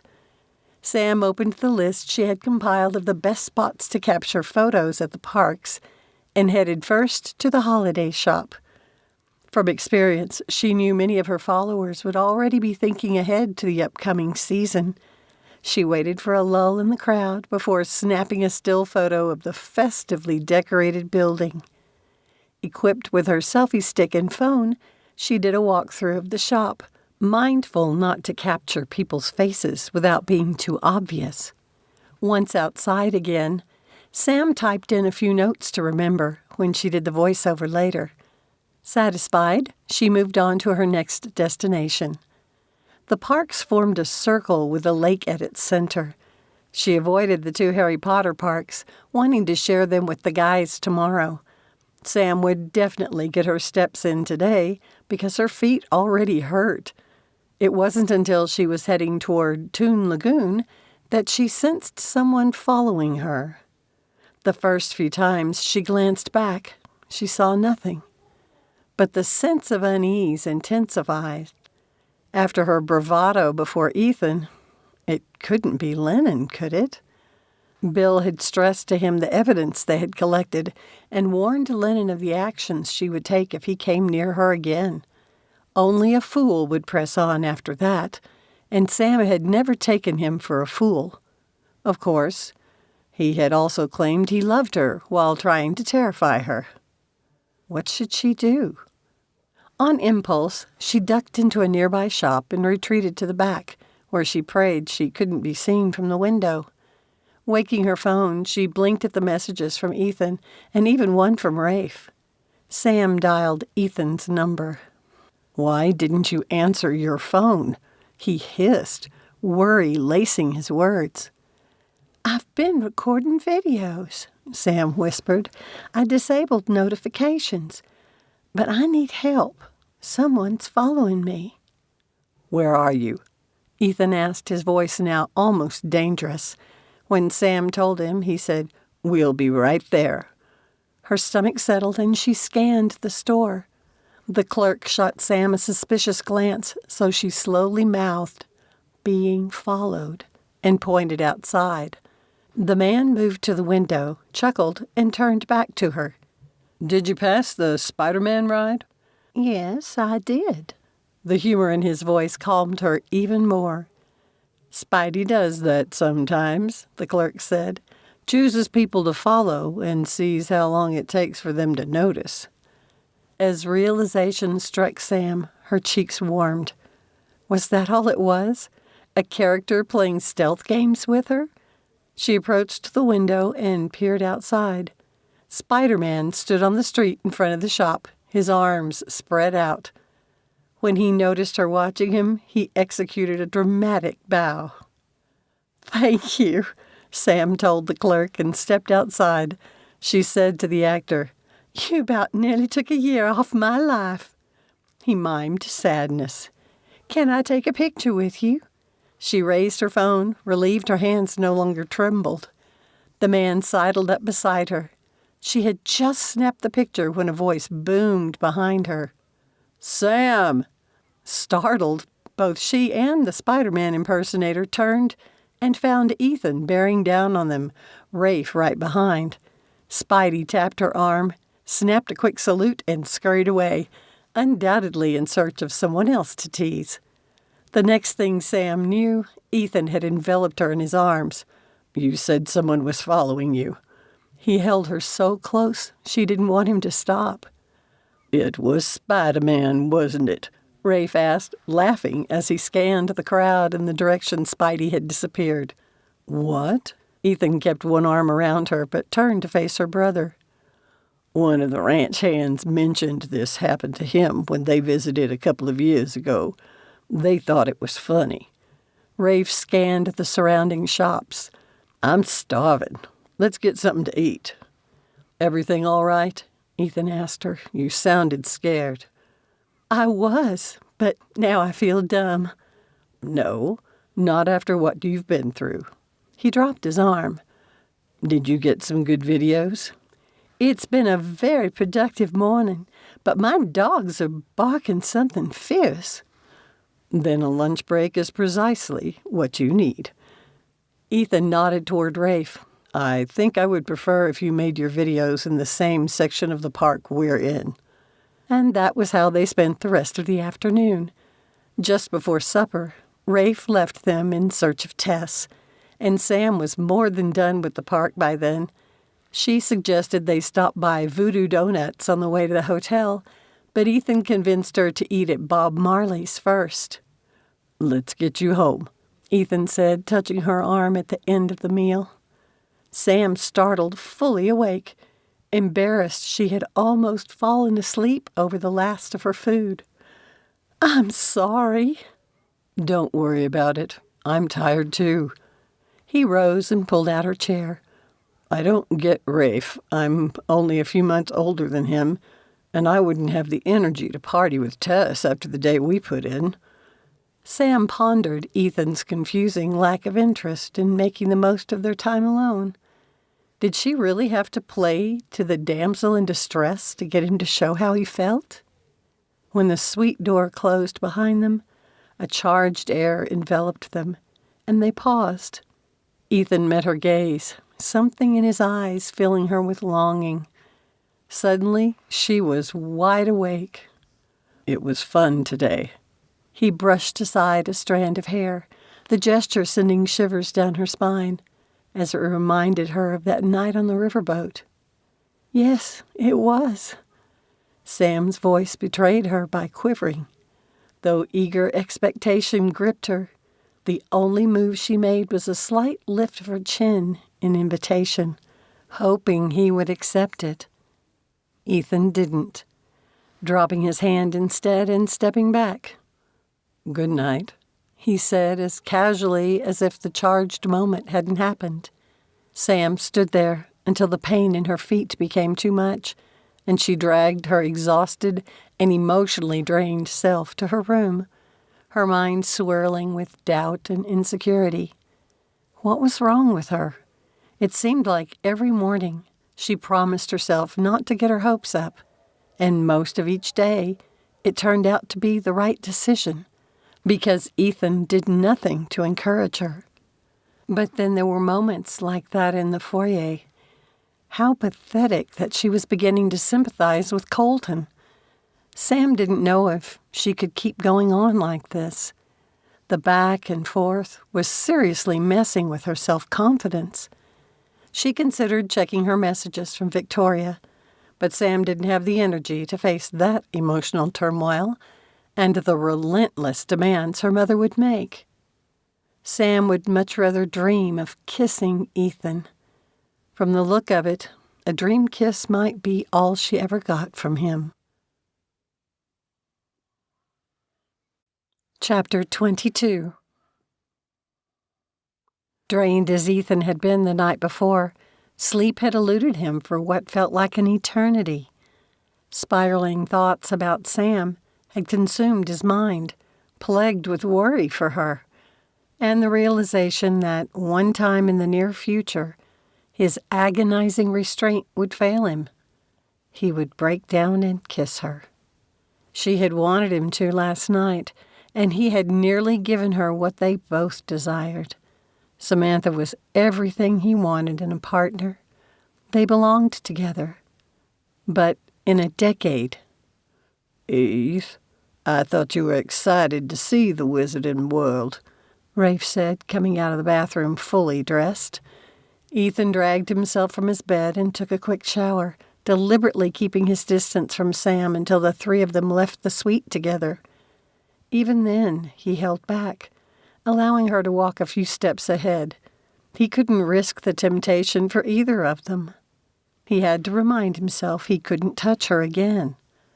Yet, a part of his mind said he should go for it, insisting he could make this work. As they walked toward the Harry Potter parks, he recalled last night in the foyer. His face still tingled at the memory of yesterday morning, when she had placed her soft hand on his cheek and tantalized him with a simple brush of her thumb against his lips. If she had repeated the gesture this morning, even with Rafe standing a few feet away, Ethan knew he would have given in. He told himself it couldn't be, no matter how much they both appeared to want it. A relationship with Sam would only distract him from his studies and jeopardize everything he had worked so hard for. Braden's legacy hovered over Ethan, and he couldn't ease up even the slightest bit, or the weight would crush him. That was what his logical brain told him, but his heart insisted he could have it all, that Sam was good for him in so many ways, and brought out the best in Ethan. To give in to cheesiness, she completed him. In his own way, he did the same for her. He thought she seemed stronger with his support, that together they could get through his long years of intense training. Wasn't it worth a try? But Ethan's logic had ruled his behavior for too many years. He had to be satisfied with friendship. They had 2 more days to enjoy their mutual enthusiasm for Harry Potter, and he might help Sam figure out what to do about her mother, because that was what a friend would do. And they were at least that, right? But Ethan's heart disagreed, and the internal debate was exhausting. Yesterday, they had avoided the London section of the park. Today, Sam led them there without hesitation. Ethan wondered when the role-playing she had mentioned the day before might begin, or if she had given up on it. Suddenly, she spun around to look at them, her eyes shining with excitement. "What are we supposed to see?" Rafe asked, scanning their surroundings. "It's hard to miss the night bus." Ethan gestured to the purple double-decker bus in the distance. "That's not it." Sam bit her bottom lip, her enthusiasm almost palpable. And Ethan's willpower did not need her to emphasize that kissable mouth. He forced his gaze to Rafe, who shrugged.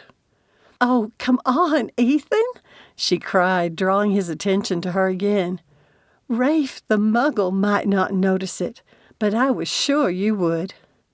"Hey, I'm not non-magical," her brother protested. "And if we do the role-playing thing today, I'm Harry, remember?" Then Ethan's mind registered the name etched into the brick wall behind her. He scrutinized the building and grinned. "Nice. I guess it's their way of making sure people pay attention." He gestured to the darker, dirtier color of the bricks that made the number 12 stand out between the adjacent units. "Now watch." Sam positioned herself between them, facing the structure. Ethan hadn't been this near to her since last night in the foyer, and the warmth of her arm near his had his hair standing on end. The increasingly louder voice in his head shouted, "Carpe diem," in his mind. He stiffened, refusing to seize the day. "Hey, check that out." Rafe pointed at a moving curtain and the gnome-like being peeking out from behind it. "Creature!" She clapped her hands, delight radiating from her. "I love the creativity." "He looks just like in the movies," Rafe said. "I always thought someone must have beat him with an ugly stick. It's his sour disposition." Ethan glanced at the house elf before shifting his gaze down to Sam. Her energy was infectious, radiating joyous energy that seemed to touch the surrounding people. The crowd watched the window with newfound enthusiasm, their steps carrying an extra bounce. He wasn't immune to her, and his earlier gloom lifted, filling him with happiness. It made Ethan feel so much better that he chuckled. "What's so funny?" Sam asked, her eyes narrowed, her expression now wary. Why had his laughter caused her to close off? She filled him with joy, but did he do the opposite to Sam and steal hers? "I'm just happy. Don't you realize how expressive you are? How can you be passionate about so many things?" "What things?" She watched him, still guarded, as if expecting ridicule. "Sam, it's me." Ethan gently took her hands from their closed position. "Remember, the huge Harry Potter nerd? I would never laugh at you, only with you. Is everything okay?" "Yeah," Rafe said, his eyes narrowing. "You've been off the last couple of days. Is it your mother?" For a fleeting moment, Ethan thought she might confide in them, but her expression hardened, and she shuffled her feet. "It's my problem, and I'll handle it after the vacation." She pulled her hands from his grasp. When Rafe seemed inclined to press for more information, Ethan shook his head. He understood what it was like not to want to talk about something, and he would respect Sam's boundaries. But Rafe was probably right. Victoria was likely behind whatever troubled Sam. "Where to now?" he asked, hoping to shift the focus. Sam pointed to the right. "That's King's Cross Station, where we eventually catch the Hogwarts Express to visit Hogsmeade. But Diagon Alley first."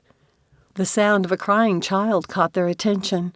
A little girl, no older than 4, stood in the middle of the road in front of the brick building. "Hey there, little one." Ethan was at the child's side in a couple of steps, and he crouched down to her level. "Where's your mommy or daddy?" She flung her arms around his neck. "Maybe she can see them better from higher up," Sam suggested. The little girl clung to Ethan, her face buried in his shoulder. Rising, he said, "Look around, sweetie." She raised her tear-streaked face from his shoulder and scanned their surroundings. Sam gently patted the child's back and searched the crowd. "There!"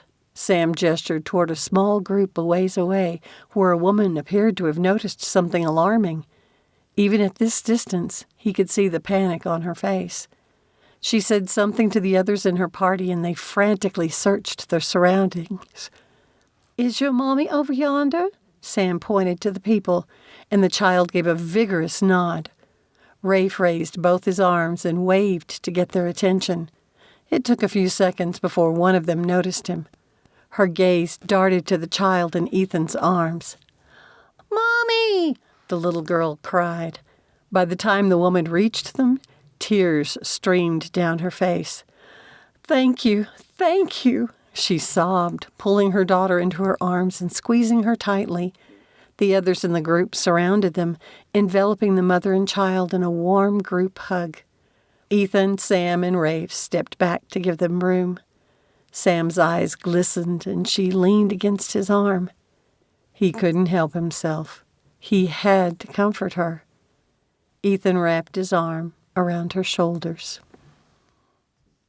Despite how Ethan had avoided her at the hotel, Sam permitted herself to bask in the comfort of his closeness. Whatever had made him turn so aloof had passed. "Ma was just telling me about something like this that happened to them last month at the zoo." Rafe turned to face them. "You've seen what pistols Lessa and Nick are, and Ma and Alex have never had to deal with 2 children at the same time before." Lessa wandered, Ethan stated, already familiar with how easily it could happen because of Braden's daughter. "Yup. Ma said she about had a heart attack, thinking Lessa would end up as lion dinner." "I would panic too." Sam glanced up at Ethan. He dropped his arm, and she had to fight the urge to grab it and put it back across her shoulders. Instead, she said, "You were so good with that little girl, and she trusted you right away." "Kids do seem to like me." His gaze shifted to the group as they strolled away. "I don't know why." Sam knew exactly why. Despite Ethan's height, he didn't come across as intimidating. His easy grace exuded a gentle strength. She found it comforting and understood why the little girl had instinctively clung to him. Ethan reminded her of her childhood doctor, who had made a deliberate choice not to administer shots to his young patients. When her father had asked the doctor about it, he explained he didn't want the children to associate him with pain. If they weren't afraid of him, he could more easily examine them. "Have you ever thought of being a pediatrician?" Sam asked Ethan, gazing up into his hazel green eyes, imagining him treating Lessa and Nick. It seemed a perfect fit. He blinked, caught off guard. "No." "Why not? You'd be good." "Because I'm going to study thoracic medicine." "But why?" she pressed. Ethan paused, his expression confused. "I've just always wanted to be one." "Since you were how old?" she asked. "As long as I can remember, I guess." Sam pinched her lips, feeling like she was on to something important. During their online conversations, after Rafe had gone to bed, she had challenged Ethan on lots of different things. She had thought they could talk about anything. So, just to clarify, ever since you were a little kid, you've looked up to the incredibly smart Braden. She studied his reaction before continuing. You idolized him. His father was like a father to you, and you wanted to be just like his super son. So you could be a son, too. Sam held her tongue, though, keeping the last thought to herself. It might be too much, but her instincts told her she was on the right track.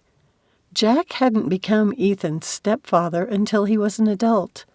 So Ethan likely didn't feel like his son. Ethan considered her words, his brows knit. Eventually, he shook his head. No, I've just always wanted to be a thoracic surgeon. Because every little child knows what that is, right? Sam countered. If y'all are going to keep talking, I'm going over to the night bus, Rafe called. I want to see if they have the talking heads. He strode toward the purple vehicle. Those weren't in the book, but Joe really liked their addition in the movie, Sam said. As she followed her brother, Sam realized she needed to be more cautious with Ethan. Sure, she had good instincts about people. Well, until recently, with both Colton and Lennon. She couldn't shake the sense that Ethan would make an excellent pediatrician, and that he would love doing it. But who was she to assume she knew what was best for Ethan Walters? It was something her mother would do. What a dismal thought. Ethan trailed behind the others, his steps heavy with contemplation. Like Sam had done to his resolution to resist romance, she had stirred more doubts in him. Yes, he had sometimes considered training as a pediatrician, especially as a teen, but he had always dismissed the idea in favor of studying as a thoracic surgeon, like Braden. Yet now Sam's words resonated with Ethan. What if he had chosen the wrong specialty? A memory surfaced from when he had been about 14 and spent a weekend with his friend Logan at their neighboring farm. The parents had gone to town for a night out, but had become trapped there because of a surprise blizzard. Though the electricity had gone out, the boys had plenty of wood for a warm fire and a gas lantern for light. They had entertained themselves with board games until Logan's 5-year-old brother Riley had fallen severely ill with intense vomiting and diarrhea. The poor little kid couldn't keep anything down, and Logan said they would have to wait it out since Riley had gotten sick like it before. Ethan vividly recalled his fear at the boy's pallid complexion, his dry and cracked lips, and increasing lethargy. The kid's constant moans that he was thirsty had wrenched Ethan's gut because every drink they gave him would set off another round of violent vomiting. And the landlines and cell towers were down. They had to figure it out themselves. Ethan remembered when Ashlyn's daughter had become dehydrated after a case of the stomach flu, and the talk of her needing electrolytes, such as sports drinks. He asked Logan to see if they had any, and he returned with one. Since Riley couldn't keep anything down, Ethan had soaked a clean washcloth in the liquid and used it to moisten the boy's parched lips. It didn't trigger another bout of vomiting, so Ethan continued. Eventually, Riley could suck on the moistened cloth and finally take small sips. By the time the parents had returned home, the boy was almost back to normal, though still a little weak. Their parents had been effusive in their gratitude, and Logan had declared Ethan was meant to be a doctor because he was so good at it already. He had assumed it meant following in Braden's footsteps, but now, looking back, Ethan remembered the indescribable sense of fulfillment that had swirled in him at Riley's recovery. Ethan loved being around children and always had. Their contagious energy and unpredictable natures made the time he spent with Braden and Ashlyn's children a sheer delight, which reminded him of the joy on Sam's face when she talked about her channel. For his own career, Ethan longed to experience the same profound connection she had. Would thoracic surgery provide it? He had never questioned it before. Throughout high school, his unwavering focus had been on getting grades to qualify him for Harvard, and from there into medical school and advanced training to be a thoracic surgeon, just like Braden. Looking back on it now, Ethan questioned if he had overlooked something crucial in his dogged pursuit of that goal. He shook his head, irritated at the distraction. Whether a thoracic surgeon or a pediatrician, he was looking at a good 7 to 10 more years of school. Ethan should stay the course he had already set, since it was what he wanted. Wasn't it? He didn't know anymore. Ahead, Sam paused a few paces away from Rafe, but didn't interrupt him. Ethan yearned to free himself from his shackles of restraint and simply enjoy his time with her, without worrying if he was getting himself in too deep. What if he, for once, took a risk? What surprised him most was the sense of peace the idea gave him. Chapter 23. Sam's irritation with herself and Ethan faded as she waited for Rafe, who was laughing with the night bus attendant. She wasn't the boss of anyone's life but her own, and didn't want to ruin the special time by turning into a Miss Bossy Pants. Victoria did it too well already. A few feet away stood a red phone booth, resembling a smaller version of the iconic ship used in the Doctor Who television series. Technically, it came from a different fictional world. She gave a soft chuckle at the thought. "Laughing at Rafe?" Ethan asked, stepping beside her. When he had hung back after her pushy comments, Sam feared she had ruined everything. But as he stood near her, an air of excitement radiated from him, and the connection they had been dancing around for days now crackled with anticipation. What had changed? No, at that, she pointed to the phone booth. "It's the entrance to the Ministry of Magic. Well, in the earlier books, anyway." Ethan tilted his head. "But what's funny about that?" "TARDIS, anyone?" Sam asked. "Oh, yeah." He nodded. "Seriously?" Sam nudged him with her elbow. "Don't you think a Time Lord must be a member of the wizarding world?" She arched her brows, waiting expectantly. They had never discussed it, but he had to know about Doctor Who and be a Whovian. "Nice. I hadn't thought about it." Ethan grinned. "But I like it." "And now for headquarters." Without thinking about it, Sam linked her arm with his, and there she was, jumping the gun again. She started to pull it back, but he stopped her by covering her hand with his. "Let's do this together," he whispered, and the almost sultry tone of his words sent a surge of adrenaline rushing through her veins. Unable to speak, Sam nodded. The booth had just emptied, so they squeezed into the tight space together. Her already heightened senses jumped into overdrive as she absorbed every detail. The faint scent of his aftershave, the soft brush of his chin against her cheek, the rapid beat of his heart. Then Ethan lifted the handset and held it between their ears. "Do you remember the code?" he asked, his voice deeper than usual. "Of course!" Sam punched in the numbers, and the voice from the movie came through. But she barely noticed. They stood so still, the sheer power of his presence making her feel lightheaded. The racing pulse in his throat made her want to snuggle into his neck. She glanced up and found him watching her, the phone in his hand, seemingly forgotten. His eyes smoldering now, Ethan leaned closer. Finally. Sam lifted her chin, a drumbeat of exhilaration echoing in her chest as he slid his free hand around her. She closed her eyes, her lips ready. "Y'all done in there?" Rafe shouted, giving the glass on the door a sharp rap. She and Ethan startled, but he didn't let her go. Instead, pulling her closer, he whispered a promise in her ear. Another time.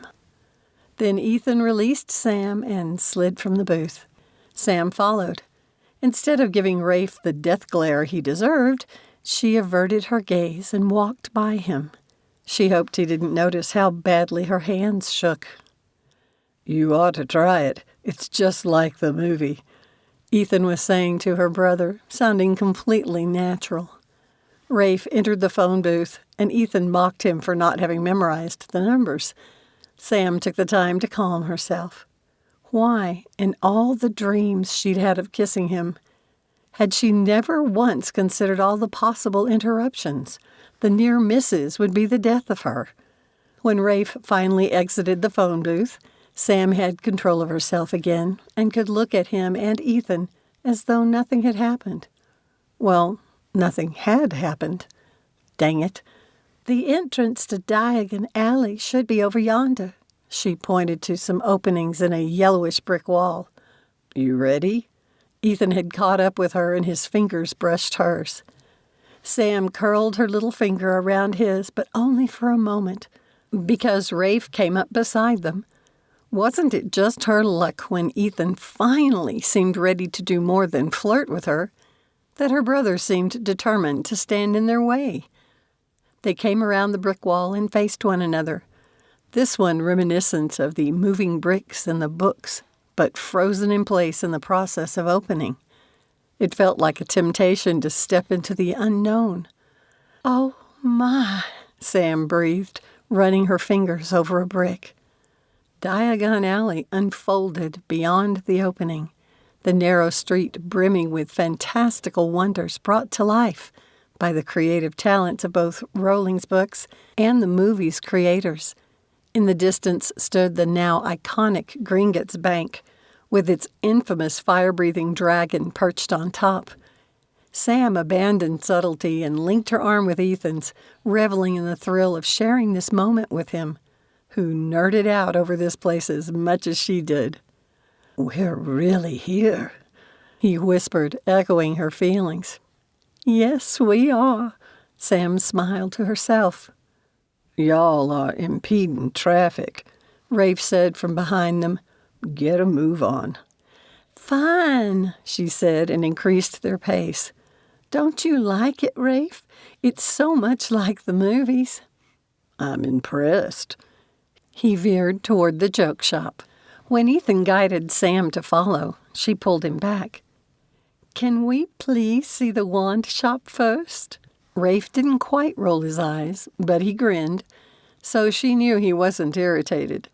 The three of them made their way to Ollivander's. The interior had the same look as the one in the movies, though not nearly as roomy. A couple of guests were already examining the wares, and the clerk, wearing a familiar cloak, watched them expectantly. "Where are the interactive wands?" Sam asked. The girl pointed to the side. "You'll find the explanations above." While Rafe checked his phone, Sam and Ethan went along the narrow aisles.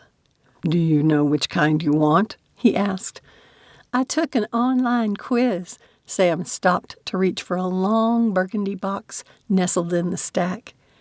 "It said I should have a wand made of ash." "If I remember correctly, and I studied up on wand lore, ash is for stubborn people." Ethan winked at her. She gave his rib a playful nudge with her elbow. "If you've studied about wands, what does it say about you?" "I was thinking about one made of rowanwood, since it's supposed to protect. Fits a future doctor, right?" He glanced over his shoulder at Rafe. "Are you buying one?" Her brother snorted. "A little rich for my blood." As Sam scanned the wood descriptions, her gaze landed on one in particular. The willow tree had even more healing power than the rowan tree did. She searched the stacks again until she found one and retrieved it. "Weren't you getting an ash wand?" Ethan asked, a flicker of confusion crossing his face. "Oh, I am. You should consider this one." She handed him the box. "Willow?" He frowned. "Why?" "Because Lily's wand was willow," Sam added softly. "And so is Ron's second wand. Plus, it has even more healing power than the rowan." With understanding, Ethan's gaze locked with hers, making her more aware of their proximity. "All right." He barely breathed the two words with sudden intensity. He reached for the box. His fingers covered her hands, creating a delicious warmth in her belly. Rafe coughed, breaking the fragile bubble of intimacy. Ethan moved his hands back to the box and took it from Sam. "How will you get those on the rides?" her brother asked. "They have lockers to rent for that." Sam headed toward the cash register. "Where's the wand-choosing ceremony?" Rafe asked while she paid. "There's another line for it." Ethan pointed to a sign off to the side where a small group of people had gathered. "We can do it next."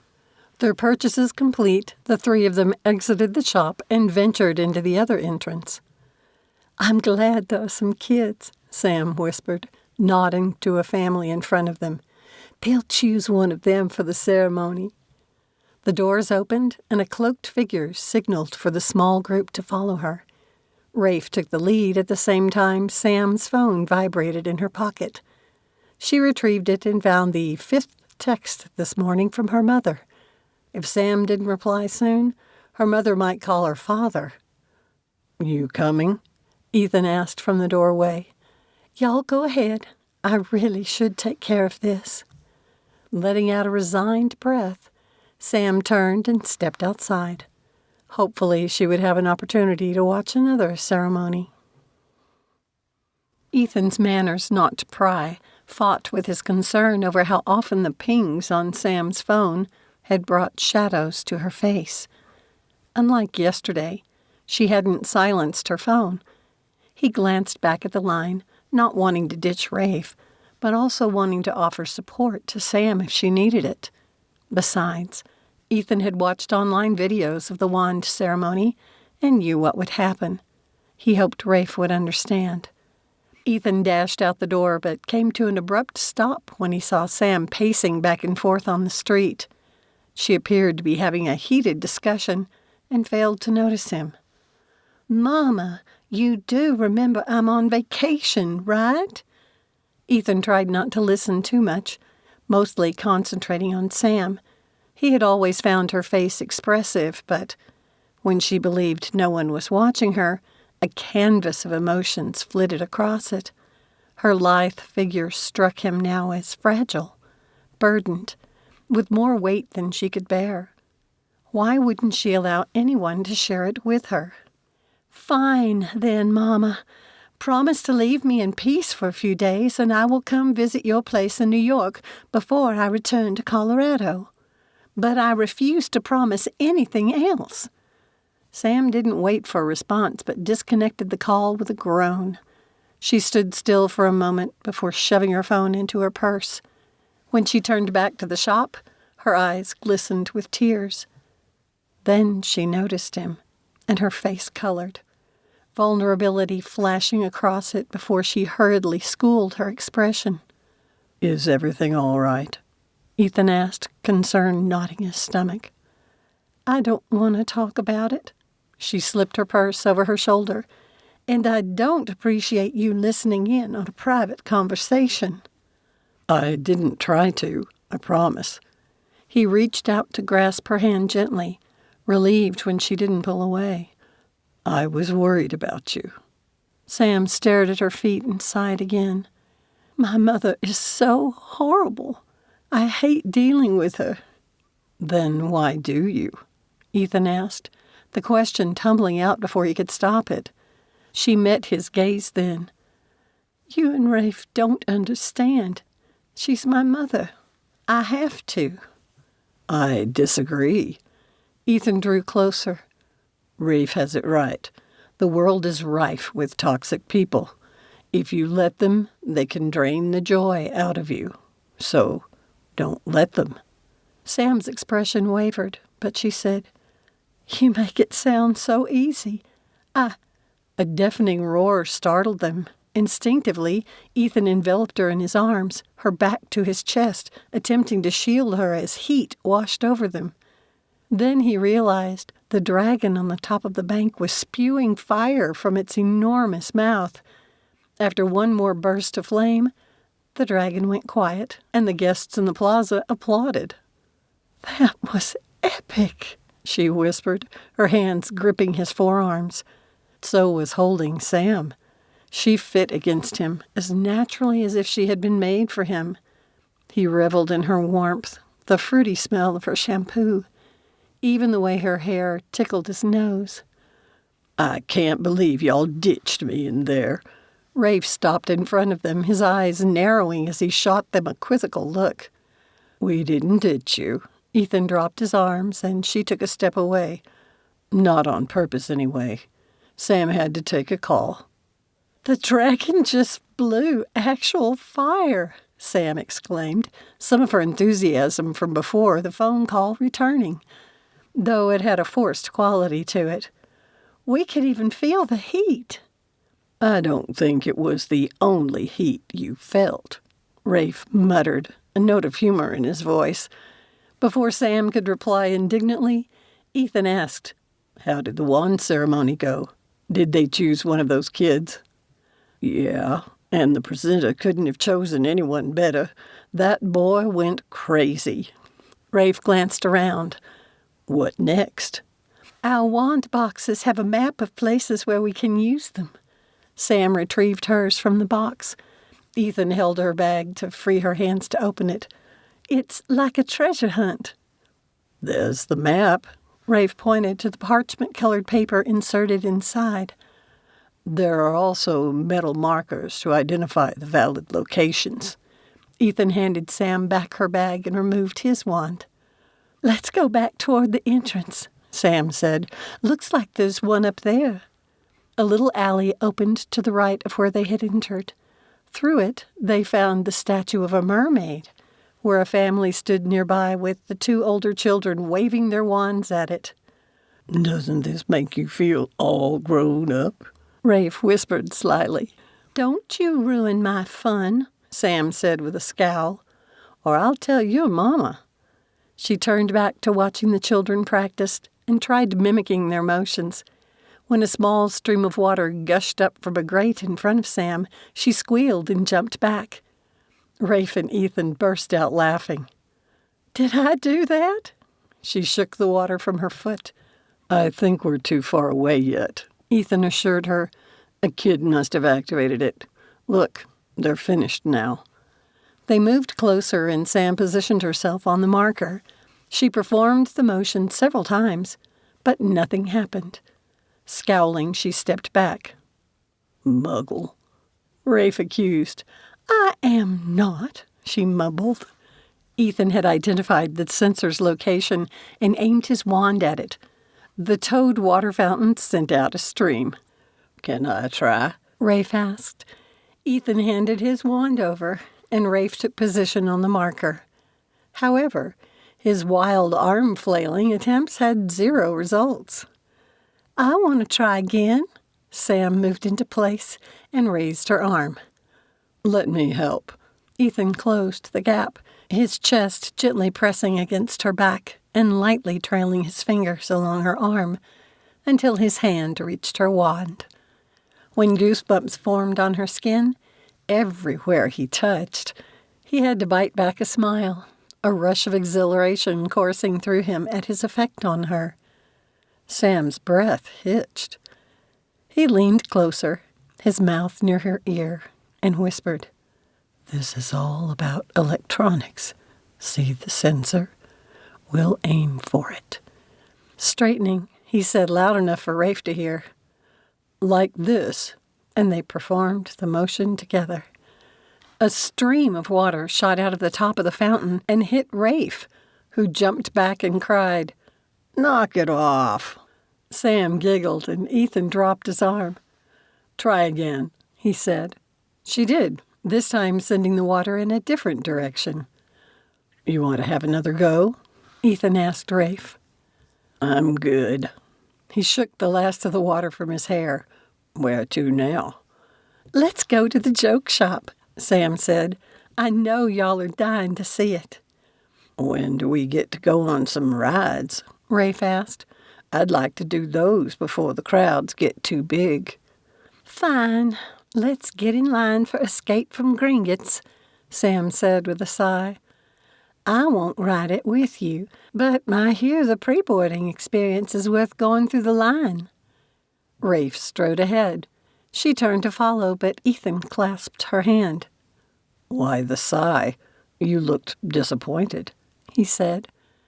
Sam shifted her gaze to their hands, and she curled her fingers around his. Looking up, she smiled. "I remembered something Francie said on our first vacation as a family." "What was that?" "Everyone had different expectations, and things got a little tense. Francie said, 'Y'all need to remember this isn't just your vacation.'" Ethan nodded, approving. "That is so true." "Isn't it? Francie's wise like that." "Don't let the grass grow," Rafe called from the entrance to the ride. "Come on." Her fingers laced with his, they jogged to catch up. Ethan wondered why he had resisted so long, combining his medical education and a relationship with Sam. Chapter 24. "I'm famished," Ethan said, his stomach rumbling, as the three of them gathered their belongings from the lockers after another ride. "Same," Rafe agreed. They checked the map and made their way to one of the many eateries. Rafe didn't even seem to notice how Ethan held Sam's hand all the time anymore. "I'll have the bangers and mash," Rafe told the clerk, who wore the familiar employee cloak. "What kind of Coke do you have?" "I'm afraid we don't serve muggle beverages in the wizarding world." "Fine," Rafe said with a sigh. "Give me a butterbeer." "Wow," Ethan whispered to Sam.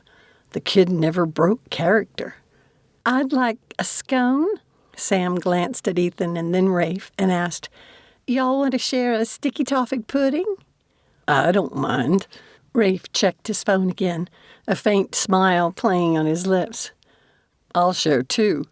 Ethan peered at the sign on the wall.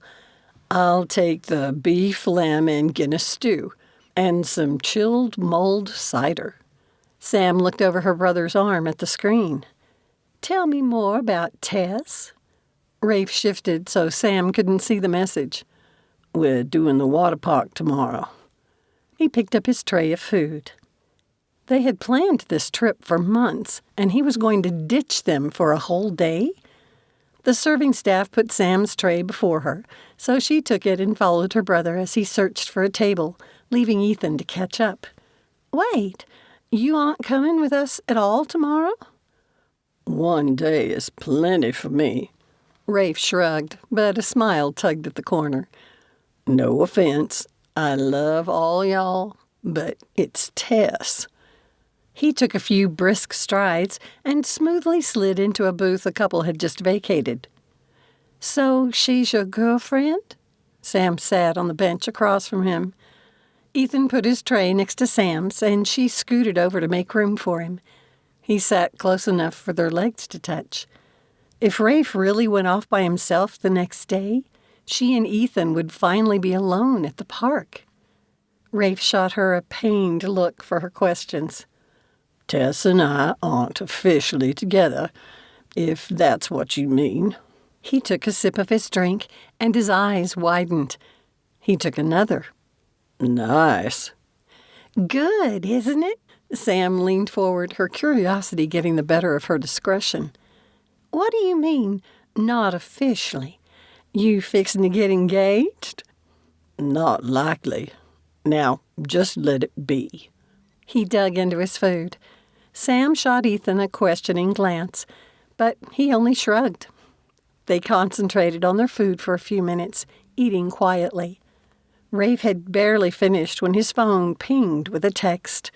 He stood and picked up his tray. "I gotta bounce." "Is anything wrong?" Ethan asked. "No. Tess is just ready to hang out now." Rafe reassured them with a conspiratorial wink. Then he turned and left. Sam watched him leave, a little sad for him. Since the marriage of their parents 4 years ago, he had talked openly about the girls he dated. Until Tess. Even if Ethan hadn't mentioned Rafe's defensiveness about Tess, Sam would have worried for her brother. But knowing he was being played... "What are you thinking?" Ethan asked, breaking into her thoughts. Sam sighed. "I've always reckoned Rafe would find someone like Francie, someone who would fit in with the family. You know what I mean?"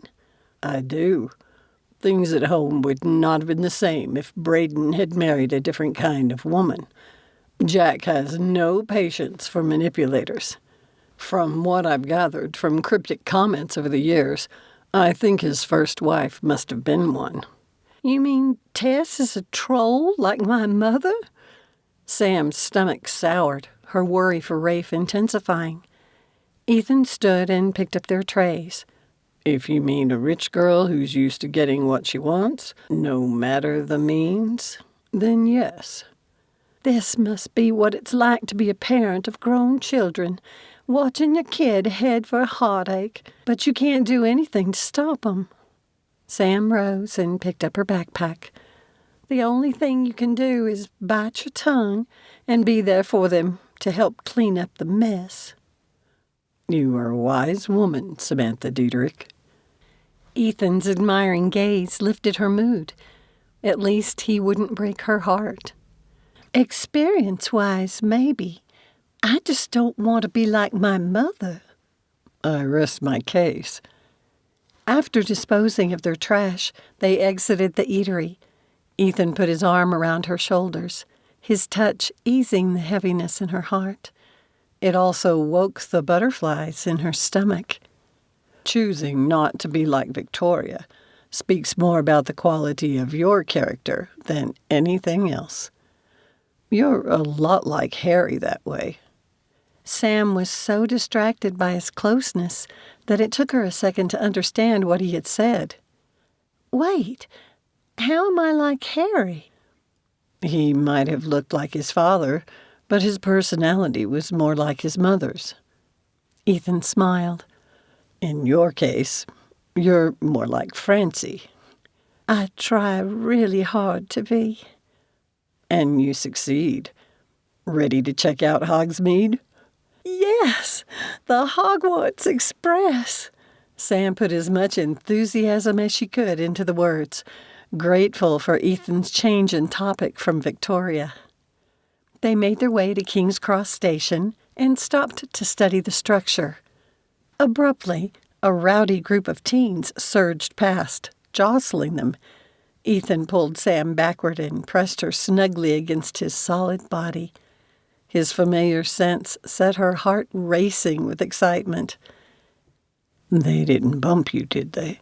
he whispered, his voice a soft murmur, his warm breath tickling the sensitive skin of her neck and sending a delicious shiver down her spine. The tenderness in his tone washed over her, intertwining with the tangible electricity in the air. "I didn't want you to get trampled by that lot." Sam leaned into Ethan, enveloped by his protective embrace, creating a haven amidst the bustle. For months, she had anticipated this feeling of belonging. Their conversations, shared laughter, and unspoken chemistry had laid the foundation for something extraordinary between them. And she wished she could freeze the moment. And her patience with his hot and cold response to her was finally paying off.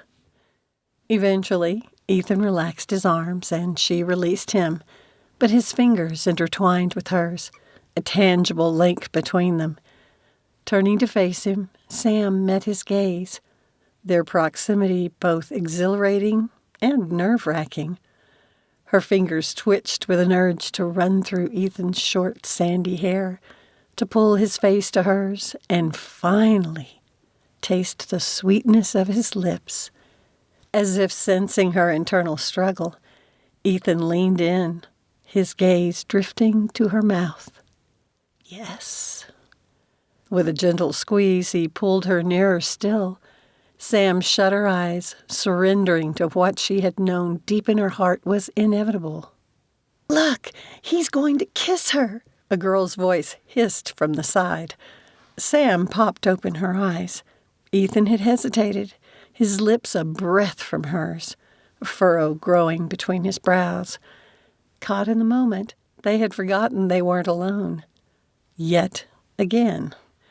They turned to find 3 young teen girls watching them expectantly, their eyes wide with excitement. One was licking a hard candy sucker. She nodded to them as though encouraging them to continue. Flushing, Sam stepped back. Ethan coughed and shifted uncomfortably. "Oh, you ruined it." Sucker Girl shot a dark look at one of her companions. "You just had to say something." "Oh, don't stop," the third girl pleaded. Wordlessly, Ethan took Sam's hand, and they ran inside King's Cross Station and into the crowds lining up for the Hogwarts Express. Once they were out of sight of the girls, Sam burst out laughing. He pulled her with him into a quiet corner to let others pass. In the dimly lit space, Sam's senses sharpened, and she could feel Ethan's gaze on her. "What?" she asked, worried he might pull away from her again. She didn't know if she could stand it. "That's exactly what I'm wondering," Ethan replied, his voice low. Tenderly he lifted their joined hands and pressed hers against his solid, reassuring chest. His heart pounded, and she didn't think it came only from having just run. His scent, intoxicating and familiar, filled her senses. It was like a cherished memory had come to life. All those dreams she'd had of him. As a surge of longing, unlike anything she had ever experienced before, washed through her, she knew what it was, for herself anyway. It ran deeper than the mere physical. It grew from the core of her being. She was undeniably in love with Ethan Walters. But what did it mean to him? "What is this, Sam?" he asked, his gaze meeting hers, with an intensity that made her heart skip a beat. Her voice trailed off. She wanted so much to tell him how she felt, but she couldn't say the words before she knew if he returned them. "Yeah, that's what I thought," Ethan murmured, his other hand finding its way to the back of her neck. Slowly, deliberately, he brought her face closer to his, their breaths mingling in the space between them. His proximity was tantalizing, yet respectful, as if he sought her permission, her consent. "Oh, for Pete's sake!" With a burst of courage, Sam closed the distance and finally pressed her lips to his, handing her the sweetest victory of her life. It must have been all he needed, because Ethan released her hand and wrapped her in his arms. Sam slid hers around his neck and pulled him closer, loving how tightly he held her, the taste of him, his warm mouth, and the caress of his soft lips. It was like she had been on fire before, and his touch was gasoline. "Wow," Sam breathed when they finally parted. She cupped his cheek, savoring the sensation of his stubble against her palm. "Yeah, wow." And he kissed her again. "Get a room," a man in a group said gruffly as they walked by. "So much for dark corners," Sam giggled. Ethan threaded their fingers, and they went to join the line for the Hogwarts Express. They took their seats, an odd sort of giddiness leaving Ethan a little disoriented. For years he had looked forward to riding the famous train from the books, yet now it was Sam who took all his attention. His senses had turned hyper-aware, drawn by her vibrancy. The air-conditioned compartment, after the muggy outside air, made her warm body beside him even more welcoming. Many times over the last year, he had wondered what it would be like to kiss her. Man, had he underestimated it. He ran his thumb over the top of her hand, and she shivered. "Are you cold?" he asked. "No, it's not the air conditioning." Sam snuggled into him. Ethan moved his arm to her shoulders, feeling a little smug. "Look!" cried one of the children in the carriage. He struggled to care about the animated story elements of the train ride, his mind consumed with thoughts of kissing Sam again, and questioning why he had taken so long to do it. The short ride ended, and with their fingers laced, they made their way from the station into Hogsmeade. "It looks just how I imagined it." Sam pointed to the famous castle in the distance. Then she surprised him by giving him a quick kiss on his lips. Before he could pull her in for more, she laughed and towed him into a shop. The afternoon went by like the morning had, filled with window shopping, searching for places to use their wands, and lots of stolen kisses. Sam enjoyed the 3D castle ride so much she talked him into going on it 3 times, despite the long lines. A sense of unease that had been tickling the back of his conscience continued to grow as the afternoon approached early evening. It pressed against Ethan's euphoria, and he brushed it aside. He wanted nothing to ruin this special time with Sam. Being with her brought a powerful headiness with it and made him not care about anything else. It was intoxicating, and he was addicted. Eventually, hunger drove them to one of the park's taverns for dinner. As they stood in line, he imagined what it would be like to be with Sam always. Were these moments especially sweet because they had so little time left together? How would their relationship evolve now that they were more than friends? Could they simply revert to being chat buddies, with Rafe their only link? The thought dimmed Ethan's mood. He wanted so much more with her. Raising their clasped hands, he brought her delicate fingers to his lips. Sam met his gaze, sparkling with the warmth that heated him to his core. He slid his free hand behind her head, his fingers in her hair. "I really want to kiss you right now," she whispered, "but not in front of all these people." "Right." Ethan brushed her cheek with a chaste kiss, and they inched forward in the line. Chapter 25. As Ethan gathered the tray with their food, Sam couldn't keep from smiling, her heart so full it might burst. Never in her life had something she wanted so much actually come about. Real-life Ethan surpassed even her wildest dreams. She wanted him, body, heart, and soul. It was as if the universe had conspired to bring them together at last. But a part of her still held back. This was today. What about tomorrow? Or the day after? The guys would fly back to Cambridge and school. She would return to Boulder to give notice at the university and prepare to move her things to Boone. Then what? "Sam," Ethan said, gesturing toward some tables outside an ice cream parlor. "Grab those seats quick, will you? That spot should be perfect to watch the light show." "Brilliant!" Sam darted over, plopped into a chair, and put her backpack in the adjacent seat before another group reached them. If people didn't stand blocking their view, she and Ethan should be able to see just fine. "Great timing," Ethan whispered, placing the tray of delicious-smelling food on the table. Then he leaned over and teased her with a kiss on the cheek before settling in the chair beside her. A shiver of delight danced down Sam's spine.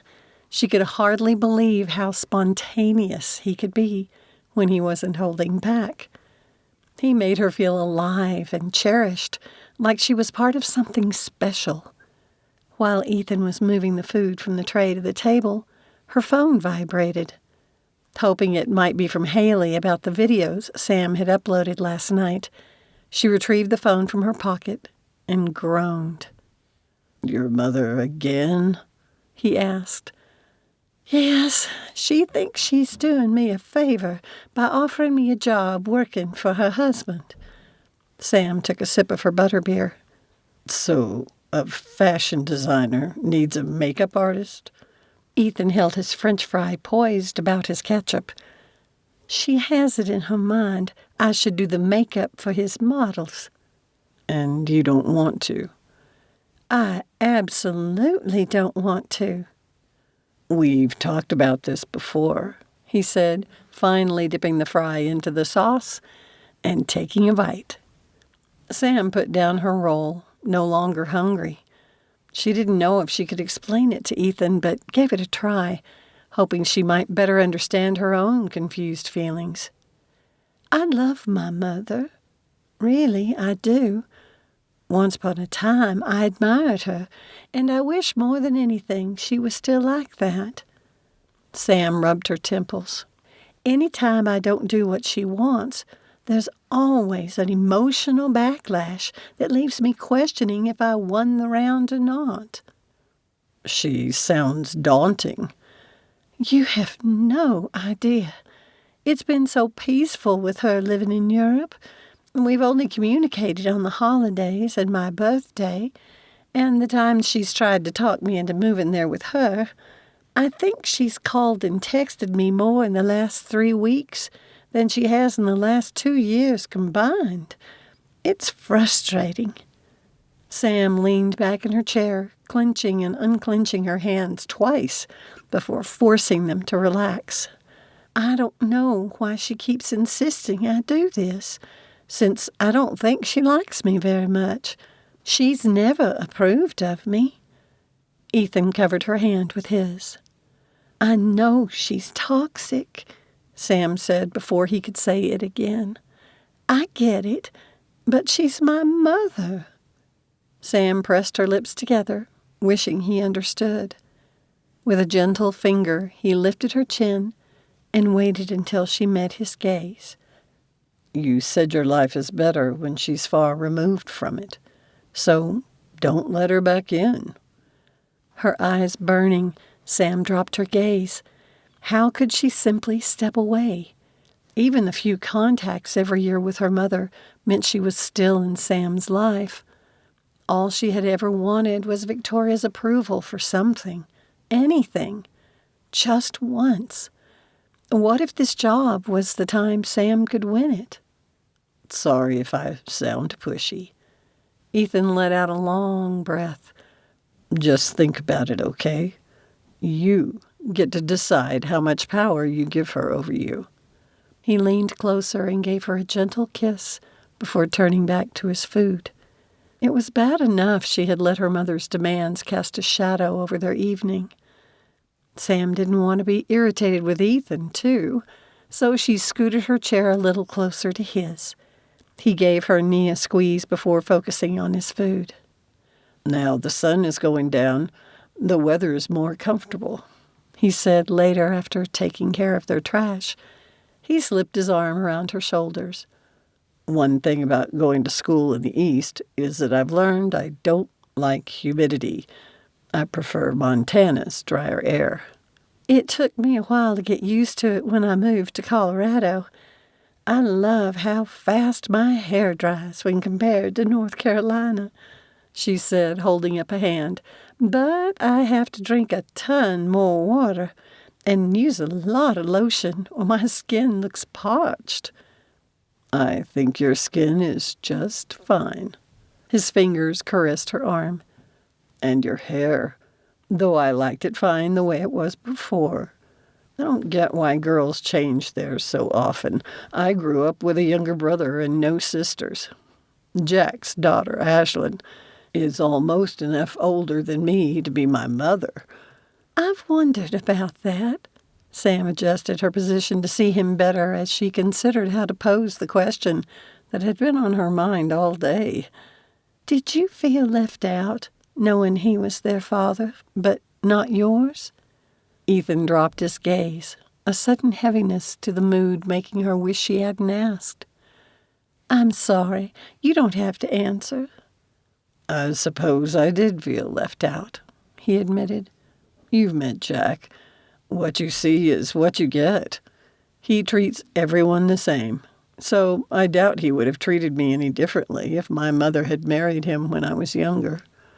If you earn his approval, he has your back. If you don't, it's best to steer clear of him. I can imagine, she said with a soft laugh. He's quite the intense man, isn't he? Ethan nodded, but said nothing more for a while. You're awfully quiet, she finally said. I was just thinking about how much you and I have in common, despite our different upbringings. Like what? We've both got solid parents. When she protested, Ethan lifted a finger. Your father? True enough. And you adore Francie. Yes, I do. Sam leaned her head against his shoulder. I made friends with her before I had any idea she worked for my father. Someday I'll have to tell you about how we met. Tell me now, he whispered. It will distract me from how much I want to indulge in another public display of affection with you. Oh, my. Sam stifled a laugh, pleased with his flirting. All right, then. I met Francie in the university cafeteria. She was poor, but really clever at making things for herself, and she offered to teach me. Sam stared at the darkening sky. Francie is only a few years younger than my daddy, and I decided right then and there that I wanted them to meet. The joke was on me, though. Why? She was his administrative assistant. Here I was trying to come up with ways to introduce them, all subtle-like, and they were already falling for each other. My mother was awful about it. Sam sighed. I just don't understand, Victoria. I'm the one who stumbled on her infidelity. She obviously didn't want Daddy anymore, but 2 years later she couldn't stand the idea of him loving another woman. During the divorce, they would say the most awful things about each other. Daddy realized what a hard spot it put me in and stopped. But Mama has never let up. Sounds like you're still caught in the crossfire, Ethan said, his fingers playing with her hair. That is a perfect description. With all the hateful stuff going back and forth, I started acting out. Thinking back on it, I guess I wanted something in my life I had some control over. Your father is so mellow now that it's hard to imagine. But I'll bet you felt like you had to defend your mother. I did, Sam leaned forward. And I felt guilty every time. She was the one who cheated, not him.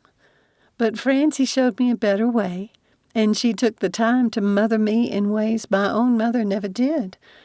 I've accepted that. While I love Victoria, I don't like her. But I'll bet there's a part of you that wishes your mother could be like Francie, and you feel guilty. Yes, Sam's shoulders sagged. There's nothing wrong with wishing people were different.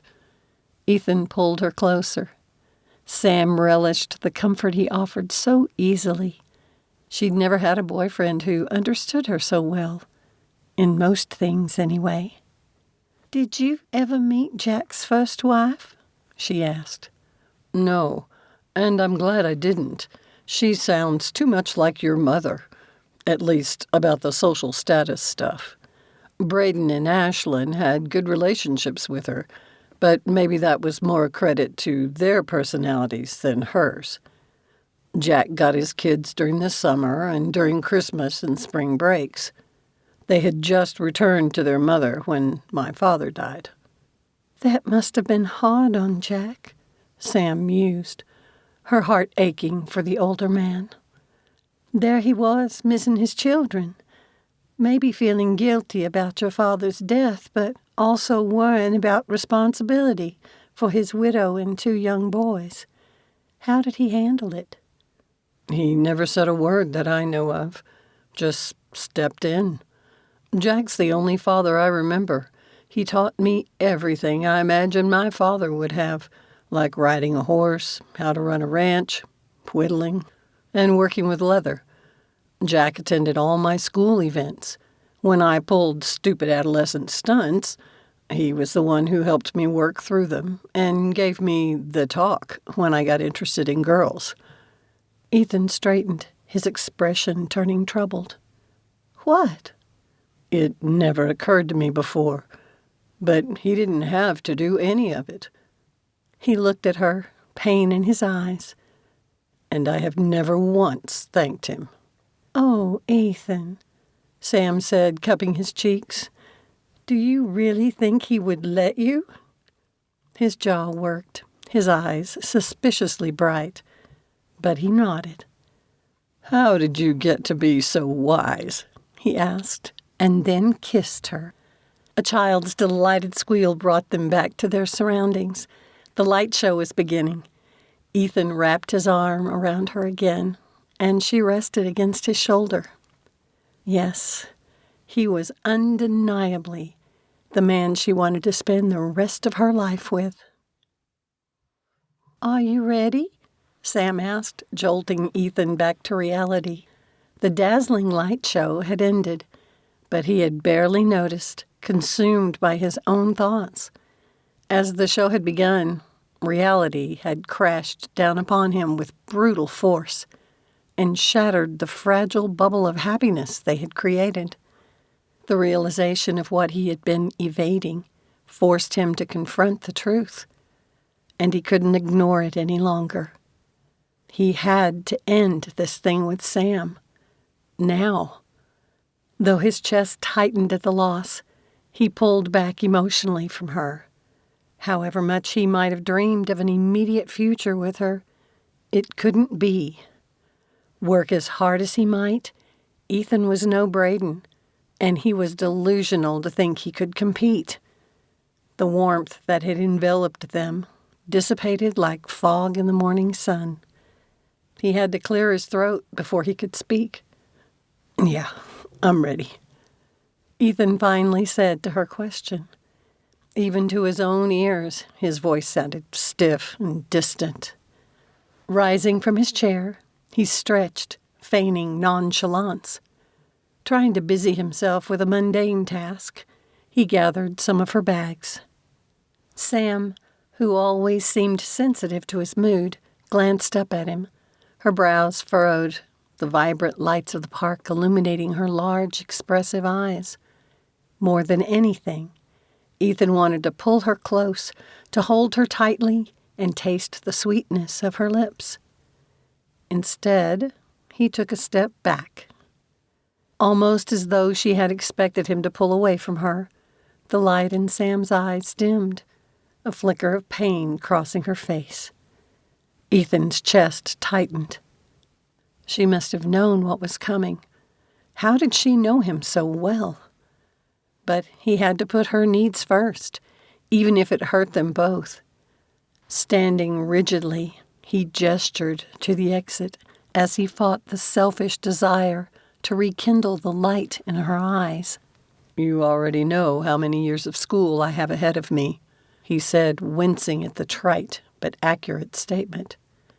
Yes, I do, Sam said, her voice devoid of emotion, the weight of what would come hanging heavily between them. Braden got through school much faster, but I'm not brilliant like he is, Ethan admitted, his tone a combination of both admiration and self-deprecation. Why do you keep comparing yourself to him? Sam growled, the frustration palpable as she shifted her backpack. I'm sick and tired of hearing how amazing he is. You are allowed to progress at your own pace, like most doctors do." Ethan's body tensed at the attack on his brother. "Don't diss Braden." "I'm not. You know I've never even met the man. But he's not the superhero you make him out to be." Sam crossed her arms. "And I never said he was." "No, but you act like he can do no wrong." Sam rolled her eyes. "Look, I'm trying to explain why I can't get involved with anyone," Ethan implored, his chest tight with both frustration and guilt. She had to understand. He extended his hand, yearning to touch hers, but she stepped out of his reach. "Don't you mean trying to justify why you led me on?" With a hand that shook, Sam pointed to the bags. "Give me my things." "I can carry them for you," he offered.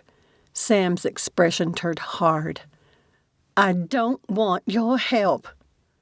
With a quick move, she snatched the bags from his grasp and took a step toward the gates, her back to him. Then, without warning, she spun back around, her gaze locking with his. "Oh, and one more thing. Figure out why you want to be a thoracic surgeon. If a lifetime of cutting open people's chests and messing around inside is what you want, then good luck with it. But if it's only because Braden does it, then I feel sorry for you." "Wait, what?" Ethan asked, the sudden shift leaving him off balance.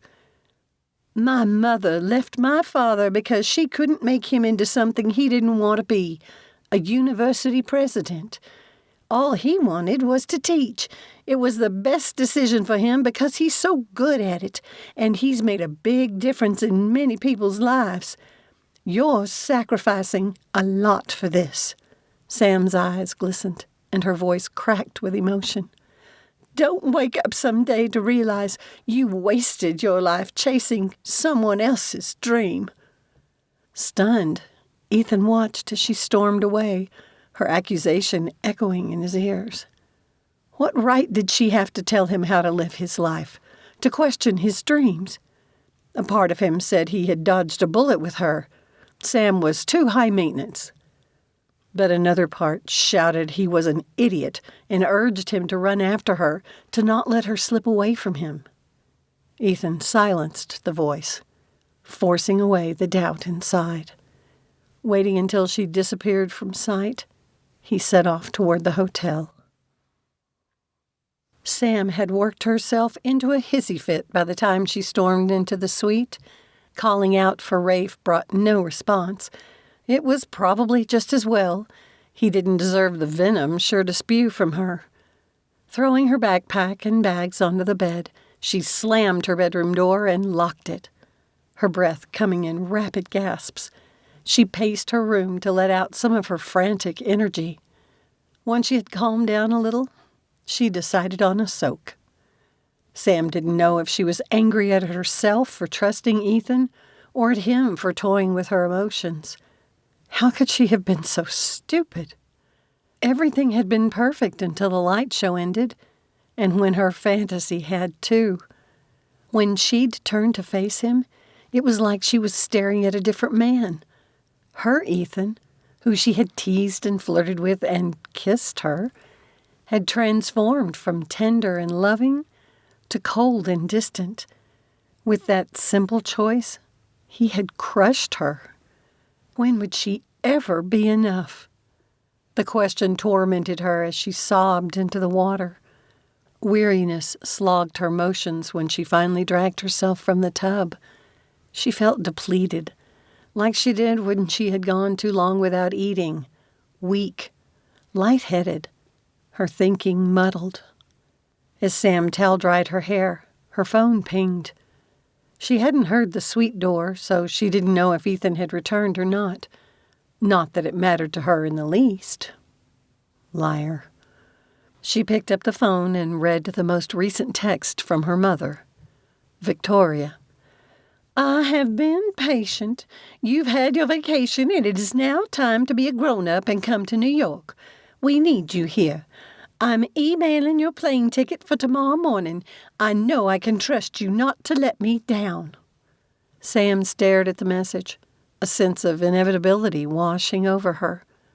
Ethan had shown his true colors, and it was time to put on her big girl panties, step out of the fantasy world she had created, and leave it and her dream of Ethan behind. She swallowed the lump in her throat and wiped moisture from her cheeks before sending Rafe a text. "Sam, changing plans. My mother needs my opinion on something in New York. She's emailed tickets and I'll leave early in the morning. Thanks for helping me sort things out with Lennon. I'll head back to Colorado from New York. Have a good semester." After clicking send, Sam had to dab at her cheeks again. For so many years, she'd had plans, specific goals to work on. Now she felt lost, all aspects of her life upended, making her question everything, even the decision to move back to Boone. Rubbing the ache in her chest, Sam pulled her suitcase from the closet. Chapter 26. When Ethan entered the suite, the sound of running water from Sam's room greeted him, intensifying the myriad of emotions already swirling within him. His initial flare of anger at her accusation had faded, replaced by a blend of frustration and regret. How did she have the nerve to say he wasn't pursuing his own dreams, that he idolized Braden? The sting of her words lingered and cut deep. Taking a breath, Ethan tried to calm the storm inside him. He rarely got angry, and he didn't like how it felt. Had he lost Sam even as a friend?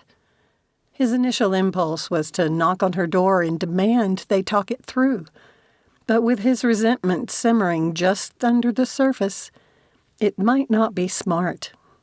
If he saw her again tonight, he could just as easily lose his temper or give in to the desire to kiss her again. He wasn't up to facing further accusations of misleading her. What really irked him the most was the bitter truth in her words. When had he become that guy? The question gnawed at him as he prepared for bed, replaying the day's events in his mind. The memory of the pain on Sam's face haunted him, and he couldn't escape the guilt. All because he'd let go of his tight self-control, even for only a few hours. He had caused this rift between them. Ethan had not only ruined the rest of their trip, but he had damaged their friendship. What if she never wanted to speak to him again? It might sound dramatic, but it felt like a suffocatingly real possibility. She had already faced one betrayal on this trip. How could he face the future without her in it?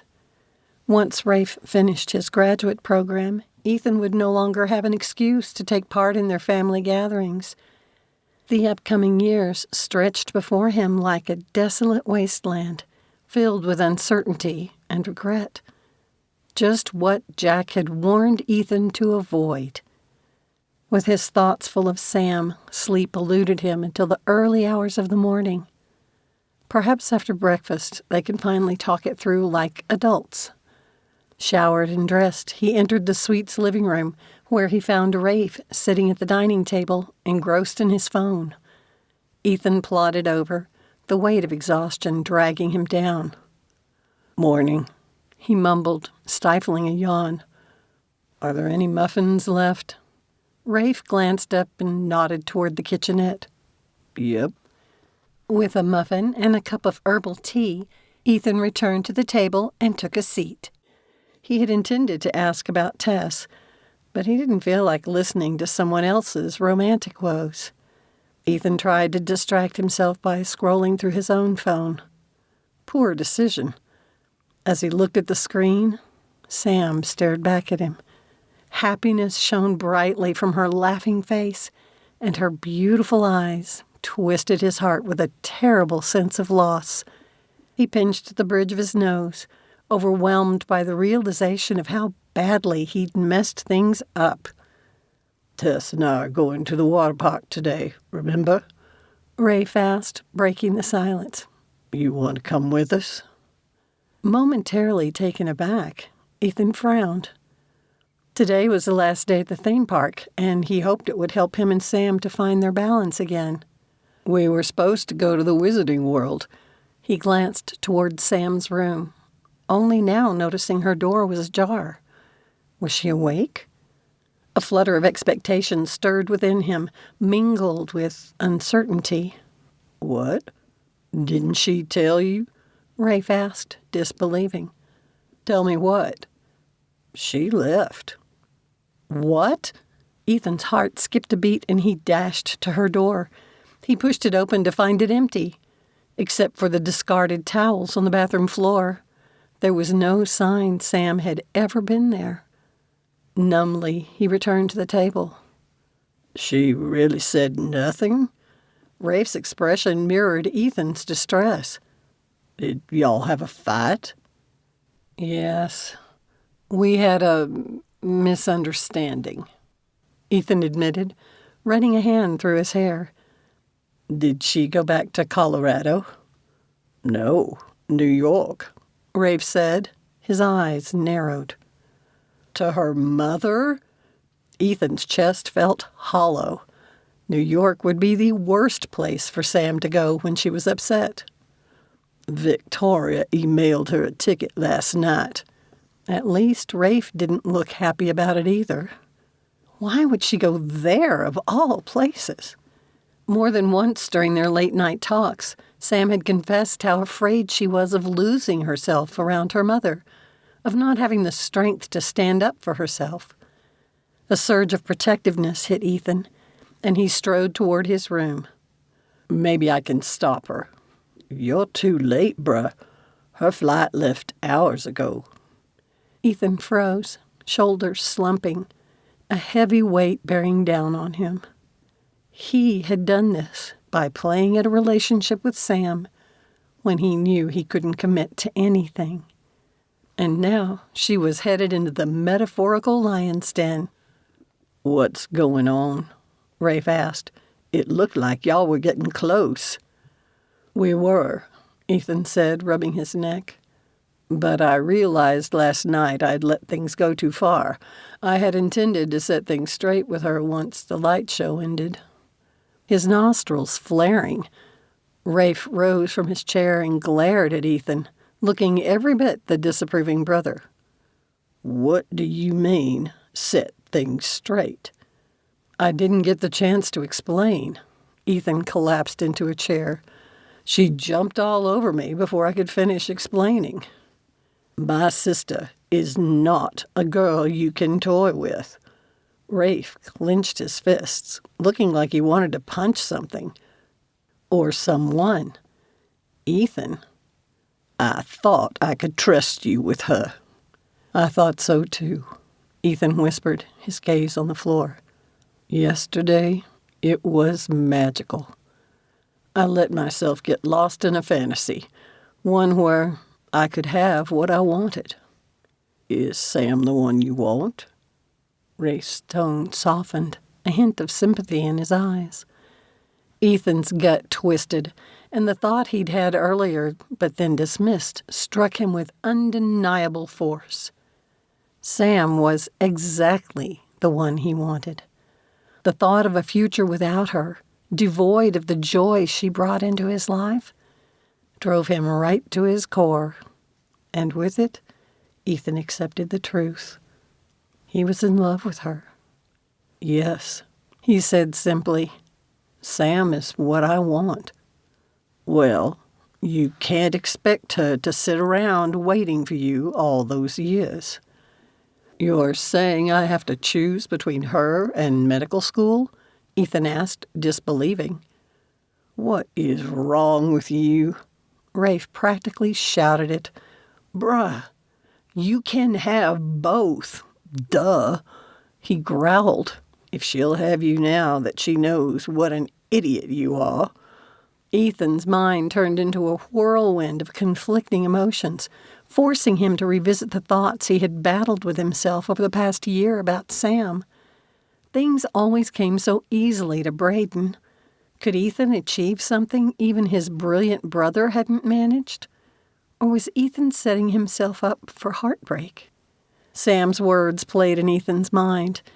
Was he chasing after his brother's dream, using his brother's rare failure as an excuse not to try? A tiny voice in the back of Ethan's mind, which had been growing more persistent, reminded him of the moments he had shared with Sam, the laughter, the depth of her conversations, and her kisses. For the first time, instead of blowing away the idea of Sam in his life, Ethan allowed a spark of hope to ignite within him. He cradled it close to his heart, allowing it to warm the chill corners of his doubt, and it grew from a flicker to a blazing desire. He could no longer deny the depth of his feelings. The more he pondered a life without Sam, the more an unyielding determination grew inside him. He would not let her slip away. Right. I can do this, can't I? I can have both a medical career and a family with Sam. Whoa, marriage? Rafe's eyes went wide. Ethan blinked. Marriage? Rafe had said it, but the word settled on Ethan's shoulders like a cloak made to fit only him. Yes, he wanted to marry Sam. If she would talk to him again. So what are you going to do? Rafe asked, now approving. The first thing is to fly to New York to support her while she's in the Viper's den. Rafe grinned. Let me see if I can find out where Victoria is staying in New York. Chapter 27. Exhaustion, both physical and emotional, washed over Sam as she entered the bustling baggage claim area. She scanned the crowd, expecting to see Victoria. Instead, she found her name on a sign, held by a man in a chauffeur's uniform. Seriously? What an extravagant waste of money, and so typical of her pretentious mother. Sam considered ignoring him, but a flash of recognition flickered in the man's eyes. Her mother must have shown him a photo of Sam. He tucked the sign under his arm and strode toward her. Welcome to Manhattan, Miss Diederik. May I? Without waiting for an answer, he signaled a nearby porter, who stepped forward with a baggage cart and put her large suitcase on it. The chauffeur extended his hand to take her laptop case. If you will allow me. As Sam did, she felt a little like Harry as he headed to the Forbidden Forest, to what he thought would be his last confrontation with Voldy. Ethan's rejection continued to weigh on her, as though a shroud had settled on her face, suffocating her.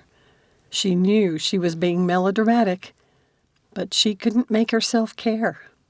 Even the partition between her and the chauffeur mirrored the emotional barrier that had formed around her.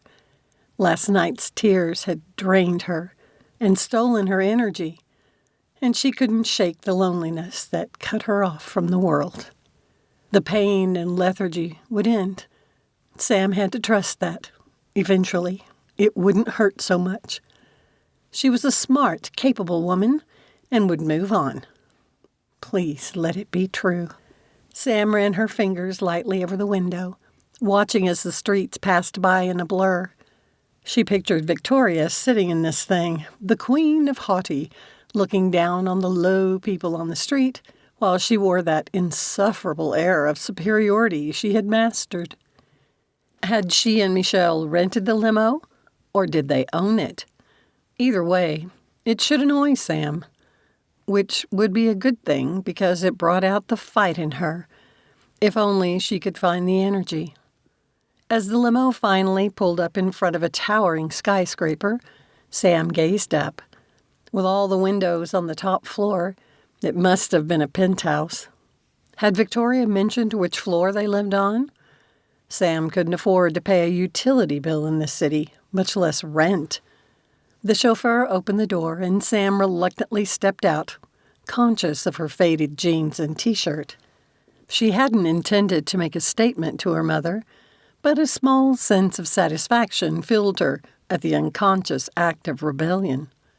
Squinting against the bright summer sunlight, she surveyed the grand building. From a distant place, where Sam had stuffed her emotions, came the thought she had made a mistake coming here. She was reeling from Ethan's rejection, which would make her more vulnerable to her mother's emotional manipulation. For a fleeting moment, she wondered if she could convince the chauffeur to drive her back to the airport. She could imagine the shock on his face, though the image brought no humor, and she wished she had the resolve to act. So what if she accepted her mother's employment proposal? Sam glanced around her. Maybe she could connect with other theater makeup artists here, but only if she drastically altered her vision and surrendered to Victoria's whims. And that was the crucial question. Did Sam have the strength to navigate her mother's machinations? Uncertainty gnawed at her, and Sam was glad for even that tiny flicker of life in her weary heart. She had come this far and might as well listen to her mother's pitch before deciding what to do. "Miss Diederik, are you ready?" the chauffeur asked, interrupting her thoughts. He had already retrieved her luggage. "Yes." Sam tried to steel herself and grasped the handles of her shopping bags. "Let me get that for you," the doorman offered, reaching for her bags as she entered the opulent marble entryway. "Mrs. Rabou sent word she is waiting for you upstairs." Sam couldn't help comparing this place to her memories of her stepfather Michel's other U.S. residence. That house had been impressive, if you were into that kind of thing. But it paled to this one. He must have thrived in the European fashion scene, but Sam hated the cold, museum-like atmosphere of the place. The doorman spoke into a microphone on his shoulder, probably announcing her arrival. Forget Big Brother watching. Big Mother was plenty, and the surveillance was oppressive. Guided by the doorman, she stepped into an elevator with an operator, something she had only ever seen in old films. What a mind-numbing job. Maybe Sam should consider it, though maybe the payoff came when someone famous showed up. Having a live person run the elevator might provide additional security against unwanted visitors. One must not visit the penthouse uninvited, after all. The operator gave her a warm smile. "Your mother is looking forward to seeing you. It's all she's talked about for the last 2 days." Sam nodded, unsure how to respond. She couldn't imagine Victoria ever showing excitement about anything relating to Sam, much less talking about it to a lowly elevator operator. Not that she thought the guy was lying. Could she have misjudged her mother? A part of Sam cried she could still run, but that would mean planning and deciding, and she was so tired, her brain foggy, reminding her of the time she had come out of anesthesia when she'd had her tonsils out as a child. The elevator doors closed, stealing her choice. Light jazz music filled the elevator, a genre she had never particularly enjoyed since her mother liked it. Too quickly, the doors opened again. She found herself in a single large entry. Did the penthouse have its own elevator? "How many floors does the penthouse have?" she asked. 3, ma'am." Of course. Her mother, Michelle, and a small staff needed more than one story. A wave of homesickness for Boone crashed over Sam, and she had to blink against the sting in her eyes. She couldn't lose it now, just moments before meeting with her mother. Sam took a deep breath and stepped out of the elevator. The operator placed her bags by the double doors before pushing an intercom button. "Miss Samantha Diederik has arrived." The doors swung open immediately, revealing a sprawling room with vaulted ceilings that must span 2 stories, offering an astonishing view of Central Park. "Ah, Miss Diederik." A woman in an expensive business suit gave Sam an appraising look. "Your mother is currently in a meeting with the designers. She asked me to show you to your room so you can unpack. It may be a couple of hours before she is free to see you, so you will have time to change from your travel clothes. She suggested you acquaint yourself with your new home." The woman gestured toward the spiral stairs and took a step toward them, apparently assuming Sam would follow. But she remained rooted to the spot. Her new home? It was just like her mother to assume that Sam's agreement to come to New York meant complete capitulation. A sense of resignation washed over her, robbing her of the little energy she had left. Ethan's rejection had opened her eyes. She had set her heart on a them, but he didn't think she was worth taking the risk. And Lennon. He had betrayed her trust, done who knew what damage to her business. Sam had already lost so much. She couldn't face dealing with a bedroom in this opulent prison. "I'm not ready to go to the bedroom just yet," Sam mumbled, weariness making her words sluggish. "I would rather wait here."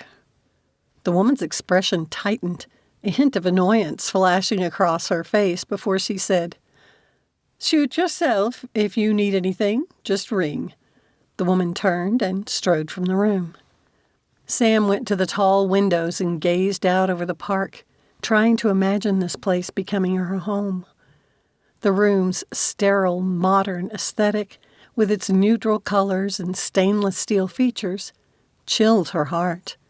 She envisioned fashionable people at the pinnacle of their fields, filling the room, schmoozing, and working business deals.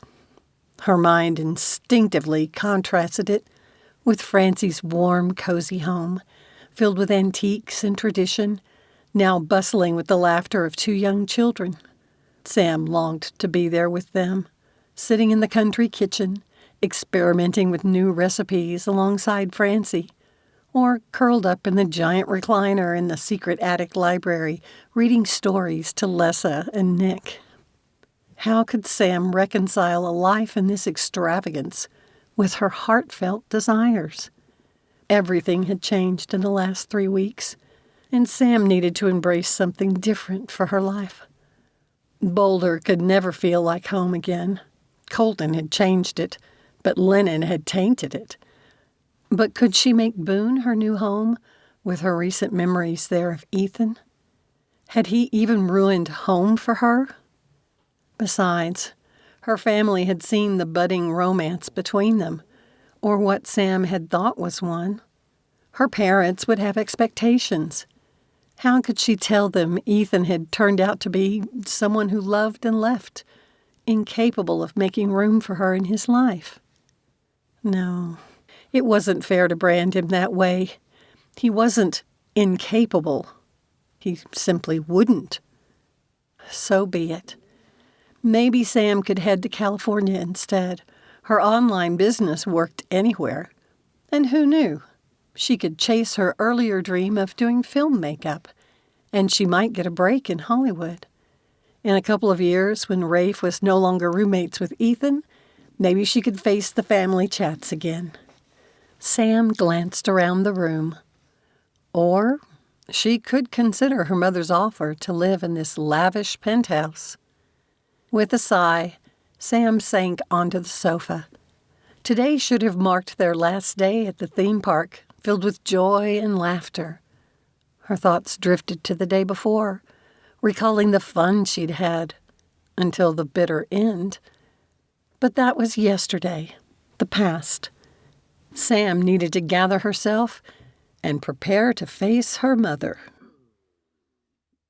Ethan's luck had finally gone in his favor. Keeping in mind the things Sam had said over the years about her mother and her obsession with status and prestige, he had done some quick research into the renowned clothing designer's stepfather. The conclusion came easily. If he wanted to support Sam in handling her mother, he needed to enlist high society help. Victoria had to understand her daughter had powerful people behind her. So, Ethan had enlisted his brother's help. He might live on a Montana ranch now, but Braden had grown up on a famous estate on Staten Island, his mother coming from a family with a long history of money and status. When Ethan was preparing to board his flight to New York, he finally connected with his brother Braden. It turned out he was visiting New York for meetings with some of his old associates about a regional surgery center in Billings, which Braden hoped to establish. Ethan explained the situation and asked if Braden would meet him at Victoria's apartment to help support Sam. "This begs the question, Eth," Braden had said. "Wouldn't it be a good career move for this girl to work with a famous fashion designer?" On the surface, yes. But Sam said this guy creeps her out. And the worst part is how manipulative her mother is. I've watched Sam over the past 4 years, and every time that woman gets her clutches into Sam, you can see the change. It's like something in her dies. Ethan's voice went rough. Something beautiful. Braden had fallen silent at Ethan's confession. Then he asked quietly, his voice full of understanding. "So it's like that, is it?" Ethan had to swallow the lump in his throat before he could admit, "Yes, I'm in love with Sam. I blew it in Florida, and I'm trying to fix it." "Will she be joining the family?" The pounding of Ethan's heart made it difficult for him to catch his breath. "If she'll have me, she will." "Good. I like the sound of this, Sam, and Dad couldn't stop talking about her. Let me make a few calls." "You're the best, Bray." His brother had chuckled.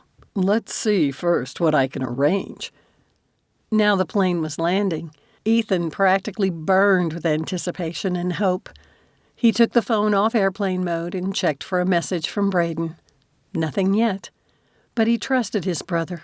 He wouldn't let him down.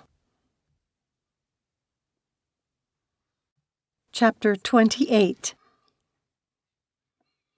"Your mother can see you now," the assistant said when she finally returned.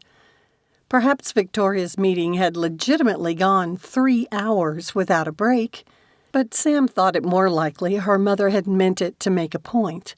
But Sam's resulting irritation had helped to pull her from the lethargy that had threatened to swallow her earlier.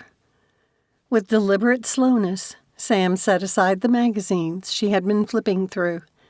It held glossy photos of women who were unnaturally thin enough to be cast in a film about Nazi prison camps.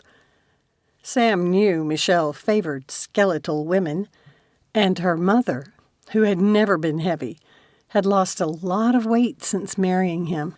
A few years ago, Sam had starved herself trying to win her mother's approval. Then Francie had entered Sam's life and rescued her.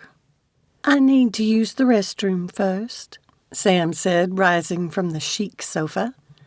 A flash of irritation crossed the assistant's face as she glanced at her tablet. "There's one through there," she gestured down the hall. Sam checked her appearance in the bathroom mirror, her lack of sleep accentuating the dark circles under her eyes. If she had showered and put on some makeup, as her mother had expected, Sam would have looked better. She still didn't care. If only her hands weren't so cold. She supposed her mother would expect Sam to shake hands with the people who had been in the meeting this afternoon. Her icy fingers would make them think they intimidated her, something that would likely please Victoria. Sam quickly ran her hands under the hot water, hoping it would help. After taking a steadying breath, Sam exited the bathroom and followed the assistant down another hall. The woman opened the door to a room full of people milling around a conference table. It looked like a break between meetings. No one even glanced their way, which was fine with Sam.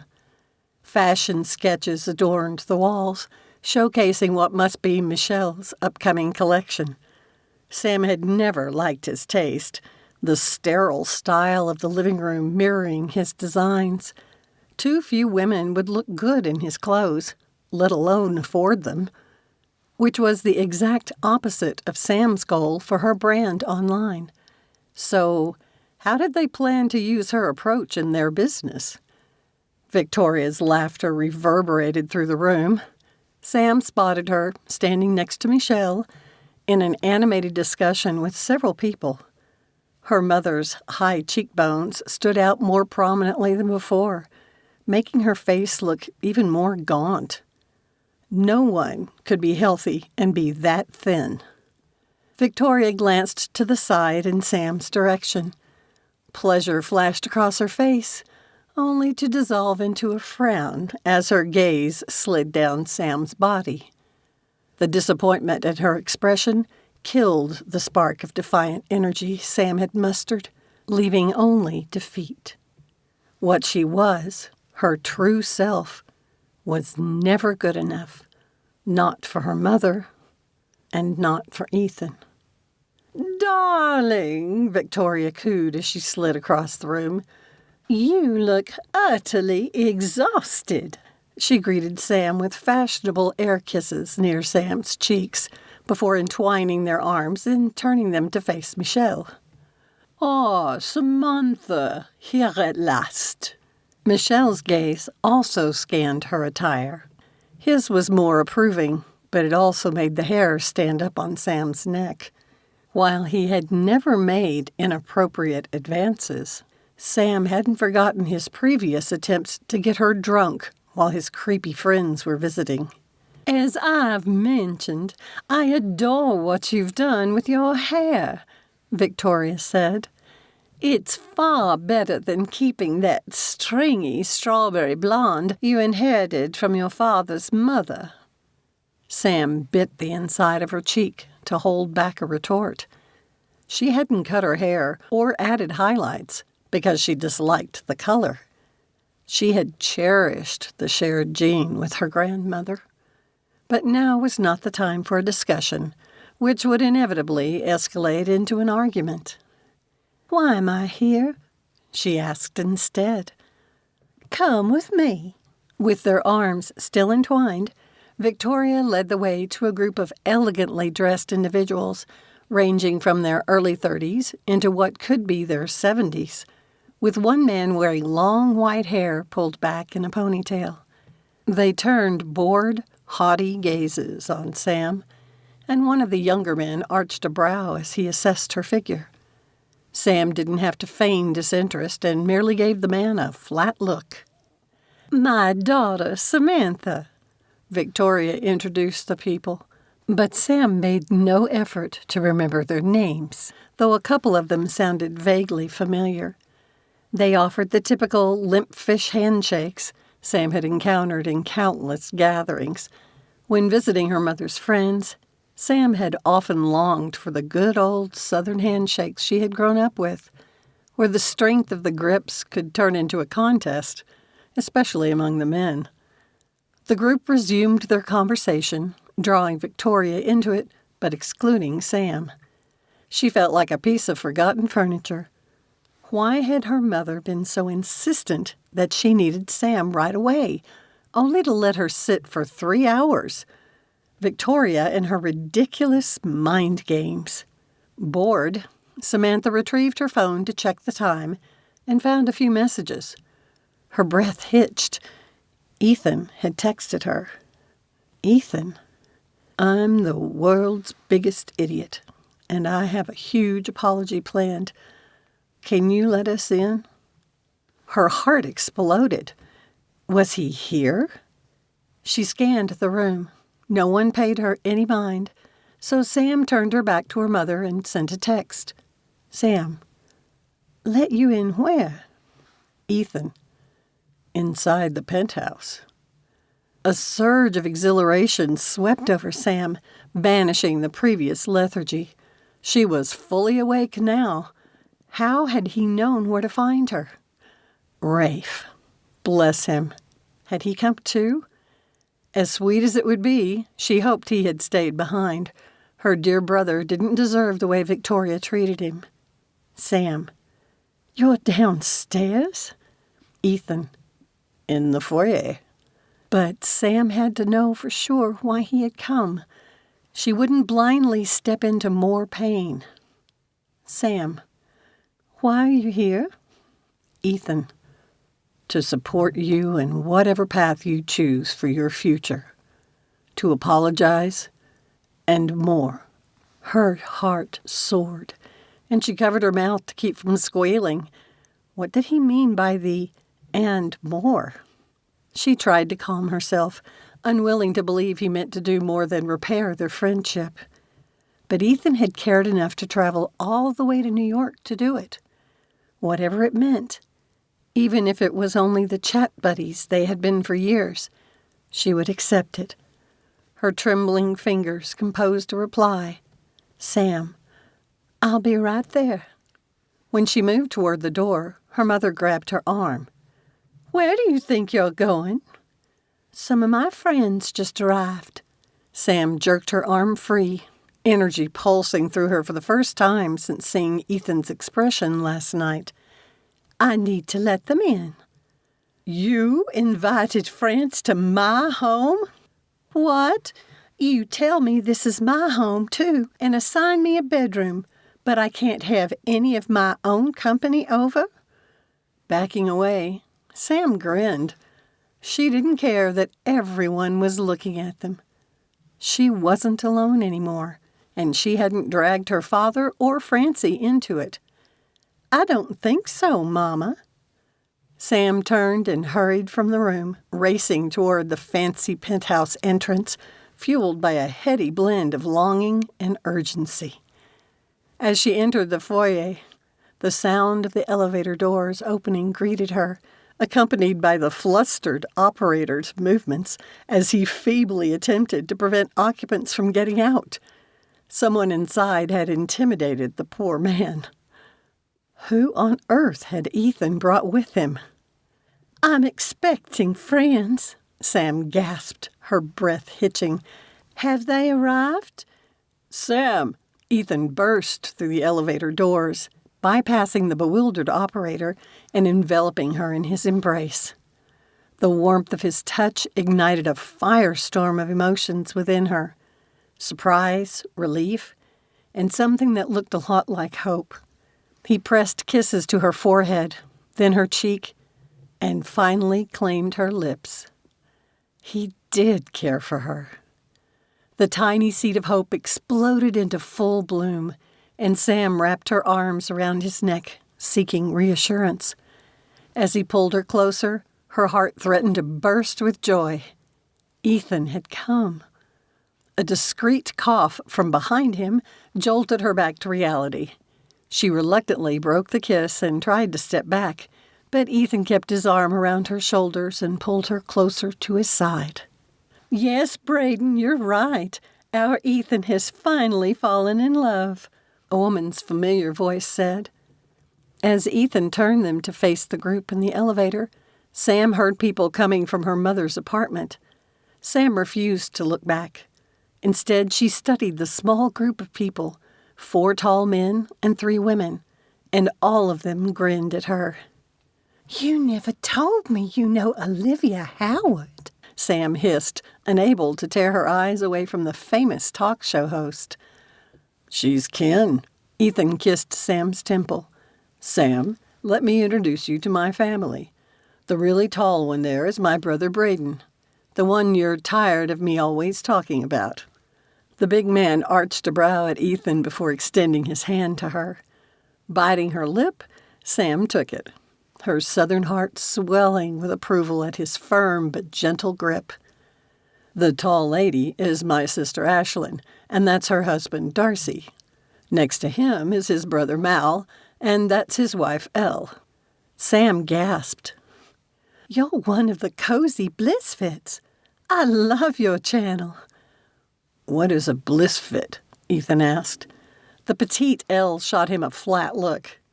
You know very well it's a compound of bliss and misfits, and we use it because it perfectly describes our unconventional approach to home decor. Why didn't you tell us you know glam with Sam? Elle said to Sam. Any time I'm thinking of redoing my look, I binge watch your channel. You already recognized Olivia, Ethan interrupted with a grin. And that's her husband, Yori. Yori Virtanen, someone exclaimed from behind Sam. I own some of his paintings. Samantha! Victoria moved beside Sam and said breathlessly, You should have told me you expected such distinguished guests. Her mother seemed genuinely flustered. She didn't know we were coming. Ethan stepped forward and turned to take a position in front of his friends and family. Standing with them, but with his arm extended to clasp Sam's hand, he seemed to offer her a choice. Stay with her mother or go with him. But she had learned her lesson about presuming a relationship. She needed to hear him say the words. He must have understood her hesitation, because he dropped to one knee. People on both sides gasped. Samantha Diederik, I love you. I've been in love with you for years, but I was too stupid to admit it to myself. Ethan shook his head.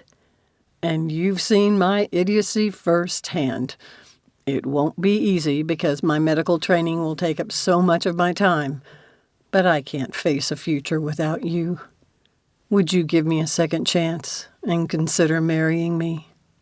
Sam's whole body trembled, a mix of excitement, disbelief, and fear rushing through her veins, and she wanted nothing more than to give him the answer her heart urged her to. But his response to one more question could ruin it all. Are you talking about marrying you now or after you're a doctor? She pressed and then held her breath. Now, he said simply. Tears welled in her eyes, and she let her heart free. Dang right I'll marry you, Sam practically squealed, tugging Ethan to his feet and throwing her arms around him again. Wait just one moment. Victoria grabbed Sam's arm, as though to pull her away. Isn't he that rancher's son? You can't marry him. Braden stepped beside his brother and placed a hand on Ethan's shoulder. I have plans for my daughter, Victoria said, her voice low and ominous. Braden shifted so he could put his other hand on Sam's shoulder. With her fingers laced with Ethan's and his extended family behind them, she found the strength to tug her arm from Victoria's grasp. I have my own plans, Mama. Victoria's gaze darted between Ethan and Sam before she hissed, You can do better than a mere doctor. Just a minute there, Braden intervened, his tone now amused. I resemble that remark, and I'll have you know cardiothoracic surgeons rule. Pediatricians do too. Ethan chuckled, sharing a knowing glance with Sam. I'm not sure you are aware of where Ethan's brother and sister grew up, Yori said to her mother. Perhaps you've heard of their family estate, Winterwood. Recognition sparked in Victoria's eyes, followed by murmurs from her associates. Grateful for the name-dropping, Sam glanced over her shoulder at the blond man, who winked at her. The name meant nothing to her, but she would be sure to ask Ethan. Grinning, she faced her mother again. It doesn't matter to me what their social standing is, Mama. Releasing Ethan's hand, Sam stepped forward and threw her arms around Victoria and whispered, I know you love this lifestyle. You thrive on it. Sam released her and stepped back until she felt Ethan's hand rest on her wrist. But this life is not for me. It's never been for me. It won't make me happy. Her mother's eyes shimmered with the first genuine emotion Sam could remember in years. Victoria blinked, and the vulnerability vanished. She gave one of her feigned chuckles, waving her arms toward the crowd behind her. What can I say? They're in love. Victoria strode to Olivia and linked their arms. It is wonderful to have you here. Please come in and join us for some light refreshments.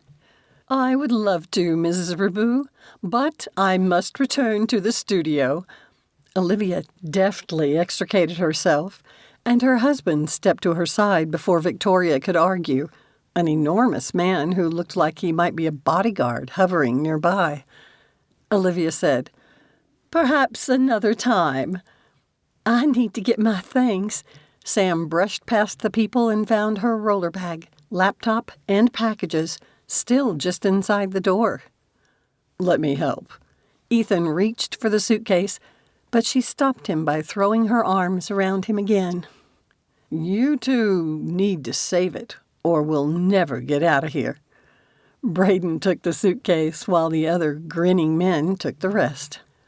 "Time to beat a hasty retreat," Mal said. Sam gave her mother one final quick hug before joining Ethan and his family in the elevator. When the doors closed, Sam let out an enormous sigh. Everyone laughed, and almost as a group, offered their congratulations. "I was kind of out of it back there." Sam squeezed Ethan's hand, her heart swelling with a wonder at how her day had done a complete turnaround. "Please introduce everyone again." Instead, he kissed her. Epilogue. "You look lovely," Francie murmured as she tightened the laces on Sam's gown. "I'm sorry your mother couldn't make it." Wouldn't make it, but Sam didn't say it. Victoria had given a tentative acceptance until she realized it would be a small wedding. Then she had claimed prior engagements for every alternative date Sam had proposed. Her excuses might even be real, but it said a lot when a parent would let something else overshadow their own child's wedding. When she and Ethan had read the message together, he had remained silent, but his expression had said it all. It had provided the push Sam needed to make a break. From that point on, birthday and Christmas cards would be the only communication between her and Victoria. Sam had even finally blocked her mother's phone number. "My mother did come." "Thank you," Sam said, giving Francie a fierce hug. "Oh, you sweet girl," Francie sniffed, wiping her eyes. "Now we need to let your father see you." Sam's heart swelled with happiness. She linked arms with Francie, and they stepped from the bride's dressing room. At the sound of the opening door, her father spun around. He paused a moment to take in her appearance. Then his eyes glistened and his throat worked as he struggled to swallow. "Oh, Daddy!" Sam flew into his arms and he held her close. "Baby, you look stunning, and more importantly, happy," he said when he could speak. He held her at arm's length, his hands on her shoulders, and held her gaze. "It's a good thing I like Ethan so much, because I don't think I could let you go to a lesser man." "Thank you." She kissed his cheek, and he gave her another quick embrace. "You look beautiful," breathed Lessa. Her little sister watched Sam with wide, adoring eyes. She wore a frilly dress in Sam's colors. "You do too, you sweet little thing." Sam scooped up the little girl and squeezed her until she giggled. Nick tugged at Sam's gown, seeking attention too. She gently placed her sister back on the floor and lifted him for a squeeze too. After Sam set him back down, he tugged at his bow tie, and she wondered how long he would put up with it. "You do, you know." Rafe looked so handsome in his best man's tux. "I do what?" she asked. "Look beautiful." He leaned forward and pressed a sweet kiss on her cheek. Following Francie's suggestion, Sam had ordered her gown from a shop in Wyoming called Dresses by Linda. As soon as Sam had logged onto the site, she had fallen in love with the designs. Working with the staff, they had created a pale yellow gown with accents of black lace trim. "Thank you, Rafe." "And thank you for turning one of my best friends into my brother." When will you be giving me another sister? Sam teased. Now that everyone's talking about your game app and you're bringing in oodles of money, you should be ready to settle down. Pain crossed his face, but he quickly masked it. His nonchalant expression couldn't hide the vulnerability in his eyes. He wouldn't talk about what happened with Tess, but Ethan's prophecy had come true. "I'll worry about it after I graduate," her brother said, deflecting her comment. "And we know how well that excuse worked for Ethan." Rafe pulled a face, and she laughed. "We best be going," Francie said, taking the children's hands. "Let me get them," Rafe said. "I think you two should walk with Sam." Her daddy held out his arm, and she took it. Ethan stared at himself in the mirror. He couldn't believe the day had finally arrived. The knowledge that Sam was getting ready with her family on the other side of the reception center sent a nervous energy coursing through him. "You ready in there?" Braden's voice echoed, accompanied by a sharp rap on the door. "Coming." Ethan hastily picked up his jacket. Braden entered the room and frowned. "I thought you would be dressed by now." "I'm not used to cufflinks, and I can't get them right." Ethan handed one to his brother and held up his wrist. Braden fussed with it for a moment, but it wouldn't work for him either. Maybe it was broken. He frowned. "Something's not right." "Let me look at it." Braden's wife, Lynn, put the stroller with the twins next to him. She did something, and magically, the cufflink stayed in place. Ethan studied his reflection, hoping he wouldn't disappoint Sam. The pale yellow rosebud boutonniere would complement the color of Sam's dress. That was all he knew about the gown, other than it would include her unique taste. "Let's go." Lynn guided her daughter toward the door, while Braden pushed the double stroller. Ethan was glad the out-of-town guests had all arrived before the snow had started to fall. But leave it to Boone to have a snowstorm on their wedding day. As soon as he entered the hallway, his mother enveloped him in a tight embrace. "I'm glad you finally came to your senses. I'm just so happy for you both." "Don't cry yet, Mom." Ethan wiped her cheek, and she sniffed before moving aside for Jack. "I feel like an idiot wearing this monkey suit." He tugged at his collar as if it were strangling him, despite them ordering him a shirt with a looser neck. "Don't we all?" Owen patted the older man's shoulder before turning his attention to Ethan. "You look great, bro." "You too." The three groomsmen, Braden, Owen, and Rafe, had also donned tuxes. "Well, let's get going," Jack urged. "These babies won't stay quiet for long, and the guests are waiting." "Sam's a lovely girl, Ethan," his mother said, linking her arm with his. "She fits right in, even if she is a vegetarian." "What I can't figure out is why she accepted you," Jack chuckled from behind them. "I think we can say that about all our wives, Dad." Braden sent Lynn a loving glance. Decorated for Christmas with light snow falling outside, the reception hall had taken on a magical quality. Their guests had already taken their seats, so Ethan and his groomsmen strode up the center aisle to where Olivia stood near her bodyguard, with Yori at her side. On his way to them, Ethan passed Lynn's brother Mark and his fiancée, seated with her three brothers. It meant a lot to Ethan that so many people had traveled such a long distance just before the holiday. He and Sam would have a week for a honeymoon before heading to Montana for an open house there, and then back to Cambridge for the new semester. "Do you remember Nate?" Olivia asked, a hand resting on the bodyguard's arm. "He performed our marriage." "I'm not likely to forget that day," Ethan said with a laugh, remembering how Lynn had nearly stolen the show by having her first child during the ceremony. "I appreciate you doing the same for us. As Liv's bodyguard, it seems to fall under the description of other duties as assigned." But the big man's eyes twinkled as he extended his hand. They shook, and Ethan returned to search the growing crowd. Despite the practice the day before, his nerves had turned his brain into a sieve, and he couldn't count on remembering any of it. I'm truly happy for you, Ethan. Jack placed a hand on the back of Ethan's neck and gave it a gentle squeeze. I've never told you how proud I am of you. You might not have my DNA, but you're every bit my son as if you did. Ethan tried to respond, but the sudden lump in his throat rendered him speechless. He longed to embrace the man, but knew better. Thank you for being my father, he finally croaked.